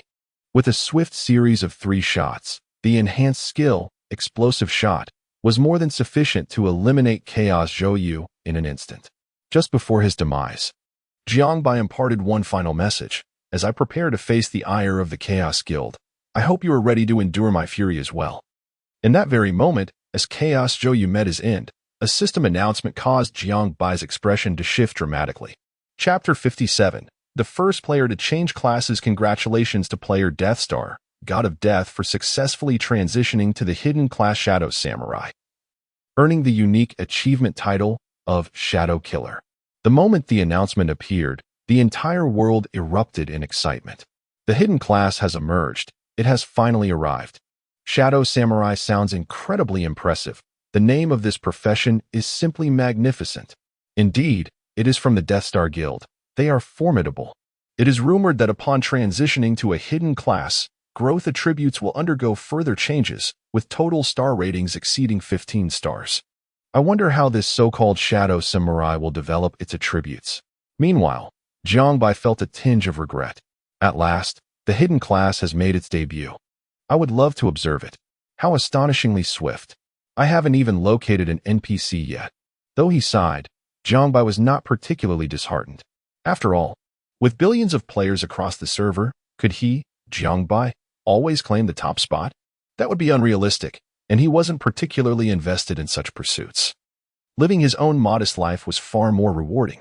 Once Jiang Bai concluded his cleanup of the battlefield, he accelerated his quest progress. An hour and a half later, he finally gathered 100 vials of blood, and his level had reached 12 at 11.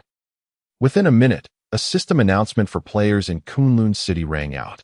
The number of players in Kunlun City had reached 1 million.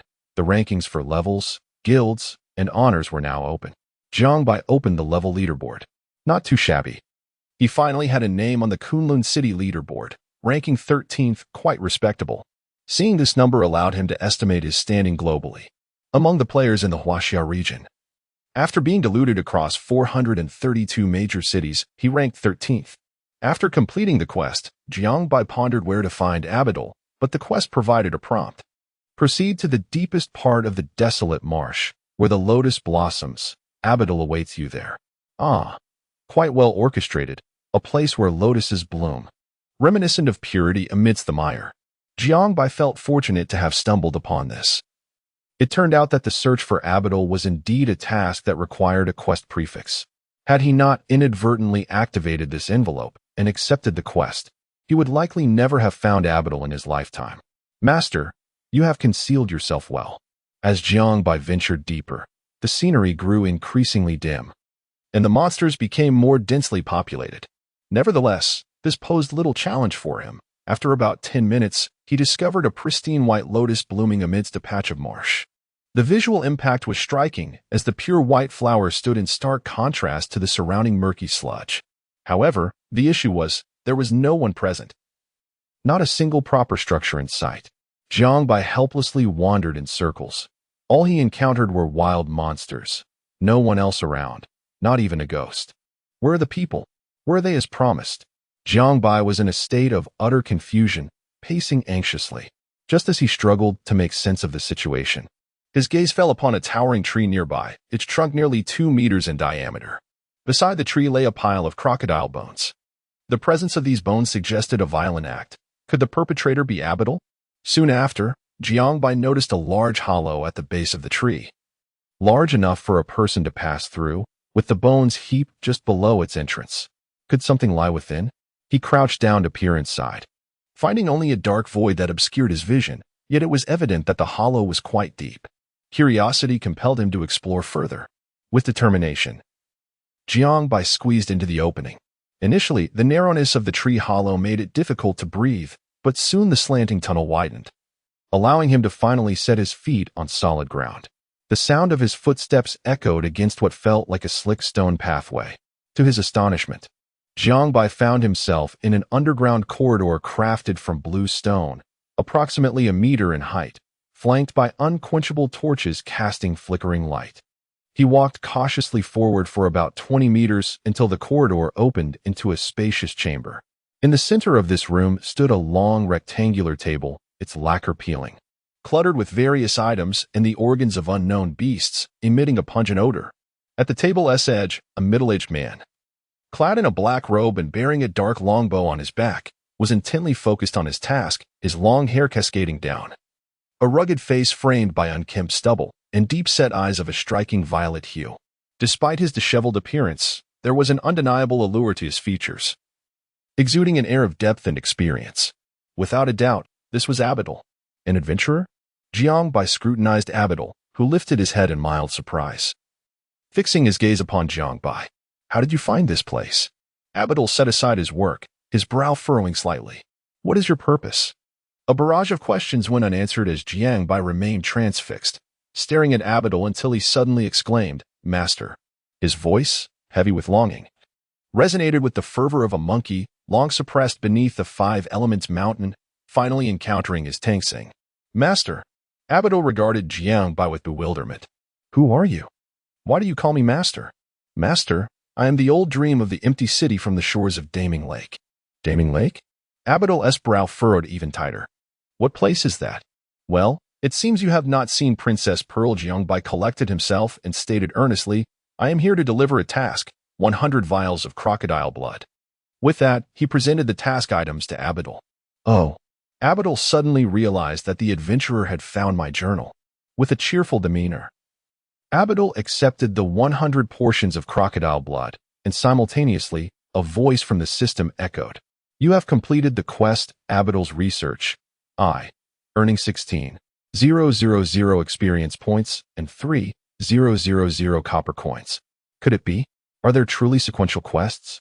Before Jiang Bai could fully process the rewards, the quest prompt resounded again. "You have triggered the quest, Abidal's research too. Do you accept?" Acceptance was but a formality. Jiang Bai's primary desire was to change his class. Once he achieved that, everything else would fall into place. Consequently, Jiang Bai produced a letter of recommendation and placed it before Abidal. "Master, do you recognize this recommendation? Brent sent me to you for the class change." However, Abidal paid no heed to Jiang Bai, standing there in a daze before the wooden table, seemingly engrossed in the study of the crocodile blood. "Master? Master!" Jiang Bai could not contain his exasperation. "Adventurer, have I gathered enough blood?" "No. I am here to change my class." Jiang Bai, now agitated, waved the recommendation letter around. "Look at this, Master." Yet, Abidal completely disregarded the document, raising his head once more to urge, "Adventurer, please hurry and collect the blood for me." "Damn it." Jiang Bai was furious. "So it seems that without completing the task, one is ignored?" Helpless, Jiang Bai opened the task description. "Please collect 200 portions of contaminated crocodile blood for Abidal." "Great. So you are drinking crocodile blood, Master?"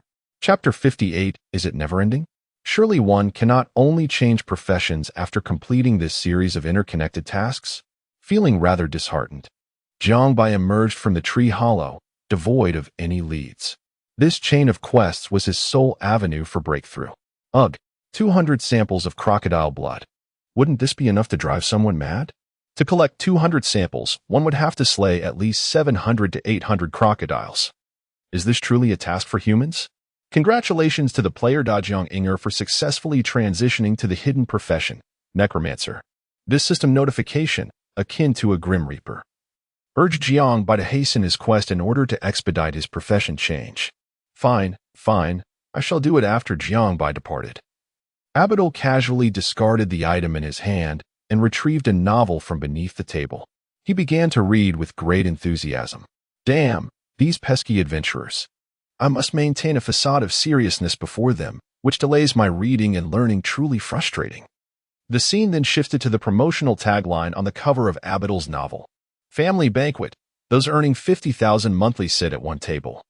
Those earning 100,000 at another, and the millionaires at yet another, while the impoverished son-in-law inquires, which table is for the 100 billionaires? A full 800 crocodiles were enough to keep Jiang Bai entrenched in his endeavor, lost in the monotony of the task. Initially, he attempted to keep count as he dispatched waves of crocodiles, but soon he succumbed to apathy. His eyes glazed over, his expression stiff. A cacophony of croaking crocodiles always trailing behind him. What should have been an exhilarating mass slaughter devolved into a mind-numbing assembly line of work. Upon finishing one wave of monsters, he would immediately summon the next, continuing until the area was utterly devoid of life. Jiang Bai sprawled on the ground, awaiting the respawn time of the creatures, and thus the cycle repeated. After an entire night of relentless hunting, Jiang Bai felt as if he had absorbed the scent of crocodiles. Exhausted, he finally collected enough blood. Of course, the rewards were bountiful. He amassed no less than a dozen white-green items, 2 blue pieces of equipment, and even defeated an elite crocodile.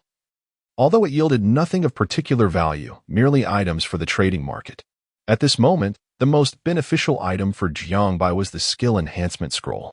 After slaying over 800 crocodiles, his coffers had become substantially fuller, with his gold count surpassing 3 digits once more, reaching a total of 108 coins. The first phase of the Genesis Heart quest had progressed to 1255-10,000, a promising development. The plunder skill had been activated a mere 11 times, enhancing Jiang Bai's agility by 3 points, constitution by 4 points, and inexplicably, intelligence by 4 points. Am I lacking in intelligence? Jiang Bai glanced at his experience bar. With just 14 remaining, he would ascend to level 13. Moreover, he had finally squeezed into the top 10 of the leaderboard, ranking 9th in the level standings of Kunlun City, while among the top 8, 5 had already transitioned to hidden professions. It appears that after changing vocations, the improvement is indeed remarkable, and the speed of leveling up has noticeably accelerated. Jiang Bai could not help but ponder that had it not been for the task at hand, he would have long since ventured to a higher realm to slay monsters and gain experience. Why was he still entangled in a life-and-death struggle with these crocodiles? Inside Aberta's laboratory, Jiang Bai, with dark circles under his eyes, wearily handed over the blood to Aberta, feeling an overwhelming sense of relief wash over him. Surely, he could now proceed to the next phase? Thank you, adventurer. As Aberta's voice faded, the third phase of the task materialized. You have triggered the quest, Aberta's Research 3. Do you accept? How many phases are there in total? Jiang Bai felt utterly despondent, yet he still accepted the task. He had hoped for some variation, and indeed, there was a slight change, but task description. After research, it appears that the crocodile's blood holds little value for study. Aberta now intends to investigate the crocodile's heart. Please collect 100 crocodile hearts for Aberta. What the hell? Staring at Aberta, who was still engrossed in his work, Jiang Bai felt a surge of frustration. He exclaimed, Master, let us be straightforward. Why don't I just bring you the corpses of 100 crocodiles for you to dissect yourself? Is there something unclear, adventurer? Sensing the ire in Jiang Bai's gaze, Aberta turned around and inquired, Is there something wrong? No. Jiang Bai gritted his teeth. He was completely exhausted from hunting crocodiles.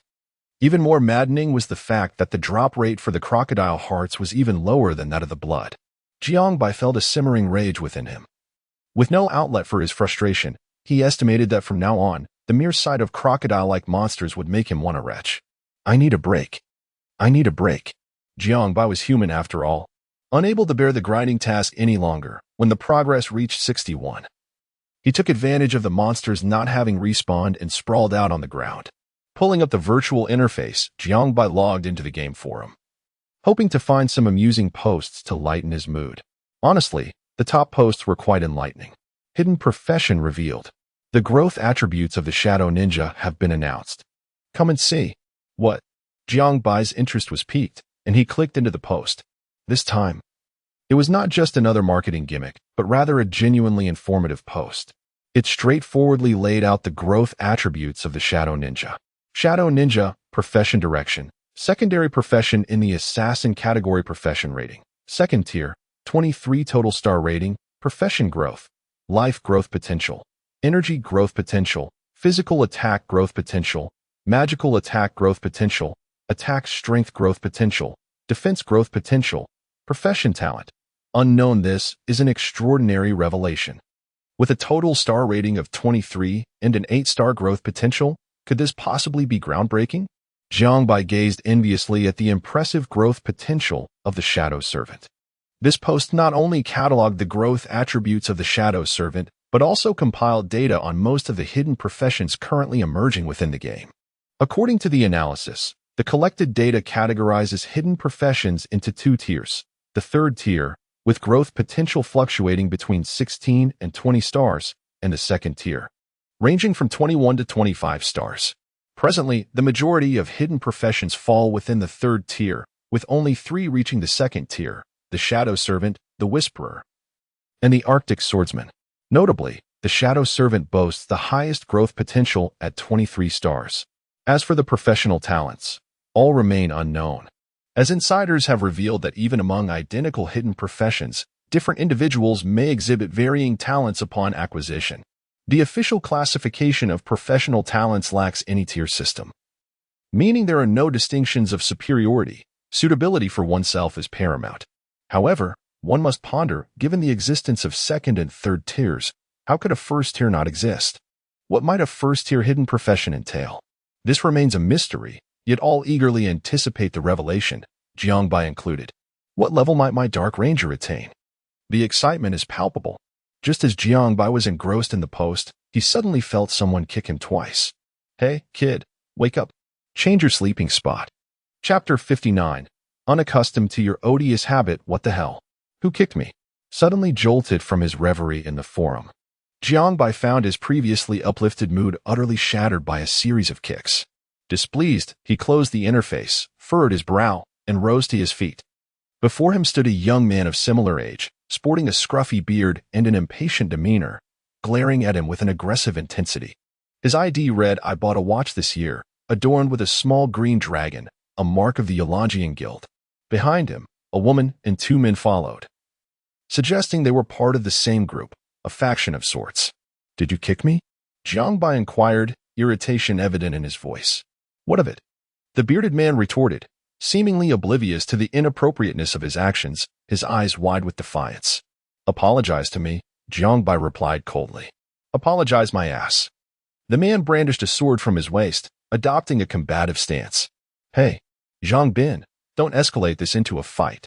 Let us talk it out and avoid any unpleasantness." The woman interjected, stepping forward with an apologetic smile directed at Jiang Bai. We need to level up here. So could you please move aside and find another area to grind monsters?" Jiang Bai assessed the woman before him. Truth be told, she was quite attractive, her voice pleasing to the ear. However, he found her request quite irksome. There was no way he would leave, his quest remained unfinished. And he questioned the rationale behind her demand. After a moment's contemplation, he conceded that in a public space, it was unnecessary to be overly contentious. He gestured towards the nearby river. "How about this? You can fight on the other side of the river, while I handle things over here alone." "That's probably not feasible," the woman responded decisively, catching Jiang Bai off guard with her blunt refusal. "Little brother, I've been quite patient in addressing you. Please, just find another spot." "Why should I?" Jiang Bai countered, perplexed by their logic. "Isn't there's some notion of first come, first served?" "Because we need to level up here," she stated, her expression one of entitlement. "What kind of reasoning is that? Is this swamp your private property? Or do you own these crocodiles?" Jiang Bai exclaimed, incredulous at their audacity. "Why must you monopolize the space for leveling? What is next? Do you require us to strip down while fighting to avoid being seen? How can you be like this?" The woman was visibly frustrated. She had approached him with a friendly demeanor, yet he was rebuffing her overtures. Did she expect him to act like a lapdog, complying with her every whim? Jiang Bai's frown deepened. Where had these people learned such unacceptable behavior? "How dare you speak to us like that?" she retorted, flanked by Zhang Bin and the others, who now encircled Jiang Bai. "Kid, don't you possess any sense of chivalry? Shouldn't a man give way to a woman? Oh no. It seemed he had inadvertently encountered a sycophant. Jiangbai sighed inwardly, realizing the unfortunate predicament he found himself in. Do you know Fei Fei? She is the belle of our school. One of the buzzcut boys remarked that many people wish to speak to Fei Fei but cannot muster the courage. The fact that she can converse with you in such a pleasant manner is already a privilege. Why does it matter to me that she is the school beauty? Is she going to grant me a favor or something? Just because she is the belle, does the world have to cater to her? Jiangbai chuckled as he observed the trio of sycophants, bemused by their antics. You scoundrel! A woman exclaimed, stamping her foot in anger, her eyes brimming with tears. Looking utterly aggrieved. Apologize to our Fei Fei immediately. Kneel and beg for forgiveness. Damn it, let me deal with him. Hey, let us not resort to violence. We can discuss this calmly. The woman continued to urge from behind, yet Jiangbai discerned a hint of satisfaction flickering in her eyes. Yet, the man only became more incensed by her pleas. I am determined to teach him a lesson today. With that, the bearded man unsheathed his long sword and lunged at Jiangbai, causing the audience to gasp in shock as a -2 damage appeared above Jiangbai's head. What? The bearded man glanced at the sword in his hand, then back at Jiangbai, momentarily questioning his existence. You have been maliciously attacked by player I bought a watch last year and have entered a state of legitimate self-defense. Soon after, the other two sycophants, a mage and an archer, launched their attacks on Jiangbai as well. -1, -8. It must be said, the mage's assault was quite formidable, managing to bypass his defenses. You have been maliciously attacked by player I bought a watch last year and have entered a state of legitimate self-defense. You have been maliciously attacked by player I bought a watch the year before last and have entered a state of legitimate self-defense. What? The meager damage left the three of them stunned, as if they had stumbled upon an unsolvable riddle. But it didn't take long for their expressions to shift, seemingly realizing they had kicked a steel plate. Just as a flicker of unease and regret surfaced within them, they lost any chance of redemption. As their names turned red, Jiangbai showed no hesitation, drawing his longbow and unleashing a flurry of multi-shot, followed by explosive shot and another multi-shot, instantly dispatching the three of them. The world fell silent. Indeed, sycophants meet a grim fate. Jiangbai finally understood why mindless sycophants were so loathed. Could one tolerate their pretentiousness turned upon themselves? However, Jiangbai chose to spare the woman. What do you intend to do? She asked, her face a mask of terror as she stared at the slowly approaching Jiangbai, rendered speechless. I have kept you here to tell you this. Not all men are sycophants. I will not indulge your foul habits. Before his words had fully echoed, Jiangbai's longbow erupted in flames, and with a single arrow, he sent the little female priest back to where she belonged. What a relief. Once he had resolved the situation with the four of them, Jiangbai's previously irritable mood, agitated by the chain of tasks, began to settle down. It appeared that life should indeed be peppered with unexpected little interludes. Content. He picked up the long sword dropped by the bearded man and resumed his monster hunting endeavors. 2 hours later, Jiangbai stood once more before the shadowy ranger Abidal, clutching 100 crocodile hearts in his grasp. His hand was tightly wrapped around the longbow at his waist. Jiangbai vowed that if Abidal dared to compel him to gather any more crocodile hearts or other grotesque tasks, he would surely retaliate. Even if it meant earning the ignoble title of betrayer, Jiangbai possessed dignity. He could not allow this tormenting assignment to drive him to despair. He would rather forego the quest entirely. It was of no consequence to him. Abidal scrutinized the array of crocodile hearts laid out before him, nodding in satisfaction. He turned to Jiangbai, a smile playing on his lips, utterly oblivious to the tension and agitation radiating from Jiangbai. Well then, esteemed adventurer, if it is not too much trouble, I fear I must request your assistance in collecting another 100 crocodile eyes. In an instant, the confined chamber was thick with menace. A chilling aura emanating from Jiangbai, his eyes now a fiery crimson. Noticing Jiangbai's silence, Abidal's expression shifted to one of confusion. Dear adventurer, do you harbor any doubts? Yet, Jiangbai remained silent. The two faced each other, the atmosphere taut with unspoken tension. Chapter 60. Abidal's ultimate trial. In the moment when the atmosphere reached an unbearable tension, Jiangbai's expression suddenly shifted. All right, master, let us procure your eyes. He jested, for Jiangbai was certainly not blind. Upon discovering that Abidal's level was shrouded in question marks, and his health points similarly obscured, he had ample reason to believe that this foe could obliterate him with a mere breath. Am I truly such a fool? Jiangbai mused as he attracted the monsters, reminiscing about the entire chain of quests. Despite the exasperating nature of this task, he steadfastly held the belief that existence is inherently reasonable. Since the system had dispatched such a convoluted and vexatious mission, the rewards could not possibly be meager, right? This notion was the sole motivation propelling Jiangbai to persevere. Fortunately, it appeared that acquiring the eyes was not an overly arduous endeavor. As Jiangbai's level reached 13 and 9, he managed to collect all the necessary eyes. By Jove, this promotion has allowed me to ascend 2 levels. Jiangbai couldn't help but exclaim, glancing at the leaderboard. He found himself occupying the 8th position in the Kunlun City rankings. Progressing further seemed a daunting task, as among the top 10, he was the only one yet to undergo a class change. The others had all advanced to their respective professions. Without a class change, his attributes paled in comparison, and he was currently battling low-level monsters, when he could at least be facing creatures of level 15 or above. Jiangbai stared at the leaderboard for some time, finding it rather intriguing. Each listed player bore the insignia of their respective guilds and alliances. Naturally, the alliances required no elaboration, for all hailing from Kunlun City belonged to the Yolngian. As for guilds, apart from himself, everyone else seemed to be affiliated. The top guild, named Fengmen Tian'ang, had a rather nostalgic ring to it. Subsequently, Jiangbai navigated to the guild rankings. As expected, the foremost guild in Kunlun City was indeed Fengmen Guild. Alongside Datong Wuzue from the Tang Dynasty and Xingchen Zuiyin from the Starry Shore, Jiangbai couldn't find any mention of himself among the top 10. Oh well. It hardly concerns me, he thought dismissively. Closing the cluttered pages, he once again ventured into the tree hollow. This time, under Jiangbai's almost murderous gaze. Abidal refrained from continuing the quest. A faint smile graced Abidal's lips. At this moment, he appeared more human, less mechanical and dull-witted than before. Very well, adventurer. You have passed my preliminary test, Abidal proclaimed, extending his hand towards Jiangbai. Now, if you would be so kind as to present me with old Brent's letter of introduction. By the heavens. Upon hearing this, Jiangbai exhaled with relief, finally producing the letter. So you were aware of this letter all along, master? If you knew, why subject me to such trials?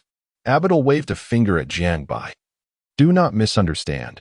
This was Brent's idea, not mine. By the heavens. It was indeed that old rascal. Jiangbai thought, envisioning Brent standing before him with a sly grin. However, if it were my idea, the task would undoubtedly become more arduous and intricate. You should express your gratitude to him sincerely. Abidal remarked, seizing a handful of keys from the table and proceeding deeper into the secret chamber. Indeed. I have always believed Brent to be a kind-hearted soul, amiable and approachable. I find myself missing him greatly. Jiangbai followed closely behind Abidal, maintaining a composed demeanor as he spoke. To be frank, you are the first adventurer in millennia to have garnered Brent's favor. It is evident that he holds you in high regard. Ah, master, you flatter me excessively, Jiangbai replied. His spirit is buoyant as that of a child weighing 200 pounds. Do you understand why you are repeatedly tasked with gathering these items? Brent stood before a stone wall at the chamber's entrance, making no apparent movement, yet the stone wall before him split in two, parting to the sides. With a resounding thud, a square dark door, approximately 2 meters wide and high, materialized before the two. What an unexpected revelation. Jiangbai's heart began to race. Master. What a curious question you pose. If I knew the reason, I would have become a GM. GM? Abidal turned, his expression earnest as he fixed his gaze upon Jiangbai. Oh, it's just a little dog I care for, always being mischievous. I scold him daily. Oh. Abidal nodded thoughtfully, and speaking of which, one should always cherish small creatures. Jiangbai followed Abidal through the dark door, descending a slanted staircase that led into unfathomable darkness. With each step Abidal took, the torches embedded in the walls ignited in response. After nearly 10 minutes of descent, Jiangbai estimated they had reached a depth of at least 100 meters below ground. They finally arrived at the cavernous depths. Here, everything emanated a primal essence. The ground was uneven with rugged rocks, and faintly, the sound of an underground river could be heard. At the center of this open space stood an oval altar, roughly 3 meters in diameter. Under the flickering light, Abidal's expression appeared shrouded in uncertainty as he approached the altar. To be honest, Jiangbai could not decipher the symbols etched upon the altar. It bore a complex and colossal insignia, with each stroke forming grooves that interconnected. For this purpose, Abidal then produced a cylindrical glass vessel containing approximately 2,918,3324 milliliters of a purple liquid. This, he explained, is what was distilled from the materials you gathered. What is this? Jiangbai inquired, examining it closely. The purple liquid even emanated a faint glow, quite enchanting. The power of the aberrant. Abidal poured the purple liquid into the grooves of the altar, and it swiftly coursed along the intricately carved symbols. The creatures of these desolate marshes have been tainted by the essence of the aberrant, and to collect sufficiently pure aberrant power, one must utilize this method of extraction. Oh. Jiangbai suddenly came to a realization. Upon Abidal's words, he felt that his undertaking of these tasks held considerable value. Pointing at the sacrificial altar beneath him, he observed that the violet liquid had traversed all the grooves, forming delicate strands reminiscent of hair, emanating a radiant purple glow. Below lay the seal of an otherworldly demon. Abidal remained fixated on the altar, and at the moment the violet liquid completed its circuit, converging once more at the starting point, a resounding explosion erupted. The violet luminescence soared into the heavens, illuminating the dark cavern as if it were broad daylight. In the next instant, a creaking sound echoed, and the sacrificial altar began to slowly split apart. Following this, an oval-shaped violet portal emerged atop the altar. Jiangbai stared in astonishment at the unfolding spectacle, his eyes brimming with confusion. Meanwhile, Abidal gazed at Jiangbai with a smile, saying, "Adventurer, if you wish to become a true Dark Ranger, then please accept the genuine trial bestowed by Abidal." Chapter 61. The Destroyer Archimon Ding. Do you accept the class transfer quest? Abidal's ultimate trial, slay Archimon. Accepted. It has arrived. It has finally arrived. Jiangbai, without a moment's hesitation, opened the quest description. Abidal's ultimate trial, slay Archimon, quest description, a century ago. The demon lord Archimon seized the desolate marsh and poisoned all its inhabitants. To this day, the entire marsh remains lifeless. In an effort to purify the malevolent essence of the marsh, Abidal imprisoned Archimon. However, Abidal discovered that the Archimon here was merely a fragment of his true self, devoid of value. Consequently, Abidal confined this doppelganger of Archimon as a trial. You are required to slay Archimon within 10 minutes. Failure to do so will result in the quest being deemed unsuccessful. Note, Archimon's doppelganger possesses only 1/10 of the original's power, and players may attempt the challenge repeatedly until they succeed. It seems that I must confront a boss. Jiangbai steadied his mind, pondering the attributes of this boss. If it matches my level, the solo boss should not pose much difficulty, due to his previous frenzied monster hunting. Jiangbai had slain 337 crocodiles in the 4th ring quest, activating Plunder 6 times, which further enhanced his attributes by 2 points in strength, 3 points in agility, and 1 point in vitality. Do not inquire why Jiangbai recalled the numbers so precisely. It is because of the system's statistical assistant. Currently, Jiangbai's physical attack had reached 1062 points, with an attack strength of 152 points, culminating in a staggering total of 1214 attack power. One could hardly call it anything less than monstrous.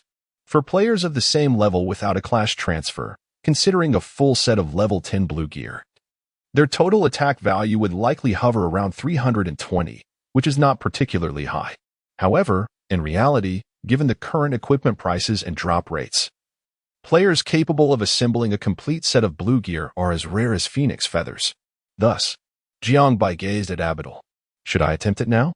After all, I can challenge it repeatedly. Certainly. Abidal nodded with a smile. Jiangbai then stepped into the portal. After a brief moment of darkness, he found himself in a realm suffused with purple hues. It was an ethereal world, reminiscent of the vastness of the universe, with purple clouds drifting languidly, evoking a dreamlike sensation. Directly ahead, approximately 100 yards away, a colossal beast lay in a deep slumber. Jiangbai found it difficult to articulate its appearance. It resembled an enormous crocodile magnified several times, yet more accurately, it bore a striking resemblance to a stegosaurus from the late Jurassic period. With its robust limbs, thick hide, and a row of gigantic bony plates adorning its back, it appeared quite formidable. The avatar of the destroyer Akamond, Black Iron level demon boss, level 15 health points, 90,000 attack power, 600 defense value, 550 skills, wild charge, blade bite, spike defense. Goodness gracious. I can hardly believe it. Jiang Bai's vision darkened upon reviewing the boss's attributes, nearly causing him to spit blood on the spot. Is this a boss that can be defeated in 10 minutes? Or is it meant for solo play? The attack power is not particularly high, yet the health and defense values are alarmingly elevated. An attack of 600 is inconsequential. However, how long must one battle to whittle down 90,000 health? The defense of 550 far surpasses that of the earlier siege boss. Jiang Bai, for the first time, found himself unable to defeat it outright. If he were to accomplish that, it would render the task rather trivial. Thus, he steadied his mind and resolved to test his mettle, determining how much he could inflict within 10 minutes. As he adjusted his position, Jiang Bai readied himself, waiting until he was within 70 yards when the skill, Eagle Eye Shot, illuminated. This ability, while primarily serving as an opener, inflicted minimal damage and had a rather lengthy casting time. As he drew back his crimson longbow, a red energy arrow gradually coalesced, its sharp tip radiating a blinding light. With a swift motion, he released it. Away you go. The arrow, shimmering with iridescence, sliced through the air in a graceful arc, striking true upon Akamond's back. Minus 996 in that instant of damage. The timer in the upper right corner of Jiang Bai's interface began its countdown from 10 minutes. When the countdown was not in effect, one felt no sense of urgency. However, as he now beheld the rapidly fluctuating numbers, an unbidden tension enveloped him. Roar! The slumbering Akamond erupted in fury, evidently enraged at the interruption of his reverie. His eyes flared open, and the bony plates on his back rose like cruel blades. His robust limbs radiating an overwhelming power as he surged rapidly towards Jiang Bai. Goodness, that speed is no trifling matter. Jiang Bai marveled inwardly, astonished that even under a 25 speed reduction, Akamond's velocity rivaled his own. This will be a formidable challenge. Speed was Jiang Bai's advantage in kiting monsters. Yet he had not anticipated that Akamond, despite his seemingly cumbersome bulk, moved with such grace. At 60 yards, 50 yards. As the distance between man and beast swiftly diminished, upon reaching 35 yards, a series of skills in Jiang Bai's skill bar illuminated. Shockwave shot. The sharp arrow flew forth, striking Akamond's head once more. Minus 730. Disappointment washed over him as no stun was procured. Following this, he unleashed aimed shot. Minus 797. Explosive shot. Minus 896. 962. Minus 2,988. A critical hit. Jiang Bai felt a sudden jolt. He vaguely sensed that the final strike of the skill, explosive shot, might possess a concealed critical hit attribute. Otherwise, he couldn't shake the feeling that the critical hit probability of the last strike was indeed rather elevated. With a 180 increase in attack power, coupled with a 2.5-fold critical effect, the damage surged to nearly 3,000 in an instant. In the fourth paragraph, the arrows whistled forth minus 1,328. A single explosive shot dealt an astonishing 6,174 points of damage, undeniably extraordinary. The breaking wind effect activated. Jiang Bai glanced at the buff bar, noting an additional layer of the breaking wind buff. However, the situation was far from optimistic. Approximately 45 seconds had elapsed, and Jiang Bai had inflicted a total of 8,697 damage. If this efficiency were to persist, he could potentially deal 70,000 damage within 10 minutes. Yet, reality painted a different picture. This was due to Jiang Bai achieving a full burst state by exploiting his skill cooldowns, representing the theoretical apex of damage output. Now, as his skills entered cooldown, he was left solely with basic attack capabilities, and he had to continuously maneuver to create distance, causing his damage per second to plummet. unless another burst opportunity arose. Archimond's speed was astonishingly rapid. After unleashing explosive shot, the distance between them dwindled to less than 15 yards.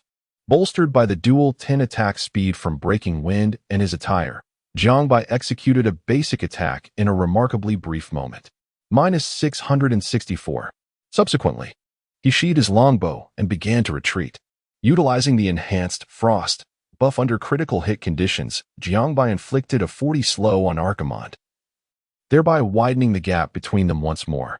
Following this, Jiangbai unleashed another basic attack, chaining into multi-shot, which collectively dealt 1195 damage. Still, no critical hit materialized. Watching the 6-second duration of the Breaking Wind state fade away, Jiangbai felt a tinge of regret. His critical hits were still insufficiently stacked. At this moment, he had dealt 11,356 damage, but just over a minute had passed. This formidable opponent still possessed nearly 80,000 health. Although explosive shot had produced a critical hit, Jiangbai could not guarantee that every subsequent explosive shot would also land a critical hit. More accurately, critical hits from explosive shot were a rare occurrence. Without them, Jiangbai's damage would undoubtedly suffer significantly, as the majority of his damage output stemmed from explosive shot. Furthermore, Archimond had yet to utilize a single skill. Chapter 62. The unsightly double strike. As Jiangbai contemplated his next move, the colossal figure of Archimond suddenly surged forward with an intensity akin to a cataclysmic landslide. The ferocity of the impact left Jiangbai scarcely prepared. In the blink of an eye, Archimond was upon him, every wrinkle upon his formidable form vividly discernible. With a resounding roar, a tremendous force erupted, propelling Jiangbai into the air. -398. The pain was not unbearable, considering Jiangbai currently boasted a health pool of 3,000. Yet, suspended in midair, he found himself utterly devoid of control over his body, rendering him incapable of evading Archimond's subsequent assault. Sure enough, Archimond opened his cavernous maw, his razor-sharp fangs measuring over a meter in length, lunging towards Jiangbai's vulnerable region. -626. What the hell? Can he even perform a combo? In midair, Jiangbai emitted a cry reminiscent of a slaughtered pig, although the game was not reality. The simulation did invoke a semblance of pain. The psychological terror of impending violation was overwhelmingly daunting. Moreover, to Jiangbai's dismay, this merciless double strike had inflicted a staggering 1,000 points of damage. It was worth noting that due to the title of Chosen One, Jiangbai enjoyed a 10 damage absorption benefit. I take back what I said. It truly hurts. Upon landing, Jiangbai hastily consumed a potion that restored 200 health points. Simultaneously, he rolled swiftly to the right, narrowly evading Archimond's third attack, the massive and robust hoof. Boom.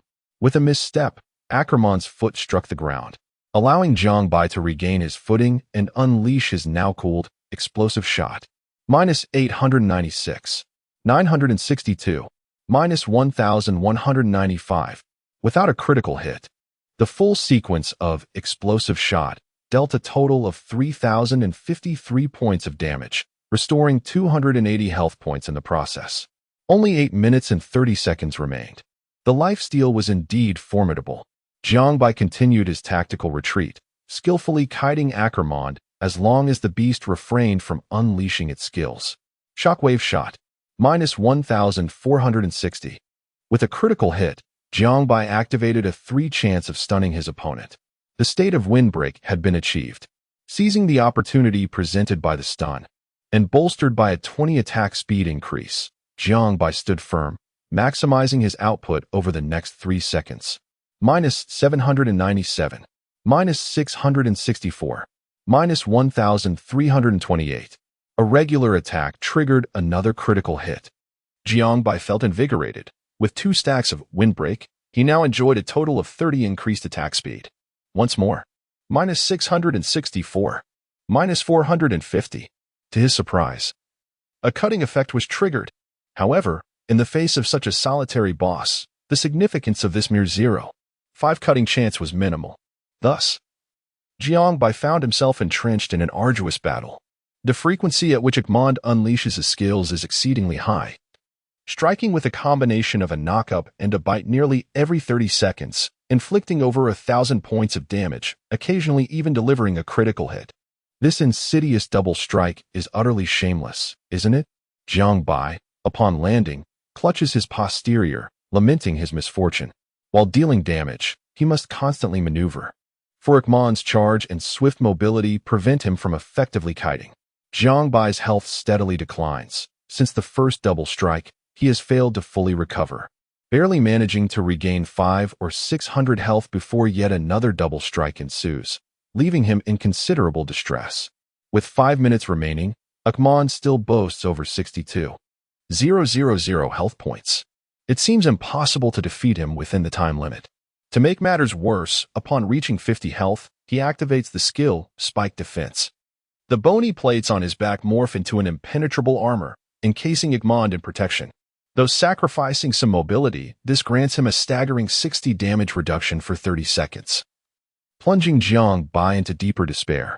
Ultimately, as the 10 minutes elapse, Ekman retains over 24,000 health points. Without a doubt, Jiang Bai's current damage output cannot suffice to vanquish him in that time. Moreover, during the encounter, he triggered Phoenix Feather, which only exacerbates Ekman's remaining health. Disheartened, Jiang Bai exits the instance, having initially hoped that if he could deliver a few thousand points of damage within the 10-minute limit, he might succeed with sheer luck in subsequent attempts. However, over 20,000 health points clearly cannot be resolved by mere fortune. Upon exiting, Jiang Bai discovers that Abidal has departed. He retraces his steps out of the secret chamber. Abidal reclines on his tattered, dust-laden sofa, holding a grimy cup filled with a pale red liquid. Noticing Jiang Bai's dejected demeanor, Abidal offers a slight smile, shaking the cup in invitation. Care for a sip? No. Master, Jiang Bai declines. I would prefer to devise a strategy to confront Ekman first. Otherwise, I cannot grow stronger. Ah, sometimes there is no need to rush, Abidal, slightly inebriated, replies. I never intended for you to defeat Ekman on your first attempt. Choosing to become a Dark Ranger signifies that you have embarked on a path more arduous than that of others. It is not a simple endeavor. Isn't the Dark Ranger more formidable compared to other professions? Jiang Bai inquires eagerly, interpreting Abidal's words as a sign that his class holds potential for greatness. If that is indeed the case, then all these sacrifices would be worthwhile. Yet, Abidal merely shakes his head slightly, stating, there are no superior professions, only more skilled practitioners. Upon exiting the secret chamber, Jiang Bai resolves firmly that he must exhaust his 90 gold. Only then will he have a chance to overcome Ekman. Contemplating deeply, Jiang Bai opened the trading market, pondering whether to utilize the funds for enhancing his equipment or refining his skills. Right here, boss. This is where we were dispatched by that individual. 4 of you against 1. And not only did we perish, but we didn't even catch the name of our assailant. Cursing under his breath, he lamented the fact that the opponent had concealed their ID, rendering it invisible to them. Amidst the cacophony of hurried footsteps, a throng approached, chattering animatedly. Oh, is this a call for vengeance? It is evident they are here for me. Presumably, they were the reinforcements summoned by those 3 sycophants from earlier. A wave of frustration washed over Jiang Bai. Having failed to complete his task, the incessant buzzing of these nuisances pushed him to the brink of exasperation. You truly are insufferable. As Jiang Bai lifted his gaze, the moment his eyes met those of the newcomers, he was momentarily taken aback. Similarly, the expressions on the faces of the opposing party were frozen in astonishment as both factions found themselves confronted with an utterly incredulous scenario. Chapter 63. The fury of Jiang Bai. The reason for the momentary shock was the familiarity between Jiang Bai and the 2 individuals leading the group. Jiang Bai. Jiang Bai. Wang Ku and Jiang Weiwei stared at Jiang Bai in astonishment, momentarily unable to process the situation. What? Boss, you know them? The subordinate beside Wang Ku immediately tensed up, realizing the gravity of the situation. If these were the boss's acquaintances, it would indeed spell disaster for him. Jiang Bai, too, was taken aback to encounter this troublesome couple in the game. How unfortunate. After a brief moment of astonishment, Wang Ku's expression twisted into a grotesque mask of rage. Jiang Bai, WCNM, you son of a dog. I've scoured the world for you, and you dare to play games? You dare to appear before me? If I don't finish you off today, I want to bear the surname Wang. Brothers, encircle him. Surround him tightly. At that moment, Wonka's teeth were clenched, his eyes blazing with fury, as if he wished to devour Jiang Bai whole. Indeed, for someone of his status to be knocked unconscious by Jiang Bai in public was an immense humiliation. Jiang Bai, however, remained unfazed by Wonka's fury. The notion that Wonka was searching for him was absurd. Ever since Jiang Bai left school, no one had any idea he had rented a place in a nearby village. He stayed indoors gaming every day, so how could Wonka possibly track him down? Does your face still hurt? Jiang Bai smirked at Wonku, taunting him with the notion that perhaps he had been too lenient in their previous encounter. Hey, Jiang Bai, do you truly still have the heart to play games here? Suddenly, Jiang Weiwei interjected with a cold laugh, seemingly mocking him. What do you mean? Jiang Bai looked at Jiang Weiwei with confusion. Oh, it's nothing. I just think your poor mother shouldn't be perpetually deceived by her own son. Considering our families share the same village, I've informed everyone about your expulsion from school. I suspect the news has spread like wildfire. And your ailing mother is likely going insane with worry. You still have the audacity to be here playing games? Truly, what a devoted son you are. Ahaha. Well done, my dear wife. Wonku embraced Jiang Weiwei with one arm. Her sharp laughter accentuated the woman's ugliness and malice. Jiang Bai stood frozen, his expression devoid of emotion for a second. The next moment, rage consumed him entirely. Jiang Weiwei, you seen him? At that moment, Jiang Bai's eyes widened in disbelief, his mind seeming to explode. Are you even human? Not to mention how kind my mother was to you as a child. You know full well my mother has a heart condition. I've kept this from her, fearing for her health. Why must you drag my mother into our grievances? Why? You're blaming me for your expulsion now? Jiang Weiwei shrugged nonchalantly, embodying an attitude of indifference. Fixated on Jiang Weiwei, Jiang Bai's heart was filled with an unprecedented sense of revulsion. He felt utterly blinded, realizing he had wasted years of his life in pursuit of Jiang Weiwei. Suddenly, he thought of his mother, her hair streaked with gray, her face etched with the burdens of life. He could hardly fathom the anxiety and sorrow his mother would experience upon learning of his expulsion. Yet, he understood that for her, this event was akin to the sky collapsing. In the eyes of the entire village, Jiang Bai had transformed from a source of pride to a disgrace. The secret he had painstakingly concealed for an entire year was now obliterated in an instant. As this realization dawned on him, his teeth ground together, producing a harsh sound. His furious gaze bore into Jiang Weiwei, as if he wished to rend her apart with 1,000 cuts. Jiang Weiwei, Jiang Bai's voice was as cold as ice, sending chills through the air. Each word emerged like a shard of frost. If anything were to happen to my mother, I, Jiang Bai, will ensure the annihilation of your entire family. Go to hell. In a state of utter madness, Jiang Bai disregarded any consequences, unleashing a furious roar. The longbow in his grasp erupted with flames of wrath. Multi-shot, explosive shot. All his skills poured forth in an instant, and before him, over 10 players fell in an instant. Quick! Attack him! Kill him! Wang Ku, witnessing the scene, began to retreat while directing his subordinates to encircle Jiang Bai. Wonka commanded a squad of about 40, yet over 10 of his men were dispatched in the blink of an eye. The explosive damage left both Wang Ku and Jiang Weiwei in stunned amazement. However, their astonishment soon morphed into greed. This fool possesses exceptional equipment. The two exchanged a glance, excitement radiating from them. Wang Ku bellowed to his men, "Everyone, unleash all your power. We must extract his gear. Whoever gets it will receive a direct reward of 10 gold. Do not fear death. We must overwhelm him. I will summon all nearby guild members to aid you." Wonka had evidently found a niche in the game. Standing beside him, Jiang Weiwei cast a disdainful glance at Jiang Bai. "Ah, impressive?" Wonka laughed heartily. "In 5 minutes, his gear will be mine. Even if we can't claim it, I will guard his body until he quits the game." On the battlefield, Jiang Bai wielded his longbow, each arrow seemingly claiming a life. In truth, Wonka's players were woefully weak, with few capable of breaking through his defenses, and none able to withstand Jiang Bai's formidable damage. Jiang Bai targeted the ranged classes first, and with an attack of 1,200. The priests and mages were unable to endure even a single basic attack from him. The cooldown, multi-shot, invariably targets the melee classes positioned in front. And after merely 2 rounds of fire, apart from purely defensive characters, the the likelihood of survival for others is almost non-existent. With a 15 increase in movement speed, he can swiftly create distance between himself and these melee players, subsequently utilizing the temporal gap to eliminate ranged classes. This very process rendered the more than 30 individuals utterly helpless against Jiang Bai. The frightening 8 lifesteal kept Jiang Bai's health consistently above 80.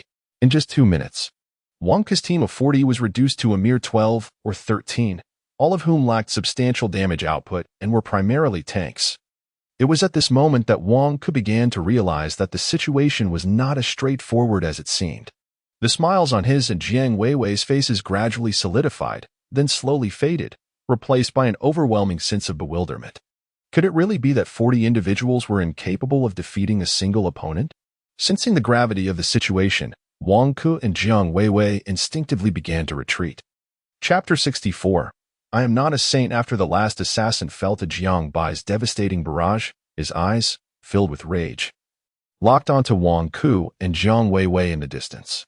The palpable aura of murder emanating from him made it difficult for the two to breathe. In a moment of panic, Wang Ke, realizing the dire situation, pushed Jiang Weiwei aside and turned to flee. Damn it, Jiang Weiwei, don't drag me into your mess. I just leveled up to 12. I don't want to lose my rank. Darling, how can you abandon me? Jiang Weiwei looked incredulously at Wang Ke, who had forsaken her, her face a canvas of disappointment and astonishment. Huh? Jiang Weiwei, is this the person you would betray me for? Jiang Bai paid no heed to Wang Ke. Their grievances could be settled at another time. At that moment, his sole desire was to eliminate the wretched Jiang Weiwei. Jiang Bai, please listen to me. As escape became impossible, Jiang Weiwei's expression shifted, and she began to plead desperately. It wasn't my intention, it was Wang Ke. Slap. A sharp, resounding slap stunned Jiang Weiwei into silence as she gazed up at Jiang Bai in disbelief. This slap was a retribution for the 3 years of her neglect. Although the game mechanics rendered it harmless, the humiliation was profound. Jiang Bai, you hit me? Slap. Another loud slap jolted Jiang Weiwei back to reality. This one is for my mother. I swear, if anything happens to her, I was not jesting. Get lost. As Jiang Bai drew his longbow, poised to eliminate Jiang Weiwei, a voice echoed, Jiang Bai, come out and face your doom. I have returned. Unexpectedly, Wang Ke, who had fled, returned with a throng of about 100 followers behind him. You think you're tough? Let's see how you handle this. Wang Ke, invigorated, pointed defiantly at Jiang Bai. You think you're strong? Now I've got 200 brothers, and we'll overwhelm you. Jiang Bai surveyed Wang Ke, noting the uniform insignia of Zhonghai University emblazoned on the backs of those behind him. Indeed, Zhonghai University was Jiang Bai's alma mater. Upon recognizing Jiang Bai, murmurs spread through the crowd. Isn't that Jiang Bai, the dog that opposed young Master Ke? Who knew he would come to such a demise in this game? Isn't that dog supposed to have dropped out? How dare he still play? At that moment, a stout figure named Zhang Chao, standing beside Wang Ke, stepped forward and pointed at Jiang Bai. Looks like I went easy on you back then. Seeing young Master Ke standing tall, you still dare to fight? Don't waste breath on this mutt.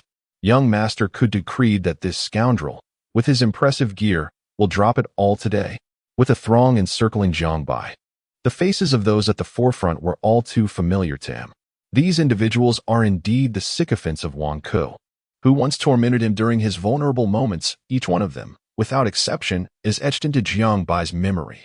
You wretched lot. Jiang Bai gazed calmly at Wang Ke's lackeys.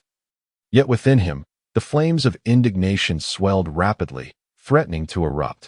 He had believed he had bid farewell to the past, but with this group reappearing before him, the harsh and grating words once more echoed in his ears. He soon realized that the wounds one endures linger eternally as conspicuous scars, serving as constant reminders of past suffering. Thus, hatred lies dormant, and the sole means of venting such animosity is through vengeance. I am no saint. I yearn solely to obliterate these imbeciles. With this declaration, Jiang Bai's gaze turned increasingly frigid. The longbow in his hand seemed to possess a spirit of its own, resonating with Jiang Bai's fervent emotions and tumultuous battle intent, beginning to tremble and hum. Therefore, let them perish. At the sound of Jiang Bai's sudden roar, the blood-red longbow let out a piercing cry.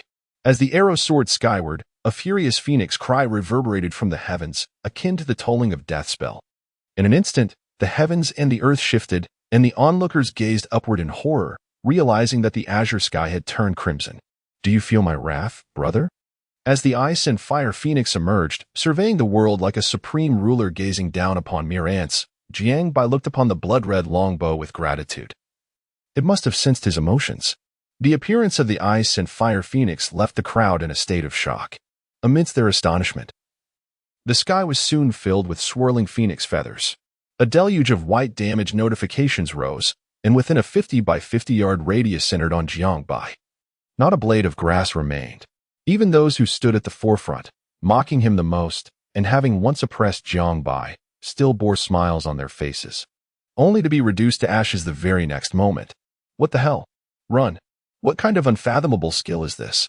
In an instant, the air was filled with cries of despair as nearly 50 out of a 200-strong team fell lifelessly, while the remaining members were gripped by fear, displaying signs of wanting to scatter and flee. Fear. Unfathomable fear. Unbeknownst to them, Wang Ku had stealthily positioned himself at the back of the crowd, cursing vehemently to mask his inner shock and dread. This is merely a skill. Does it not have a cooldown? Why are you so terrified? As the ice and fire phoenix vanished, Wang Ku was suddenly elated. Such a formidable skill surely could not be used repeatedly. Strike them down. If anyone dares to flee, I will be the first to expel them from the guild, and I will pursue them worldwide until they abandon the game. Wang Ku's tirade proved effective. As the crowd realized that the extraordinary phoenix was fading, they finally mustered their courage and began to assault Jiang Bai. There are over 100 of you. What is there to fear? A single spit from each of you could drown him.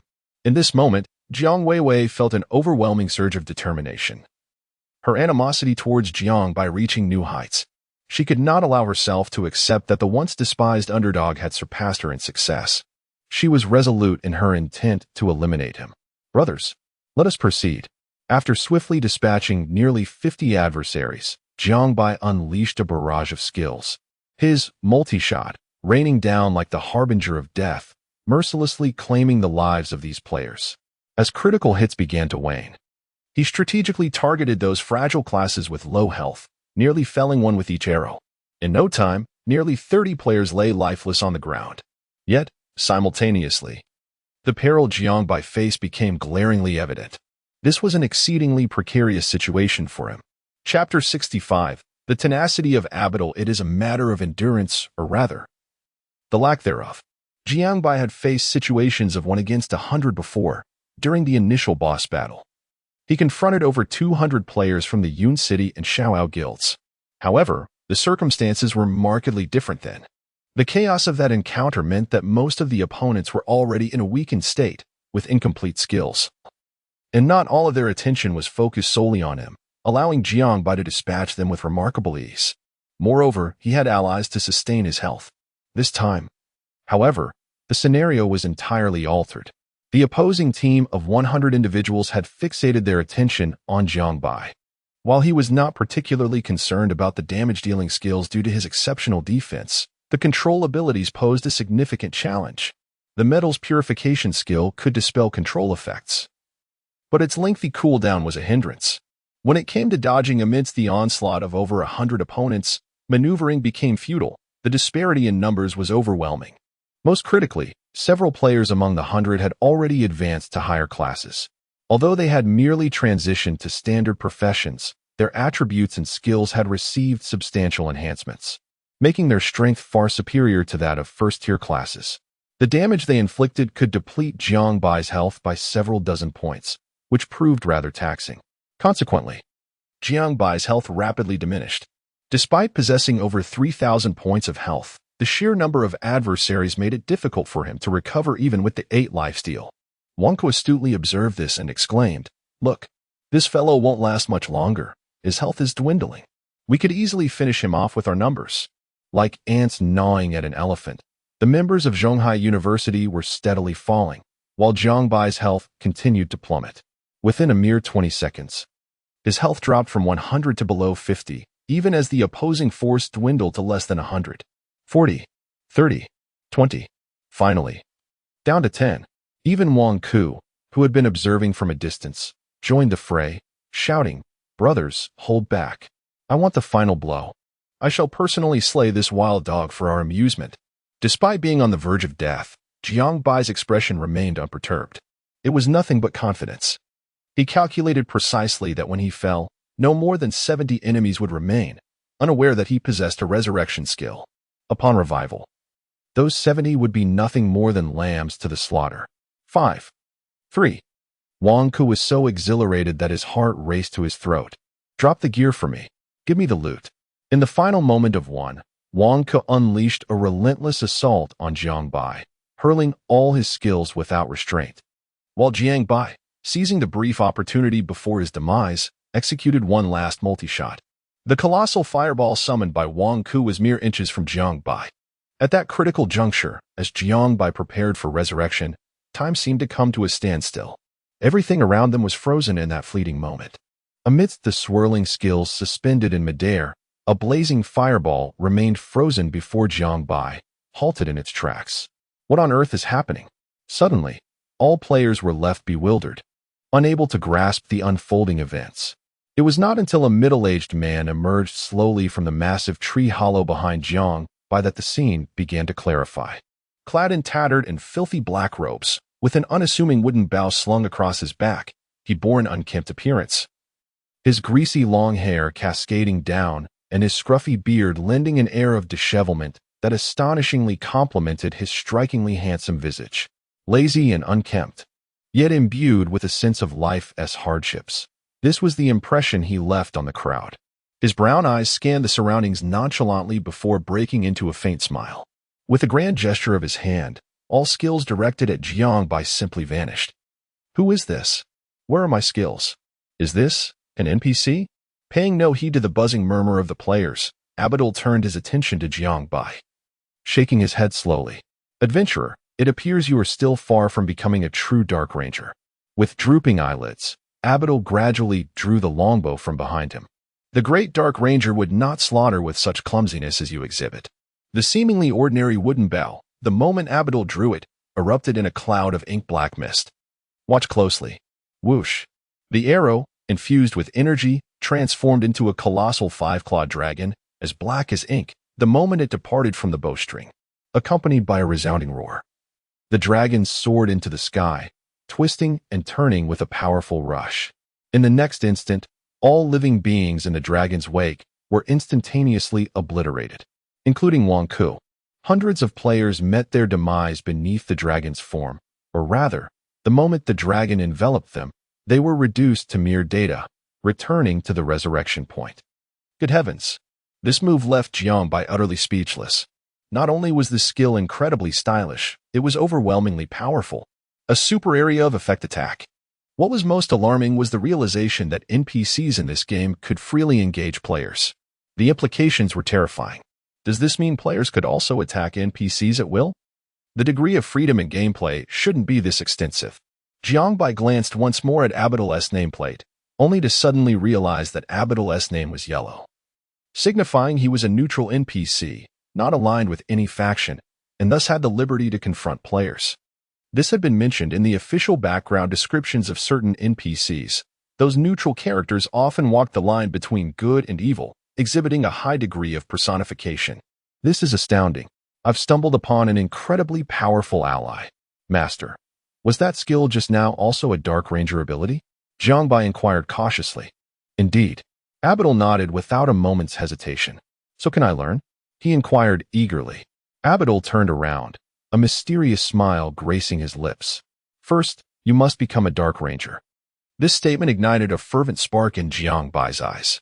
I must become a Dark Ranger. I absolutely must acquire that skill. It's simply incredible. Within the resurrection point, dozens of players, having just revived, exchanged bewildered glances, their expressions a mixture of confusion. Who am I? Where am I? What just transpired? Only Wang Ku, filled with frustration, stamped his foot in anger. Witnessing a golden opportunity slip away, he was consumed by rage. Damn it! Even the NPC assisted that wild dog. If not for that, I would have already taken him down. Super, did you catch the NPC's name and attributes? A hesitant figure, referred to as Zhonghai Zhong Chao, nodded uncertainly before shaking his head. It was too fast, boss. I couldn't see clearly. Regardless, he was a neutral NPC. Otherwise, he wouldn't have acted against us. Huh, it matters not. I've memorized the location, Wang Ku replied with a cold smile. Damn it, that arrogant NPC dares to act against my father? Once I level up, I will undoubtedly gather my allies to take him down. And that wild dog, Jiangbai, as well. Chapter 66. The Life System. After finishing the battle, Jiangbai hastily logged off without attending to anything else. As for the equipment dropped by Wang Ke and the others, most of it was not particularly valuable, so Jiangbai simply placed it in the trading market. His in-game status had already dipped below 5.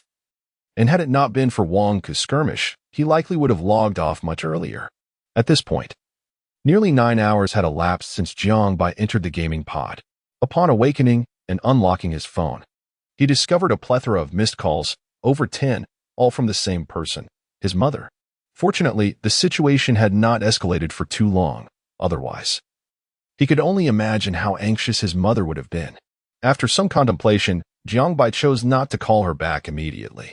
Instead, he transferred a substantial sum of 100,000 from his bank account to her, before finally picking up the phone to dial. Hello, Mom? Son, what on earth is going on? I've called you so many times, and you didn't answer. I'm almost frantic. After 10 minutes, Jiangbai finally hung up the phone, exhaling a sigh of relief. The weight in his heart had finally lifted. To avoid divulging his emotional matters, he fabricated a story about having secured a job. Although his mother expressed dissatisfaction with his vague explanation, at least she felt reassured, especially upon noticing the 100,000 he had sent, which seemed to suggest that her son's career might indeed hold promise. Yet, she remained concerned that Jiangbai might be treading a path of crime, an assertion he fervently assured her was unfounded. Mom, I'm still young. I would never embark on a criminal path. After concluding the call with his mother, Jiangbai did not rush to log back into the game. Instead, he took a refreshing shower, ventured out for a meal, and enjoyed a bottle of beer before leisurely returning home, ready to immerse himself in the game once more. However, upon reaching the login screen, he was taken aback to find that he could not access the game. A prominent maintenance notice left him in disbelief. How could there be maintenance again? Hadn't it just been serviced? Emerging from the gaming pod, Jiangbai navigated to the official game forum, where he stumbled upon a notice released merely half an hour prior. It announced the introduction of new systems and content. The Life System would be fully launched. The Life System? Jiangbai paused momentarily, continuing to read until he grasped the situation. The purpose of this update was to enhance the game's realism. Following the implementation of the Life System, players would experience an in-game hunger mechanic, allowing them to satiate their hunger through food within the game. Moreover, character status could be restored by resting in-game. In simpler terms, the introduction of the Life System would bring the game closer to real life, eliminating the previous necessity for players to log off every few hours to address their basic needs. These could now be managed within the game itself via the gaming pod. Subsequently, Jiangbai noticed at the bottom of the announcement that renowned global food and beverage brands, hotel chains, and leading figures in the food industry were set to join the game. The screen was filled with thousands of brands, dazzling to the eye and impossible to fully comprehend. This was undeniably a colossal business opportunity.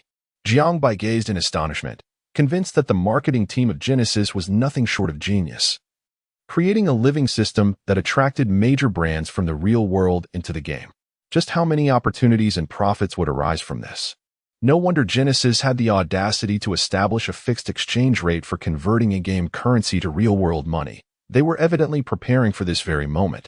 After a cursory glance, Jiangbai noticed that most of the brands were well-known. The hotels ranged from high-end establishments like Hilton, Marriott, and Four Seasons to budget chains such as 7 Days Inn and Home Inn. Jiangbai was curious whether these hotels were only situated within the city's safe zones or if they also had branches in the wilderness. Moreover, the living system did not imply that only these brands could operate. All players within Genesis could embark on entrepreneurial ventures or seek employment with these brands to earn wages. This meant that the game's freedom and openness would be significantly enhanced, allowing not just combat players, but also many lifestyle players to find paths better suited to them. This was indeed much more intriguing. After reviewing the information, Jiang Bai felt a sense of anticipation. After all, a more authentic world was about to be unveiled. The newly integrated living system appeared extensive, but the maintenance period was brief, only an hour before the game would be accessible again. Upon re-entering the game, Jiang Bai found himself back in the desolate swamp, once again in the dimly lit chamber of a birder. The latter still lounged lazily on the tattered sofa, legs crossed, elegantly yet somewhat clumsily swaying a filthy wine glass in hand. "Master, you seem to enjoy your wine," Jiang Bai remarked. A birder glanced at him with a hint of regret. Sighing, "Wine is indeed a fine thing, but alas, this place is too barren to produce good red wine." "Oh, master, please take your time savoring it. I must go procure some equipment," Jiang Bai replied, opening the trading hall. Increasingly, players had undergone class changes, and if he did not expedite his progress, he risked falling behind. He surveyed his gear and realized he urgently needed to upgrade his level 10 rings, 2 offensive items that could enhance his capabilities rapidly. As for defensive gear, given Akamon's attacking prowess, it was not a priority. Jiang Bai initiated a frenzied shopping spree, acquiring 16 level 10 rings in quick succession. Fortunately, as the majority of players leveled up, the prices for level 10 equipment had plummeted, particularly for white gear, with common level 10 jewelry now priced below 1 gold coin. The truly expensive items were those imbued with color and attributes. Even among level 10 rings, the green ones, due to their rarity, fetched prices 3 times that of the white ones, and the higher tier items were even more exorbitant. High-quality gear was difficult to come by, and exquisite jewelry was even rarer. After much effort, 2 level 10 ancient accessories finally materialized. Deadly Hawkeye Apocalypse Ring Ancient, physical attack, 40 agility, 14 strength, 10 critical hit chance, 2 deadly, increases critical hit chance by 3, Hawkeye, when activated. Increases critical hit chance by 15 for 10 seconds, with a cooldown of 120 seconds. Equipment level, 10. What a remarkable dual critical hit attribute. Moreover, it possesses an active skill, Hawkeye, which is extraordinarily powerful. Jiang Bai immediately donned the ring, and his critical hit attribute surged to 16. Should he activate Hawkeye, his critical hit chance would temporarily escalate to an astonishing 31. How terrifying indeed. At that moment, as Jiang Bai adorned the brand new ring, Abilda cast a puzzled glance at him. How strange, why has this adventurer's aura suddenly intensified? Chapter 67. My irreconcilable conflict with gambling and drugs. The enhancement of this ring is undoubtedly substantial. However, it still falls short in the quest to vanquish Archimond. Presently, Jiang Bai possesses 96 gold and has amassed 8 skill enhancement scrolls from the countless crocodiles he previously vanquished. The need for skill enhancement looms large. Upon searching the market for the scrolls, Jiang Bai was taken aback by the exorbitant prices. 5 gold for a single scroll? What kind of outrageous pricing is this? He was flabbergasted, having assumed that such items would depreciate in value, only to be confronted with a price surge instead. Is this truly affordable for the common folk? Jiang Bai pondered, struggling to comprehend the rationale behind it. However, the logic is quite straightforward. As a pivotal element that significantly widens the gap between the affluent and the masses, skill enhancements, alongside equipment, have become the second pursuit of the wealthy. As the affluent players level up and the quality of their skills improves, the demand for skill enhancement scrolls will only escalate, thus driving their prices skyward. In essence, at this juncture, skill enhancement scrolls have become a form of hard currency. Although 5 gold per scroll appears exorbitant, this assessment is solely from the perspective of the common player. For the true magnates who inject millions into the game, such sums are negligible. Moreover, the number of wealthy players worldwide is immeasurable. Therefore, skill enhancement remains a realm untouched by the common folk who cannot afford it. The primary concern is that skill enhancement seems to be an insatiable abyss. A post on the forum detailed how a wealthy player recklessly spent 5 million renminbi overnight to acquire over 100 enhancement scrolls, only to elevate his skill to a mere 6th level. Contemplating this, Jiang Bai sent messages to both Xingchen Zuan and Datong Wuzue. Could you assist me in gathering some skill enhancement scrolls? I will buy them at 5 gold each. If funds are insufficient, I shall owe you After dispatching the message, he anxiously rubbed his hands together, feeling somewhat apprehensive. This sort of borrowing was unfamiliar territory for him, and he was uncertain if he would succeed. 1 minute passed without a response from either party. 2 minutes, 3 minutes after a tense wait of approximately 5 minutes, with no replies to his messages. Jiang Bai abandoned the idea. Just then, Datong Wuzue's trade window popped up. These scrolls are precious now. I managed to find 44 for you in our entire guild. Take them for now. He made no mention of the price. All right, I owe 220 gold. Thank you, brother. Jiang Bai did not hesitate and accepted the trade immediately. As for debts, 7 of these are mine. The remaining 37 belong to the brothers. I will find a way to settle their costs. You need not worry about it. If you encounter any difficulties, do not hesitate to speak. As soon as Datong Wuzue's trade window closed, Xingqian Zhuang's trade window appeared. In our small guild, we managed to gather 22 scrolls. Don't think it is too few, brother. If you wish to discuss money, I will not part with them. I still have authority over the guild's warehouse. A warm current surged through Jiang Bai's heart, and without indulging in excessive pleasantries, he accepted the 22 enhancement scrolls from Xingqian Zhuang. Although the two had not explicitly discussed money, Jiang Bai had already noted down the cost of 5 gold per scroll. In times of hardship, one's willingness to extend a helping hand is an immense act of kindness, and failing to repay such generosity would be unbecoming. Moreover, Jiang Bai was acutely aware of the considerable value of enhancement scrolls. For anyone, a collection of such scrolls was akin to a precious treasure. Just as Jiang Bai was poised to commence skill enhancement, Xingqian Momo unexpectedly popped up a trade window. Brother, what about enhancing skills? I secretly stashed away 2 more scrolls for you. Consequently, the number of enhancement scrolls increased from 66 to 68. Let us get to it. Jiang Bai opened the skill enhancement interface, still focused on enhancing explosive shot. Having already reached level 3, the skill was ready to ascend to level 4. But the consumption of scrolls increased from 8 to 9, and the success rate plummeted from 60 to 40. The system truly demanded a hefty price. This time, the cost was a staggering 450,000. Now, Jiang Bai finally understood why there were no penalties for failed skill enhancements.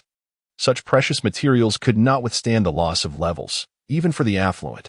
With a determined resolve, Jiang Bai clicked to enhance, immediately covering the interface with his hand.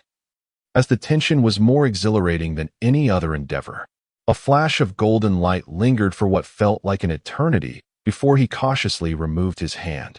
The skill enhancement was successful. Incredible! Jiang Bai slammed his palm on the table, releasing his pent-up excitement. What is happening? Beside him, Abidal was utterly bewildered by Jiang Bai's actions. Explosive shot, S-class, enhancement level, 4 skill description, fires 3 consecutive shots, dealing 140, 150, and 190 physical damage to the target enemy. If the final shot is a critical hit, an additional attack is guaranteed, inflicting 210 physical damage. Cooldown time, 13 seconds. Passive attribute, increases critical hit chance by 2. Aside from the numerical increase, there were no other changes. Jiang Bai examined the stats, feeling a sense of tranquility. It was likely that a critical hit would only improve by 1 every 3 levels. The leap from level 4 to level 5 posed a significant challenge, with the success rate dropping to 30 and the scroll consumption rising to 10. Despite the seemingly low percentage, this success rate was alarmingly precarious, as each enhancement was an independent event. Thus, one could not simply calculate a 90 success rate from 3 attempts.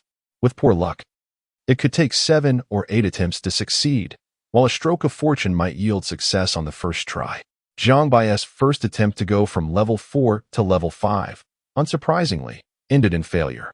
Accepting this with equanimity, he proceeded to the second attempt, which also resulted in failure. The veins on his forehead began to throb. Surely, the third attempt could not end in failure as well? Skill enhancement failed. Jiang Bai erupted in frustration, exclaiming, "What the hell? 3 times. 3 consecutive failures. How could a mere 30 probability lead to such misfortune? Was the system conspiring against him?" Some assert that enhancing equipment is akin to gambling, and there is merit in this assertion. At that moment, Jiang Bai, blinded by fervor, unhesitatingly invested another 10 enhancement scrolls. Under the heavens, I shall not coexist with this vice. Let us proceed. With a swish, a resplendent golden light flared, signifying the successful enhancement of the skill. For the fourth time, the golden glow reappeared, and the skill finally reached level 5. Yet, Jiangbai found it difficult to feel any elation. The cost had been exorbitant, 40 enhancement scrolls for a single success. 200 gold coins, can you believe it? Truth be told, Jiangbai felt he had incurred a significant loss. A grievous setback indeed. However, upon witnessing the enhancement level of the explosive shot, soared to 5, his expression gradually transformed. Ah, it can actually manifest in such a manner? This system, I swear, is a source of both despair and unexpected delight at every turn. Chapter 68, Super Buff, Eagle Eye. Jiangbai had never imagined that the mechanics of skills could be altered through enhancement. The current 5 explosive shot serves as the most compelling example. Explosive shot, S rank, enhancement level, 5 skill description, fires 3 consecutive shots, inflicting 145, 155, and 200 physical damage to the target enemy. If the final shot is a critical hit, it triggers an additional attack, dealing 220 physical damage to the target. Should a second critical hit occur, a further attack is added, causing 230 physical damage. Cooldown, 13 seconds. Passive attribute, critical hit chance increased by 2. What an investment of 2 million. This is not merely a shift in attributes. The true significance lies in the enhancement of mechanics. The potential for consecutive critical hits to trigger additional attacks elevates this skill beyond mere numbers. Jiangbai calculated meticulously, realizing the sheer terror of this skill. Assuming he could deal 1,000 points of damage, the third attack, with a 200 bonus, would yield 2,000 points of damage. If a critical hit occurs, that damage multiplies to 5,000. Adding the subsequent 220 bonus from the additional attack, he could inflict another 2,200 damage, and if that were to crit, it would amount to 5,500 damage. The second additional attack, with a 230 bonus, would provide another 2,300 damage. These figures combined could result in an instantaneous output of over 10,000 damage. It is utterly fearsome, a being capable of annihilating all. Jiangbai gasped with excitement, yet remained composed. The realization of such damage still depended on fortune. Alas, critical hit builds are inherently reliant on luck. While the S-rank skill is undoubtedly powerful, the staggering damage hinges on robust critical hit attributes. To achieve the aforementioned damage exceeds 10,000, Jiangbai must consecutively trigger critical hits, a probability that cannot be deemed high. Moreover, reaching enhancement level 5 introduces a seemingly dreadful multi-hit mechanism, yet it is underpinned by the 2 million he has invested. How many ordinary individuals could afford such an expenditure? Thus, skill enhancement at this stage is beyond the means of the average person. Thus far, Jiangbai had utilized 48 skill enhancement scrolls, leaving him with 20. He hesitated, contemplating whether to conserve or continue enhancing. Logically, a 5 explosive shot is already quite sufficient. Ascending from level 5 to level 6 requires 11 scrolls, with a mere 20 success rate. In moments of uncertainty, impulsive decisions often overshadow reason. As Jiangbai's breaths grew heavier and his heart raced, his trembling hands could no longer contain themselves. He thought to himself, hesitation leads to defeat, decisiveness might yield victory. With a firm resolve, Jiangbai clenched his teeth and cast all 11 skill enhancement scrolls into the fray. It was a gamble, transforming a bicycle into a motorcycle. The 20 chance would be left to fate. Here goes. In a flash of golden light, his heart nearly leapt into his throat. As a result, the enhanced skill's detailed attributes manifested before Jiangbai's eyes. Explosive shot, S rank, enhancement level, 6 skill description, execute 3 consecutive shots, inflicting 150, 160, and 210 physical damage to the target enemy. The first 2 strikes will not trigger critical hits. However, if the third strike triggers a critical hit, it will guarantee an additional attack, dealing 230 physical damage to the target. Should a second critical hit occur, a further attack will be added, inflicting 240 physical damage. Cooldown time, 12. 5 seconds. Passive attribute, critical hit chance increased by 3. Marvelous, Jiangbai exclaimed, his excitement causing him to nearly lose his voice as he jumped up in exhilaration. What are you so thrilled about? Empty city, old dream. This sudden outburst startled Abidal, who set down his wine glass and rose, gazing at Jiangbai with curiosity. Don't hold back, master. I'm going to confront that Archimonde again, right now. Abidal tilted his head, contemplating as he scrutinized Jiangbai. Are you certain? Empty city, old dream? I am indeed. 10 minutes later, Jiangbai stood once more before Archimonde, who remained in a deep slumber. Jiangbai positioned himself at a distance of 70 yards and initiated eagle-eye shot. An arrow pierced the clouds, embedding itself into Archimonde's forehead. Minus 1064. At a distance of 70 yards, Jiangbai was sufficiently prepared. As Archimonde charged forward, the moment explosive shot illuminated, he unleashed the skill. Eagle Eye.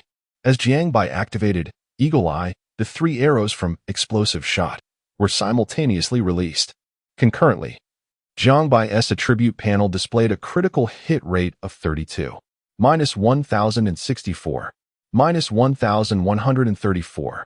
Minus 3545. Critical hit. Following this, the 4th attack soared forth. Minus 4076.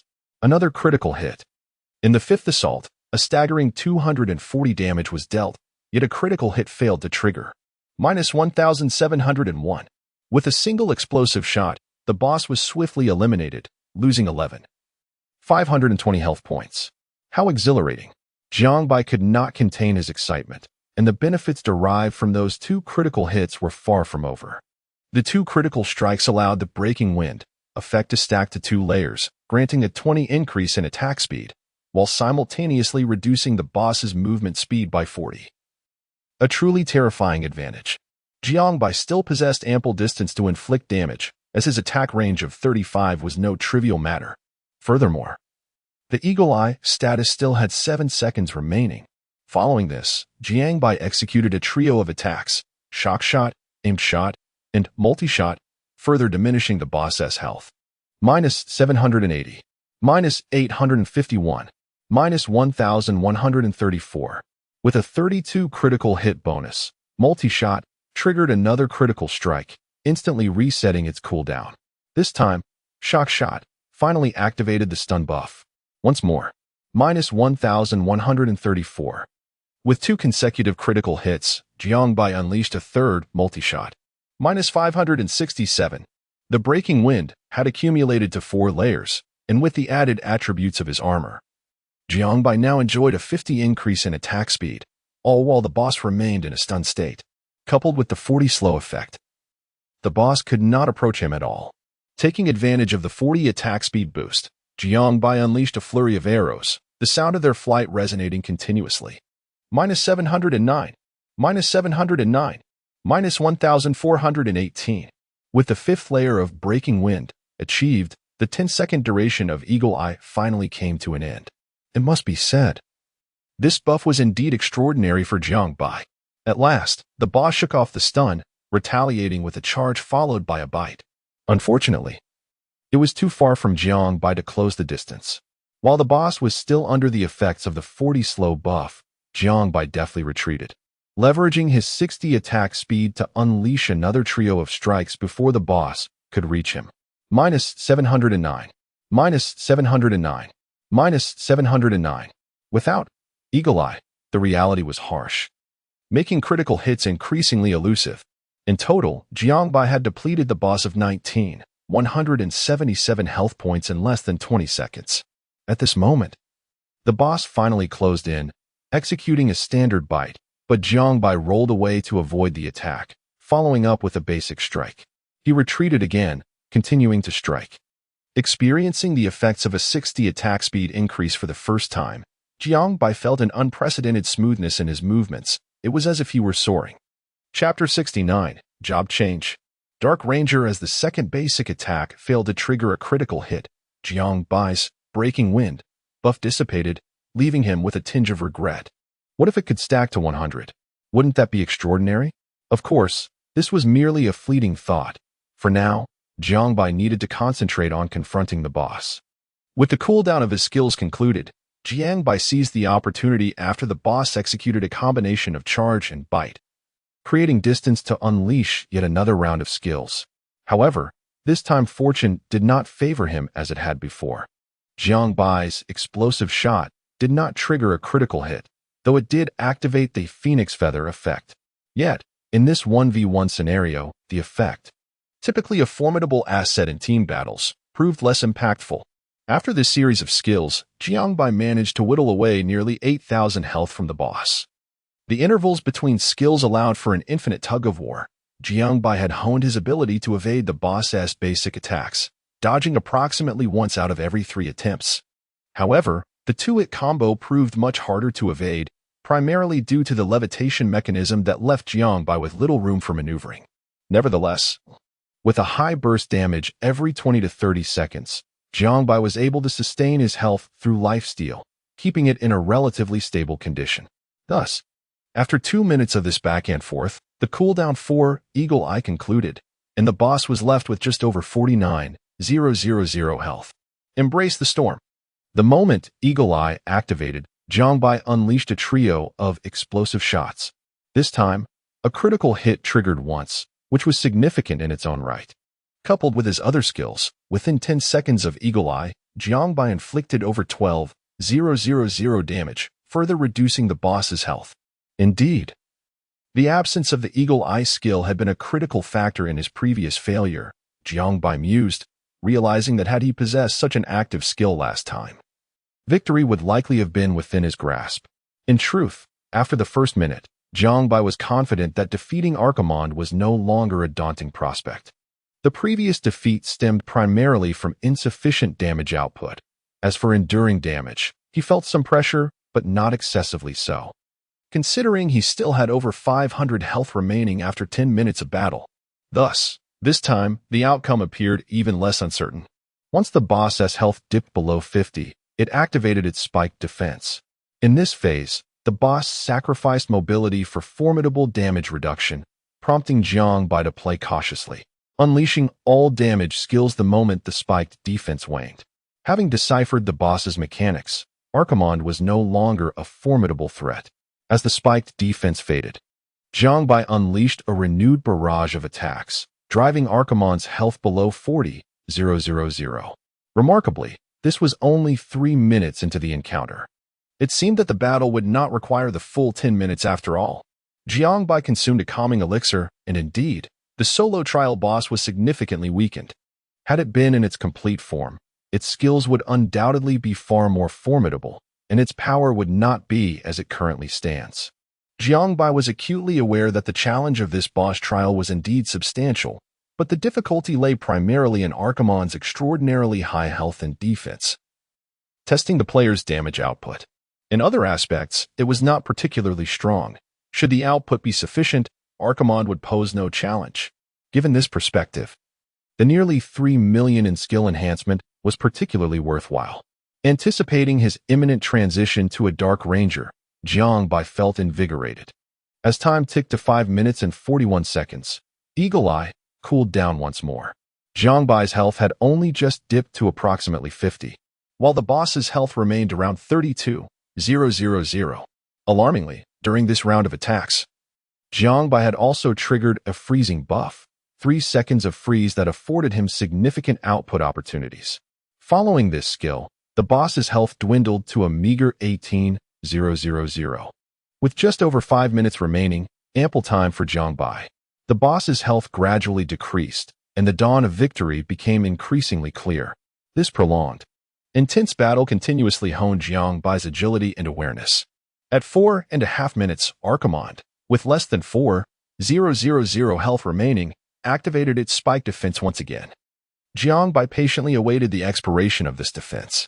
As the timer hit 4 minutes, the spike defense dissipated, and Eagle Eye was activated anew.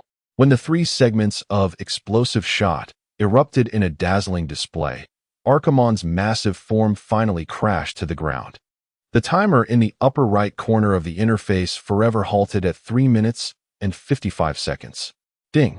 Congratulations, you have slain the trial boss, Avatar of Archimonde. And the quest, Trial of Abyddal, is complete. Splendid! Jiang Bai weakly uttered this phrase, utterly exhausted and nearly incapacitated. This was the longest, most exhausting, and intensely focused battle he had engaged in, aside from the siege wars. The system notified him that he would be teleported out of this space in 1 minute. And before that, he needed to collect all the glittering treasures dropped by Archimonde. The time for harvest had arrived. Although it was a trial boss, the avatar of Archimonde was, in reality, the hidden boss of the Wasteland Swamp. As Jiangbai learned from the system notification, the Wasteland Swamp would not spawn its boss until someone completed the Dark Ranger series of transfer tasks, specifically before slaying Archimonde. Before Jiangbai's arrival, that individual could have been any player, and it now appeared that this individual was indeed Jiangbai. Only after Jiangbai's victory would the boss of the Wasteland Swamp randomly respawn for players to challenge. This also clarified why Jiangbai had previously exterminated all the crocodiles in this map yet had never encountered the boss. It seems I am indeed the savior of this little map. Certainly, having invested so much effort, the rewards are bound to be exceedingly generous. However, Jiangbai did not have the luxury of time to fully appreciate it. He hastily collected his spoils and exited the dungeon. "Come, master. Bestow upon me the crown of kings," he implored. "Oh." Upon seeing Jiangbai, Abadul's eyes gleamed with surprise. "You have defeated Archimonde so swiftly. This is truly beyond my expectations." Ding. With a melodious system notification, a radiant golden light enveloped Jiangbai. "Congratulations. You have completed the quest, Abadul's ultimate trial, and successfully transitioned to the hidden class of Archer, Dark Ranger." Simultaneously, the announcement in bold red letters captured the attention of the entire server. "Congratulations to player Empty City Old Dream for successfully transitioning to the hidden class, Dark Ranger." Wow. The moment the announcement was made, the world chat channel erupted in excitement. Chapter 70, The 28 Stars. To speak candidly, although Jiangbai's advancement in class transition has been sluggish and no one has openly commented on it, the majority of players in Kunlun City have been eagerly anticipating the class transition announcement for Empty City Old Dream. This anticipation stems from the fact that he remains one of the top 10 players in the level rankings yet to undergo a class transition. His name is strikingly prominent and has garnered considerable attention. He has also been the most frequently discussed player to date. While not officially recognized as the game's foremost deity, the multitude of highly popular videos and live streams featuring him has imbued his name with considerable fame. Thus, the community is left wondering why this enigmatic figure, Empty City Old Dream, has delayed his class transition for so long. In a flurry of chatter, he has finally transitioned. I was perplexed as to why Empty City Old Dream had ceased to dominate the screens. Goodness. I'm curious to see the growth attributes of this Dark Ranger.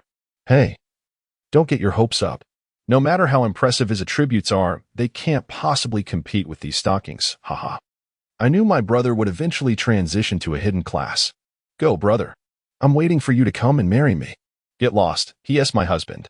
That my husband. Everyone else get lost. In the Grand Alliance of Hanjing City, the Super Guild Forgetting River. Saintus, please investigate the class attributes and rating of this Dark Ranger, commanded Forgetting River, Zine. Don't waste your efforts, boss. It's not possible to find out. All hidden classes discovered by players are documented on the official website, and just a moment ago, the name of the Dark Ranger has only just appeared in the class overview, replied Forgetting River, Jayashashinv. Boss, consider this.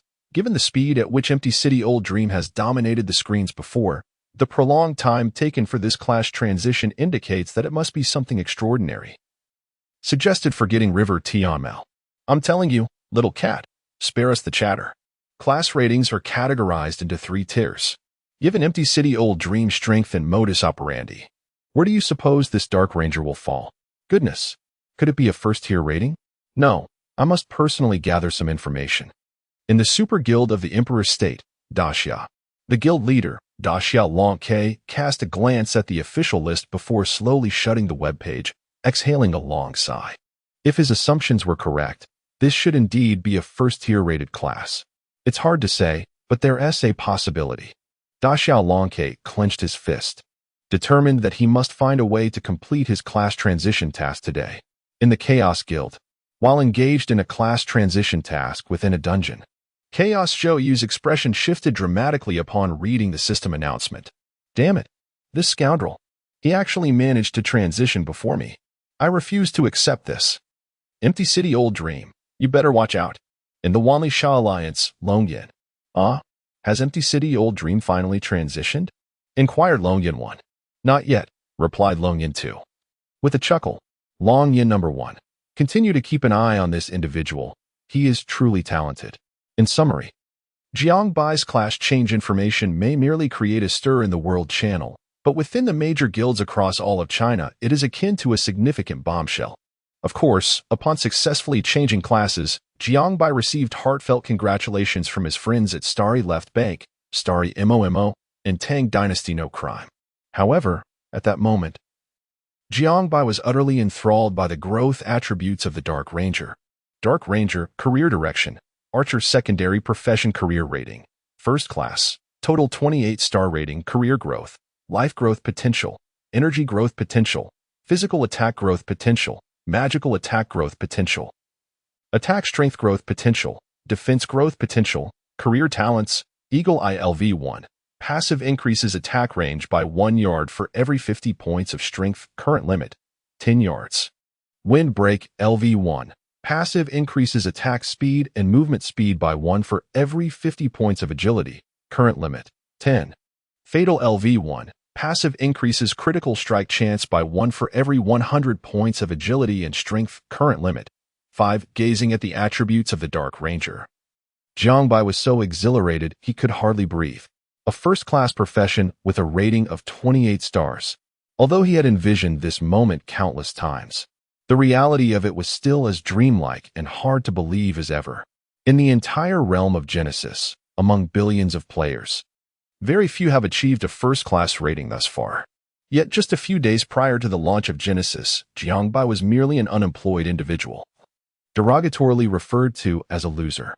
Upon entering the game, despite lacking an exclusive talent boost, Jiangbai leveraged the heart of Genesis and this hidden profession to dramatically turn his life around. A 10-star physical attack growth potential. How outrageous is that? The talents consist of 3 passive skills, all following percentage growth curves. Though my attributes are currently low and the benefits are not immediately apparent as the game progresses, the attributes will become increasingly formidable, which signifies that my gains will also rise exponentially. At this moment, looking at my own attribute panel, I noticed an absolute and profound transformation had taken place. Empty City.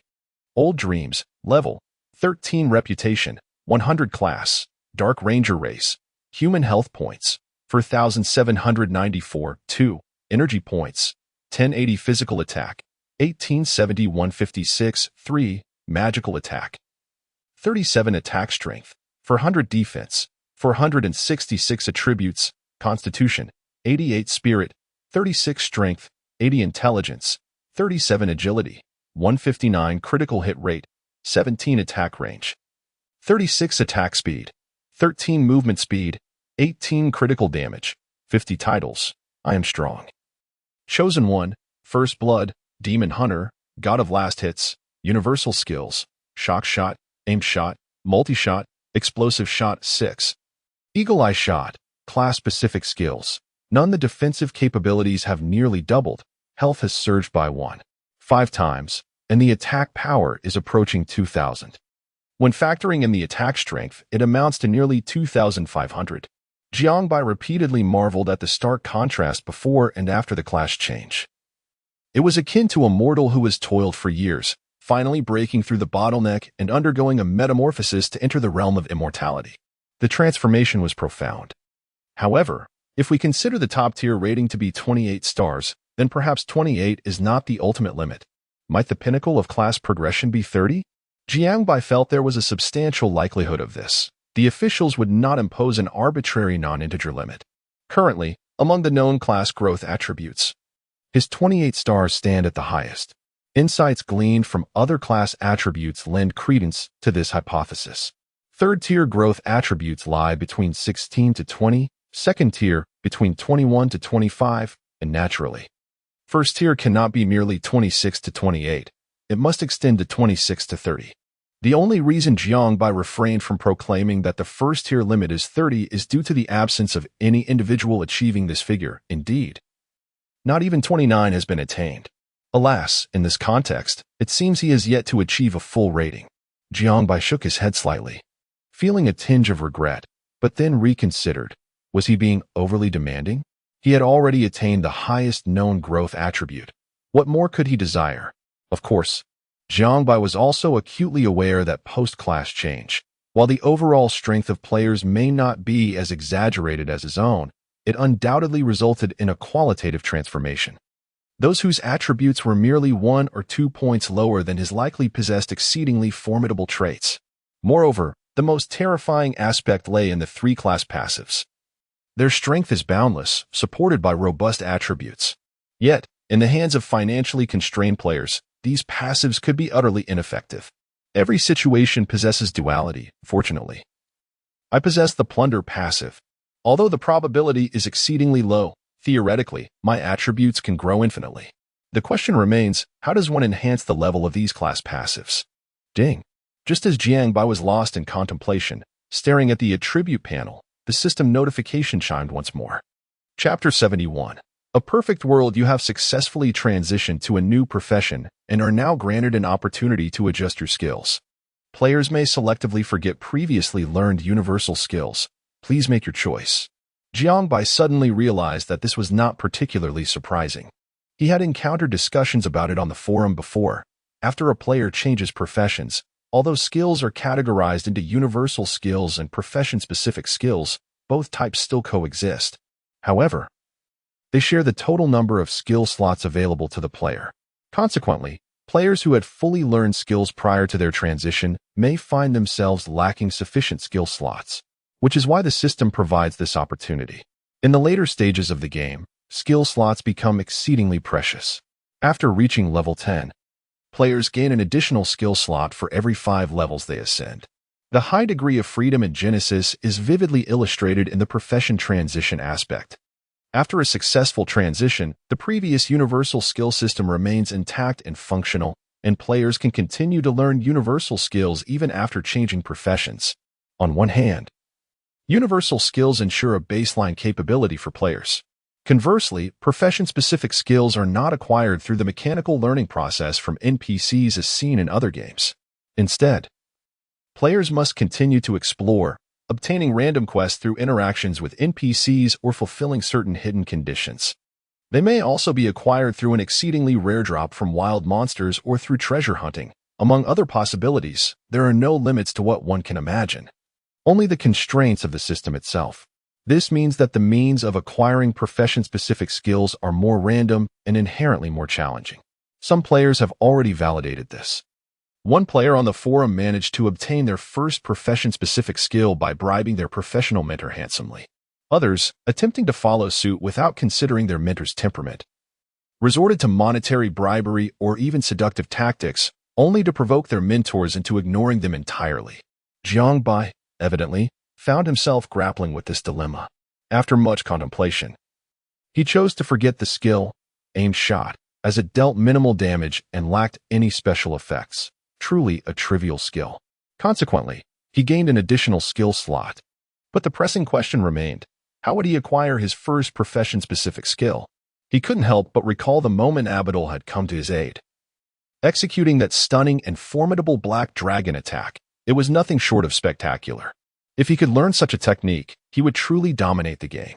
Master, Jiangbai implored. Gazing intently at the smiling Abadal, the illustrious heir of the Dark Ranger legacy. In your quest to restore the grandeur of the Dark Rangers and to return with a formidable presence in the world of Genesis, could you impart a few profession skills to your disciple, aiding me in my conquest of the Genesis continent? Abadal let out a cold chuckle, as if he could read Jiangbai's thoughts. He turned back to the tattered sofa and picked up the filthy wine glass once more. I must say, empty city. With your current capabilities, it's unlikely you'll manage to impress. Let us hope you don't tarnish the reputation of the Dark Rangers. That would be a blessing in itself. Jiangbai was nearly choked for breath by a single remark from Abadal. Master, I have 100 gold coins here. To his surprise, Abadal simply waved his hand dismissively. In an empty city of old dreams, do you think I am in one of money? Jiangbai felt an overwhelming urge to retort. Given your dilapidated sofa, filthy wine glass, and the cramped, squalid little room, I would say it appears. Jiang Bai's eyes darted around before he, rather lewdly, suggested, "Well, master, I know a new bar has opened in our area, and the ladies there are quite lively. How about tonight?" Abdul once again waved his hand at Jiang Bai, choosing to remain silent, merely smiling to himself. "What does that mean, master? In an empty city of old dreams, are you blind? Huh?" Jiang Bai was utterly bewildered. "Do you think, with my looks, I would need to worry about such trivialities?" Jiang Bai was left speechless. Helpless, he gazed at the wine glass in Abdul's hand, which swayed slowly. It swayed and swayed, making Jiang Bai dizzy. He felt an urge to smash Abdul's filthy wine glass. Wait, the wine glass? Suddenly, a phrase from Abdul flashed through Jiang Bai's mind. Wine is a fine thing. But alas, this place is too barren to produce good red wine. Wine. This fellow likes wine. Isn't that simple? With that thought, Jiang Bai promptly pulled out a return item. "Master, I'm heading home." This marked Jiang Bai's first return to Kunlun City since entering the desolate marshlands. To be honest, in just a day or two, the entire main city had undergone a dramatic transformation. This change was primarily due to the introduction of a living system. Now, the once empty streets were filled with various street vendors, and countless players had embarked on their entrepreneurial ventures. Some showcased their ancestral braised meat skills, hawking various meats in the game. Elderly players had set up simple stalls selling refreshments and cigarettes. The inclusion of tobacco in the game struck Jiang Bai as absurd. Meanwhile, the previously vacant rooms along the streets had been transformed into shops and dining establishments, along with hotels of varying star ratings, where players could rest and recover their fatigue. The air was thick with various job advertisements. The bustling streets made Jiang Bai feel as though he had instantly returned to the real world. Meanwhile, various leisure and entertainment venues were opening in succession. The Hammer Bar was hiring dancers, bartenders, and resident singers with salaries negotiable, starting at 1 gold, and higher pay for fulfilling special requests. Yunshui Yao Foot Spa was seeking technicians, offering a base salary of 1 gold plus commission, guaranteeing a monthly income of over 2 gold. Jiang Bai nearly found himself diving into a bathing center. After just defeating monsters, to head to a bathing center for a delightful soak, and perhaps indulge in a Thai massage from a lovely attendant, wouldn't that be heavenly? This is truly the epitome of a perfect gaming world. Genesis has nearly transposed half of the real world into its realm. Yet this comes with a prerequisite. Every life experience within the game must mirror reality in its entirety. This assertion has been validated by countless players. However, the prices in the game have inflated significantly compared to the real world. For instance, the brand of cigarettes that Jiang Bai typically smokes, the Li Hong, which costs 15 in reality, has transformed into 30 copper coins within the game, a rather considerable inflation.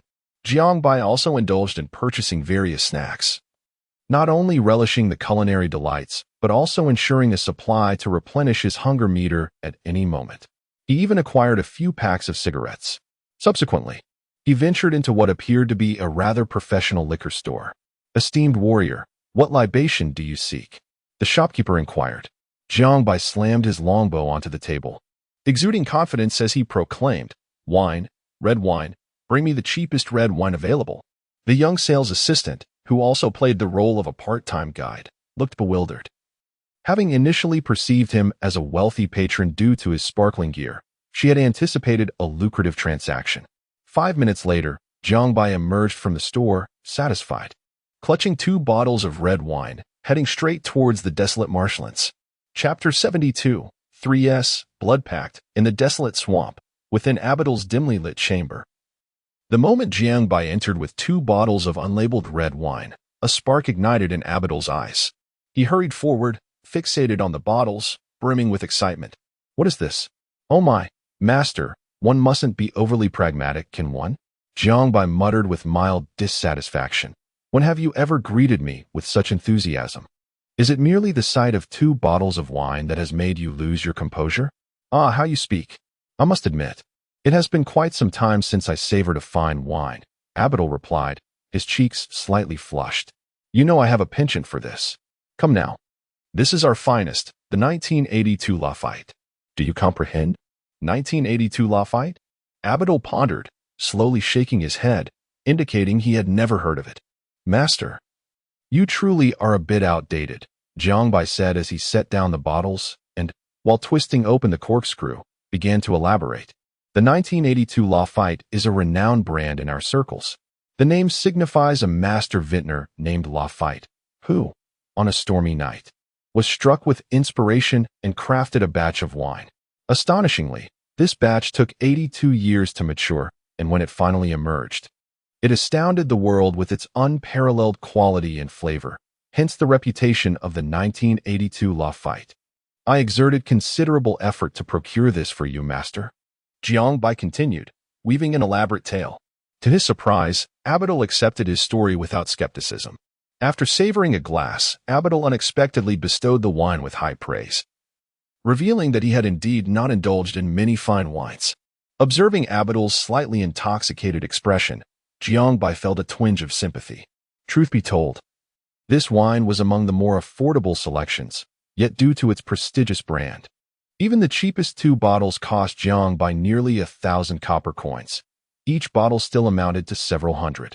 Poor master, Jiangbai mused to himself. Oh well, it doesn't matter. I shall ensure he enjoys better wines in the future. After indulging for quite some time, Abidal finally set down his glass. Seemingly a bit tipsy, his cheeks flushed. Having consumed Jiangbai's wine, it was only fitting to address the matter at hand. Abidal was well aware of the purpose of their meeting regarding the empty city and the old dream. Clearing his throat, he spoke earnestly. Regarding the empty city and the old dream, there is a crucial point you must grasp. Master, please proceed, Jiangbai replied, his interest piqued. Sensing that Abidal was about to impart valuable knowledge. The Dark Ranger is the most esteemed profession on the continent of creation, bar none. You have endured trials that are nearly insurmountable to earn your title as a Dark Ranger. You should be acutely aware of the significance of this achievement and the honor it carries. I understand, Master, Jiangbai nodded repeatedly, fully engaged in the conversation. Indeed, in the realm of such formidable trials, it is likely that very few across the globe can successfully navigate them as Jiangbai has. No, you fail to comprehend. Abidal's voice rose sharply. You do not grasp that the Dark Ranger is a bona fide pinnacle class, rated at 30 stars. Huh? Jiangbai scratched his head in confusion. How am I to interpret this? Abidal smiled gently, lightly tapping Jiangbai's forehead. A flicker of light appeared, and Jiangbai felt an inexplicable power surging within him. Now, you are a fully fledged Dark Ranger.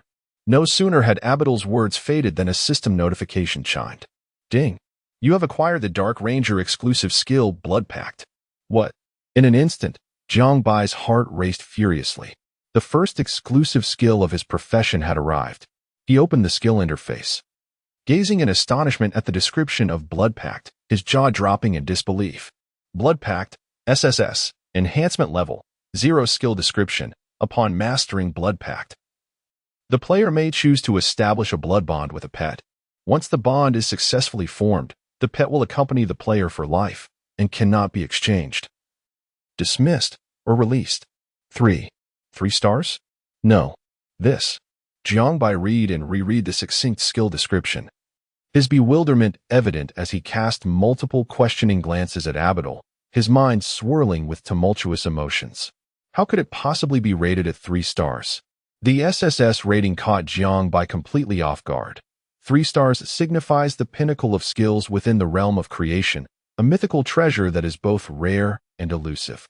Yet, when scrutinizing this brief description, it would be inconceivable for anyone to deem it worthy of such a high rating.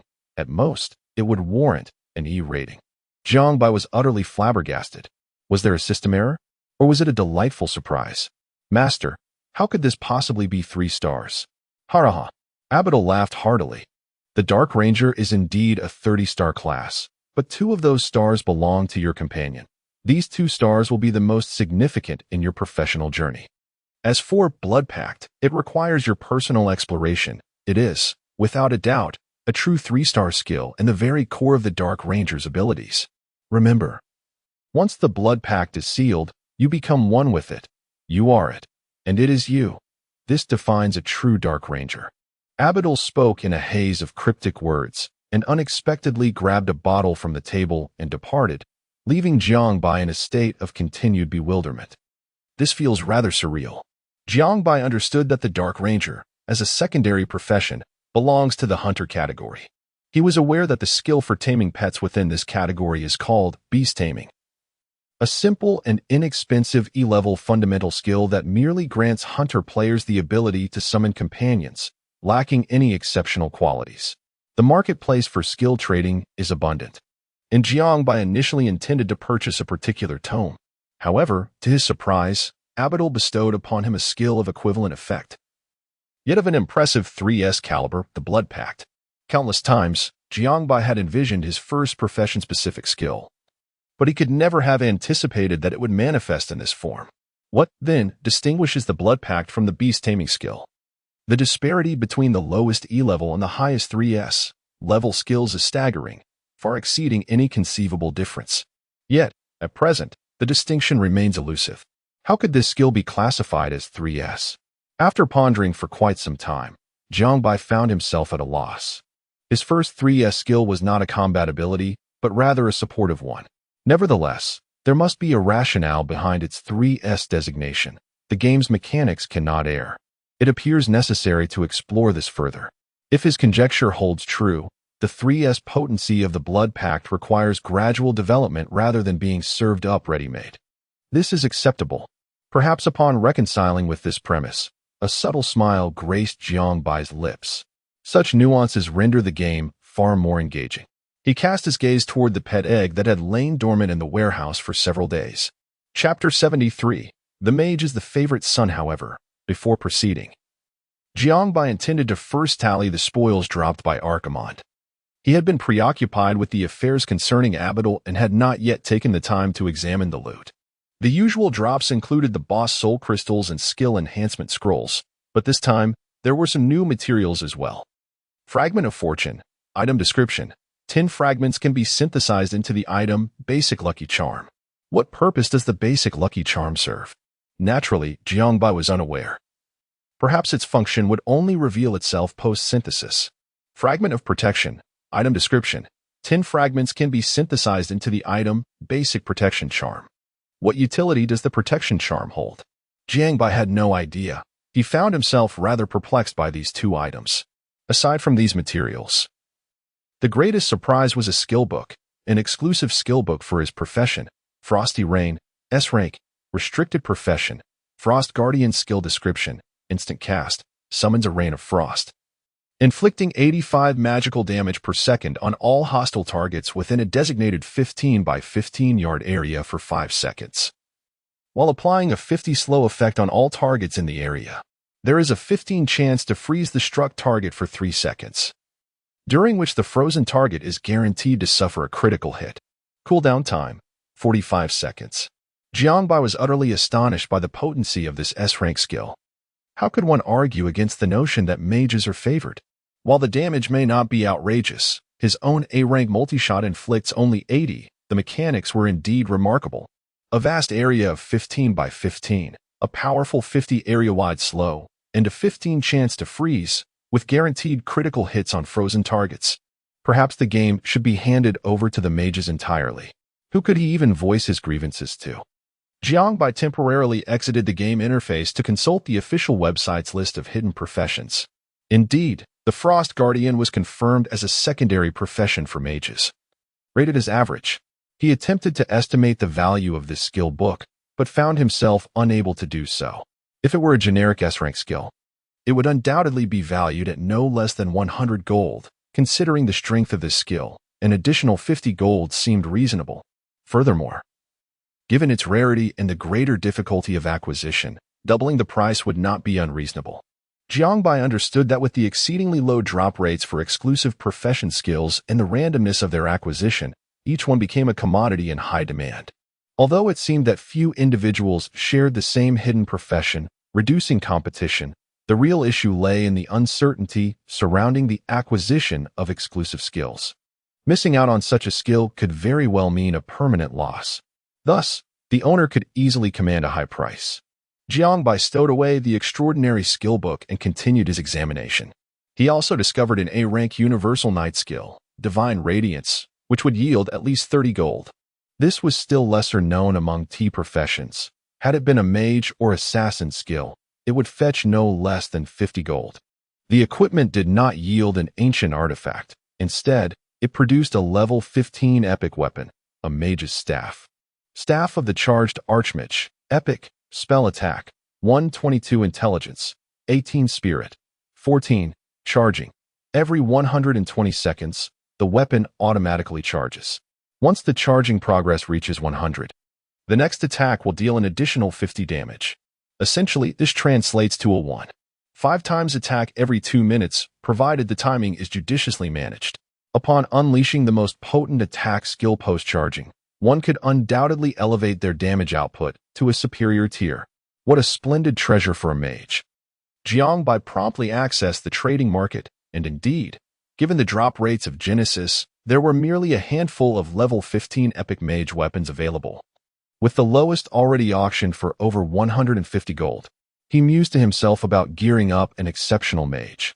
Retaining the staff and skill, he subsequently cast aside a remaining A-grade skill and 2 pieces of fine-quality gear alongside 1 green-level item, all of which he placed on the trading market. Additionally, he tossed an A hidden class clue, knowing that at this stage, it was in high demand and would attract bids. As the majority of the guild members approached level 15, equipment of that caliber was exceedingly sought after, with prices soaring. Approximately an hour later, Jiangbai received a total profit of 50 gold. The night skill fetched 39 gold, while the 2 fine-quality items sold for 14 gold, and 1 green item for about 2 gold. After deducting transaction fees, he netted around 50 gold. Though it may seem modest, in the real world, that equates to 500,000. Coupled with the gold accrued from the boss drops, his total gold count rose to 155. Notably, the main assets had yet to be tapped, and the hidden class clue had already reached a bid of 120 gold, with the price still climbing. Calculating the returns, Jiangbai felt that his investment of over 300 gold in enhancing explosive shot was indeed justified and profitable. Meanwhile, he observed that a new slot had appeared in the lower right corner of his personal equipment panel, a square-shaped rectangle designated for the class emblem. He then opened the honor shop, which had remained inaccessible prior to his class transfer. Currently, the honor shop featured only 1 item, the class emblem, priced at 1,000 honor points each. A cursory glance at its attributes revealed its purpose. Class emblem common. White, enhancement level, 0 constitution, 0 spirit, 0 agility, 0 strength, 0 intelligence, 0. This indicates that the class emblem serves to enhance the 5 core attributes. However, the method of enhancement was unclear. How much could each level of enhancement improve these attributes? And in what manner would a higher emblem attribute translate into augmentation? This required further exploration from Jiangbai. At present, he glanced at his honor points, which stood at just over 200, insufficient for a purchase. Quite intriguing. Jiangbai has closed the mall page. It is evident that this endeavor will undoubtedly become an insatiable abyss, a formidable money-making machine. More importantly, its emergence will undoubtedly create a vast chasm between the affluent and the common folk. Of course, those fortunate players with impeccable characters are exempt from this observation. It is well known that no amount of wealth can withstand the whims of fortune and reinforcement. After closing the mall, Jiangbai promptly disseminated a detailed account of the Frosty Deluge skill in the World Channel. Given its narrow applicability, few are aware of it when discreetly placed in the trading market. Thus, he decided to announce it first and then list it, allowing others to bid fervently. Indeed, the moment it was shared, a dozen individuals messaged him immediately. "You set the price, brother. I will secure this skill for you. Brother, do not hold this in high regard, if you can afford it. Out of goodwill, I will offer you 10 gold for it. If interested, message me." Ah, it appears there are quite a few players of this profession. Jiangbai raised an eyebrow. He initially had no intention of responding. However, a private message from an individual soon captured his attention. Chapter 74. Wind and clouds in the world. Wind and clouds in the world. Brother, I desire that skill. 300 gold is my offer, and should it fall short, I shall gladly increase it. I will always present the highest bid. What a generous display. Jiangbai recalled the name Wind and Clouds in the World, the leader of the prestigious Wind and Clouds Guild, which held the top position on the Kunlun City leaderboard. After a moment's hesitation, Jiang Bai considered placing the item in the auction house. Yet wind and clouds in the world's offer was indeed substantial. Engaging in an offline transaction would undoubtedly be far superior to an online auction house, especially since a 300 gold transaction incurs a hefty 30 gold fee. At that moment, Datong Wuzue also sent Jiang Bai a message. Did wind and clouds in the world message you? Yes. Do you know him? Jiang Bai replied. Naturally. One should be acquainted with a guild in the same city. Wind and Clouds was a powerful guild, supported by the publicly listed Tianyu Group, which boasted a world ranking of over 300. Their strength was formidable. Furthermore, I have found this person to be quite amiable and honorable. He has expressed a desire to meet you. It would not hurt to seize this opportunity. Oh, so you've begun to play matchmaker, Jiang Bai teased, immediately grasping the implication. Go to hell. I merely made a casual introduction. Whether you choose to engage is entirely up to you. By the way, my recent class transition quest has proven challenging. I have failed twice in succession. If you have some free time in the next few days, could you lend me a hand? Certainly. I shall seek you out once I conclude my current tasks. Having finished the conversation with Datong Wuzue, Jiang Bai prepared to respond to wind and clouds in the world. Although Datong's words were delivered lightly, Jiang Bai understood the underlying message. Ignoring wind and clouds in the world would indeed be a slight against his brother, and besides, he was not a maiden of delicate virtue. So what was there to hesitate about? One must always pay homage to the god of wealth. Jiang Bai, however, did not rush to reply. Instead, he continued to browse through his private messages. Numerous offers flooded in, with most bids hovering around 200 gold. Only one individual was willing to offer 250. While wind and clouds in the world stood alone at 300. Their offer was undeniably enticing. Having formulated a rough idea, Jiang Bai replied, Are you the Frost Guardian? Wind and clouds in the world responded instantly. My brother is, hence this skill book holds great significance for me. Then take a look at this, Jiang Bai said, sending over the attributes of the staff of the charged archmage. Approximately 10 seconds later, wind and clouds in the world replied, Staff skill, packaged for 450. How does that sound? Deal. The quote from wind and clouds in the world aligned perfectly with Jiang Bai's expectations, even exceeding them slightly. Although a level 15 epic weapon is costly, only a scant few can fetch a price of 1,500,000. Moreover, this arrangement spared him a 45 gold transaction fee. Just as Jiang Bai intended to proceed with the remote transaction, wind and clouds in the world sent another message. Thus, my brother, if time permits, let us arrange a meeting, perhaps at a restaurant within the game, as a means of acquaintance. I believe that Datong Wuzue has briefly mentioned this to you. It depends on your willingness to grace me with your presence. If you are agreeable, kindly propose a time, and I shall handle the rest. Fengyun Tianxiao adopts a humble demeanor. After all, he is the president of the foremost guild in Kunlun City. Certainly, brother. I am available at any time. You may choose the location, Jiang Bai responded with alacrity, for the customer is indeed king. And what reason could there be to avoid a meeting? Fengyun Tianziakai remarked, Brother, for 150 gold coins, just like that? The maximum premium here is but 50 gold. Fengyun Tianxiao retorted, Is that the extent of your perception of wealth? Are you aware of the number of other alliances inquiring about him these days? He is the only one on the Kunlun City leaderboard without a guild. Forget about 50 gold. There are numerous guilds willing to offer him an annual salary in the tens of millions. Fengyun Tianziakai inquired, So, brother, what do you mean? Fengyun Tianxia cast a glance at his subordinate, implying, What else could it mean? Of course, it signifies recruitment. At 7 p.m., in the premier establishment of Yulajian, the Taiji Hotel, in the Jiangshan room, there were 5 individuals present, Jiang Bai, Datong Wuzue, Fengyun Tianxia, and 2 of Fengyun Tianxia's subordinates. One named Fengyun Tianziakai, and the other Fengyun Yebugizuo. As toasts were exchanged and pleasantries were offered, Jiang Bai found himself somewhat out of his depth amidst such social decorum. The transaction had been completed, with 450 gold securely in hand, while the hidden profession clue had been sold for 170 gold, resulting in a net gain of 153 gold after deducting fees. In total, this particular boss had netted Jiang Bai over 600 gold. How could this not be astonishing? This is the advantage of standing at the forefront. During this period, Fengyun Tianxiao extended an invitation to Jiang Bai, offering a salary of 20 million for the position of vice president in Fengyun Tianxia. However, Jiang Bai respectfully declined. While 20 million was a substantial sum, something he would have never dared to dream of in the past, it no longer seemed unattainable for him. Merely from this boss, Jiang Bai had already accrued over 6 million in profits, and this was just the early phase of the game. Though Jiang Bai remained low-key, he was acutely aware of the brilliance that lay ahead of him. Therefore, the prospect of losing his freedom by joining a guild rendered tens of millions insignificant in his eyes.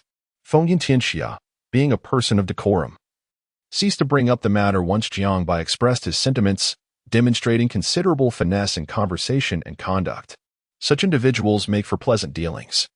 Regardless of our inability to work together, I am resolute in forming a brotherhood with you. Before departing, Fengyun Tianxia, characterized by a square jaw and broad nose, clasped Jiang Bai's hand and said, "Brother, should you ever need assistance, do not hesitate to reach out. If you acquire good equipment, be sure to offer it to me first." After bidding farewell to Fengyun Tianxia and the others, Jiang Bai viewed the 700 gold coins in his bag and promptly repaid Xingchen Zuoran 100 gold and Datong Wuzui 200 gold, sending it via mail, which could not be declined. After settling his debts, Jiang Bai found himself with over 400 gold coins still in his possession. Over 4 million. Slightly inebriated, Jiang Bai directly booked a room with a 4-digit price. Observing the rising fatigue levels, he prepared to take a rest. In the Fengyun Guild, Tian Xiuji, addressing the leader, remarked, "Boss, that guy is incredibly formidable. Is it really possible for someone without a background to develop to this extent? It's hard to believe that anyone could reach such heights without the backing of a financial conglomerate. That's precisely what makes him so impressive." After the crowd dispersed, Fengyun Tian, mouth full of food, mumbled, "For him, 20 million is hardly a significant amount.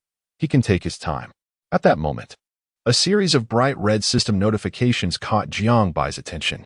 "Congratulations to player Chaotic Zhou for successfully changing to the hidden class, Demon Sword Master." "Oh, this fool has also changed classes." Jiang Bai scoffed disdainfully. "When will this idiot come looking for me? I could use a bit of honor. I've been lamenting the lack of opponents to combat." With that, having just finished his shower, Jiang Bai, wrapped in a towel, settled onto the sofa and solemnly opened the package, revealing a pristine white pet egg. Chapter 75. The Mutant Snow Wolf. The fundamental functions of Blood Pact and Beast Taming are remarkably similar. Both serve the purpose of domesticating pets. As Jiang Bai activated the Blood Pact, the pet egg that had lain dormant for several days finally began to exhibit signs of change, with cracks gradually appearing upon its surface. When the fissures covered the entire egg, a crisp sound echoed as a fluffy, snow-white little head emerged from within. Too large. Sparkling eyes curiously gazed upon the world. Ah! Jiang Bai looked at the snowy, fluffy head with immense affection. Was this not the offspring of the Ice and Snow Wolf King? Jiang Bai distinctly remembered that this pet egg had fallen from the Ice and Snow Wolf King, and he had speculated whether it would hatch into a snow wolf. It appeared that his conjecture had proven correct. With a soft whimper, the little snow wolf clumsily crawled out of the eggshell. Its entire body was a pristine white, adorned with a jet-black nose on its face. Though only the size of a palm, it bore a striking resemblance to a miniature husky. Jiang Bai found himself quite taken with it. The little wolf's appearance was certainly on par with that of its father. Once grown, it would undoubtedly be as handsome and formidable as the Ice and Snow Wolf King. Mutant Snow Wolf, rare mutation, hunger level, 50 level, 1 growth potential, E grade, 7 stars, refinement progress, 0 life growth potential, physical attack growth potential, speed growth potential, magical attack growth potential, defense growth potential, attributes, life, 20 attack, 10 defense, 1 speed, 1 magical attack, 1 critical hit rate, 15 constitution, 1, affects life value. Defense, strength, 1, affects attack power, agility, 1, affects speed. Critical hit rate, intelligence, 1, affects magical attack, spirit, 1, affects energy value, skills, none talents, greed, increases 2 additional free attribute points with each level gained. Power Strike increases attack damage by 10. Berserk increases critical hit rate by 5. Upon a critical hit, an additional attack is granted. Consecutive critical hits can trigger further additional attacks. As Jiangbai reviewed the attributes of the little wolf, he candidly acknowledged that it currently existed in a rather feeble state. Indeed, the qualification rating was as the system indicated. All pets begin at an E rating, fluctuating between 5 to 7 stars. Nevertheless, the little wolf had reached the E grade upper limit at 7 stars, which brought Jiangbai a measure of comfort. To enhance its rating, it would rely solely on postnatal training, the specifics of which Jiangbai would need to further explore. It was likely tied to the refinement progress. Notably, the 3 passive talents stood out. Talents are the only means of establishing a disparity based on innate conditions. The little wolf, being a top-tier rare mutation, possessed 3 distinct talents. The first talent was exceptionally formidable, equating to a level gain that was equivalent to 2 levels for other pets.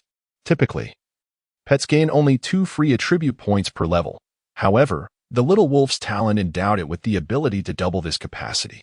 The talent in question requires no elaborate explanation. It is a top-tier buff, a permanent passive that even makes Jiangbai envious.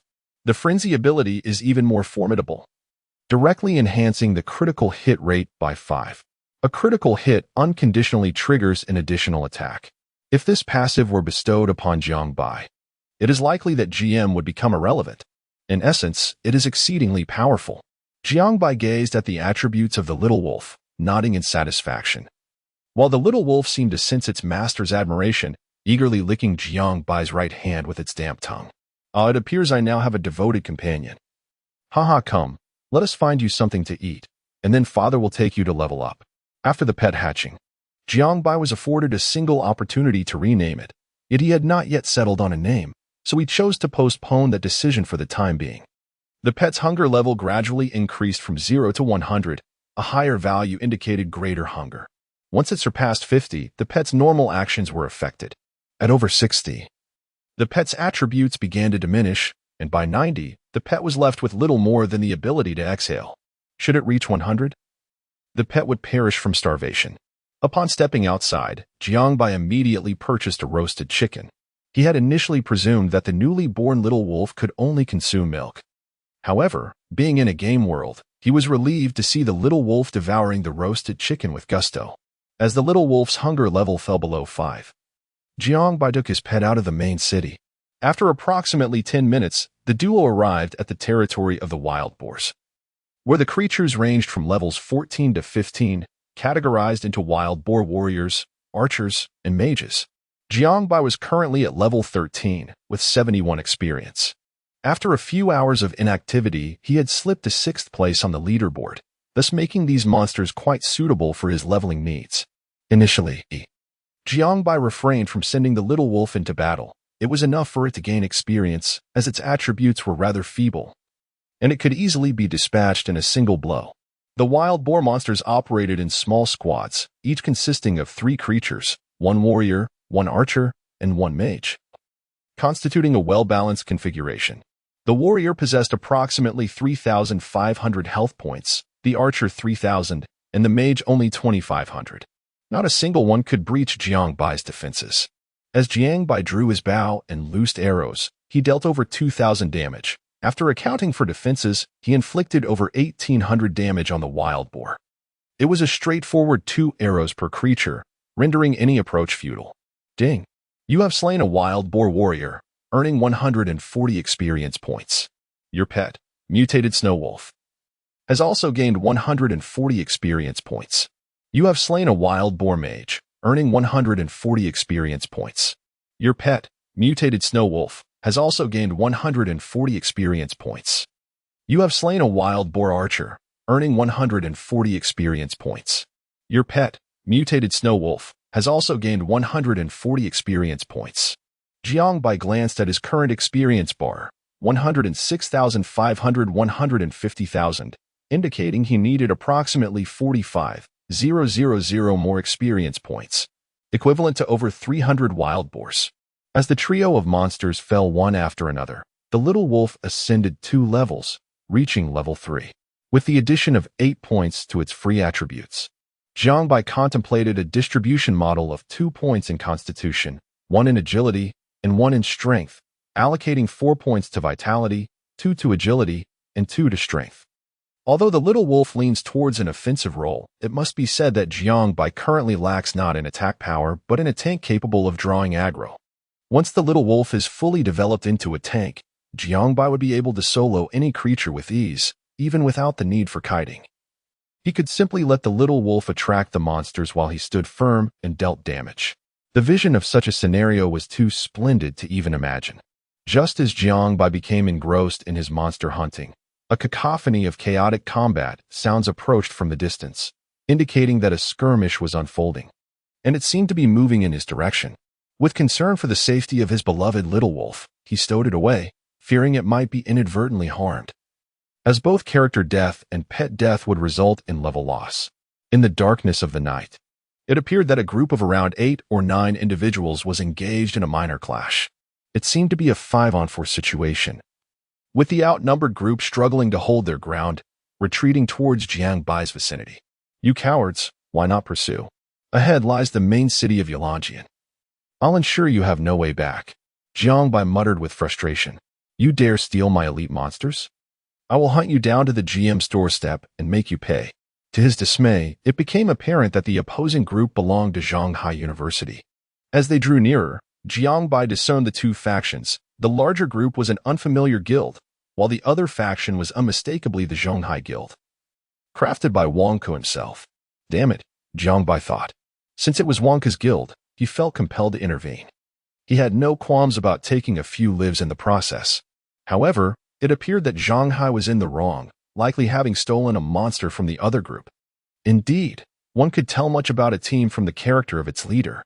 Jiangbai watched with keen interest, only to realize that a few members from Shanghai seemed to have noticed his presence. One of them, casting a skill, shouted, "Brothers, we're all from Kunlun. Come lend a hand to wipe out these scoundrels from the outer city." That voice sounded vaguely familiar.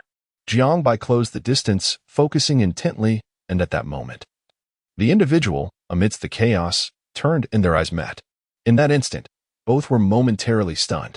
Chapter 76, Former Roommates, Part 1. Suzhou Qinghai? Jiangbai? The two exclaimed in unison. The other three turned their heads, and upon seeing Jiangbai, their expressions mirrored that of someone who had encountered a ghost. Jiangbai himself felt the hand of fate at play. The 4 individuals before him were none other than his former roommates. Yes, the very same roommates who, having been bribed by Wang Ku, had led to his expulsion. Although they could not see Jiangbai's ID, they recognized his unaltered visage all too well. A myriad of emotions flickered across their faces, and a torrent of words lodged in their throats, rendering them speechless. Jiangbai felt an acute sense of embarrassment. He had never anticipated encountering them under such circumstances. The flames of vengeance ignited within him, burning fiercely. These fools. Yet, the group before him continued to regard Jiangbai as a simpleton, exchanging panicked glances, mistakenly believing he was oblivious to the truth of their past actions.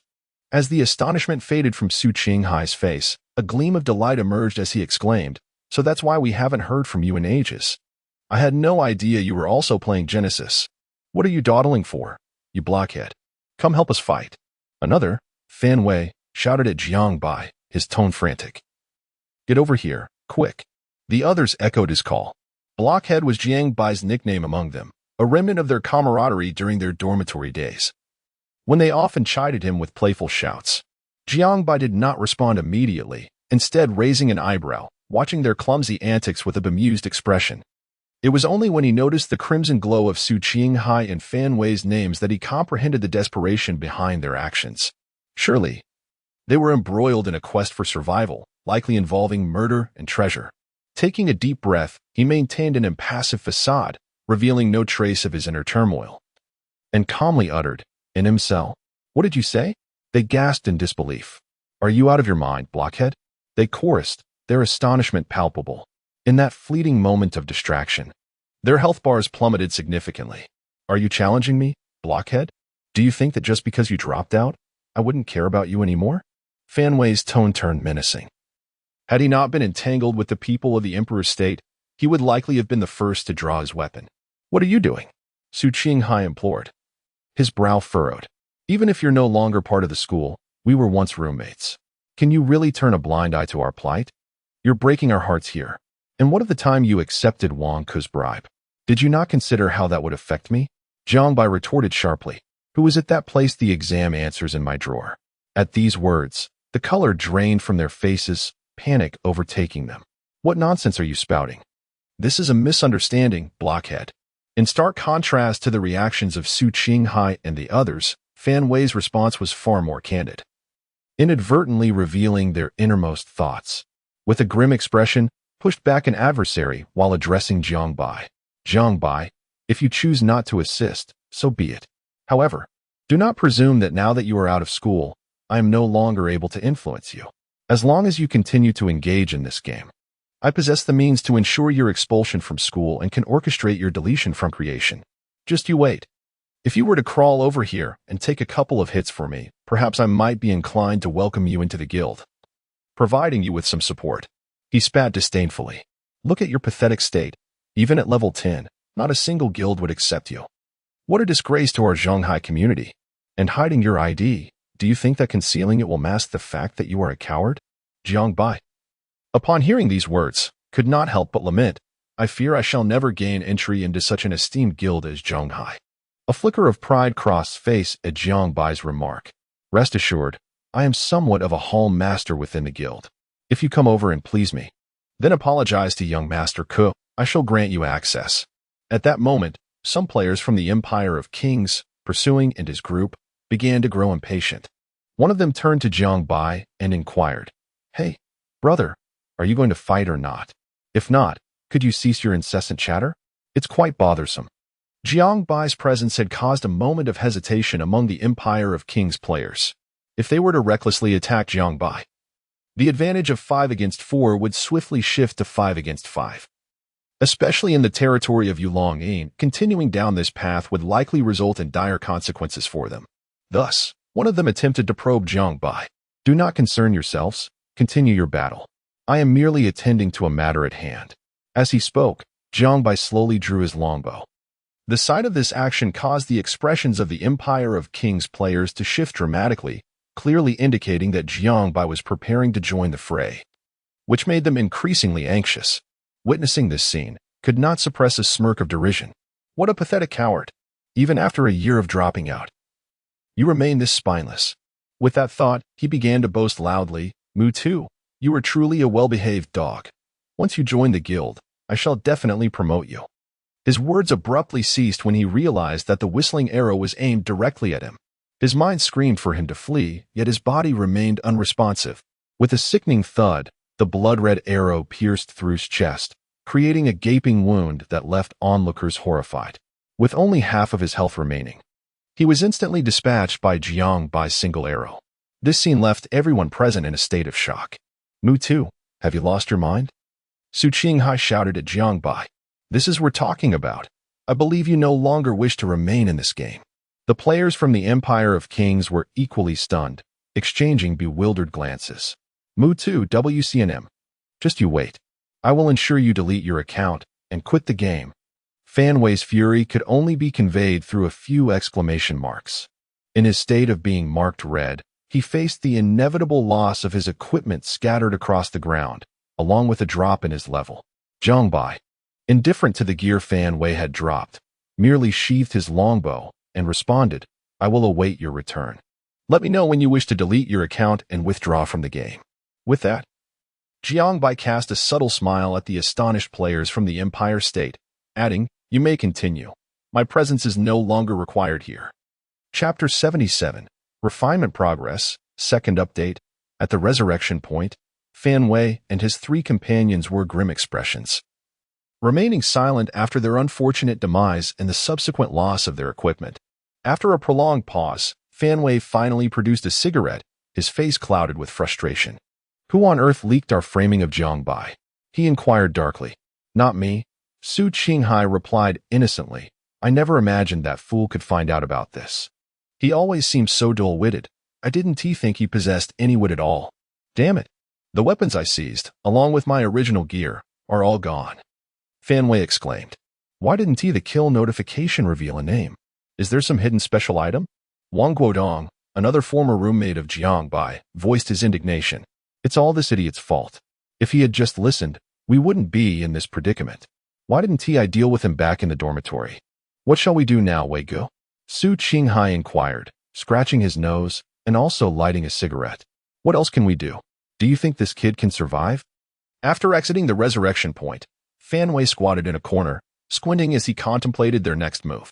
Recently, this brat must have crossed paths with Kushao. Didn't you see the pin message from his guild?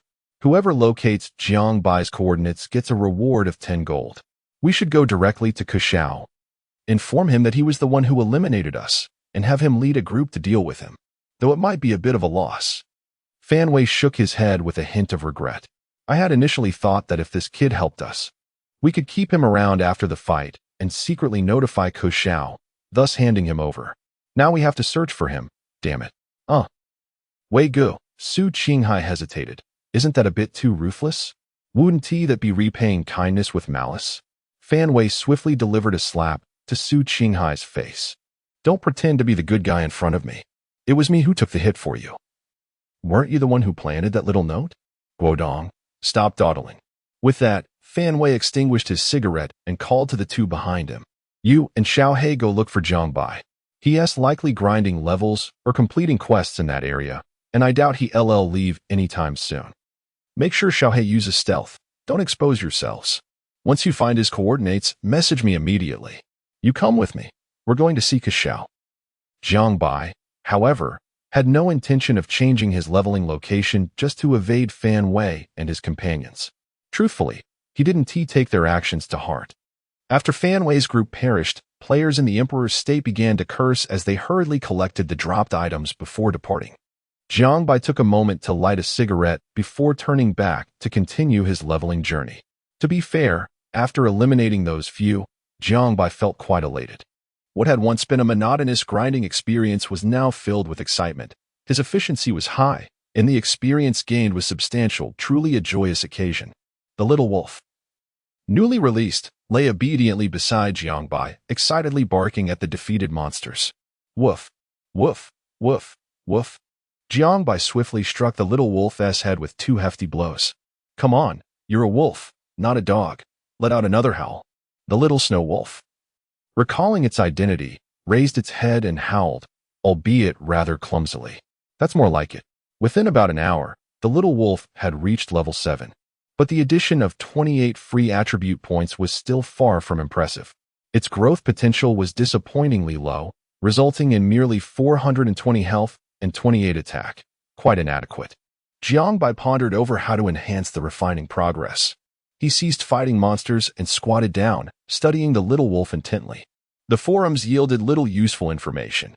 Surely, he couldn't be the first player to acquire a pet?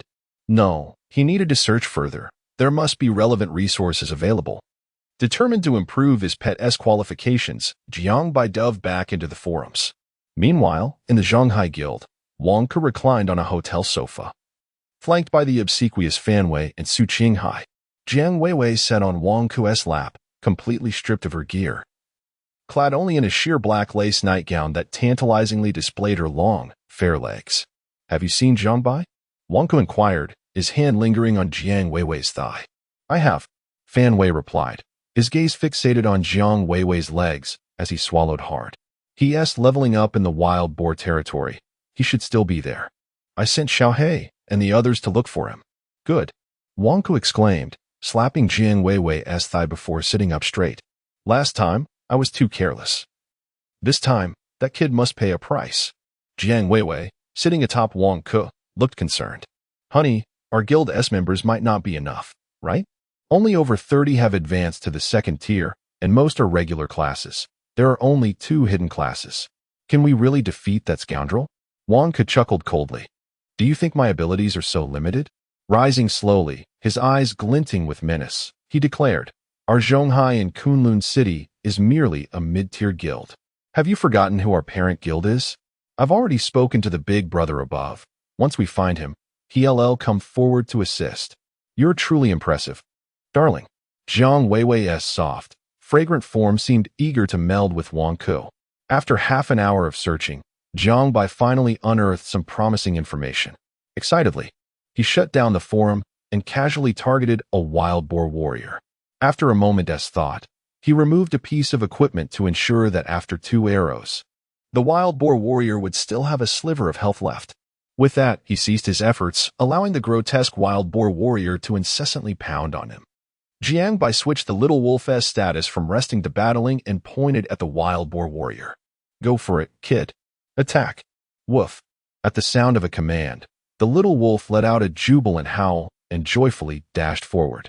The sight of its fierce little teeth clashing against the armor of the boar warrior was utterly comical. Not only could it not slay the beast, but it couldn't even breach its defenses. A glaring miss appeared, leaving Jiang Bai exasperated. However, the subsequent -1 did offer a glimmer of hope. The enforced damage, albeit minimal, still bore some merit. Jiang Bai allowed the boar warrior to strike for over a minute, until the little wolf finally gnawed away its last drop of health.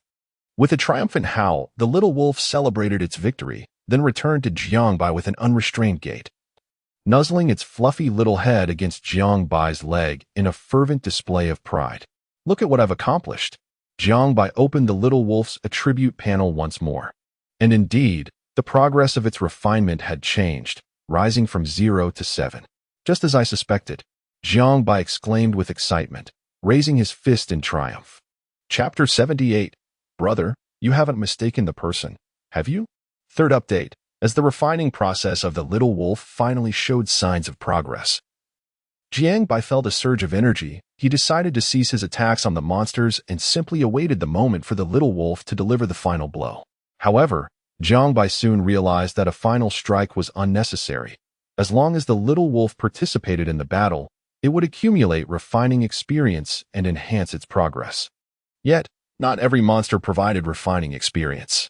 After careful observation, Jiang Bai deduced that, on average, every 3 monsters yielded 1 instance of refining experience.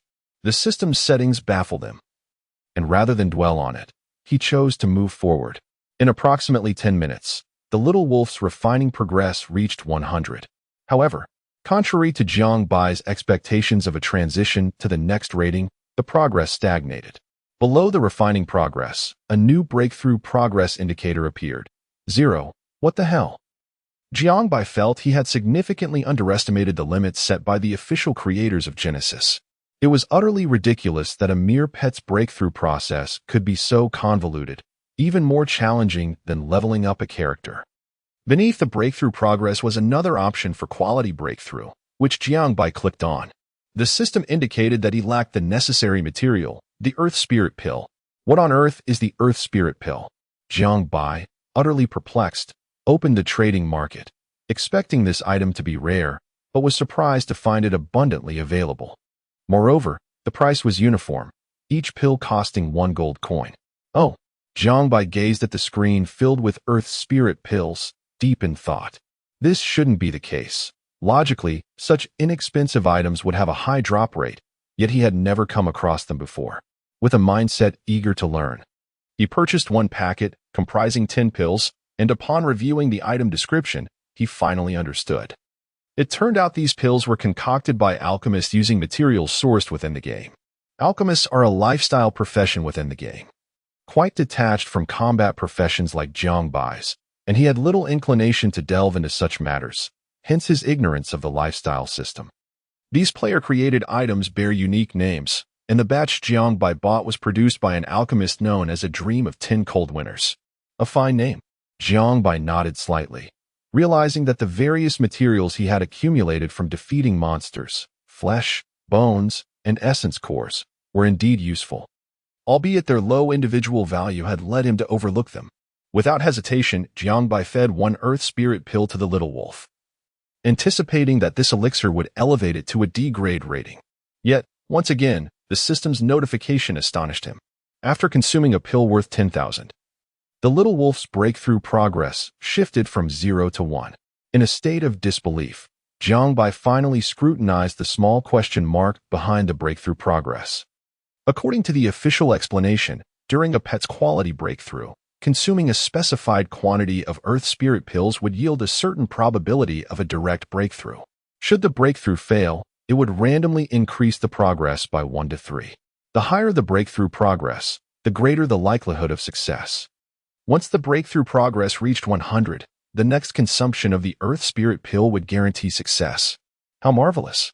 It is utterly delightful. The WCNM system. Can you conceive of even more unscrupulous ways to extract money? Jiang Bai discerned the underlying message within the annotations of the system, where 2 words were inscribed throughout the pages: money trap. A vague sense of foreboding wafted through Jiang Bai's senses. Never mind, with my visage. There is no need to gamble on such odds. I shall diligently progress instead. In a fit of frustration, Jiang Bai promptly purchased 10 packets, equating to a total of 100 Earth Spirit pills. After all, who can deny that wealth affords such luxuries? Meanwhile, engrossed in his studies of pets, Jiang Bai remained oblivious to the 2 shadowy figures trailing him from a distance. Under the cover of night, a procession of over 30 individuals emerged from Kunlun City, led by a figure adorned with the prefix of the Fengyun Guild, basking in the adulation of his companions. Following closely behind were Wang Ku and Jiang Weiwei, dutifully echoing his every move, alongside a cadre of elite members from the guild. Wang Ku. How is it that I was unaware of such a prominent figure in Kunlun City? Could he truly fend off an entire guild single-handedly? Ah, my friend, you are unaware. That fellow has likely undergone a second-class transition, and his equipment is exceptional, hence his formidable strength. Oh, if he has indeed transitioned, that is plausible. Wang Ku's eyes darted with intrigue as he leaned closer to whisper in the man's ear. Brother, his equipment is of the highest caliber. If we were to confront him, our 30 elite players could undoubtedly reap a substantial reward from his gear. Wang Ku intended to curry favor, only to be met with a stern admonition from the man. What nonsense are you spouting, Wang Ku? I am a member of the Fengyun Guild. I would never stoop to such despicable acts. You would do well to refrain from reckless behavior, lest I be the first to expel you from the subordinate guild. I wouldn't dare, brother. I absolutely wouldn't. Wang Ku's complexion paled, nodding fervently in protest. Could it be that your guild's numerous members bullied him, only to be annihilated in return, prompting you to seek my assistance? The man regarded Wang Ku with a scrutinizing gaze, as if contemplating a revelation. How could that be, brother? Wang Ku exclaimed, his expression exaggerated and his tone fervent. Ask my comrades behind me. That day, we were battling the boss when, lo and behold, this scoundrel emerged to claim the final blow, stole the boss, and slaughtered dozens of our brothers, leaving us bereft of gear. He is insufferable, and to make matters worse, he is a fellow student of ours, expelled for his abysmal character. Please do not wrongfully accuse me. Let us hope that is the case. The man waved his hand in irritation, muttering that had it not been for the leader's directive to investigate, he would not have sullied his hands in such affairs. Approximately 10 minutes later, 2 figures, like phantoms, swiftly approached and positioned themselves beside Wang Ku. Young Master Ku, just ahead, 500 meters away. Brother, it is right up ahead. Wang Ku hurriedly reported the intelligence to the leader. After approximately 2 minutes, the territory of the Boer clan was strewn with the corpses of their members, the ground littered with chaos. In the midst of this grim tableau, a man and a wolf stood. The man crouched, seemingly engaged in some task. It was him. Wang Ku nodded fervently, certain of his identification. At a mere glance from the man, over 20 individuals encircled the duo from either side, while 7 assassins simultaneously entered a state of stealth. He, along with Wang Ku, Jiang Weiwei, and their former roommate Su Qinghai, strode forward with determination, with vengeance within reach. Wang Ku's lips quivered with excitement as he called out to Jiang Bai's retreating figure. Jiang Bai, prepare to meet your demise. He shouted. Jiang Bai, I have come to fulfill my promise to have you delete your account and withdraw from the game. Fan Wei, emboldened by the situation, joined in with bravado. Huh. Jiang Bai, you are truly doomed today. Jiang Weiwei, once an old flame, harbored a seething hatred for Jiang Bai. At that moment, her imagination ran wild, picturing how the disgraced Jiang Bai would face the scorn of the entire village upon his return. Meanwhile, Jiang Bai, having already sensed the commotion, rose to his feet. With an unperturbed expression, he turned to face the source of the disturbance. His mood soured, interrupted yet again in his research. However, upon recognizing the leading figure. A flicker of surprise crossed his face. He recognized the ID, Jiang Bai, known as the talented scholar Tian Xiu. Though most familiar with him simply called him scholar due to the length of his name. Isn't this scholar? Amidst his surprise, Jiang Bai felt a twinge of confusion. Just hours ago, they had shared a meal together. How had this escalated to a confrontation? In that instant, as Jiang Bai turned, Scholar's expression froze. For several seconds, his countenance shifted through a myriad of emotions before gradually settling into calmness. He gently turned to interrupt Wang Ku, who was vehemently berating Jiang Bai. My friend, are you certain this is your enemy? You haven't mistaken him, have you? Chapter 79. He is not the old dream of the empty city indeed, Brother Xiu. It is he. Wang Ku, appearing as a victim, pointed at Jiang Bai and lamented, it was this scoundrel, Brother Xiu, who committed murder and theft. And he brazenly snatched the epic staff that I had uncovered. Precisely, several others echoed, Brother Xiu, we used to share a dormitory. This fellow has harbored resentment ever since he was expelled. We were diligently leveling up, and he came over and killed us outright. Jiang Bai remained silent, merely smiling faintly as he observed their performance. After hearing their grievances, Xiu Kai raised an eyebrow, his expression intricate. Wang Ku, I shall ask you one last time. Are you absolutely certain it was he? Are you certain he stole your monster? Wang Ku was perplexed by Xiu Kai's inquiry, but still stared wide-eyed, resolute in his conviction. Yes, Brother Xiu, I am not deceiving you. If I were to lie, I would no longer be my father's son. May lightning strike me dead if I speak falsehoods. Wang Ku pointed skyward with his fingers together, exhibiting a righteous demeanor that could have moved even the game master. Suddenly, a thunderclap resonated as a bolt of lightning struck nearby. Whoa! Wang Ku was startled, as one of his underlings hurriedly stepped forward to clarify. My apologies, young Master Ku. I was just practicing a newly learned spell, Lightning Bolt, and accidentally released it.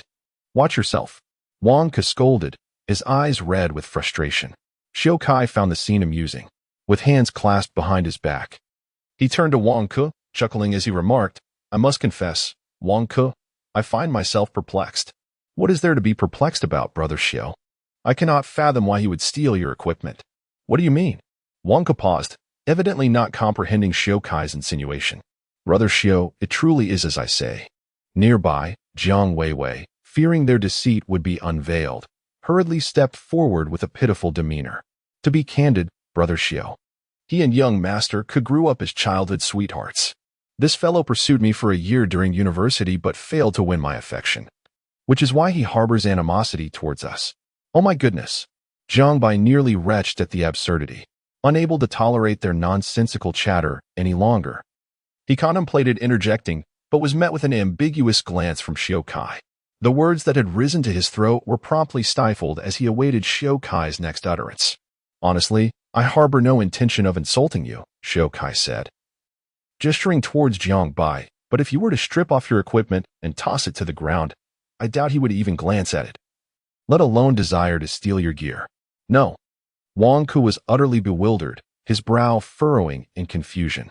What do you mean, Brother Xiu? We are all brothers. We cannot look down on one another, can we? Fan Wei chimed in with a comment. Hiki.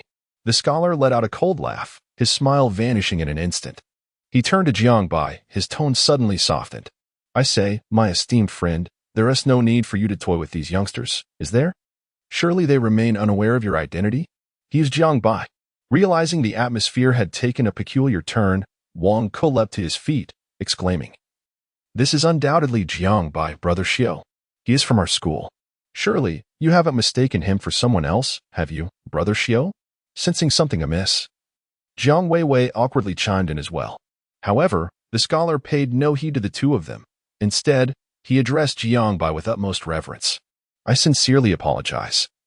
My esteemed friend, allow me to offer my apologies and explain the situation. What?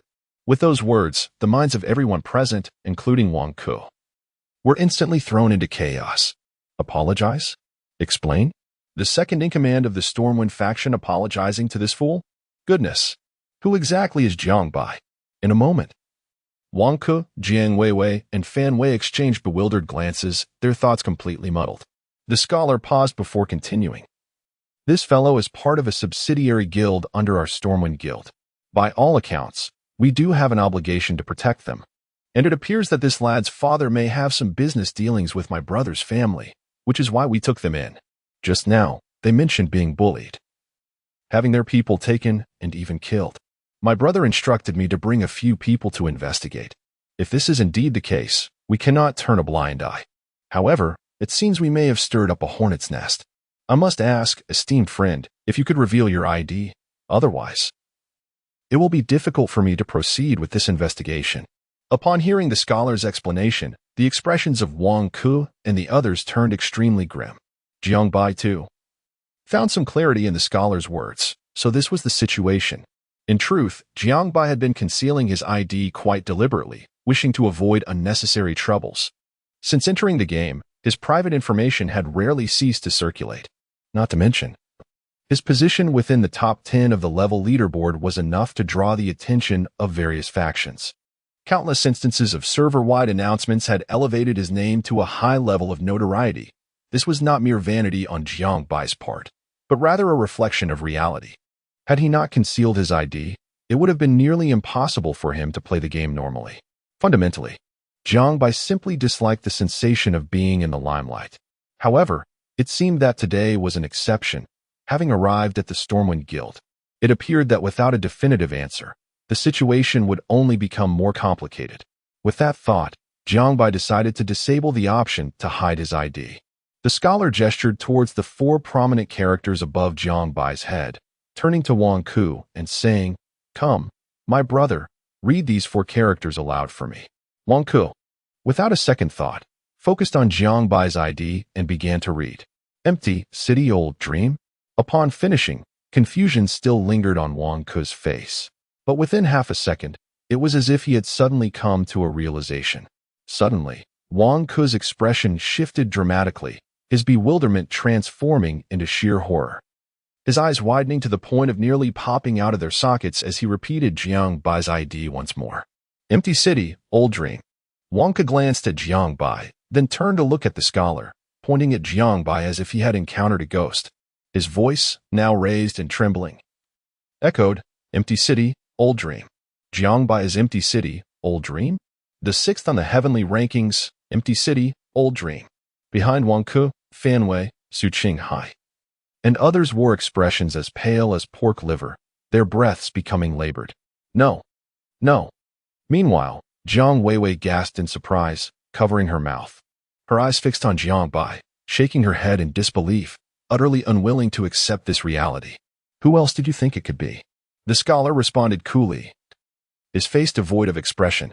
"No, this is impossible, absolutely impossible, Brother Xiao." Wang Ku was on the verge of tears, pleading, "Brother Xiao. Is there any chance they simply share the same name?" The scholar, with a sly smile, retorted, "Ask yourself if you think that is plausible. This is madness. I refuse to believe it. I refuse, Brother Xiao." At this moment, Wang Ku seemed deranged, desperately clutching at the scholar as he frantically explained, "Brother Xiao, please. He truly isn't empty city, old dream. He is Jiang Bai, our school's pathetic loser. How could that loser possibly be a deity on the heavenly rankings? Get out." The scholar, who had always been patient, suddenly changed his demeanor, kicking Wang Ku aside before slowly approaching Jiang Bai. "I sincerely apologize, esteemed one, for the commotion this has caused." Boom. The instant the scholar shook hands with Jiang Bai, the worlds of Wang Ku, Jiang Weiwei, Fan Wei, and the others shattered in an instant. Chapter 80. The flood swept away the Dragon King's temple. "Brother, we are all brothers. Why refer to anyone as a big shot?" Jiang Bai was not quite accustomed to this form of address. Observing the two engaged in lively banter, Wang Ku, who had arrived with an air of arrogance, suddenly slumped down onto the ground, dazed, with only 3 words racing through his mind. "It's over. He is the dream of the empty city? He truly is the dream of the empty city?" At this moment, if anyone were to feel the utmost despair, it would be Wang Ku, however. The one with the most intricate emotions would undoubtedly be Jiang Weiwei. The man she once regarded as inferior to a mere dog had now ascended to become an unparalleled figure in Kunlun City. A big shot so formidable that even Wang Ku would kneel and call him father. What is happening? Ironically, She had been persistently provoking and infuriating Jiang Bai during this time. Even more nauseating was the fact that she had betrayed Jiang Bai for Wang Ku, subjecting him to various humiliations. Jiang Weiwei, you were truly a fool. A complete and utter fool. Meanwhile, Fan Wei and the others, who shared a dormitory with Jiang Bai, exchanged furtive glances before discreetly retreating to the back of the crowd. Damn it. Fan Wei stomped his foot in frustration, his face etched with regret. How on earth could he be the dream of the empty city? I regret it, brother. Su Qinghai, however, remained practical, pulling out a cigarette and taking a long, hard drag. If only we hadn't betrayed Jiang Bai back then. Wouldn't we be savoring the good life alongside him now?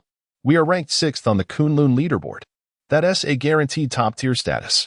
How did this kid become so impressive? Wang Guodong looked on in disbelief, cursing under his breath. Kashao is truly a fool. Can we stop wallowing in regret here? Fan Wei growled, abruptly hurling the half-burnt cigarette to the ground and extinguishing it with his foot. What good does it do to lament so much? We should first consider how to survive, given the despicable things we've done to Jiang Bai, compounded by today's events. Do you think he will show us mercy? Damn it. Fan Wei was thoroughly agitated. Of course, the root of his agitation stemmed from regret, but in front of Su Qinghai and the others.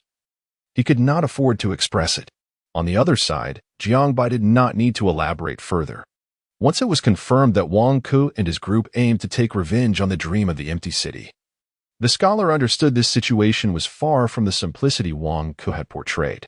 Wang Ku, the scholar, who had been laughing and joking with Jiang Bai, suddenly turned with a change of expression, glaring at Wang Ku with a fierce tone. I will give you one more chance. You better tell me the truth of what happened. Wang Ku, lost in thought, lifted his head, his mouth agape, yet no words emerged. Only a bitter taste lingered. At that moment, a subordinate hastily approached the scholar, bearing the name of the Zhanghai Guild. It appeared that he shared some acquaintance with the scholar. After this individual recounted the chain of events, the scholar's expression gradually darkened, becoming increasingly grim. Approximately 2 minutes later, the scholar's face was as cold as ice. He slowly approached Wang Ku, his voice chillingly calm. Wang Ku, what did I instruct you before we arrived? When the leader addressed you all upon becoming part of our esteemed Fengyun affiliate, what was his directive? Scholar Su's hand struck Wang Ku's head with a resounding smack. Have you all forgotten? Or did you never take it to heart? It appears that you and Zhanghai have indulged in such despicable acts more than once.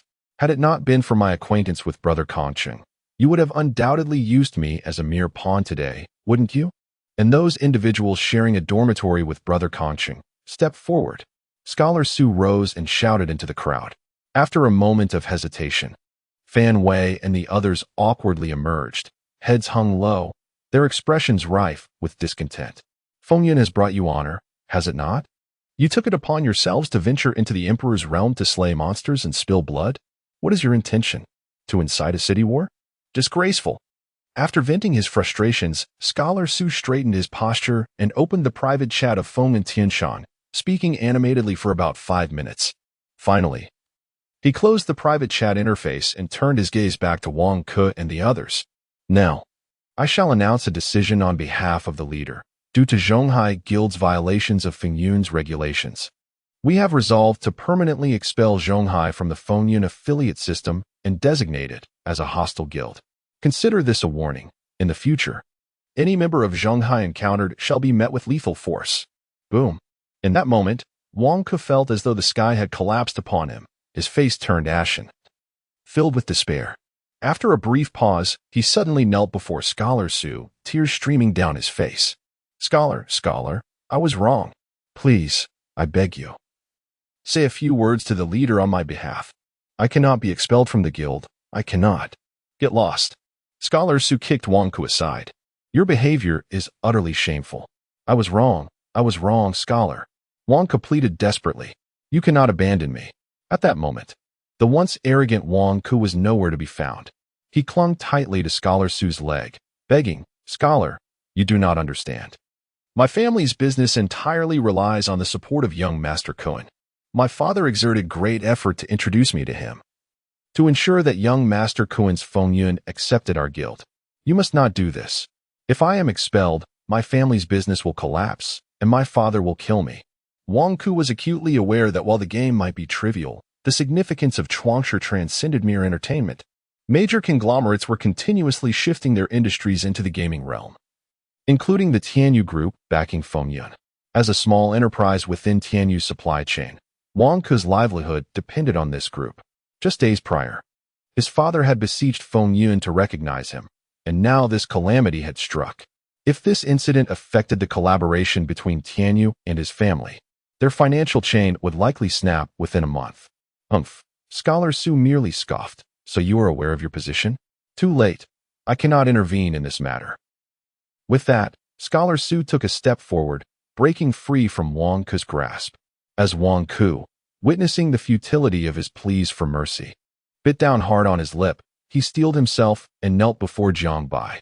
He appeared to be a man of resolve, unhesitating in his submission. I am sorry. My brother. I was wrong. To the astonishment of all present, Wang Ku began to strike his own face with fervor. Brother, I was misled by that wretched Jiang Weiwei, and I targeted you because of her influence. I implore you, I bow before you. Unsatisfied with merely slapping his face, Wang Ku began to knock his head against the ground repeatedly. Please, brother, speak a kind word to young Master Cohen on my behalf. Save me. Seeing Jiang Bai merely fixate on him in silence, Wang Ku suddenly rose and seized Jiang Weiwei by the hair, unleashing a torrent of blows upon her face. Jiang Weiwei, utterly despondent, realized that her ambition to rise through Wang Ku had led her to a dead end. She understood all too well that Wang Ku was only interested in her physicality, just as she was only drawn to his wealth. Such a union would inevitably culminate in mutual betrayal, and she recognized that her humiliation was of her own making. She had no one else to blame. Brother, I was wrong. I will take care of this wretched woman and deal with Fan Wei and the others. I will make them submit. Wait, young Master Ku, you cannot do this. It was you who enlisted us for this task. Fan Wei and the others panicked, but it was not Wang Ku's place to act. The scholar calmly gestured with his hand, and in an instant, a multitude of skills dispatched Fan Wei and his companions. Then, he leaned in to whisper to those around him, guard them until they surrender. Having given his instructions, the scholar turned to Jiang Bai and offered a sincere clasp of his fists in apology. Brother, today has truly been an unforeseen calamity. I apologize, as this reflects our lack of discipline at Fengyun. As his gaze swept over the kneeling Wang Ku, he added, I shall refrain from further involvement. You may handle this at your own pace. Another day, I will have my brother host a banquet to make amends. With that, the scholar discreetly departed with his entourage. Chapter 81. I was wrong, Jiang Bai. I was wrong. I beg you, please say a few good words to Kuan Shao on my behalf. Jiang Weiwei had already been beaten to a bloody pulp by Wang Ku, who, after committing the act, knelt down and pleaded with Jiang Bai for mercy. Jiang Bai gazed at the kneeling Wang Ku. Despite his current pitiful appearance, one must remember that those who evoke pity often possess their own faults. How arrogant Wang Ku had been, relentlessly tormenting and oppressing him to the point of forcing him to withdraw from school. Now, his demeanor was utterly wretched. This scene had played out in Jiang Bai's mind countless times, and one could only imagine the satisfaction of avenging a great grievance. Yet, the reality was, it felt absolutely exhilarating. All he wanted was to sever Wang Ku's limbs and feed them to the dogs. The thought of the despicable acts Wang Ku had previously committed sent a wave of fury through Jiang Bai. He extended his right foot. Jiang Bai, what are you doing? Are you proposing brotherhood? The meaning of being sworn brothers? Wang Ku, his face drenched in tears, looked at Jiang Bai in astonishment, hardly able to believe it. However, Jiang Bai simply uttered a single word. Lick.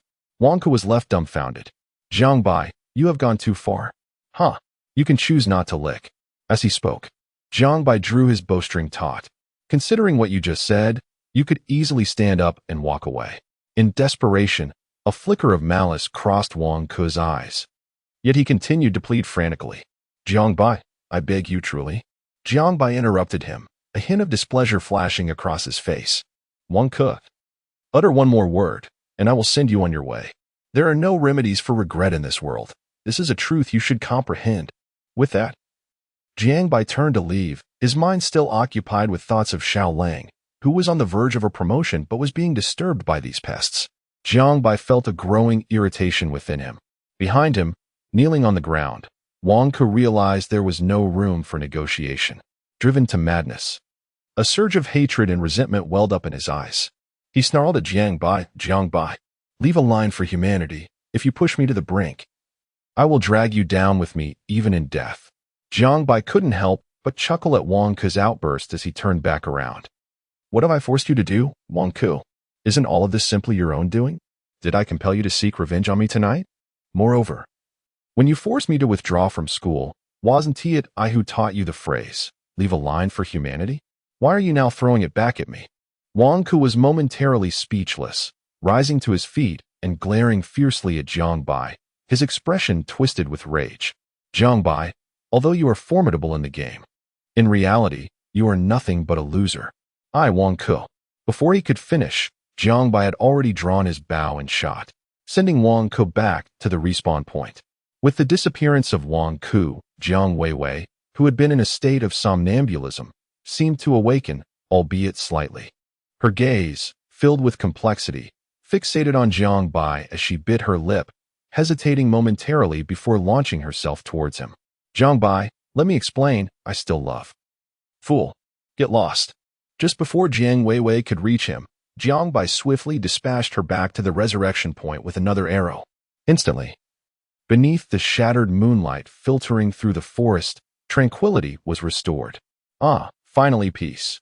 Jiang Bai exhaled deeply before releasing the little snow wolf. The snow wolf tilted its plump head, its large eyes brimming with confusion, letting out a soft whimper as if questioning Jiang Bai. What are you doing here? You keep pulling me in and out. Don't give me that look.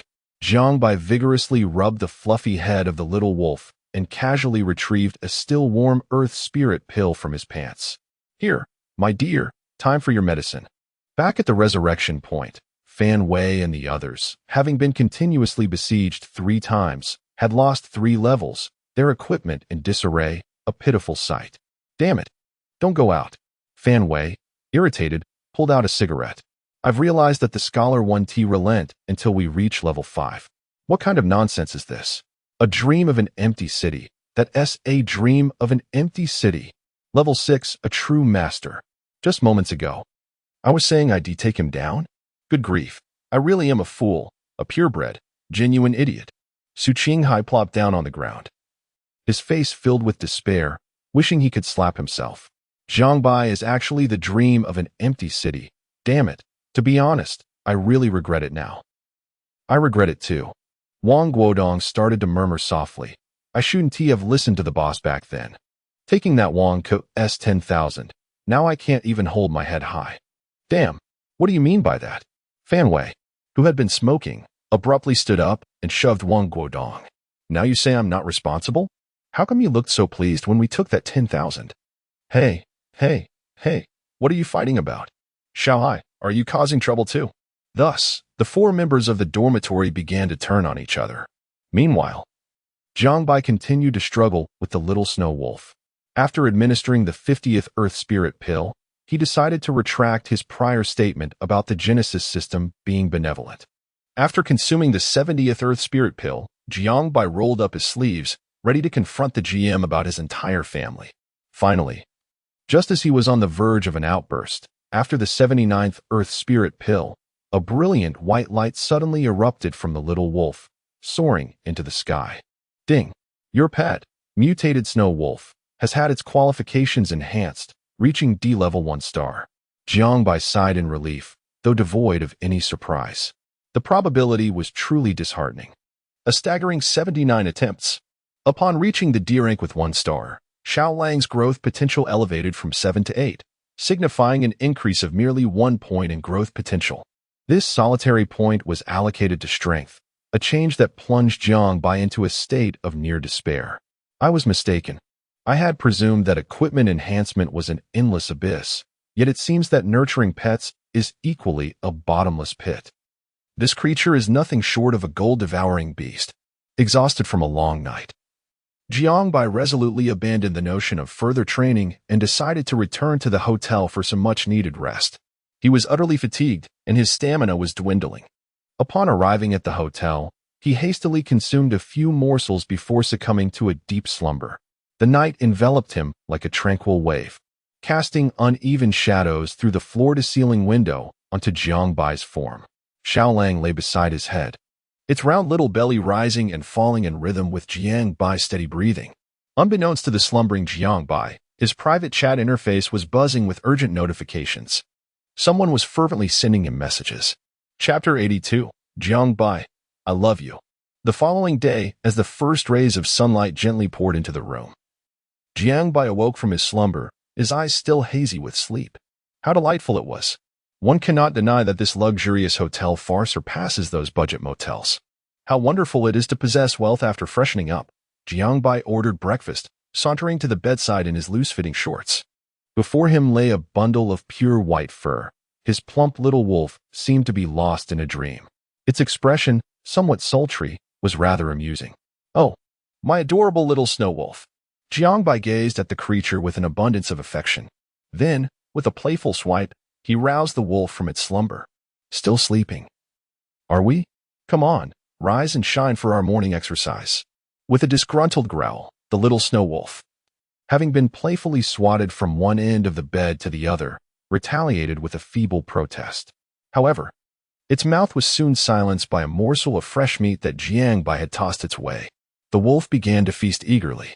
Jiangbai glanced at the leaderboard and realized that despite the night's rest, he had barely made any progress in leveling up, slipping from 9th to 10th place. The 11th place was only a mere 2 of experience away, and it wouldn't take long for them to catch up.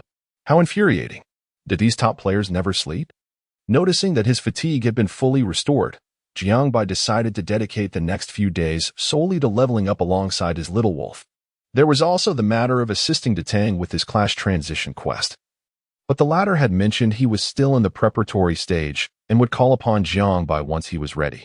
As he closed the leaderboard, Jiangbai's attention was drawn to the bottom right corner of the interface, where his private channel was flashing furiously.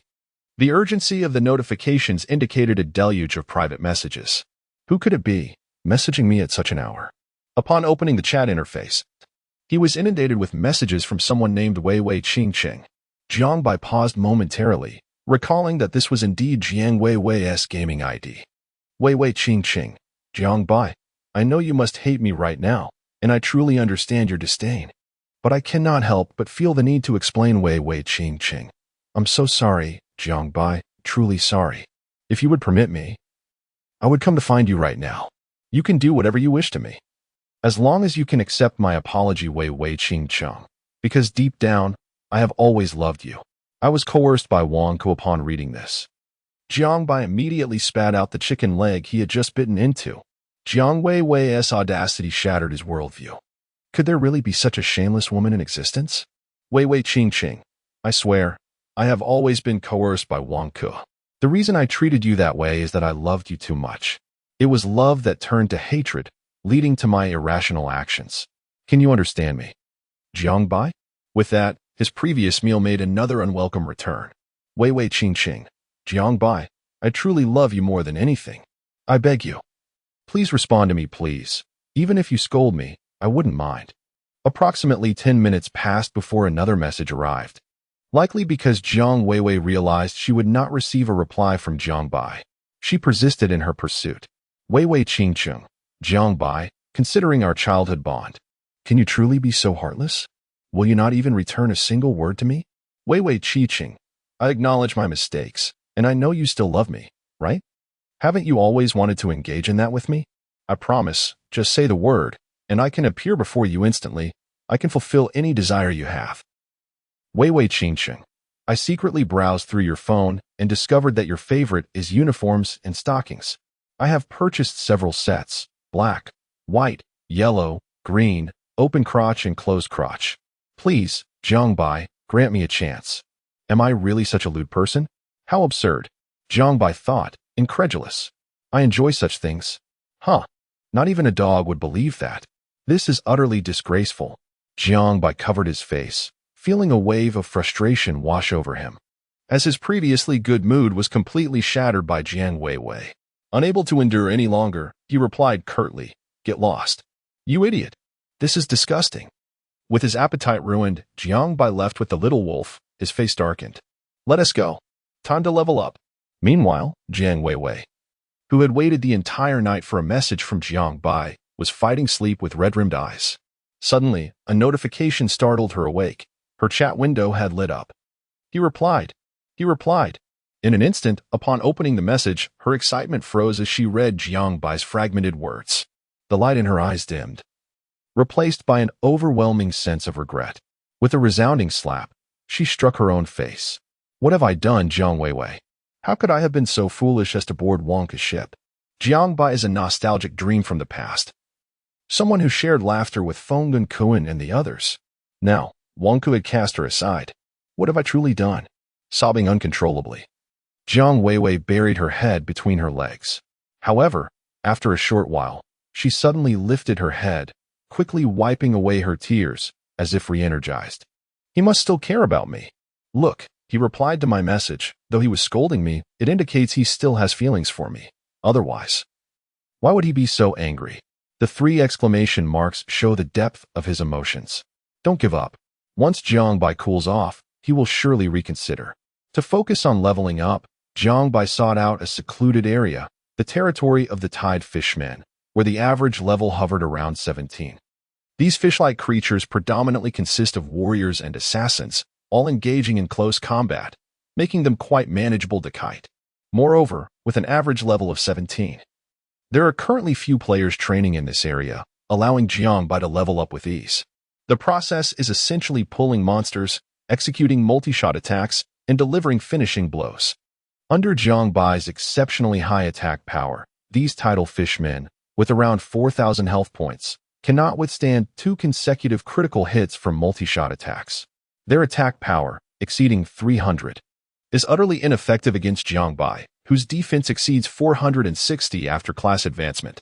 In just about an hour and a half, he managed to defeat approximately 400 monsters, successfully reaching level 14. The Plunder skill granted him a total of 6 attribute points, 2 in intelligence, 1 in stamina, and 3 in agility. While the probability cannot be deemed low, it is by no means high either. Subsequently, his little wolf companion also reached level 10. Jiang Bai noticed that as the little wolf's aptitude rating improved, the difficulty of the refining process increased correspondingly. Last night, a single monster could enhance the little wolf's refining progress by 7, but after achieving a D rank with 1 star, a fishman could only contribute 3-4 to that progress. Furthermore, not every one of them could provide such an enhancement. The probability remained the same. Approximately 1 in 3 would yield a progress increase. Thus, after leveling up, Jiang Bai defeated another 10 or so monsters, bringing the little wolf's refining progress to 100. It was time for the tribulation once again. Jiang Bai looked at the reappearing breakthrough progress with exasperation. Each breakthrough costs around 100 gold coins. Who could afford that? He pointed at the little wolf's small head, unable to restrain his complaints. You're nothing but a gold-guzzling beast, an absolute gold-guzzling beast. Gazing at the mere 21 earth spirit pills left in his bag, Jiang Bai pondered for a moment before deciding to hold off for now. To enhance his leveling speed, he resolved to first fortify multi-shot. After all, there was currently no better area of effect skill to replace it, and the basic damage of multi-shot was indeed somewhat lacking. Presently, Jiang Bai had 26 skill enhancement scrolls in his inventory, and upgrading the A rank multi-shot from level 0 to level 1 required 5 scrolls. Fortunately, the success rate for the first 3 levels of enhancement was relatively high. The first 2 attempts succeeded directly, consuming 11 scrolls, and the base damage of multi-shot rose from 80 to 90, with the cooldown period also reduced by 1 second. The improvement was significant. Just as Jiang Bai pulled out 7 enhancement scrolls to attempt raising multi-shot to level 3, his gaze inevitably fell upon his Soul 3's mythical skill, Blood Pact. After all, this is a top-tier 3S skill, and every time he opened his skill panel, he couldn't help but steal an extra glance. Wait a minute. A bold idea suddenly emerged in Jiang Bai's mind. According to the skill description, Blood Pact is also eligible for enhancement. Its existence must be justified. If such an auxiliary 3S skill were to be fortified, what effects might it yield? Chapter 83. The Blood Pact. Fusion without hesitation. Jiang Bai decided to proceed with the enhancement of his 3S level skill. Each upgrade from level 0 to 1 required a staggering 10 scrolls, a quantity that was already double that of the S-level skill, Explosive Shot.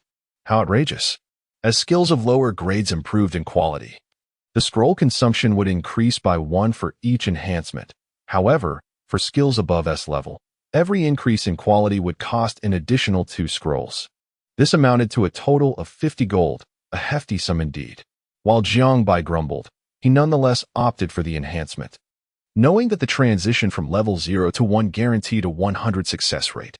Thus, the process lacked any thrill or anticipation. 3 seconds later, the results were revealed.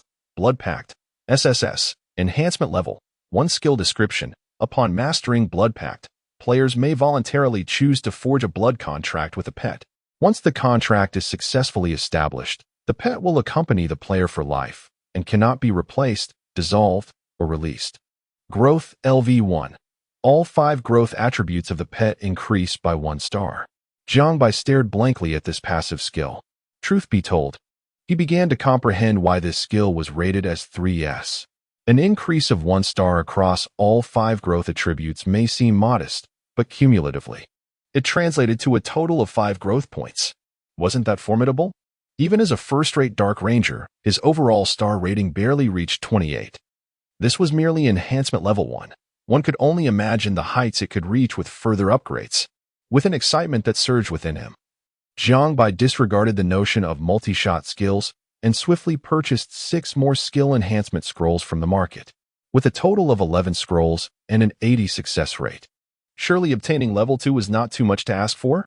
However, upon initiating the enhancement once more, he was dismayed to discover that the next enhancement for the 3S level Blood Pact required a staggering 13 scrolls.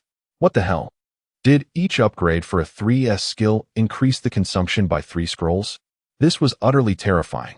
Who could afford such high-level skills?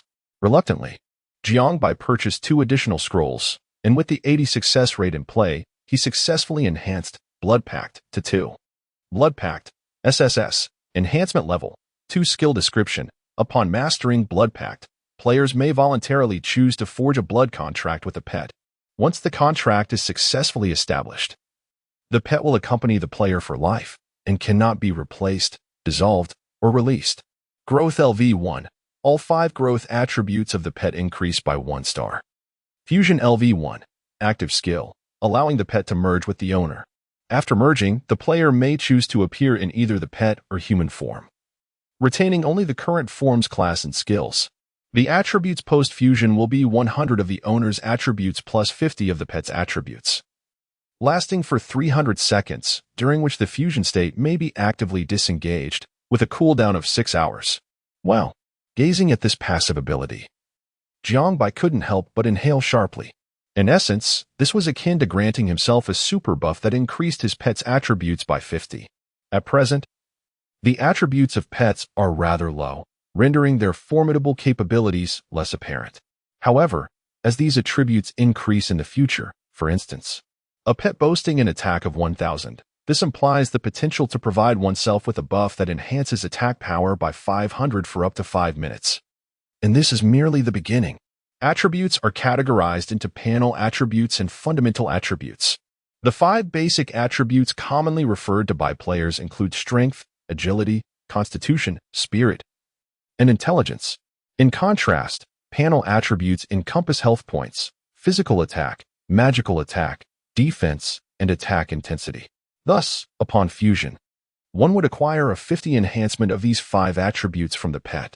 Moreover, post-fusion, one can independently select a form, should one choose the human form.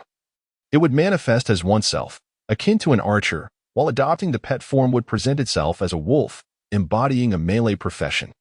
This remarkable adaptability offers the exhilarating possibility of experiencing 2 professions simultaneously. Is that not extraordinary? For those 5 minutes, one would exist as a humanoid boss, capable of cataclysmic destruction. Naturally, reaching such heights necessitates that one's pet possesses exceptionally impressive attributes. Inspired and exhilarated, Jiang Bai became somewhat intoxicated by the prospect. his mind consumed with the singular ambition of enhancing Blood Pact to level 3. At this moment, it was impossible for anyone to resist the temptation of contemplating the changes that would occur should this skill reach level 3. Engrossed in thought, Jiangbai spent 88 gold to acquire 16 skill enhancement scrolls once more. With a 60 success rate, one might consider this favorable. However, as the radiant glow of enhancement gradually faded, the stark words enhancement failed doused Jiangbai's enthusiasm like a bucket of cold water. Staring blankly at the Blood Pact, he noted the mere 275 gold remaining in his pouch. A profound sense of disillusionment overwhelmed him, leaving him on the verge of tears, regretting his impulsiveness. Alas, what a folly it was! A waste of 80 gold. The expenses associated with skill enhancement were indeed staggering. Jiangbai could not help but lament. He realized he had become somewhat carried away. Clearly, at this stage, achieving a 3S enhancement was still somewhat out of reach, primarily due to insufficient funds to sustain such endeavors. This endeavor should be postponed for the later stages. Currently, the focus of financial investment should primarily be on equipment, lower-level skill enhancements, the improvement of pet attributes, and the forthcoming nameplate system. Jiangbai was on the cusp of reaching level 15. At that point, not only would he enhance his equipment, but he could also elevate the level of the metals he possessed, leading to substantial expenditures. After determining the broader strategy, Jiangbai did not dwell on the loss of 80 gold. Instead, he quickly resumed his fervent grinding. The journey from level 14 to 15 required a staggering 200,000 experience points, while a single merman provided a mere 180 points. This meant Jiangbai needed to vanquish at least 1,100 monsters.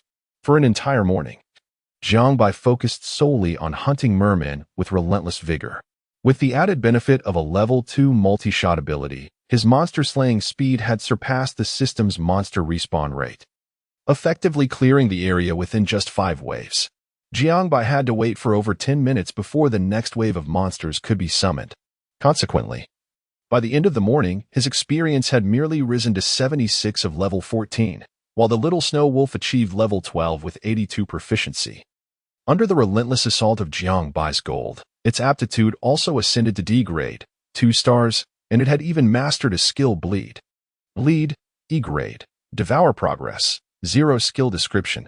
When attacking an enemy, there is a 3 chance to inflict the target with a bleeding state, causing them to suffer 5 of the pet's physical attack damage every second for a duration of 30 seconds. During the bleeding state, both the pet and its master will deal an additional 5 damage to the target. This negative buff skill possesses a commendable mechanism, offering both damage and enhancement. A 5 increase in damage is indeed formidable. However, this was not the focal point of Jiangbai's attention. What truly intrigued him was the devour progress. Initially, he believed that equipment enhancement, skill reinforcement, and pet upgrades were all bottomless pits. Yet, as the game's content continued to be unearthed, he ultimately realized that pitfalls lurked within every aspect of the system. Chapter 84: The Burden of Maintenance. The pet skill system in creation diverges significantly from that of character professions. The ratings of character skills vary, ranging from E to SSS, with inherent ratings being fixed. In contrast, pets begin with all skills rated at E. The sole method to enhance a pet's skill rating is through devouring. They must consume skills of the same level or lower to gain experience points. Once the experience points reach their limit, a natural progression to the next rating ensues. Furthermore, pet skills cannot be enhanced. They can only be improved through the act of devouring. This presents a considerable financial burden. After the little wolf comprehended the skill bleeding, Jiangbai directly fed it 4 irradiated skill books, yet the devouring progress only increased by a meager 3. At this moment, considering the monster hunting earnings from the morning, Jiangbai found himself with merely over 180 gold coins. The depletion of gold coins, rather than an increase, stemmed primarily from the exorbitant costs incurred during the Little Snow Wolf's qualification breakthrough. When the Little Snow Wolf advanced from D grade 1 star to D grade 2 stars, the consumption of Earth Spirit pills doubled to 2 per breakthrough. Fortunately, Jiangbai's luck was somewhat favorable, and after over 60 attempts, the breakthrough was successful. However, now the Little Snow Wolf's refining progress reached 100 once more, necessitating further expenditure, this time, 2 Earth Spirit pills. It was truly unsustainable. Skills, refining breakthroughs. Every aspect demanded funds. Jiang Bai felt on the verge of tears, even as the number of players escalated geometrically. The fierce market competition had driven the price of an Earth Spirit pill to 8,000 copper coins each, rendering the colossal consumption unbearable. By this reckoning, a C-grade pet's breakthrough should require 3 pills, while a B-grade would demand 4. As pet quality increases, the cost for further enhancement would undoubtedly reach astronomical heights. Ding! Just as Jiang Bai prepared to continue his tearful monster hunting, his private chat box began to flash furiously. A glance revealed it was, predictably, that troublesome Jiang Weiwei again. This woman must have awakened from her slumber and resumed her incessant messaging. Weiwei Qingqing, Jiang Bai, what are you up to? I miss you so much. Weiwei Qingqing, Jiang Bai, are you still upset? Won't you come find me? Weiwei Qingqing, Jiang Bai, I was wrong. Isn't that enough? The relentless barrage of messages shattered Jiang Bai's already frayed nerves. Initially disinclined to respond, he couldn't help but curse under his breath. Damn it, you insufferable woman. Can you please stop harassing me? Weiwei Qingqing, huh? Jiang Bai, you actually replied. I knew you wouldn't ignore me.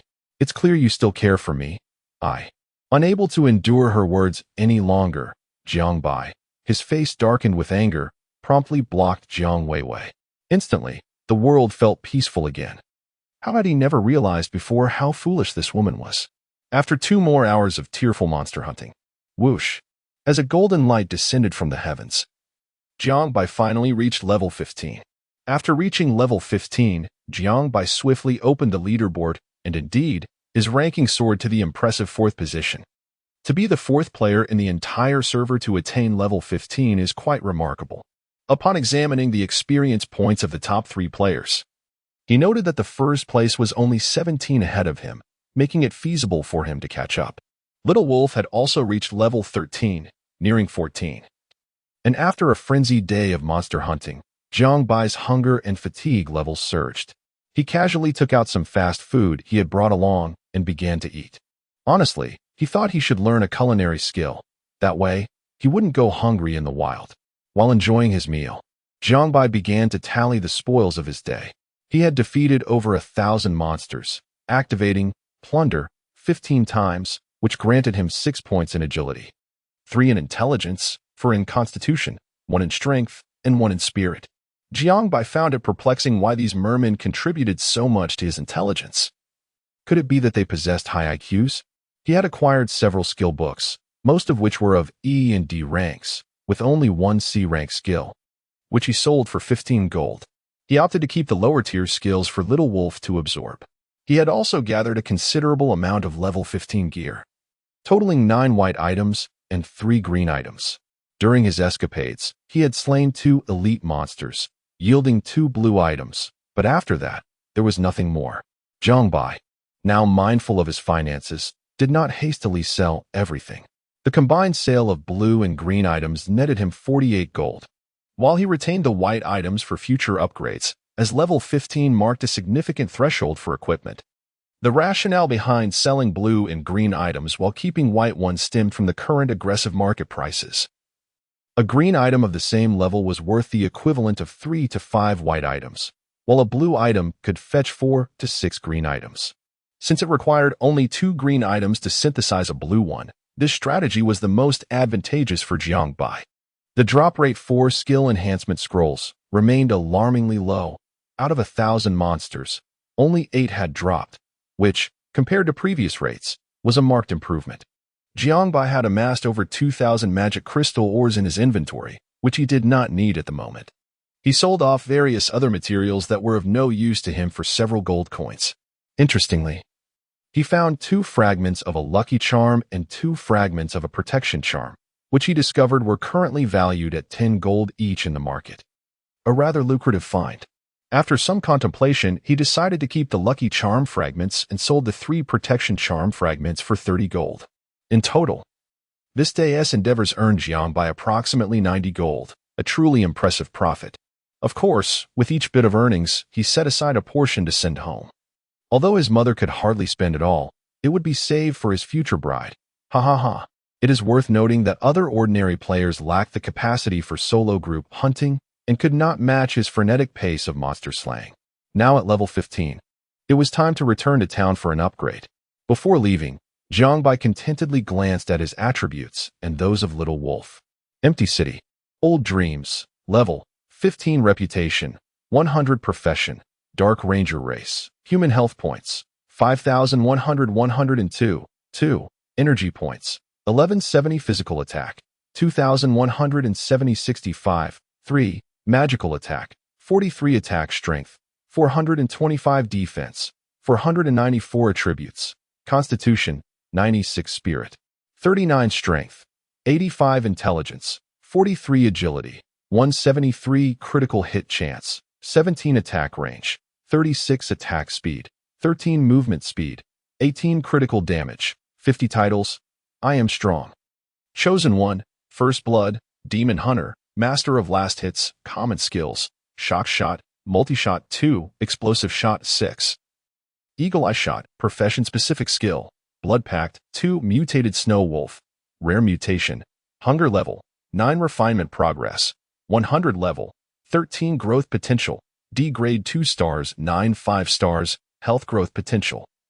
Physical Attack Growth Potential, Energy Points Growth Potential, Magical Attack Growth Potential, Defense Growth Potential, Attributes, Health, 1560 Energy Points, 260 Attack, 104 Defense, 78 Magical Attack, 13 Critical Hit Chance, 15 Constitution, 39 Strength, 26 Agility, 26 Intelligence, 13 Spirit, 13 Skills, Bleeding, Talents, Greed.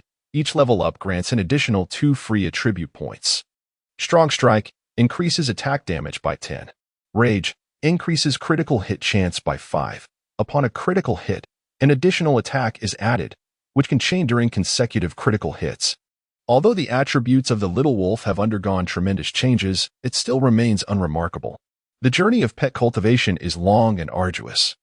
Jiangbai closed the attribute page and prepared to close the inventory to use the return item.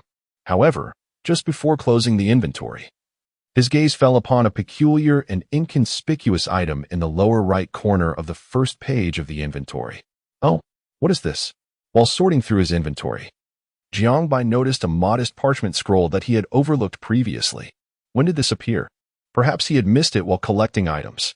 Jiangbai picked up the unfamiliar parchment scroll, and a descriptive message gradually materialized. Chapter 85, The Underground Dragon City, The Widow's Sigh, Hidden Map, Ticket to the Underground Dragon City. Item description, upon use. Players will be transported to the hidden map, Underground Dragon City. Alas, before Jiangbai could fully comprehend the meaning of these words, the system alert chimed. Ding! You have triggered the hidden event, Underground Dragon City, The Widow's Sigh. Would you like to initiate this event? Huh? An event? Jiangbai was momentarily taken aback. What distinguishes this from a quest? Confounded, Jiangbai could not grasp the situation, yet he accepted the system prompt. Ding! You have accepted the hidden event, Underground Dragon City, The Widow's Sigh. The first stage of the quest, Enter the Underground Dragon City, has been forcibly assigned to you. Goodness, this appears to be even more intricate than a standard quest. Jiangbai promptly opened the quest panel, and indeed, a new subpanel had appeared, specifically designated for Underground Dragon City. Event, Underground Dragon City, The Widow's Sigh. Event description, as a small faction of the Genesis continent, the dragon people cherish peace and uphold justice. They have lived for generations in Bolalesh, where they established their own kingdom. In short, they are an indispensable part of the Genesis continent. However, during the invasion of the War of Genesis, the dragon people, who possess the unique power of the dragon, mysteriously vanished. No one knows their whereabouts. As if Bolalesh transformed from prosperity to desolation overnight. What befell the dragon people? Where have they gone? Why did the once glorious dragon palace disappear without a trace overnight? Now, it is your task to unravel these enigmas, great adventurer. Quest progress. Enter the Underground Dragon City. Incomplete. Entry not allowed. Entry requirements. Level 18 or higher. Goodness gracious. This is beyond complex. Jiangbai felt his heart race with excitement. This is indeed more complicated than a hidden quest. Jiangbai immediately switched to the official forum, searching for the term Underground Dragon City, but found nothing of significance. It seems I must embark on a proper exploration myself. Jiangbai stared at the event panel for quite some time, reluctant to close it. This event appeared to be a long-term endeavor. Yet I surmise that anything related to the main storyline of the Genesis continent is of undeniable importance. The difficulty is one matter. However, the rewards must surely be exceptionally generous. Hastily, he resolved to finish his current tasks and focus on leveling up to reach level 18 as swiftly as possible. With this thought, Jiangbai returned to Kunlun City. The first order of business was to learn the cooking skill, a necessity for any lone wolf. Spending too much time in the wilderness without supplies would be quite challenging. However, the freedom of Genesis manifests in all aspects, including these life systems. Jiangbai initially assumed that the cooking skill, like in other games, would allow him to learn some recipes and create dishes accordingly. In the realm of culinary creation, after ascending to the rank of a novice chef, Jiangbai found himself devoid of any fixed recipes to study, for the system inherently did not furnish any culinary formulas. The act of learning cooking merely bestowed upon him the capability to utilize cooking utensils. As for the methods of concocting dishes, players were left to their own devices, free to experiment with an unrestricted combination of ingredients. However, the edibility and efficacy of the resultant dishes remained uncertain. The quality of the food produced exhibited considerable variance. Upon successful culinary endeavors, the system would autonomously generate the corresponding recipe for the player, akin to the creation of unique skills. This notion was indeed intriguing. Jiangbai promptly acquired a complete set of cooking tools and an assortment of ingredients, fortunate to possess an infinite backpack for storage. Upon completing these preliminary tasks, he sought refuge in a hotel, eager to embark on the significant undertaking of upgrading his equipment. Currently, every 5 levels presented a new threshold, and Jiangbai's gear was predominantly at level 10, necessitating a substantial overhaul for enhancement. With over 280 gold coins at his disposal, it was reasonable to pursue a full set of level 15 ancient equipment, as the prices for such items remained relatively fair, aside from weapons and armor fluctuating between 1.5 to 2 gold coins. Other components were priced around 5,000 copper coins. It appeared that the market was gravitating towards a more rational state. Aside from a few pieces of equipment gathered from his adventures, Jiangbai swiftly acquired 20 garments, totaling 24 in all. After a flurry of clanging sounds, he successfully obtained a piece of level 15 ancient armor. Holy Wind's sacred leather armor, ancient, defense, 46 constitution, 16 agility, 12 vitality, 8, Holy Wind. Increases attack speed by 15. Sacred, absorbs 60 fixed damage when attacked. Overall, it was quite standard. Compared to his previous gear, the increase of 5 in attack speed and the dual constitution attributes were commendable. Although the healing buff was absent, it was replaced with fixed damage absorption, which was also advantageous. Jiangbai refrained from donning this new armor immediately, choosing instead to continue acquiring equipment, including his necklace, leg guards, and boots. This process was not without its challenges. Approximately 10 minutes later, 3 resplendent pieces of ancient-grade equipment lay within Jiangbai's backpack. Brutal reflective leg guards, ancient, defense, 34 constitution, 14 agility, 10 health cap, 600 brutal, grants a 2 chance to trigger a brutal strike, dealing 1.5 times the damage. Reflective, 10 of the damage received is reflected back to the source. Jiangbai gazed at the last affix of the leg guards with a sense of resignation. While the reflective affix was generally commendable, his exceptionally high defense rendered him less susceptible to significant damage, thus diminishing the utility of this reflection. Nevertheless, the attributes were acceptable, so he decided to equip them. Swift shadow leather boots, ancient, defense, 32 constitution, 15 agility, 10 movement speed, 15, swift. Upon activation, the player enters a swift state, increasing movement speed by 80 for 10 seconds, with a cooldown of 300 seconds. Upon receiving a debuff that reduces movement speed, the effect diminishes by 30. The haste affix on the boots caught Jiangbai's attention. This is indeed a remarkable skill. An 80 increase in movement speed is already quite formidable. The Judgment of Fatality Sacred Chain, Ancient, boasts the following attributes: Physical Attack, 47, Agility, 18, Strength, 14, Agility, 12. The Fatal attribute enhances critical hit probability by 4. The Judgment attribute, when a critical hit occurs, applies the Judgment buff to the target, increasing the damage they receive from any source by 30 for the next instance. Jiangbai found himself somewhat entranced by this necklace. Previously, he possessed a necklace with dual critical hit attributes, totaling a 5 increase in critical strike chance. This time, the dual critical hit is transformed into a single one, reducing the overall percentage by 1, yet it has been replaced with dual agility. The value of the Judgment buff remains difficult to estimate. Compared to the previous increase of 50 in critical hit damage, its potential can vary greatly. All things considered, it feels rather promising. Thus, Jiangbai successfully synthesized all 4 pieces of equipment, having expended a total of 117 gold. While this sum may seem considerable, for 4 pieces of ancient gear, it is a veritable bargain. Currently, the market price for a level 15 ancient armor piece exceeds 200 gold, often without availability. Jiangbai acquired 4 ancient items for just over 100 gold. What an astounding feat. As for the ring, Jiangbai hesitated to pursue it due to the formidable nature of the Eagle Eye buff. Furthermore, it remains uncertain whether the next synthesis will yield another Eagle Eye affix. Therefore, in light of the comparable attributes, Jiangbai resolved to continue using his current setup for a while longer. After the synthesis, he gleefully equipped all the new items. His attributes skyrocketed instantly. Clad in ancient gear, he felt more powerful than ever before. As he donned the final piece of ancient equipment, a sudden chime echoed, and an announcement reverberated across the entire server, catching the attention of all players. Chapter 86. Bright Prospects. The player Empty City Old Dream has become the first in the entire server to equip all gear at or above the ancient level, earning the achievement Bright Prospects, along with the unique title Bright Prospects. GM likes to joke. I'm stunned. Handsome, but only for 5 seconds. What? What did the system just announce? All equipment is ancient? Don't speak. Kiss me. Is this madness? This is huge news. Empty City Old Dream is all about the headlines. Did you see the 666 above my head? I'm devastated. All ancient gear. I only have 2 green pieces, and I'm still the best in our class. Is this even a game?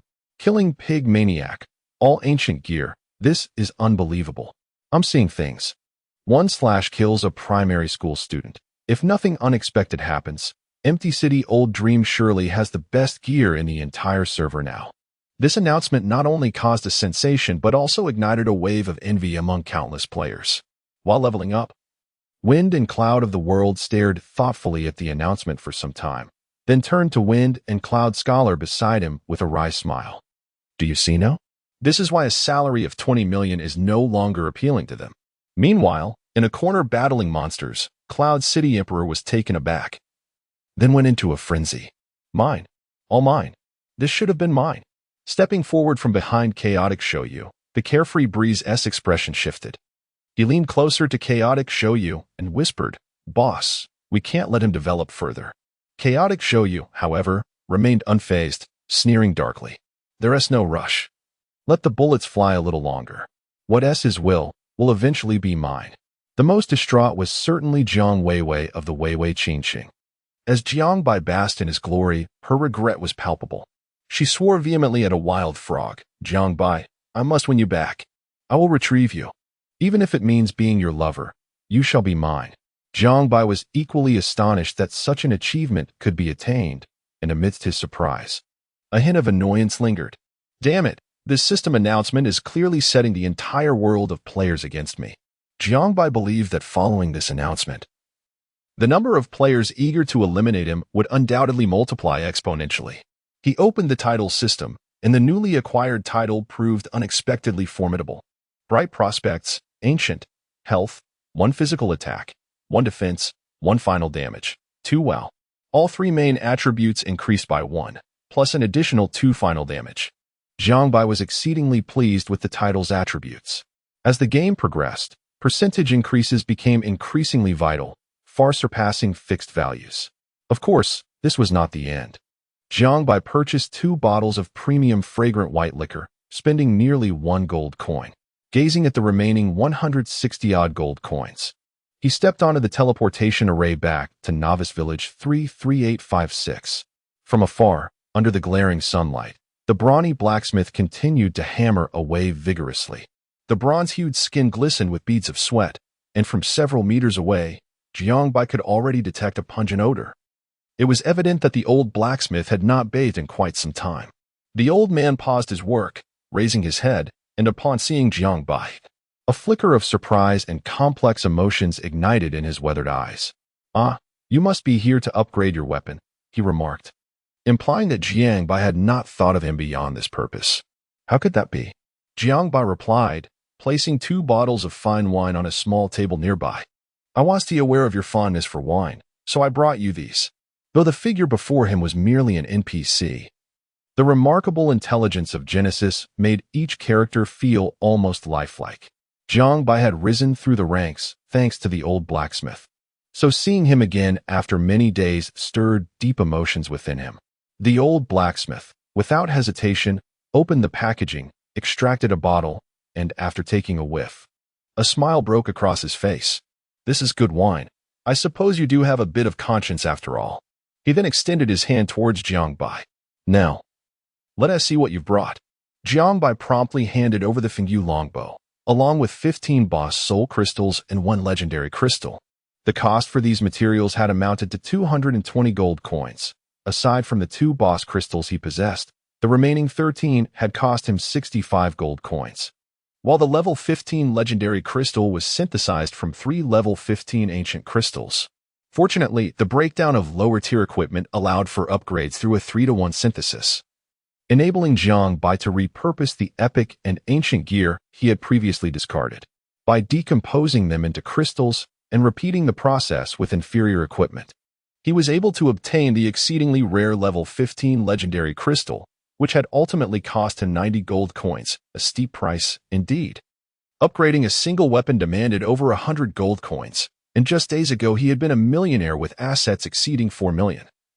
Now he was left with merely a handful of gold.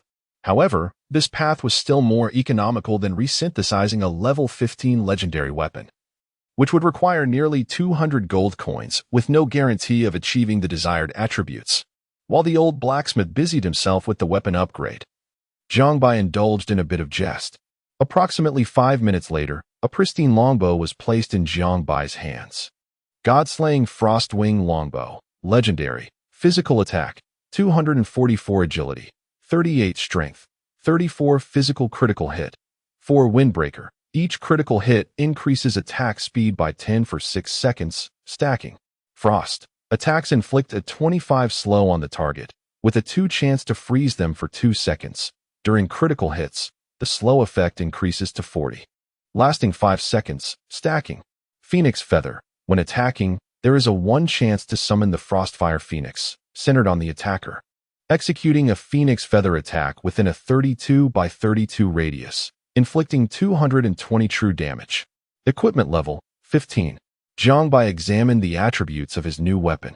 Since it was merely an upgrade, the weapon's fundamental and panel attributes had been enhanced according to its level, while the mechanics remained unchanged. However, the values of Phoenix Feather had indeed improved. Overall, Jiang Bai was exceedingly satisfied.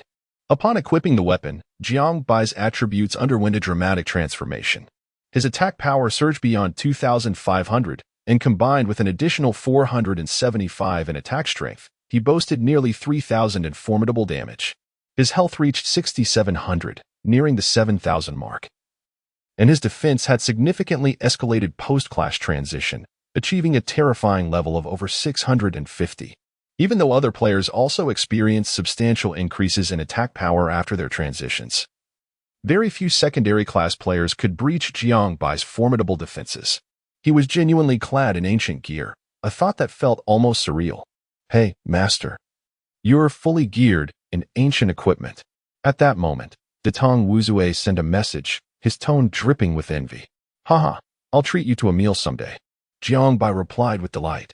"Don't wait for another day. Are you free tonight? Come with me to tackle the clash transition quest. I've prepared the prerequisites." "Sure. Without a moment's hesitation, Jiangbai agreed. All right, let us meet at the north gate of the city at 7:30. After saying this, Jiangbai was about to close the chat window when he suddenly sensed something amiss. Where were Xingqian Zuohan and Xingqian Momo? Ordinarily, they would be the first to send congratulatory messages at this hour, yet today there was no sign of them. Jiangbai then opened his friend list. Huh? Not online? His brow furrowed slightly. The system indicated that both had been offline for over 18 hours. Had they really not logged in for such an extended period? What the heck? Why are they still at level 11? Jiangbai was increasingly perplexed upon seeing their status, which remained stagnant at level 11. How could their levels still be so low? This doesn't add up. Jiangbai couldn't help but mutter to himself. Did I misremember? I recall they were leveling up quite rapidly. How did they fall behind the majority? Could it be that something came up at home, preventing them from playing? Chapter 87. Women are all big pig hooves. At precisely 7:30 in the evening, Jiangbai arrived punctually at the northern gate of the city. From a considerable distance, he spotted Datang Wuzue and his entourage. According to their squad's configuration, there were 4 of them, making a total of 5 with Jiangbai included. Boss, do you have confidence this time? A female player named Datang Qinhuai, wearing a short leather skirt and knee-high boots, with a curvaceous figure, inquired with a hint of concern beside Datang Wuzue. It must be noted that the artistic design in Genesis is remarkably impressive. Her leather armor is not only alluring but also exudes a certain fierce elegance, accentuating her voluptuous form while adding an air of cold lethality. Absolutely. Datang Wuzue replied with spirited enthusiasm, his tone resolute. Is it really that exaggerated? Datang Qinhuai furrowed her beautifully sculpted brows, her pretty face reflecting a mix of curiosity about which allies had been summoned, given her boss's unwavering confidence. It's a secret. You'll find out when you arrive. Datang Wuzue teased. Let us take a wild guess. It's someone from Fengyun. On the other side, a man clad in a purple robe and wielding a teal staff spoke with a smile, his demeanor quite refined. However, his ID, Datang Lingyunzi, seemed at odds with his elegant appearance. Behind them stood another individual, clad in bronze chainmail, with a serious expression that suggested he was not one for idle chatter. His name was Wei Yuping, and he appeared to be an outsider to the Datang Guild. I must say, boss, given the demanding nature of this job, the system should ideally assign you a top-tier hidden profession. Otherwise, it would be quite unreasonable, remarked Datang Qinhuai, absent-mindedly toying with a pair of dark daggers. Come on. Stop dreaming. Datang Wuzue shook his head with a wry smile. As of now, there are only 47 players in the entire server with a top-tier rated profession. What does that mean? It's a minuscule fraction of hundreds of millions. Most people wouldn't even dare to dream of it. However, today, I can indeed introduce you to a player of that caliber. Datang Wuzue shifted the topic, but this is merely my conjecture. His profession's attributes have not yet been disclosed, so I remain uncertain. Wow, that is incredible! Datang Lingyunzi stepped forward, unable to contain his astonishment. At the same time, Wei Yuping, who had been quietly listening, lifted his head, intrigued by Datang Wuzue's words.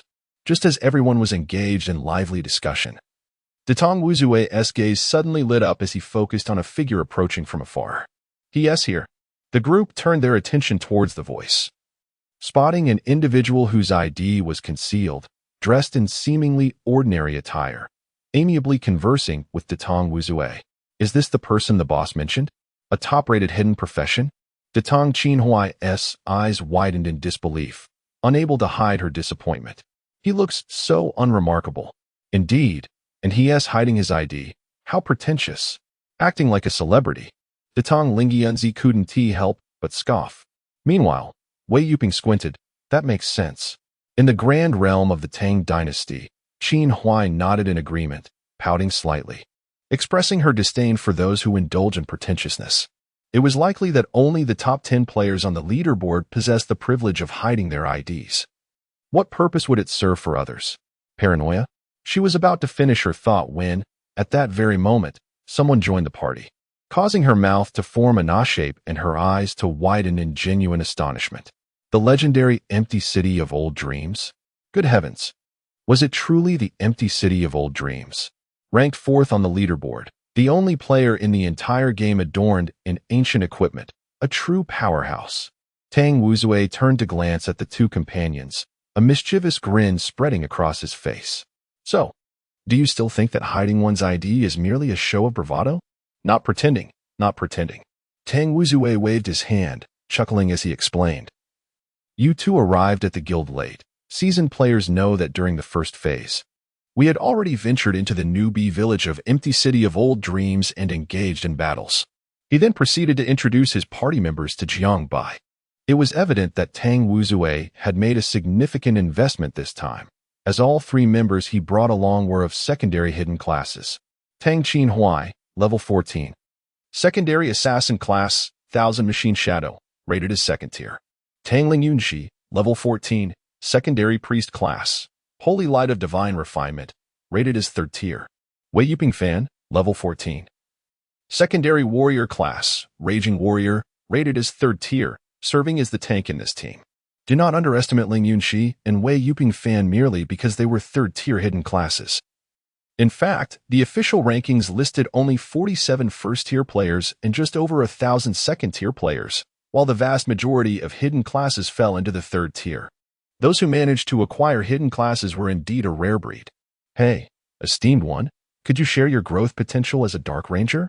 Throughout the journey, Tang Qinhuai was unabashedly inquisitive, surrounding Jiangbai with relentless enthusiasm that was almost overwhelming.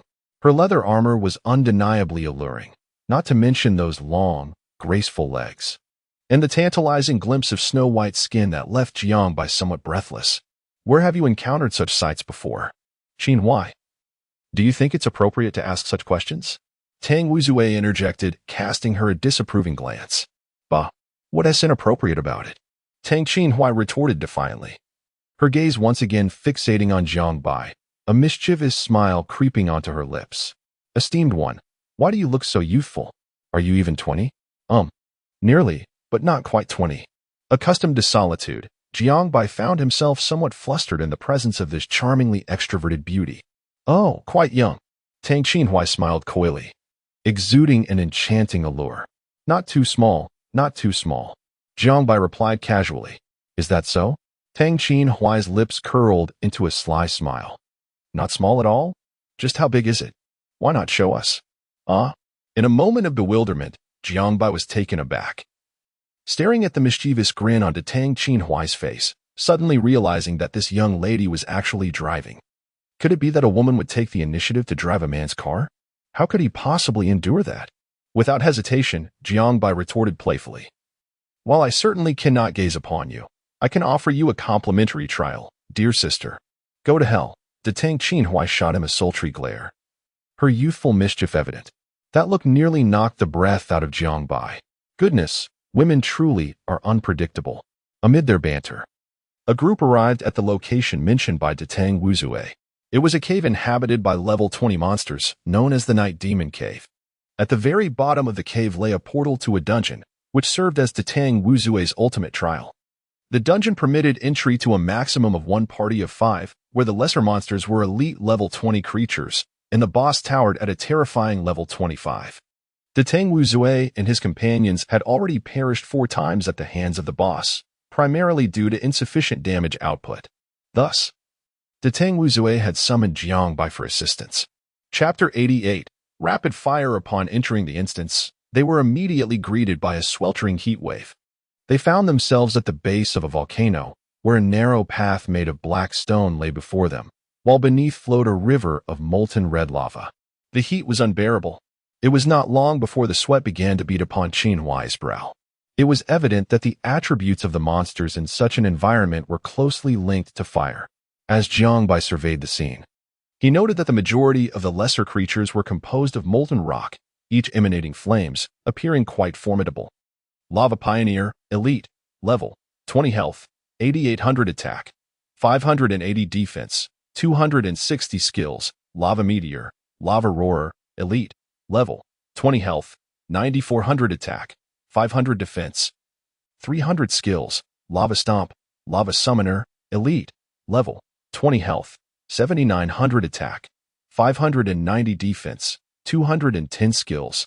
Flame Mind. These were the primary monsters they would face. For them, These elite creatures posed little challenge, given their substantial output capabilities. However, the skill of the lava summoner was somewhat troublesome. Flame Mind was a locking control skill that inflicted a fear buff on the target 2 seconds after being affected, lasting for 3 seconds, which could be quite a nuisance. Ordinary engaged the monsters, while Qin Huai began to output damage after 3 seconds, with Lingji managing the health line adeptly. They had already refined their coordination through 2 prior encounters. As the commander, Detang Wuzue could not immerse himself entirely in the fray, for he bore the responsibility of directing their strategy. As for you, Detang Wuzue turned to glance at Jiang Bai, a sly smile gracing his lips, suggesting he should simply output based on his mood. These lesser monsters should not pose a challenge for him. The Fury Warrior was a remarkable class, capable of both tanking and dealing damage due to its unique mechanics. The Fury Warrior could activate a Fury buff, which caused the warrior to lose a fixed amount of health each second. This lost health could be transformed into 2 distinct forms. One provided damage reduction, increasing as health decreased, while the other converted the lost health into increased attack speed and power, similarly enhancing as health dwindled. Furthermore, damage dealt could be converted back into health. It was truly an extraordinary class. Thus, the requirements for healing were quite high. Health could not be maintained too high, lest they lose their damage reduction, nor could it be allowed to fall too low, as they would become unable to withstand damage. Jiang Bai observed that Ling Ji's technique was commendable, and their coordination was quite harmonious. Qin Huai's Thousand Shadows also possessed unique characteristics, primarily relying on various shadow duplicates.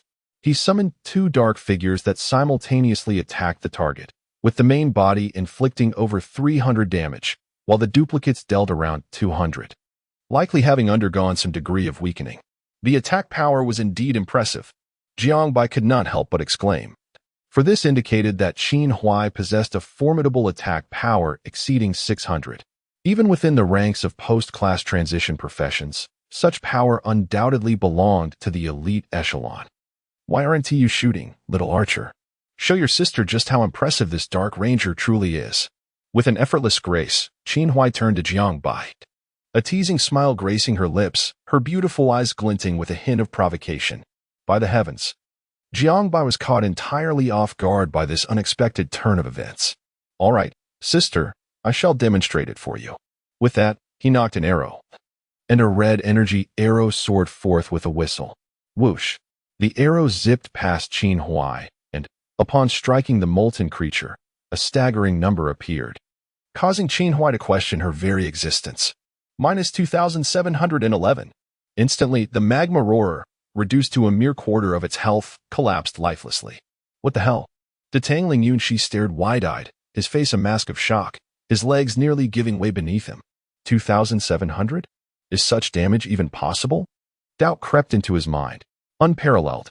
This Dark Ranger is undoubtedly of the highest caliber, perhaps even a full 30-star rating. Though Wei Yuping Fan had always been taciturn, this arrow rendered him utterly speechless, his long blade frozen midair, unable to descend. As for the fiery beauty, Qin Huai, she swallowed hard, striving to maintain an appearance of composure, before casting a reproachful glance at Jiang Bai. You truly startled your sister, little one. Get used to it, sister. Jiang Bai replied, a hint of pride evident in his tone.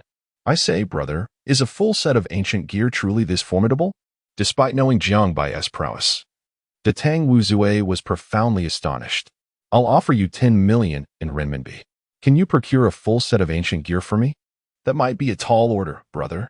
With Jiang Bai's support, the minor adversaries fell as easily as cutting through vegetables. What usually took them 40 minutes to reach the boss was accomplished in a mere 15 minutes this time. Such speed could only be described as terrifying. Standing before the ultimate boss, Jiang Bai gazed upward at the colossal magma giant, towering like a skyscraper, and could not help but marvel at the extraordinary artistry of Genesis. The sense of pressure was overwhelming. Before him stood a magma giant, its entire form wreathed in dark red flames, molten lava coursing around it.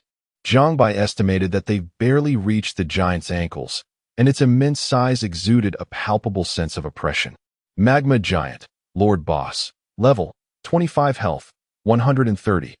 000 attack, 900 defense, For 100 skills, meteor fire rain, lava eruption, meteor collision, earthquake, Jiang Bai scrutinized the attributes of the magma giant, finding them not as formidable as he had initially imagined. Having undergone the trial of Akmond, I alone managed to slay the formidable Akmond with a staggering 90,000 health points. Thus, the 130,000 health points of the lava giant should pose no insurmountable challenge. Nevertheless, it is indicative of the considerable difficulty in obtaining a top-tier profession. Even the renowned Detang Wuzue finds himself troubled by a single lava giant. And the challenge of defeating Akmond within a limited time frame is exponentially greater than that posed by the lava giant. Fortuitously, my attributes are sufficiently extraordinary, otherwise, the task of vanquishing Akmond would be utterly impossible. This elucidates why Jiang Bai's total star rating of 28 remains unmatched to this day. Among the 47 top-tier rated professions on the official website, the highest star rating is merely 27, with the lowest at 26, and none have achieved the coveted 28. Allow me to elaborate. Detang Wuzue explained that the lava giant consists of 3 phases. In the first phase, it summons 4 small fire elementals, and we must eliminate them while reducing the lava giant's health to 70. Overall, this phase is relatively manageable. Upon entering the second phase, we face a test of healing and tanking, as it inflicts an increasing damage buff upon our tank over time, while simultaneously applying a buff that enhances damage taken by 10.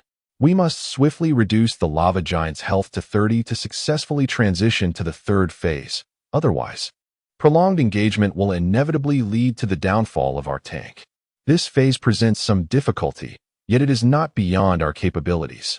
The primary challenge lies in the third phase, which demands exceptional output. Detang Wuzue paused, then continued, stating that in the third phase, the lava giant will summon a meteor shower that blankets the entire screen, making evasion impossible. The damage from this meteor shower escalates over time, and I calculated that if we fail to deplete the boss's final 39,000 health points within 3 minutes, the damage per second from the meteor shower will exceed 5,000, leaving us with no chance of survival. As he spoke, Detang Wuzue turned to Jiang Bai, expressing our inability to surpass the third phase, achieving 40,000 damage output in 3 minutes is exceedingly daunting. Our best performance thus far has only managed to inflict a little over 25,000 damage, which is significantly lacking. However, with your formidable output, I surmise that this boss may very well be compelled to acknowledge us as its progenitors. Chapter 89. One arrow to pierce thousands. Jiang Bai found the situation rather intriguing. After all,